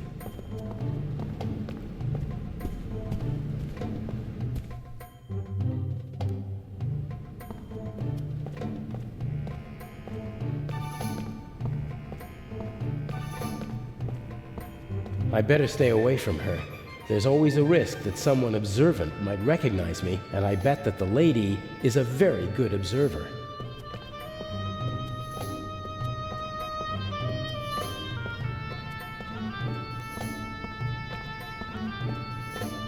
Imhotep.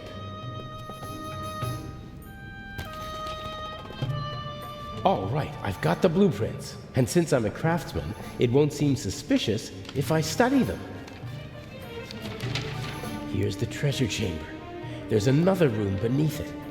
And here's the entrance, somewhere near the statue. And there seems to be another entrance that... What are you doing there? Huh? Oh, it's you.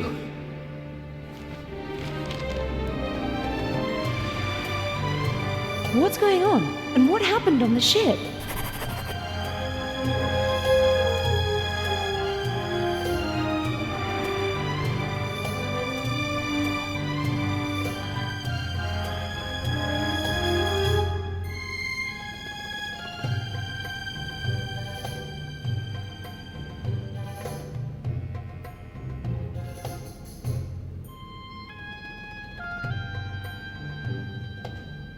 Everything is all right.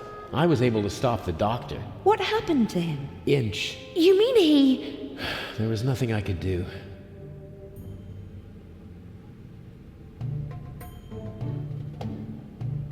And he won't even tell me his plan. I'm supposed to get these blueprints and open a secret entrance to the basement beneath the treasure chamber. A basement under the treasure chamber? I didn't know about that before.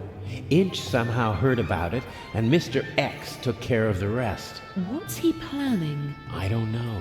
I don't like it. Me neither.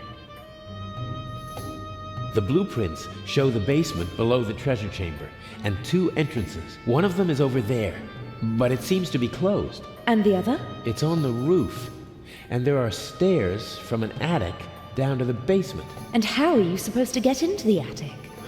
That's the question. There's a small triangle here on the roof with 3 numbers next to it. 3, 6, and 2. Some kind of code. I'll have a look around. It'll be okay. I wish I had your confidence. It's time for the grand finale. Don't you agree? Take care of yourself. You too. A plan always seems much easier when you're just talking about it, doesn't it? Yes, but not half as exciting. Okay, I have to open the door to the basement. Let's go.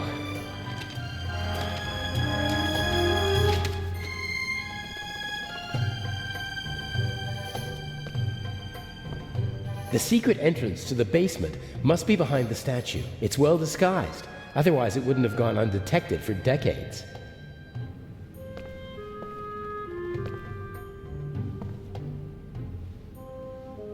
I can't see anything. No cracks, no handle.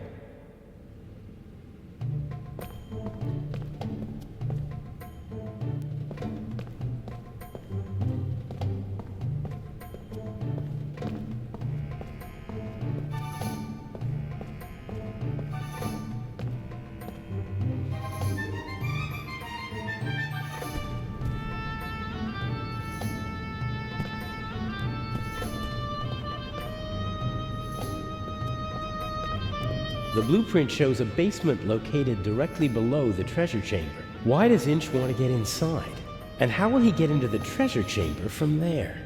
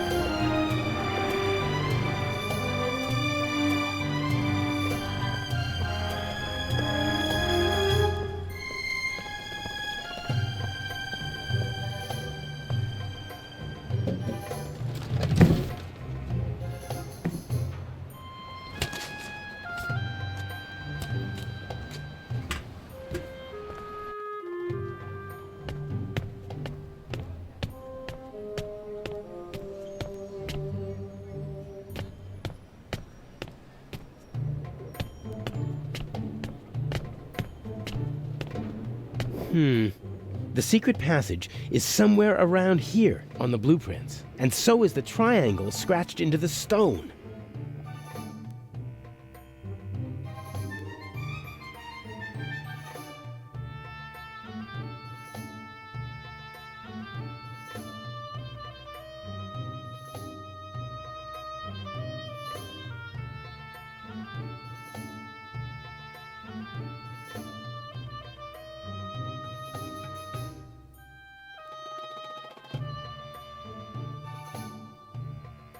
Maybe this one. Very good. Aha! There we go. The digits are written from right to left. In this part of the world, they read from right to left.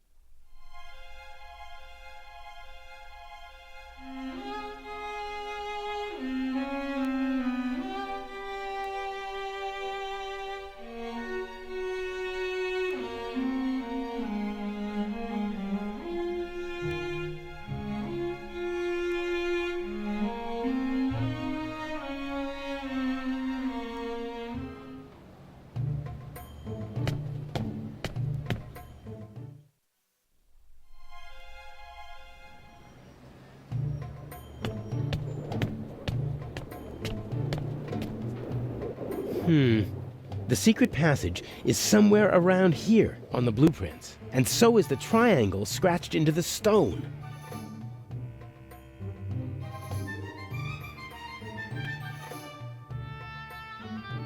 Maybe this one. Very good. Aha! There we go. The digits are written from right to left. In this part of the world, they read from right to left.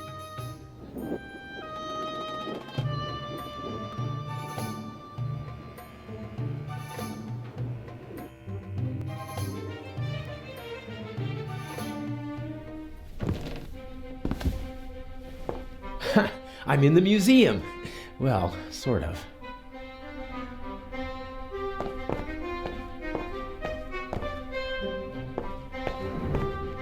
The electrical cables don't seem like they were meant to be permanent.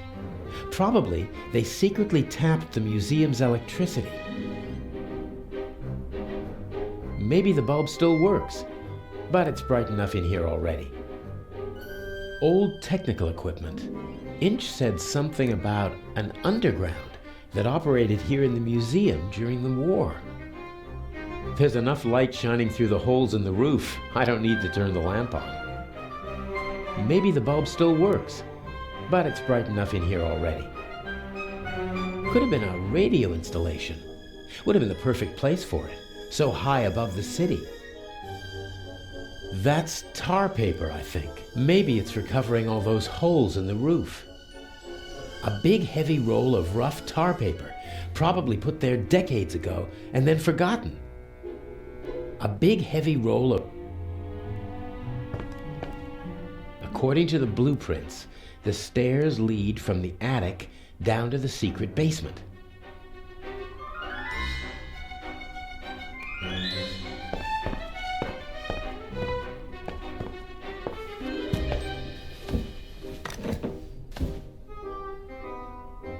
Pitch black in here. Here we go. I think it's... nothing.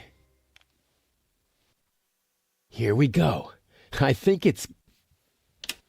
nothing.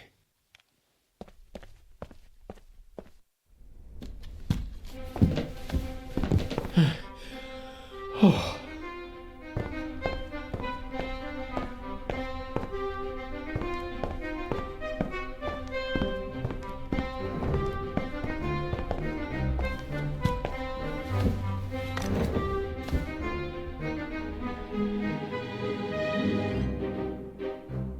The lamp was removed. You can still see the holes that the screws left. The cable was cleanly severed.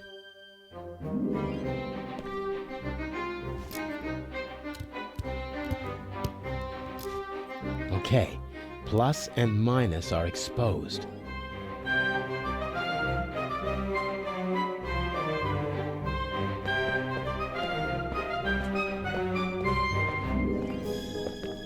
Here we go. I think it's... nothing. I exposed the copper wires. There's no danger as long as the electricity is shut off.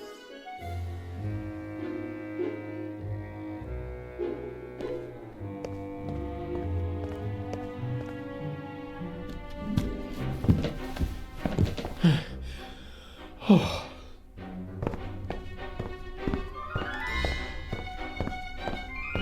I don't need artificial light up here, but it'd come in handy in the basement. A big heavy roll of rough tar paper, probably put there decades ago and then forgotten.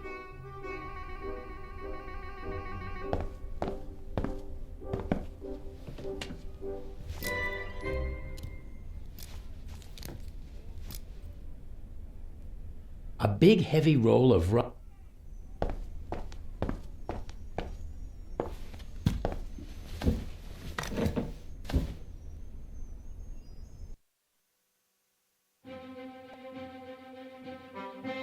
I could connect the cables to each other, but I'd need to strip the insulation from the cables on the wall and the lamp. I exposed the copper wire. I could connect the cables to each other, but I'd need to strip the insulation from the cables on the wall and the lamp. I exposed the copper wires.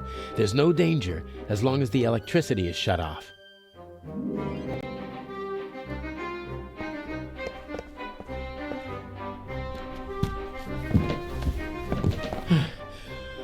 Oh.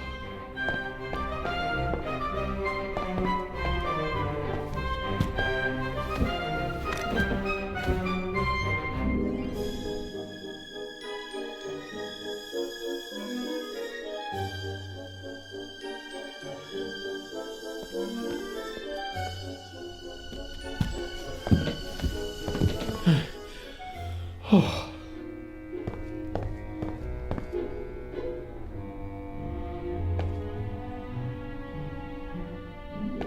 A big heavy roll of rough tar. A big heavy roll.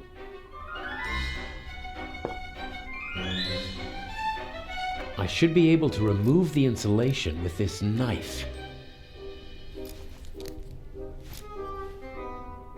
A big heavy roll of...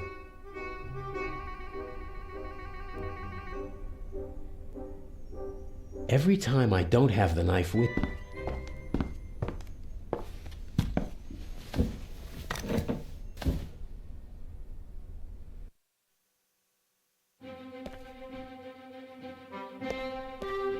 Okay, I'll twist the wires from the lamp cord together with the wires from the electrical cable.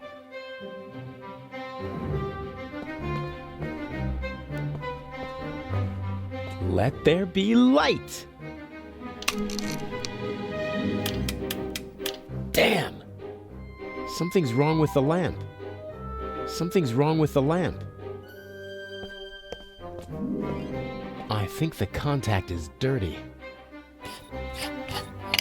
I was right. The lower contact is coated with rust. The current can't flow properly, and sooner or later the bulb will burn out. There's current in the...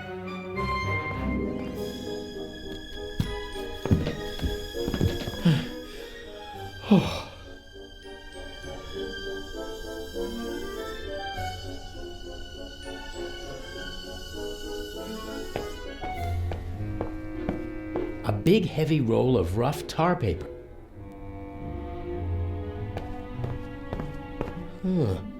Maybe I can...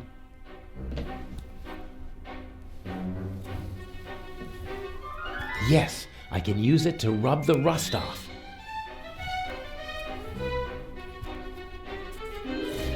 That should do it.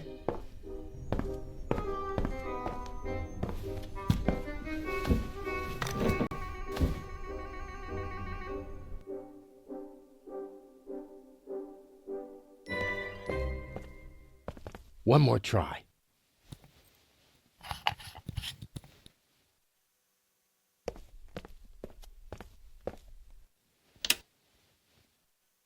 There we go.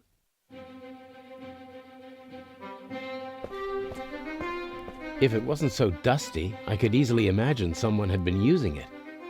What kind of stories could this room tell? About desperation, anger, triumph?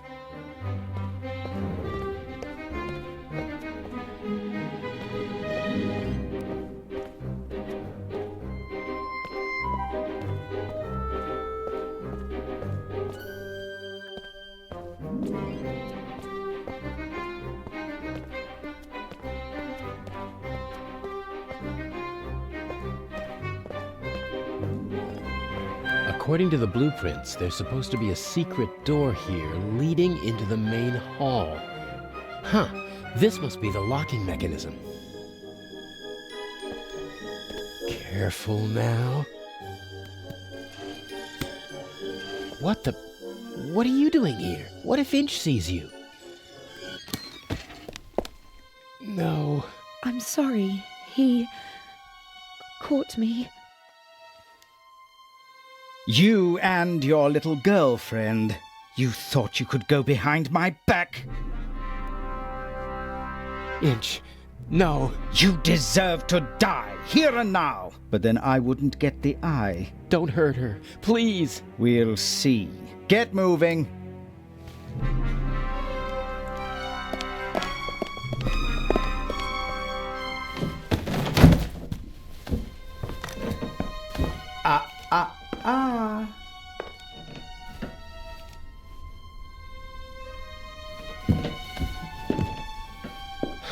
And now? Cover to the chair. No! Patricia!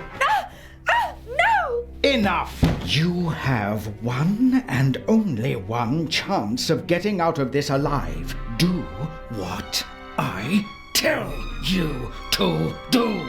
Tie her to the chair.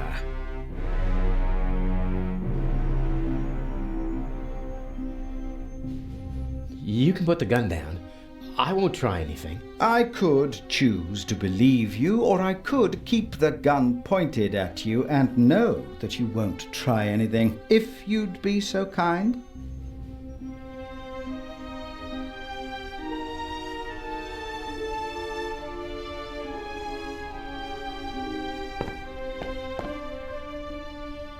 I'm sorry.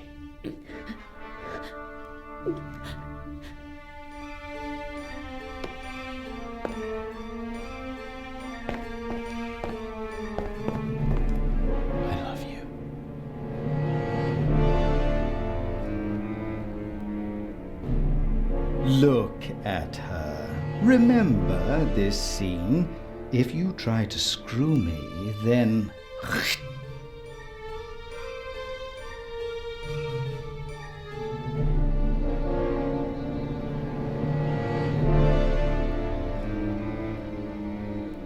What's the next step? What's the plan? Everything you need is in the bag. The eye will be delivered at any moment. You abseil from the roof into the treasure chamber. And the display case's alarm system? The alarm will go off, but I'll ensure that the only effect will be that the security barricades in the treasure chamber close. How will you manage that? Let me worry about that, just like the guards. You'll have several minutes to break into the display case and climb back to the roof.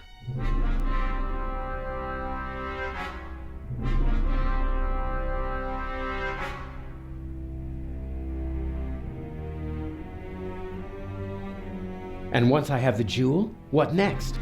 By the time I get back to the roof, the museum will be surrounded by policemen. Correct. Escaping from the museum is impossible. That means I stay inside the museum.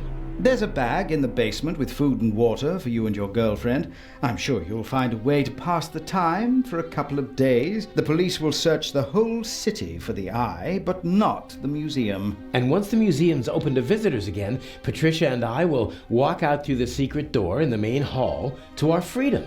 I'll be watching you every step of the way. You'll deliver the jewel, and then we'll never see each other again. How am I supposed to break into the display case? It's protected by bulletproof glass. You'll find everything you need in the bag. A clever fellow like you will know what to do with it.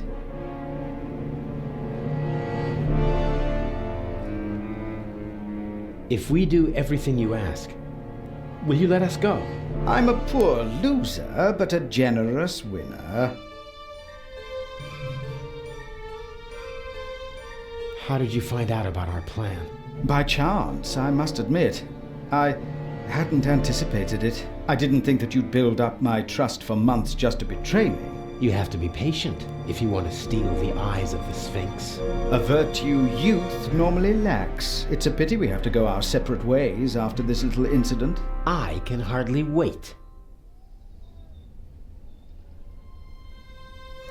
Please, let Patricia go. You've got me. A fascinating young lady. Clever, skillful, beautiful. What's she doing with a chap like you? Are you sure you're not just a pawn in her game? Let her go. As soon as you bring me the second eye. The plan might work, I must admit. The plan will work. You'll see to that, or she'll suffer the consequences. Let's go. The clock is ticking. I have to take care of the guards and the alarm system. It'll all work out in the end. I know. Take care of yourself. If you should open this door without the Eye of the Sphinx in your bag, I'll shoot first and then ask what went wrong.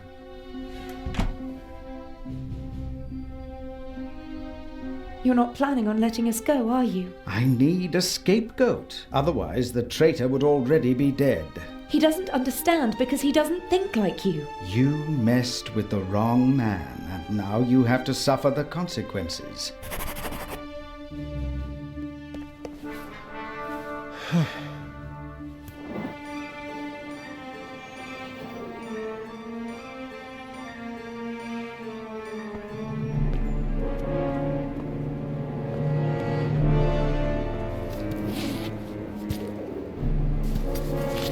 Climbing equipment, including a rope, a cloth bag.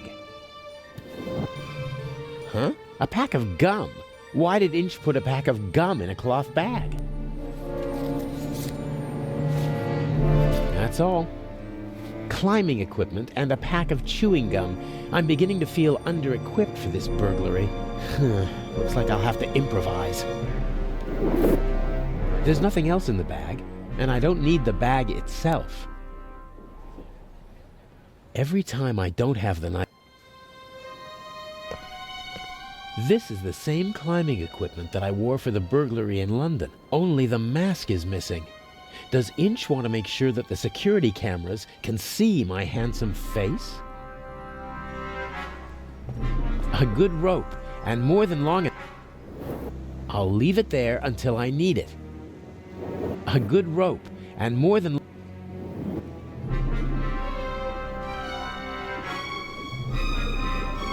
I'll leave it there until I need it.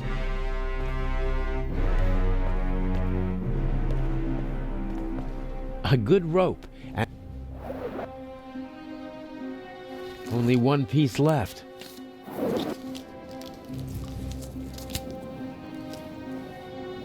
What's this? Unless this is the most expensive chewing gum commercial ever, Inch wanted me to find the diamond. I'm sure it's not a reward for all my hard work.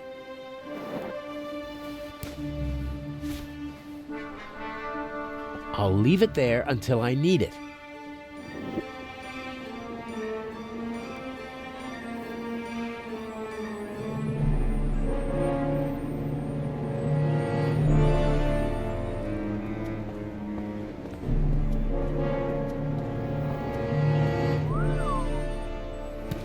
A crank. Something for opening windows that are too heavy to move with your hands. Your new home.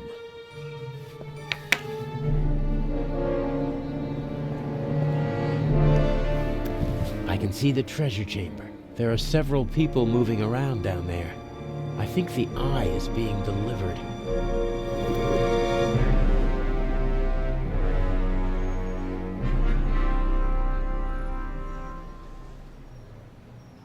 This window can be opened. Must be an entrance for the window washers and maintenance crews when they have to work up here in the cupola. There's a mechanism that opens the window when you turn the crank. I see two contacts down there on the frame. There's a piece of metal stuck between them and fixed to the window. If I open the window, the piece of metal will move, breaking the circuit and setting off an alarm, unless the guards have been notified beforehand, which is hardly an option in my case. I have to bypass the circuit.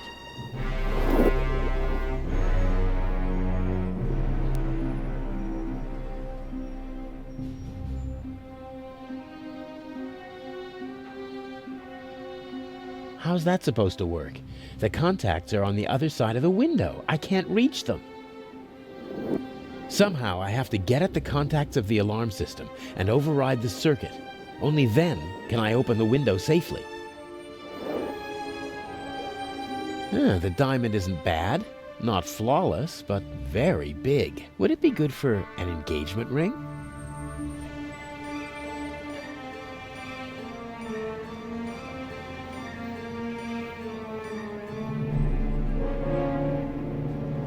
How's that supposed to work?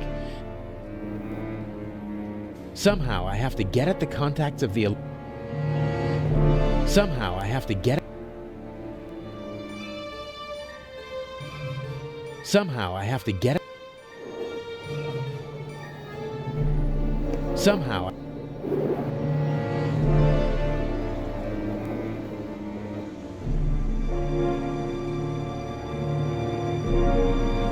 The diamond isn't bad. Would it be good for an engagement ring? No. Inch said everything I need is in the bag. I believe him.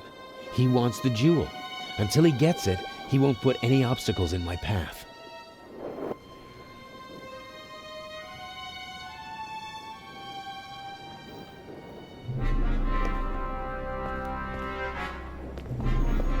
That tarp is covering something.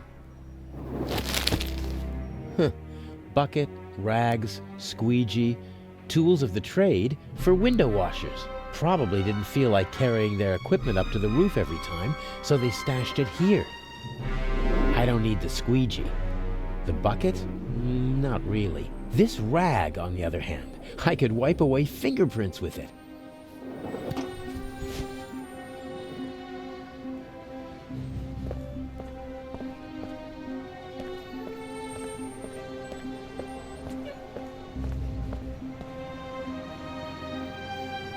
Somehow I have to get at the...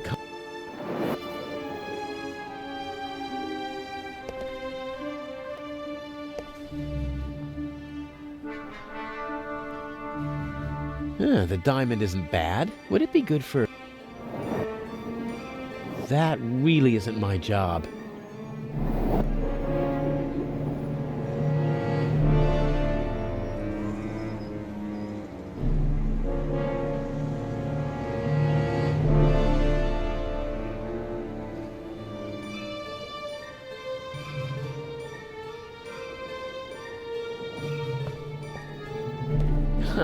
I can't cut any of the windows out of the frame, but this window has a rubber seal on the bottom and the sides.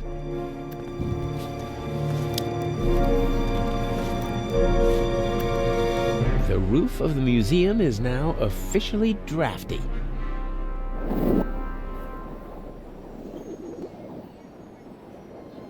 Yes, the aluminum foil might bypass the circuit. Ah, that's darn tight. I can override the contacts with the strip, but I can't... Oh, damn! I lost the strip! It would never have worked anyway. The gap was too small.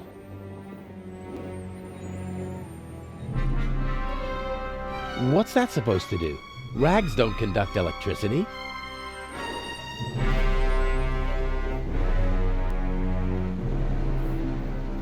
I cut away as much of the seal as possible. I can't make the gap any larger with the knife.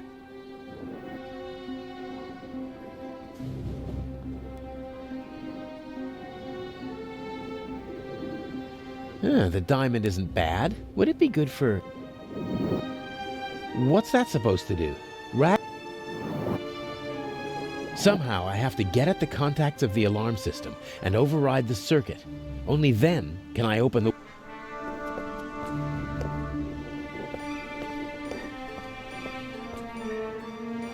Maybe the tap is meant to depressurize the water tank if it rains too much. Or it's just a practical way for the window washers to get some fresh water up here.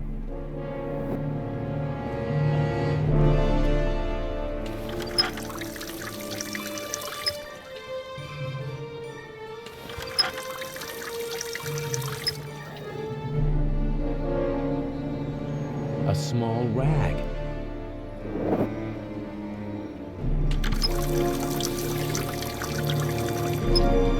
Oh, cold, dripping wet. I'm not putting it in my pocket like that.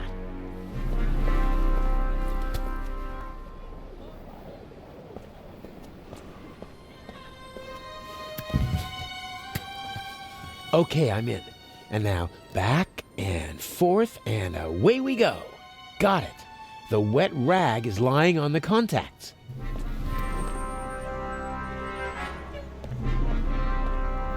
I think this crank will do the trick.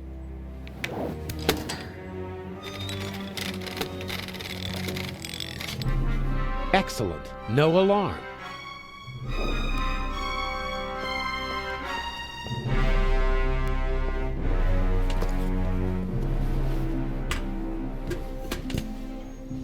Okay, I don't see anyone.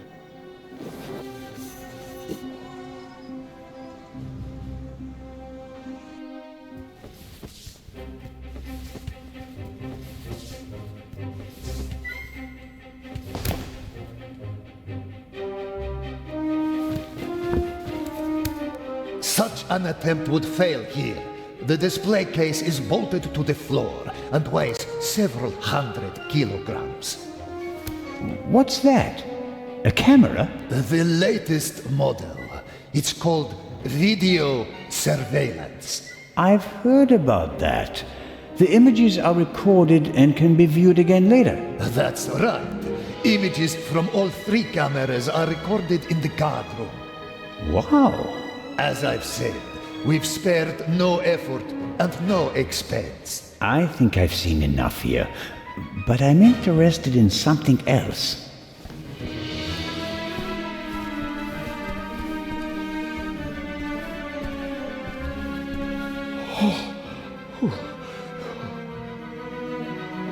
The camera covers the whole room, and I don't have a mask.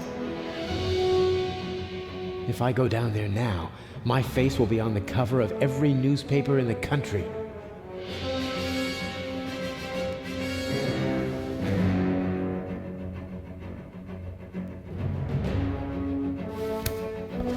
Just have to hope that Inch knocked out the guard in the guard room.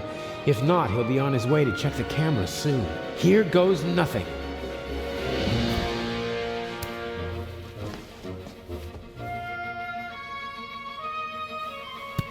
Now or never.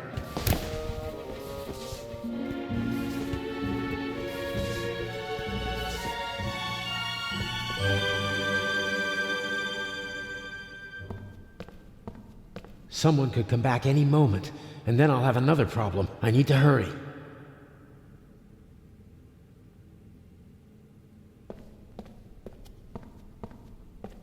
As a visitor, I'd only have eyes for the jewel. As a burglar, though, I'm more interested in the bulletproof glass, about half an inch thick. There's no glass cutter that could do the job.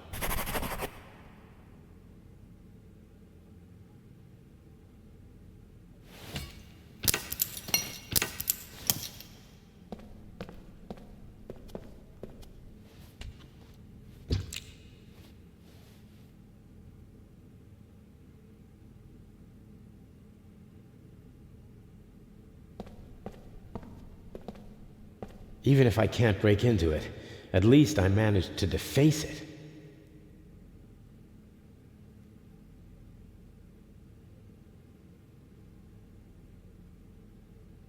Even if I can't break into it, at least I managed to deface it.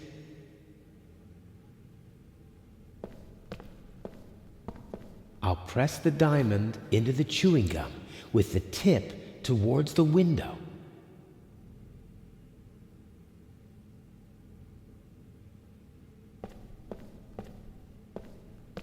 The chewing gum holds the tip of the diamond right on the bulletproof glass. That's promising.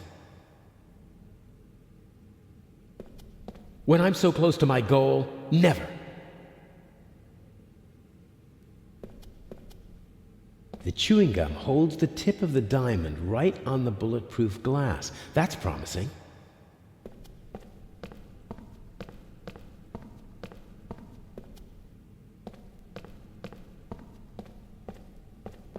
The chewing gum holds the tip of the diamond right on the bulletproof glass. That's promising.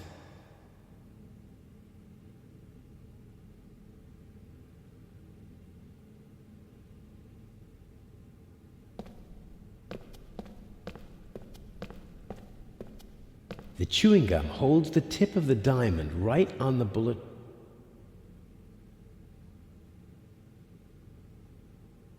The chewing gum holds. The camera is no longer a threat. The chewing gum holds the...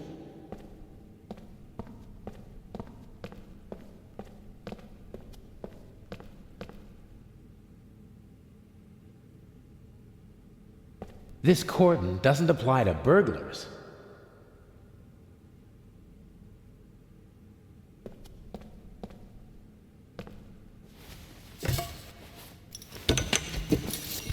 Everything will be fine. Everything will be fine.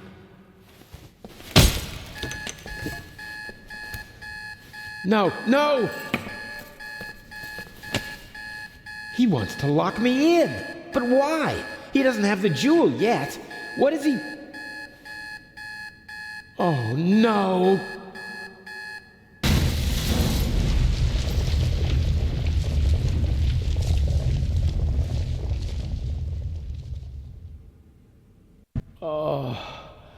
Oh, my head hurts.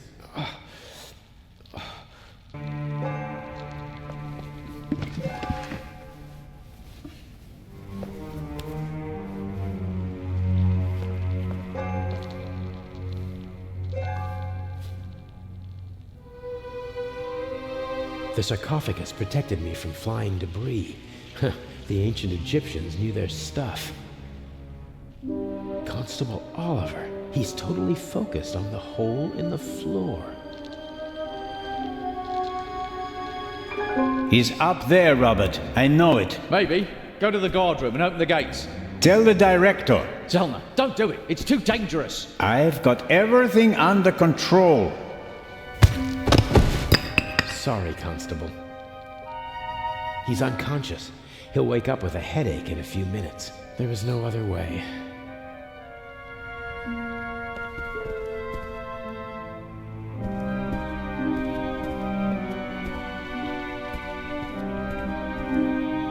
Everything's destroyed.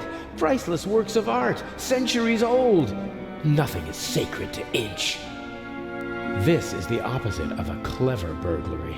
Inch must have decided to do it the violent way as soon as he realized he couldn't count on me. I would have died in the explosion, and been the scapegoat.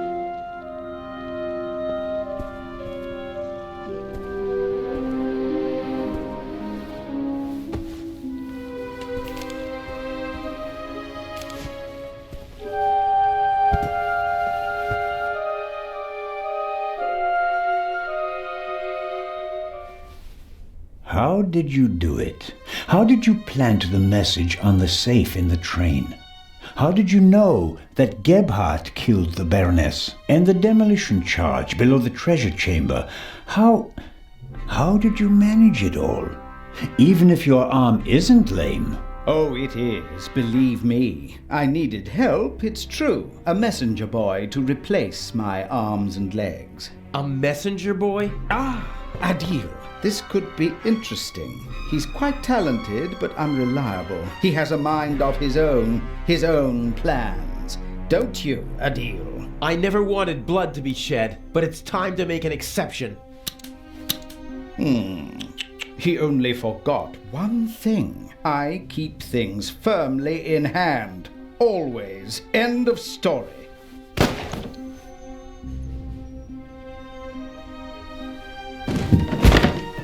No! Stupid little policeman.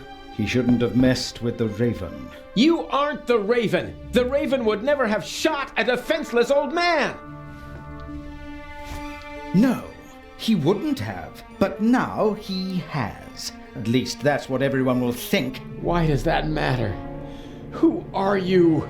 We worked for him, for the Raven. My brother and I. He's responsible for my brother being shot and for my crippled arm. He sacrificed us. Who? Who is the Raven? I don't know. I never met him, and in all these years, I've never found him. You don't know who you worked for? No one knows who the Raven is. Some say he's dead. The fact is, he never returned to the stage after that fatal night in Paris. So you want to lure him out of hiding? And if anything can, it's the burglary of the century executed by another thief while using his name. He doesn't come. But I still got my revenge. The gentleman thief, now a bomb-throwing murderer. Oh, I do hope he is still with us, watching helplessly as I ruin his life's work, as he ruined mine. Enough chatter. I'll be going. But why? Your little girlfriend escaped, and if I can't eliminate all the witnesses, I can at least destroy their credibility. Why did you just shoot poor Constable Zellner, lad? They'll hang you and your accomplice. Ha ha ha!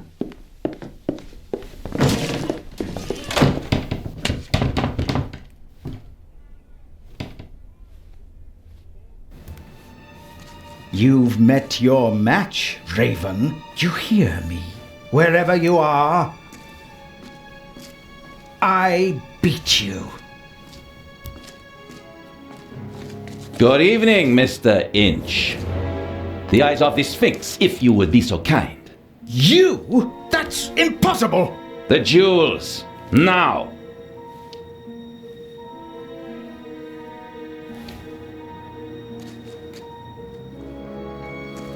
Inch, don't move a muscle. You're under arrest.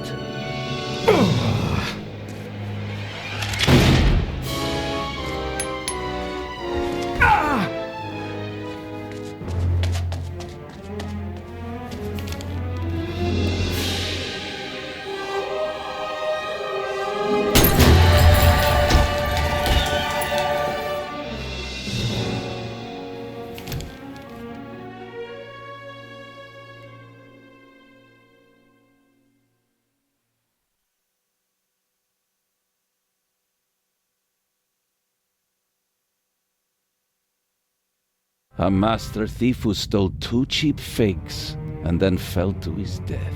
A shot that no one could explain. But for the newspapers, it was the real jewels that were the heart of the story. The eyes of the Sphinx, reunited in the Egyptian Museum. What kind of game is this? The Raven's game. At least you caught him. Again. I saw the surprise and the anger Inch's eyes. He knew he'd been played. You don't mean... At first they wanted us to believe that it was Gebhardt.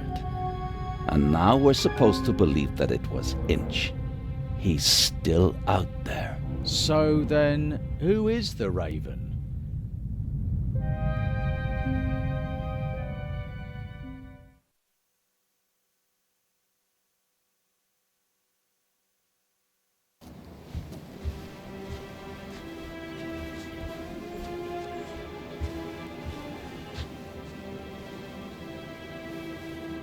Hello there, handsome devil.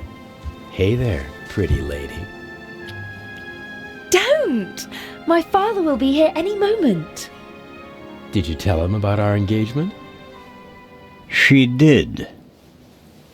I almost slipped out of character. Oh, Daddy, we all know that would never happen. You were Anton Jakob Zellner through and through, even with the world crashing down around you. Didn't go too badly, did it? Well, Inch nearly blew us up, and I was almost charged with murder. Ah, yes. Exciting, wasn't it? I haven't had fun like that since I retired. Dr. Gebhardt nearly killed you. Nobody could have suspected the doctor. At least we managed to clear things up quickly. I would have preferred it if things went according to the old plan.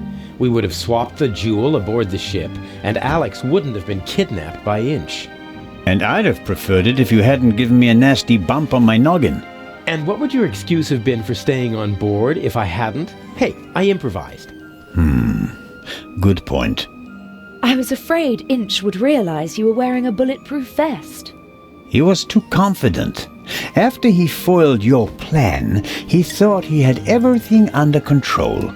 He never really took a look at the emerald in the display case. He just assumed that they shipped the real jewel from Switzerland. And after my little tussle with Inch, we had both jewels. He blew half the museum to smithereens just to steal a fake. He was always rude and insolent. I never should have worked with him. His double-dealing cost his brother's life. And his own as well. I'd still rather see him in jail than in a morgue. He shouldn't have messed with the Raven. To your retirement. To the future.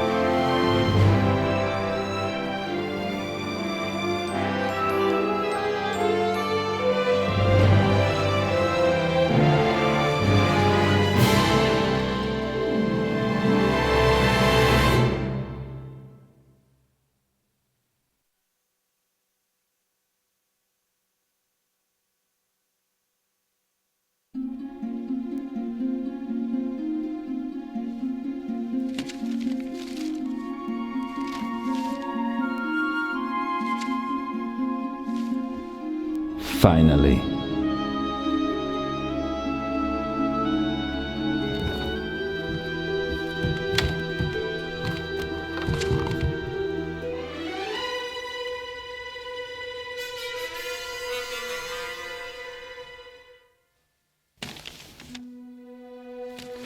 Dear Nico, the Raven is dead. Yet other criminals live, and they are more brutal and ruthless than he ever was. Who will stop them? It would be tragic if a good policeman failed to do so because he was hunting for a dead man and ruining himself in the process. Let the dead rest in peace. They are not coming back. R.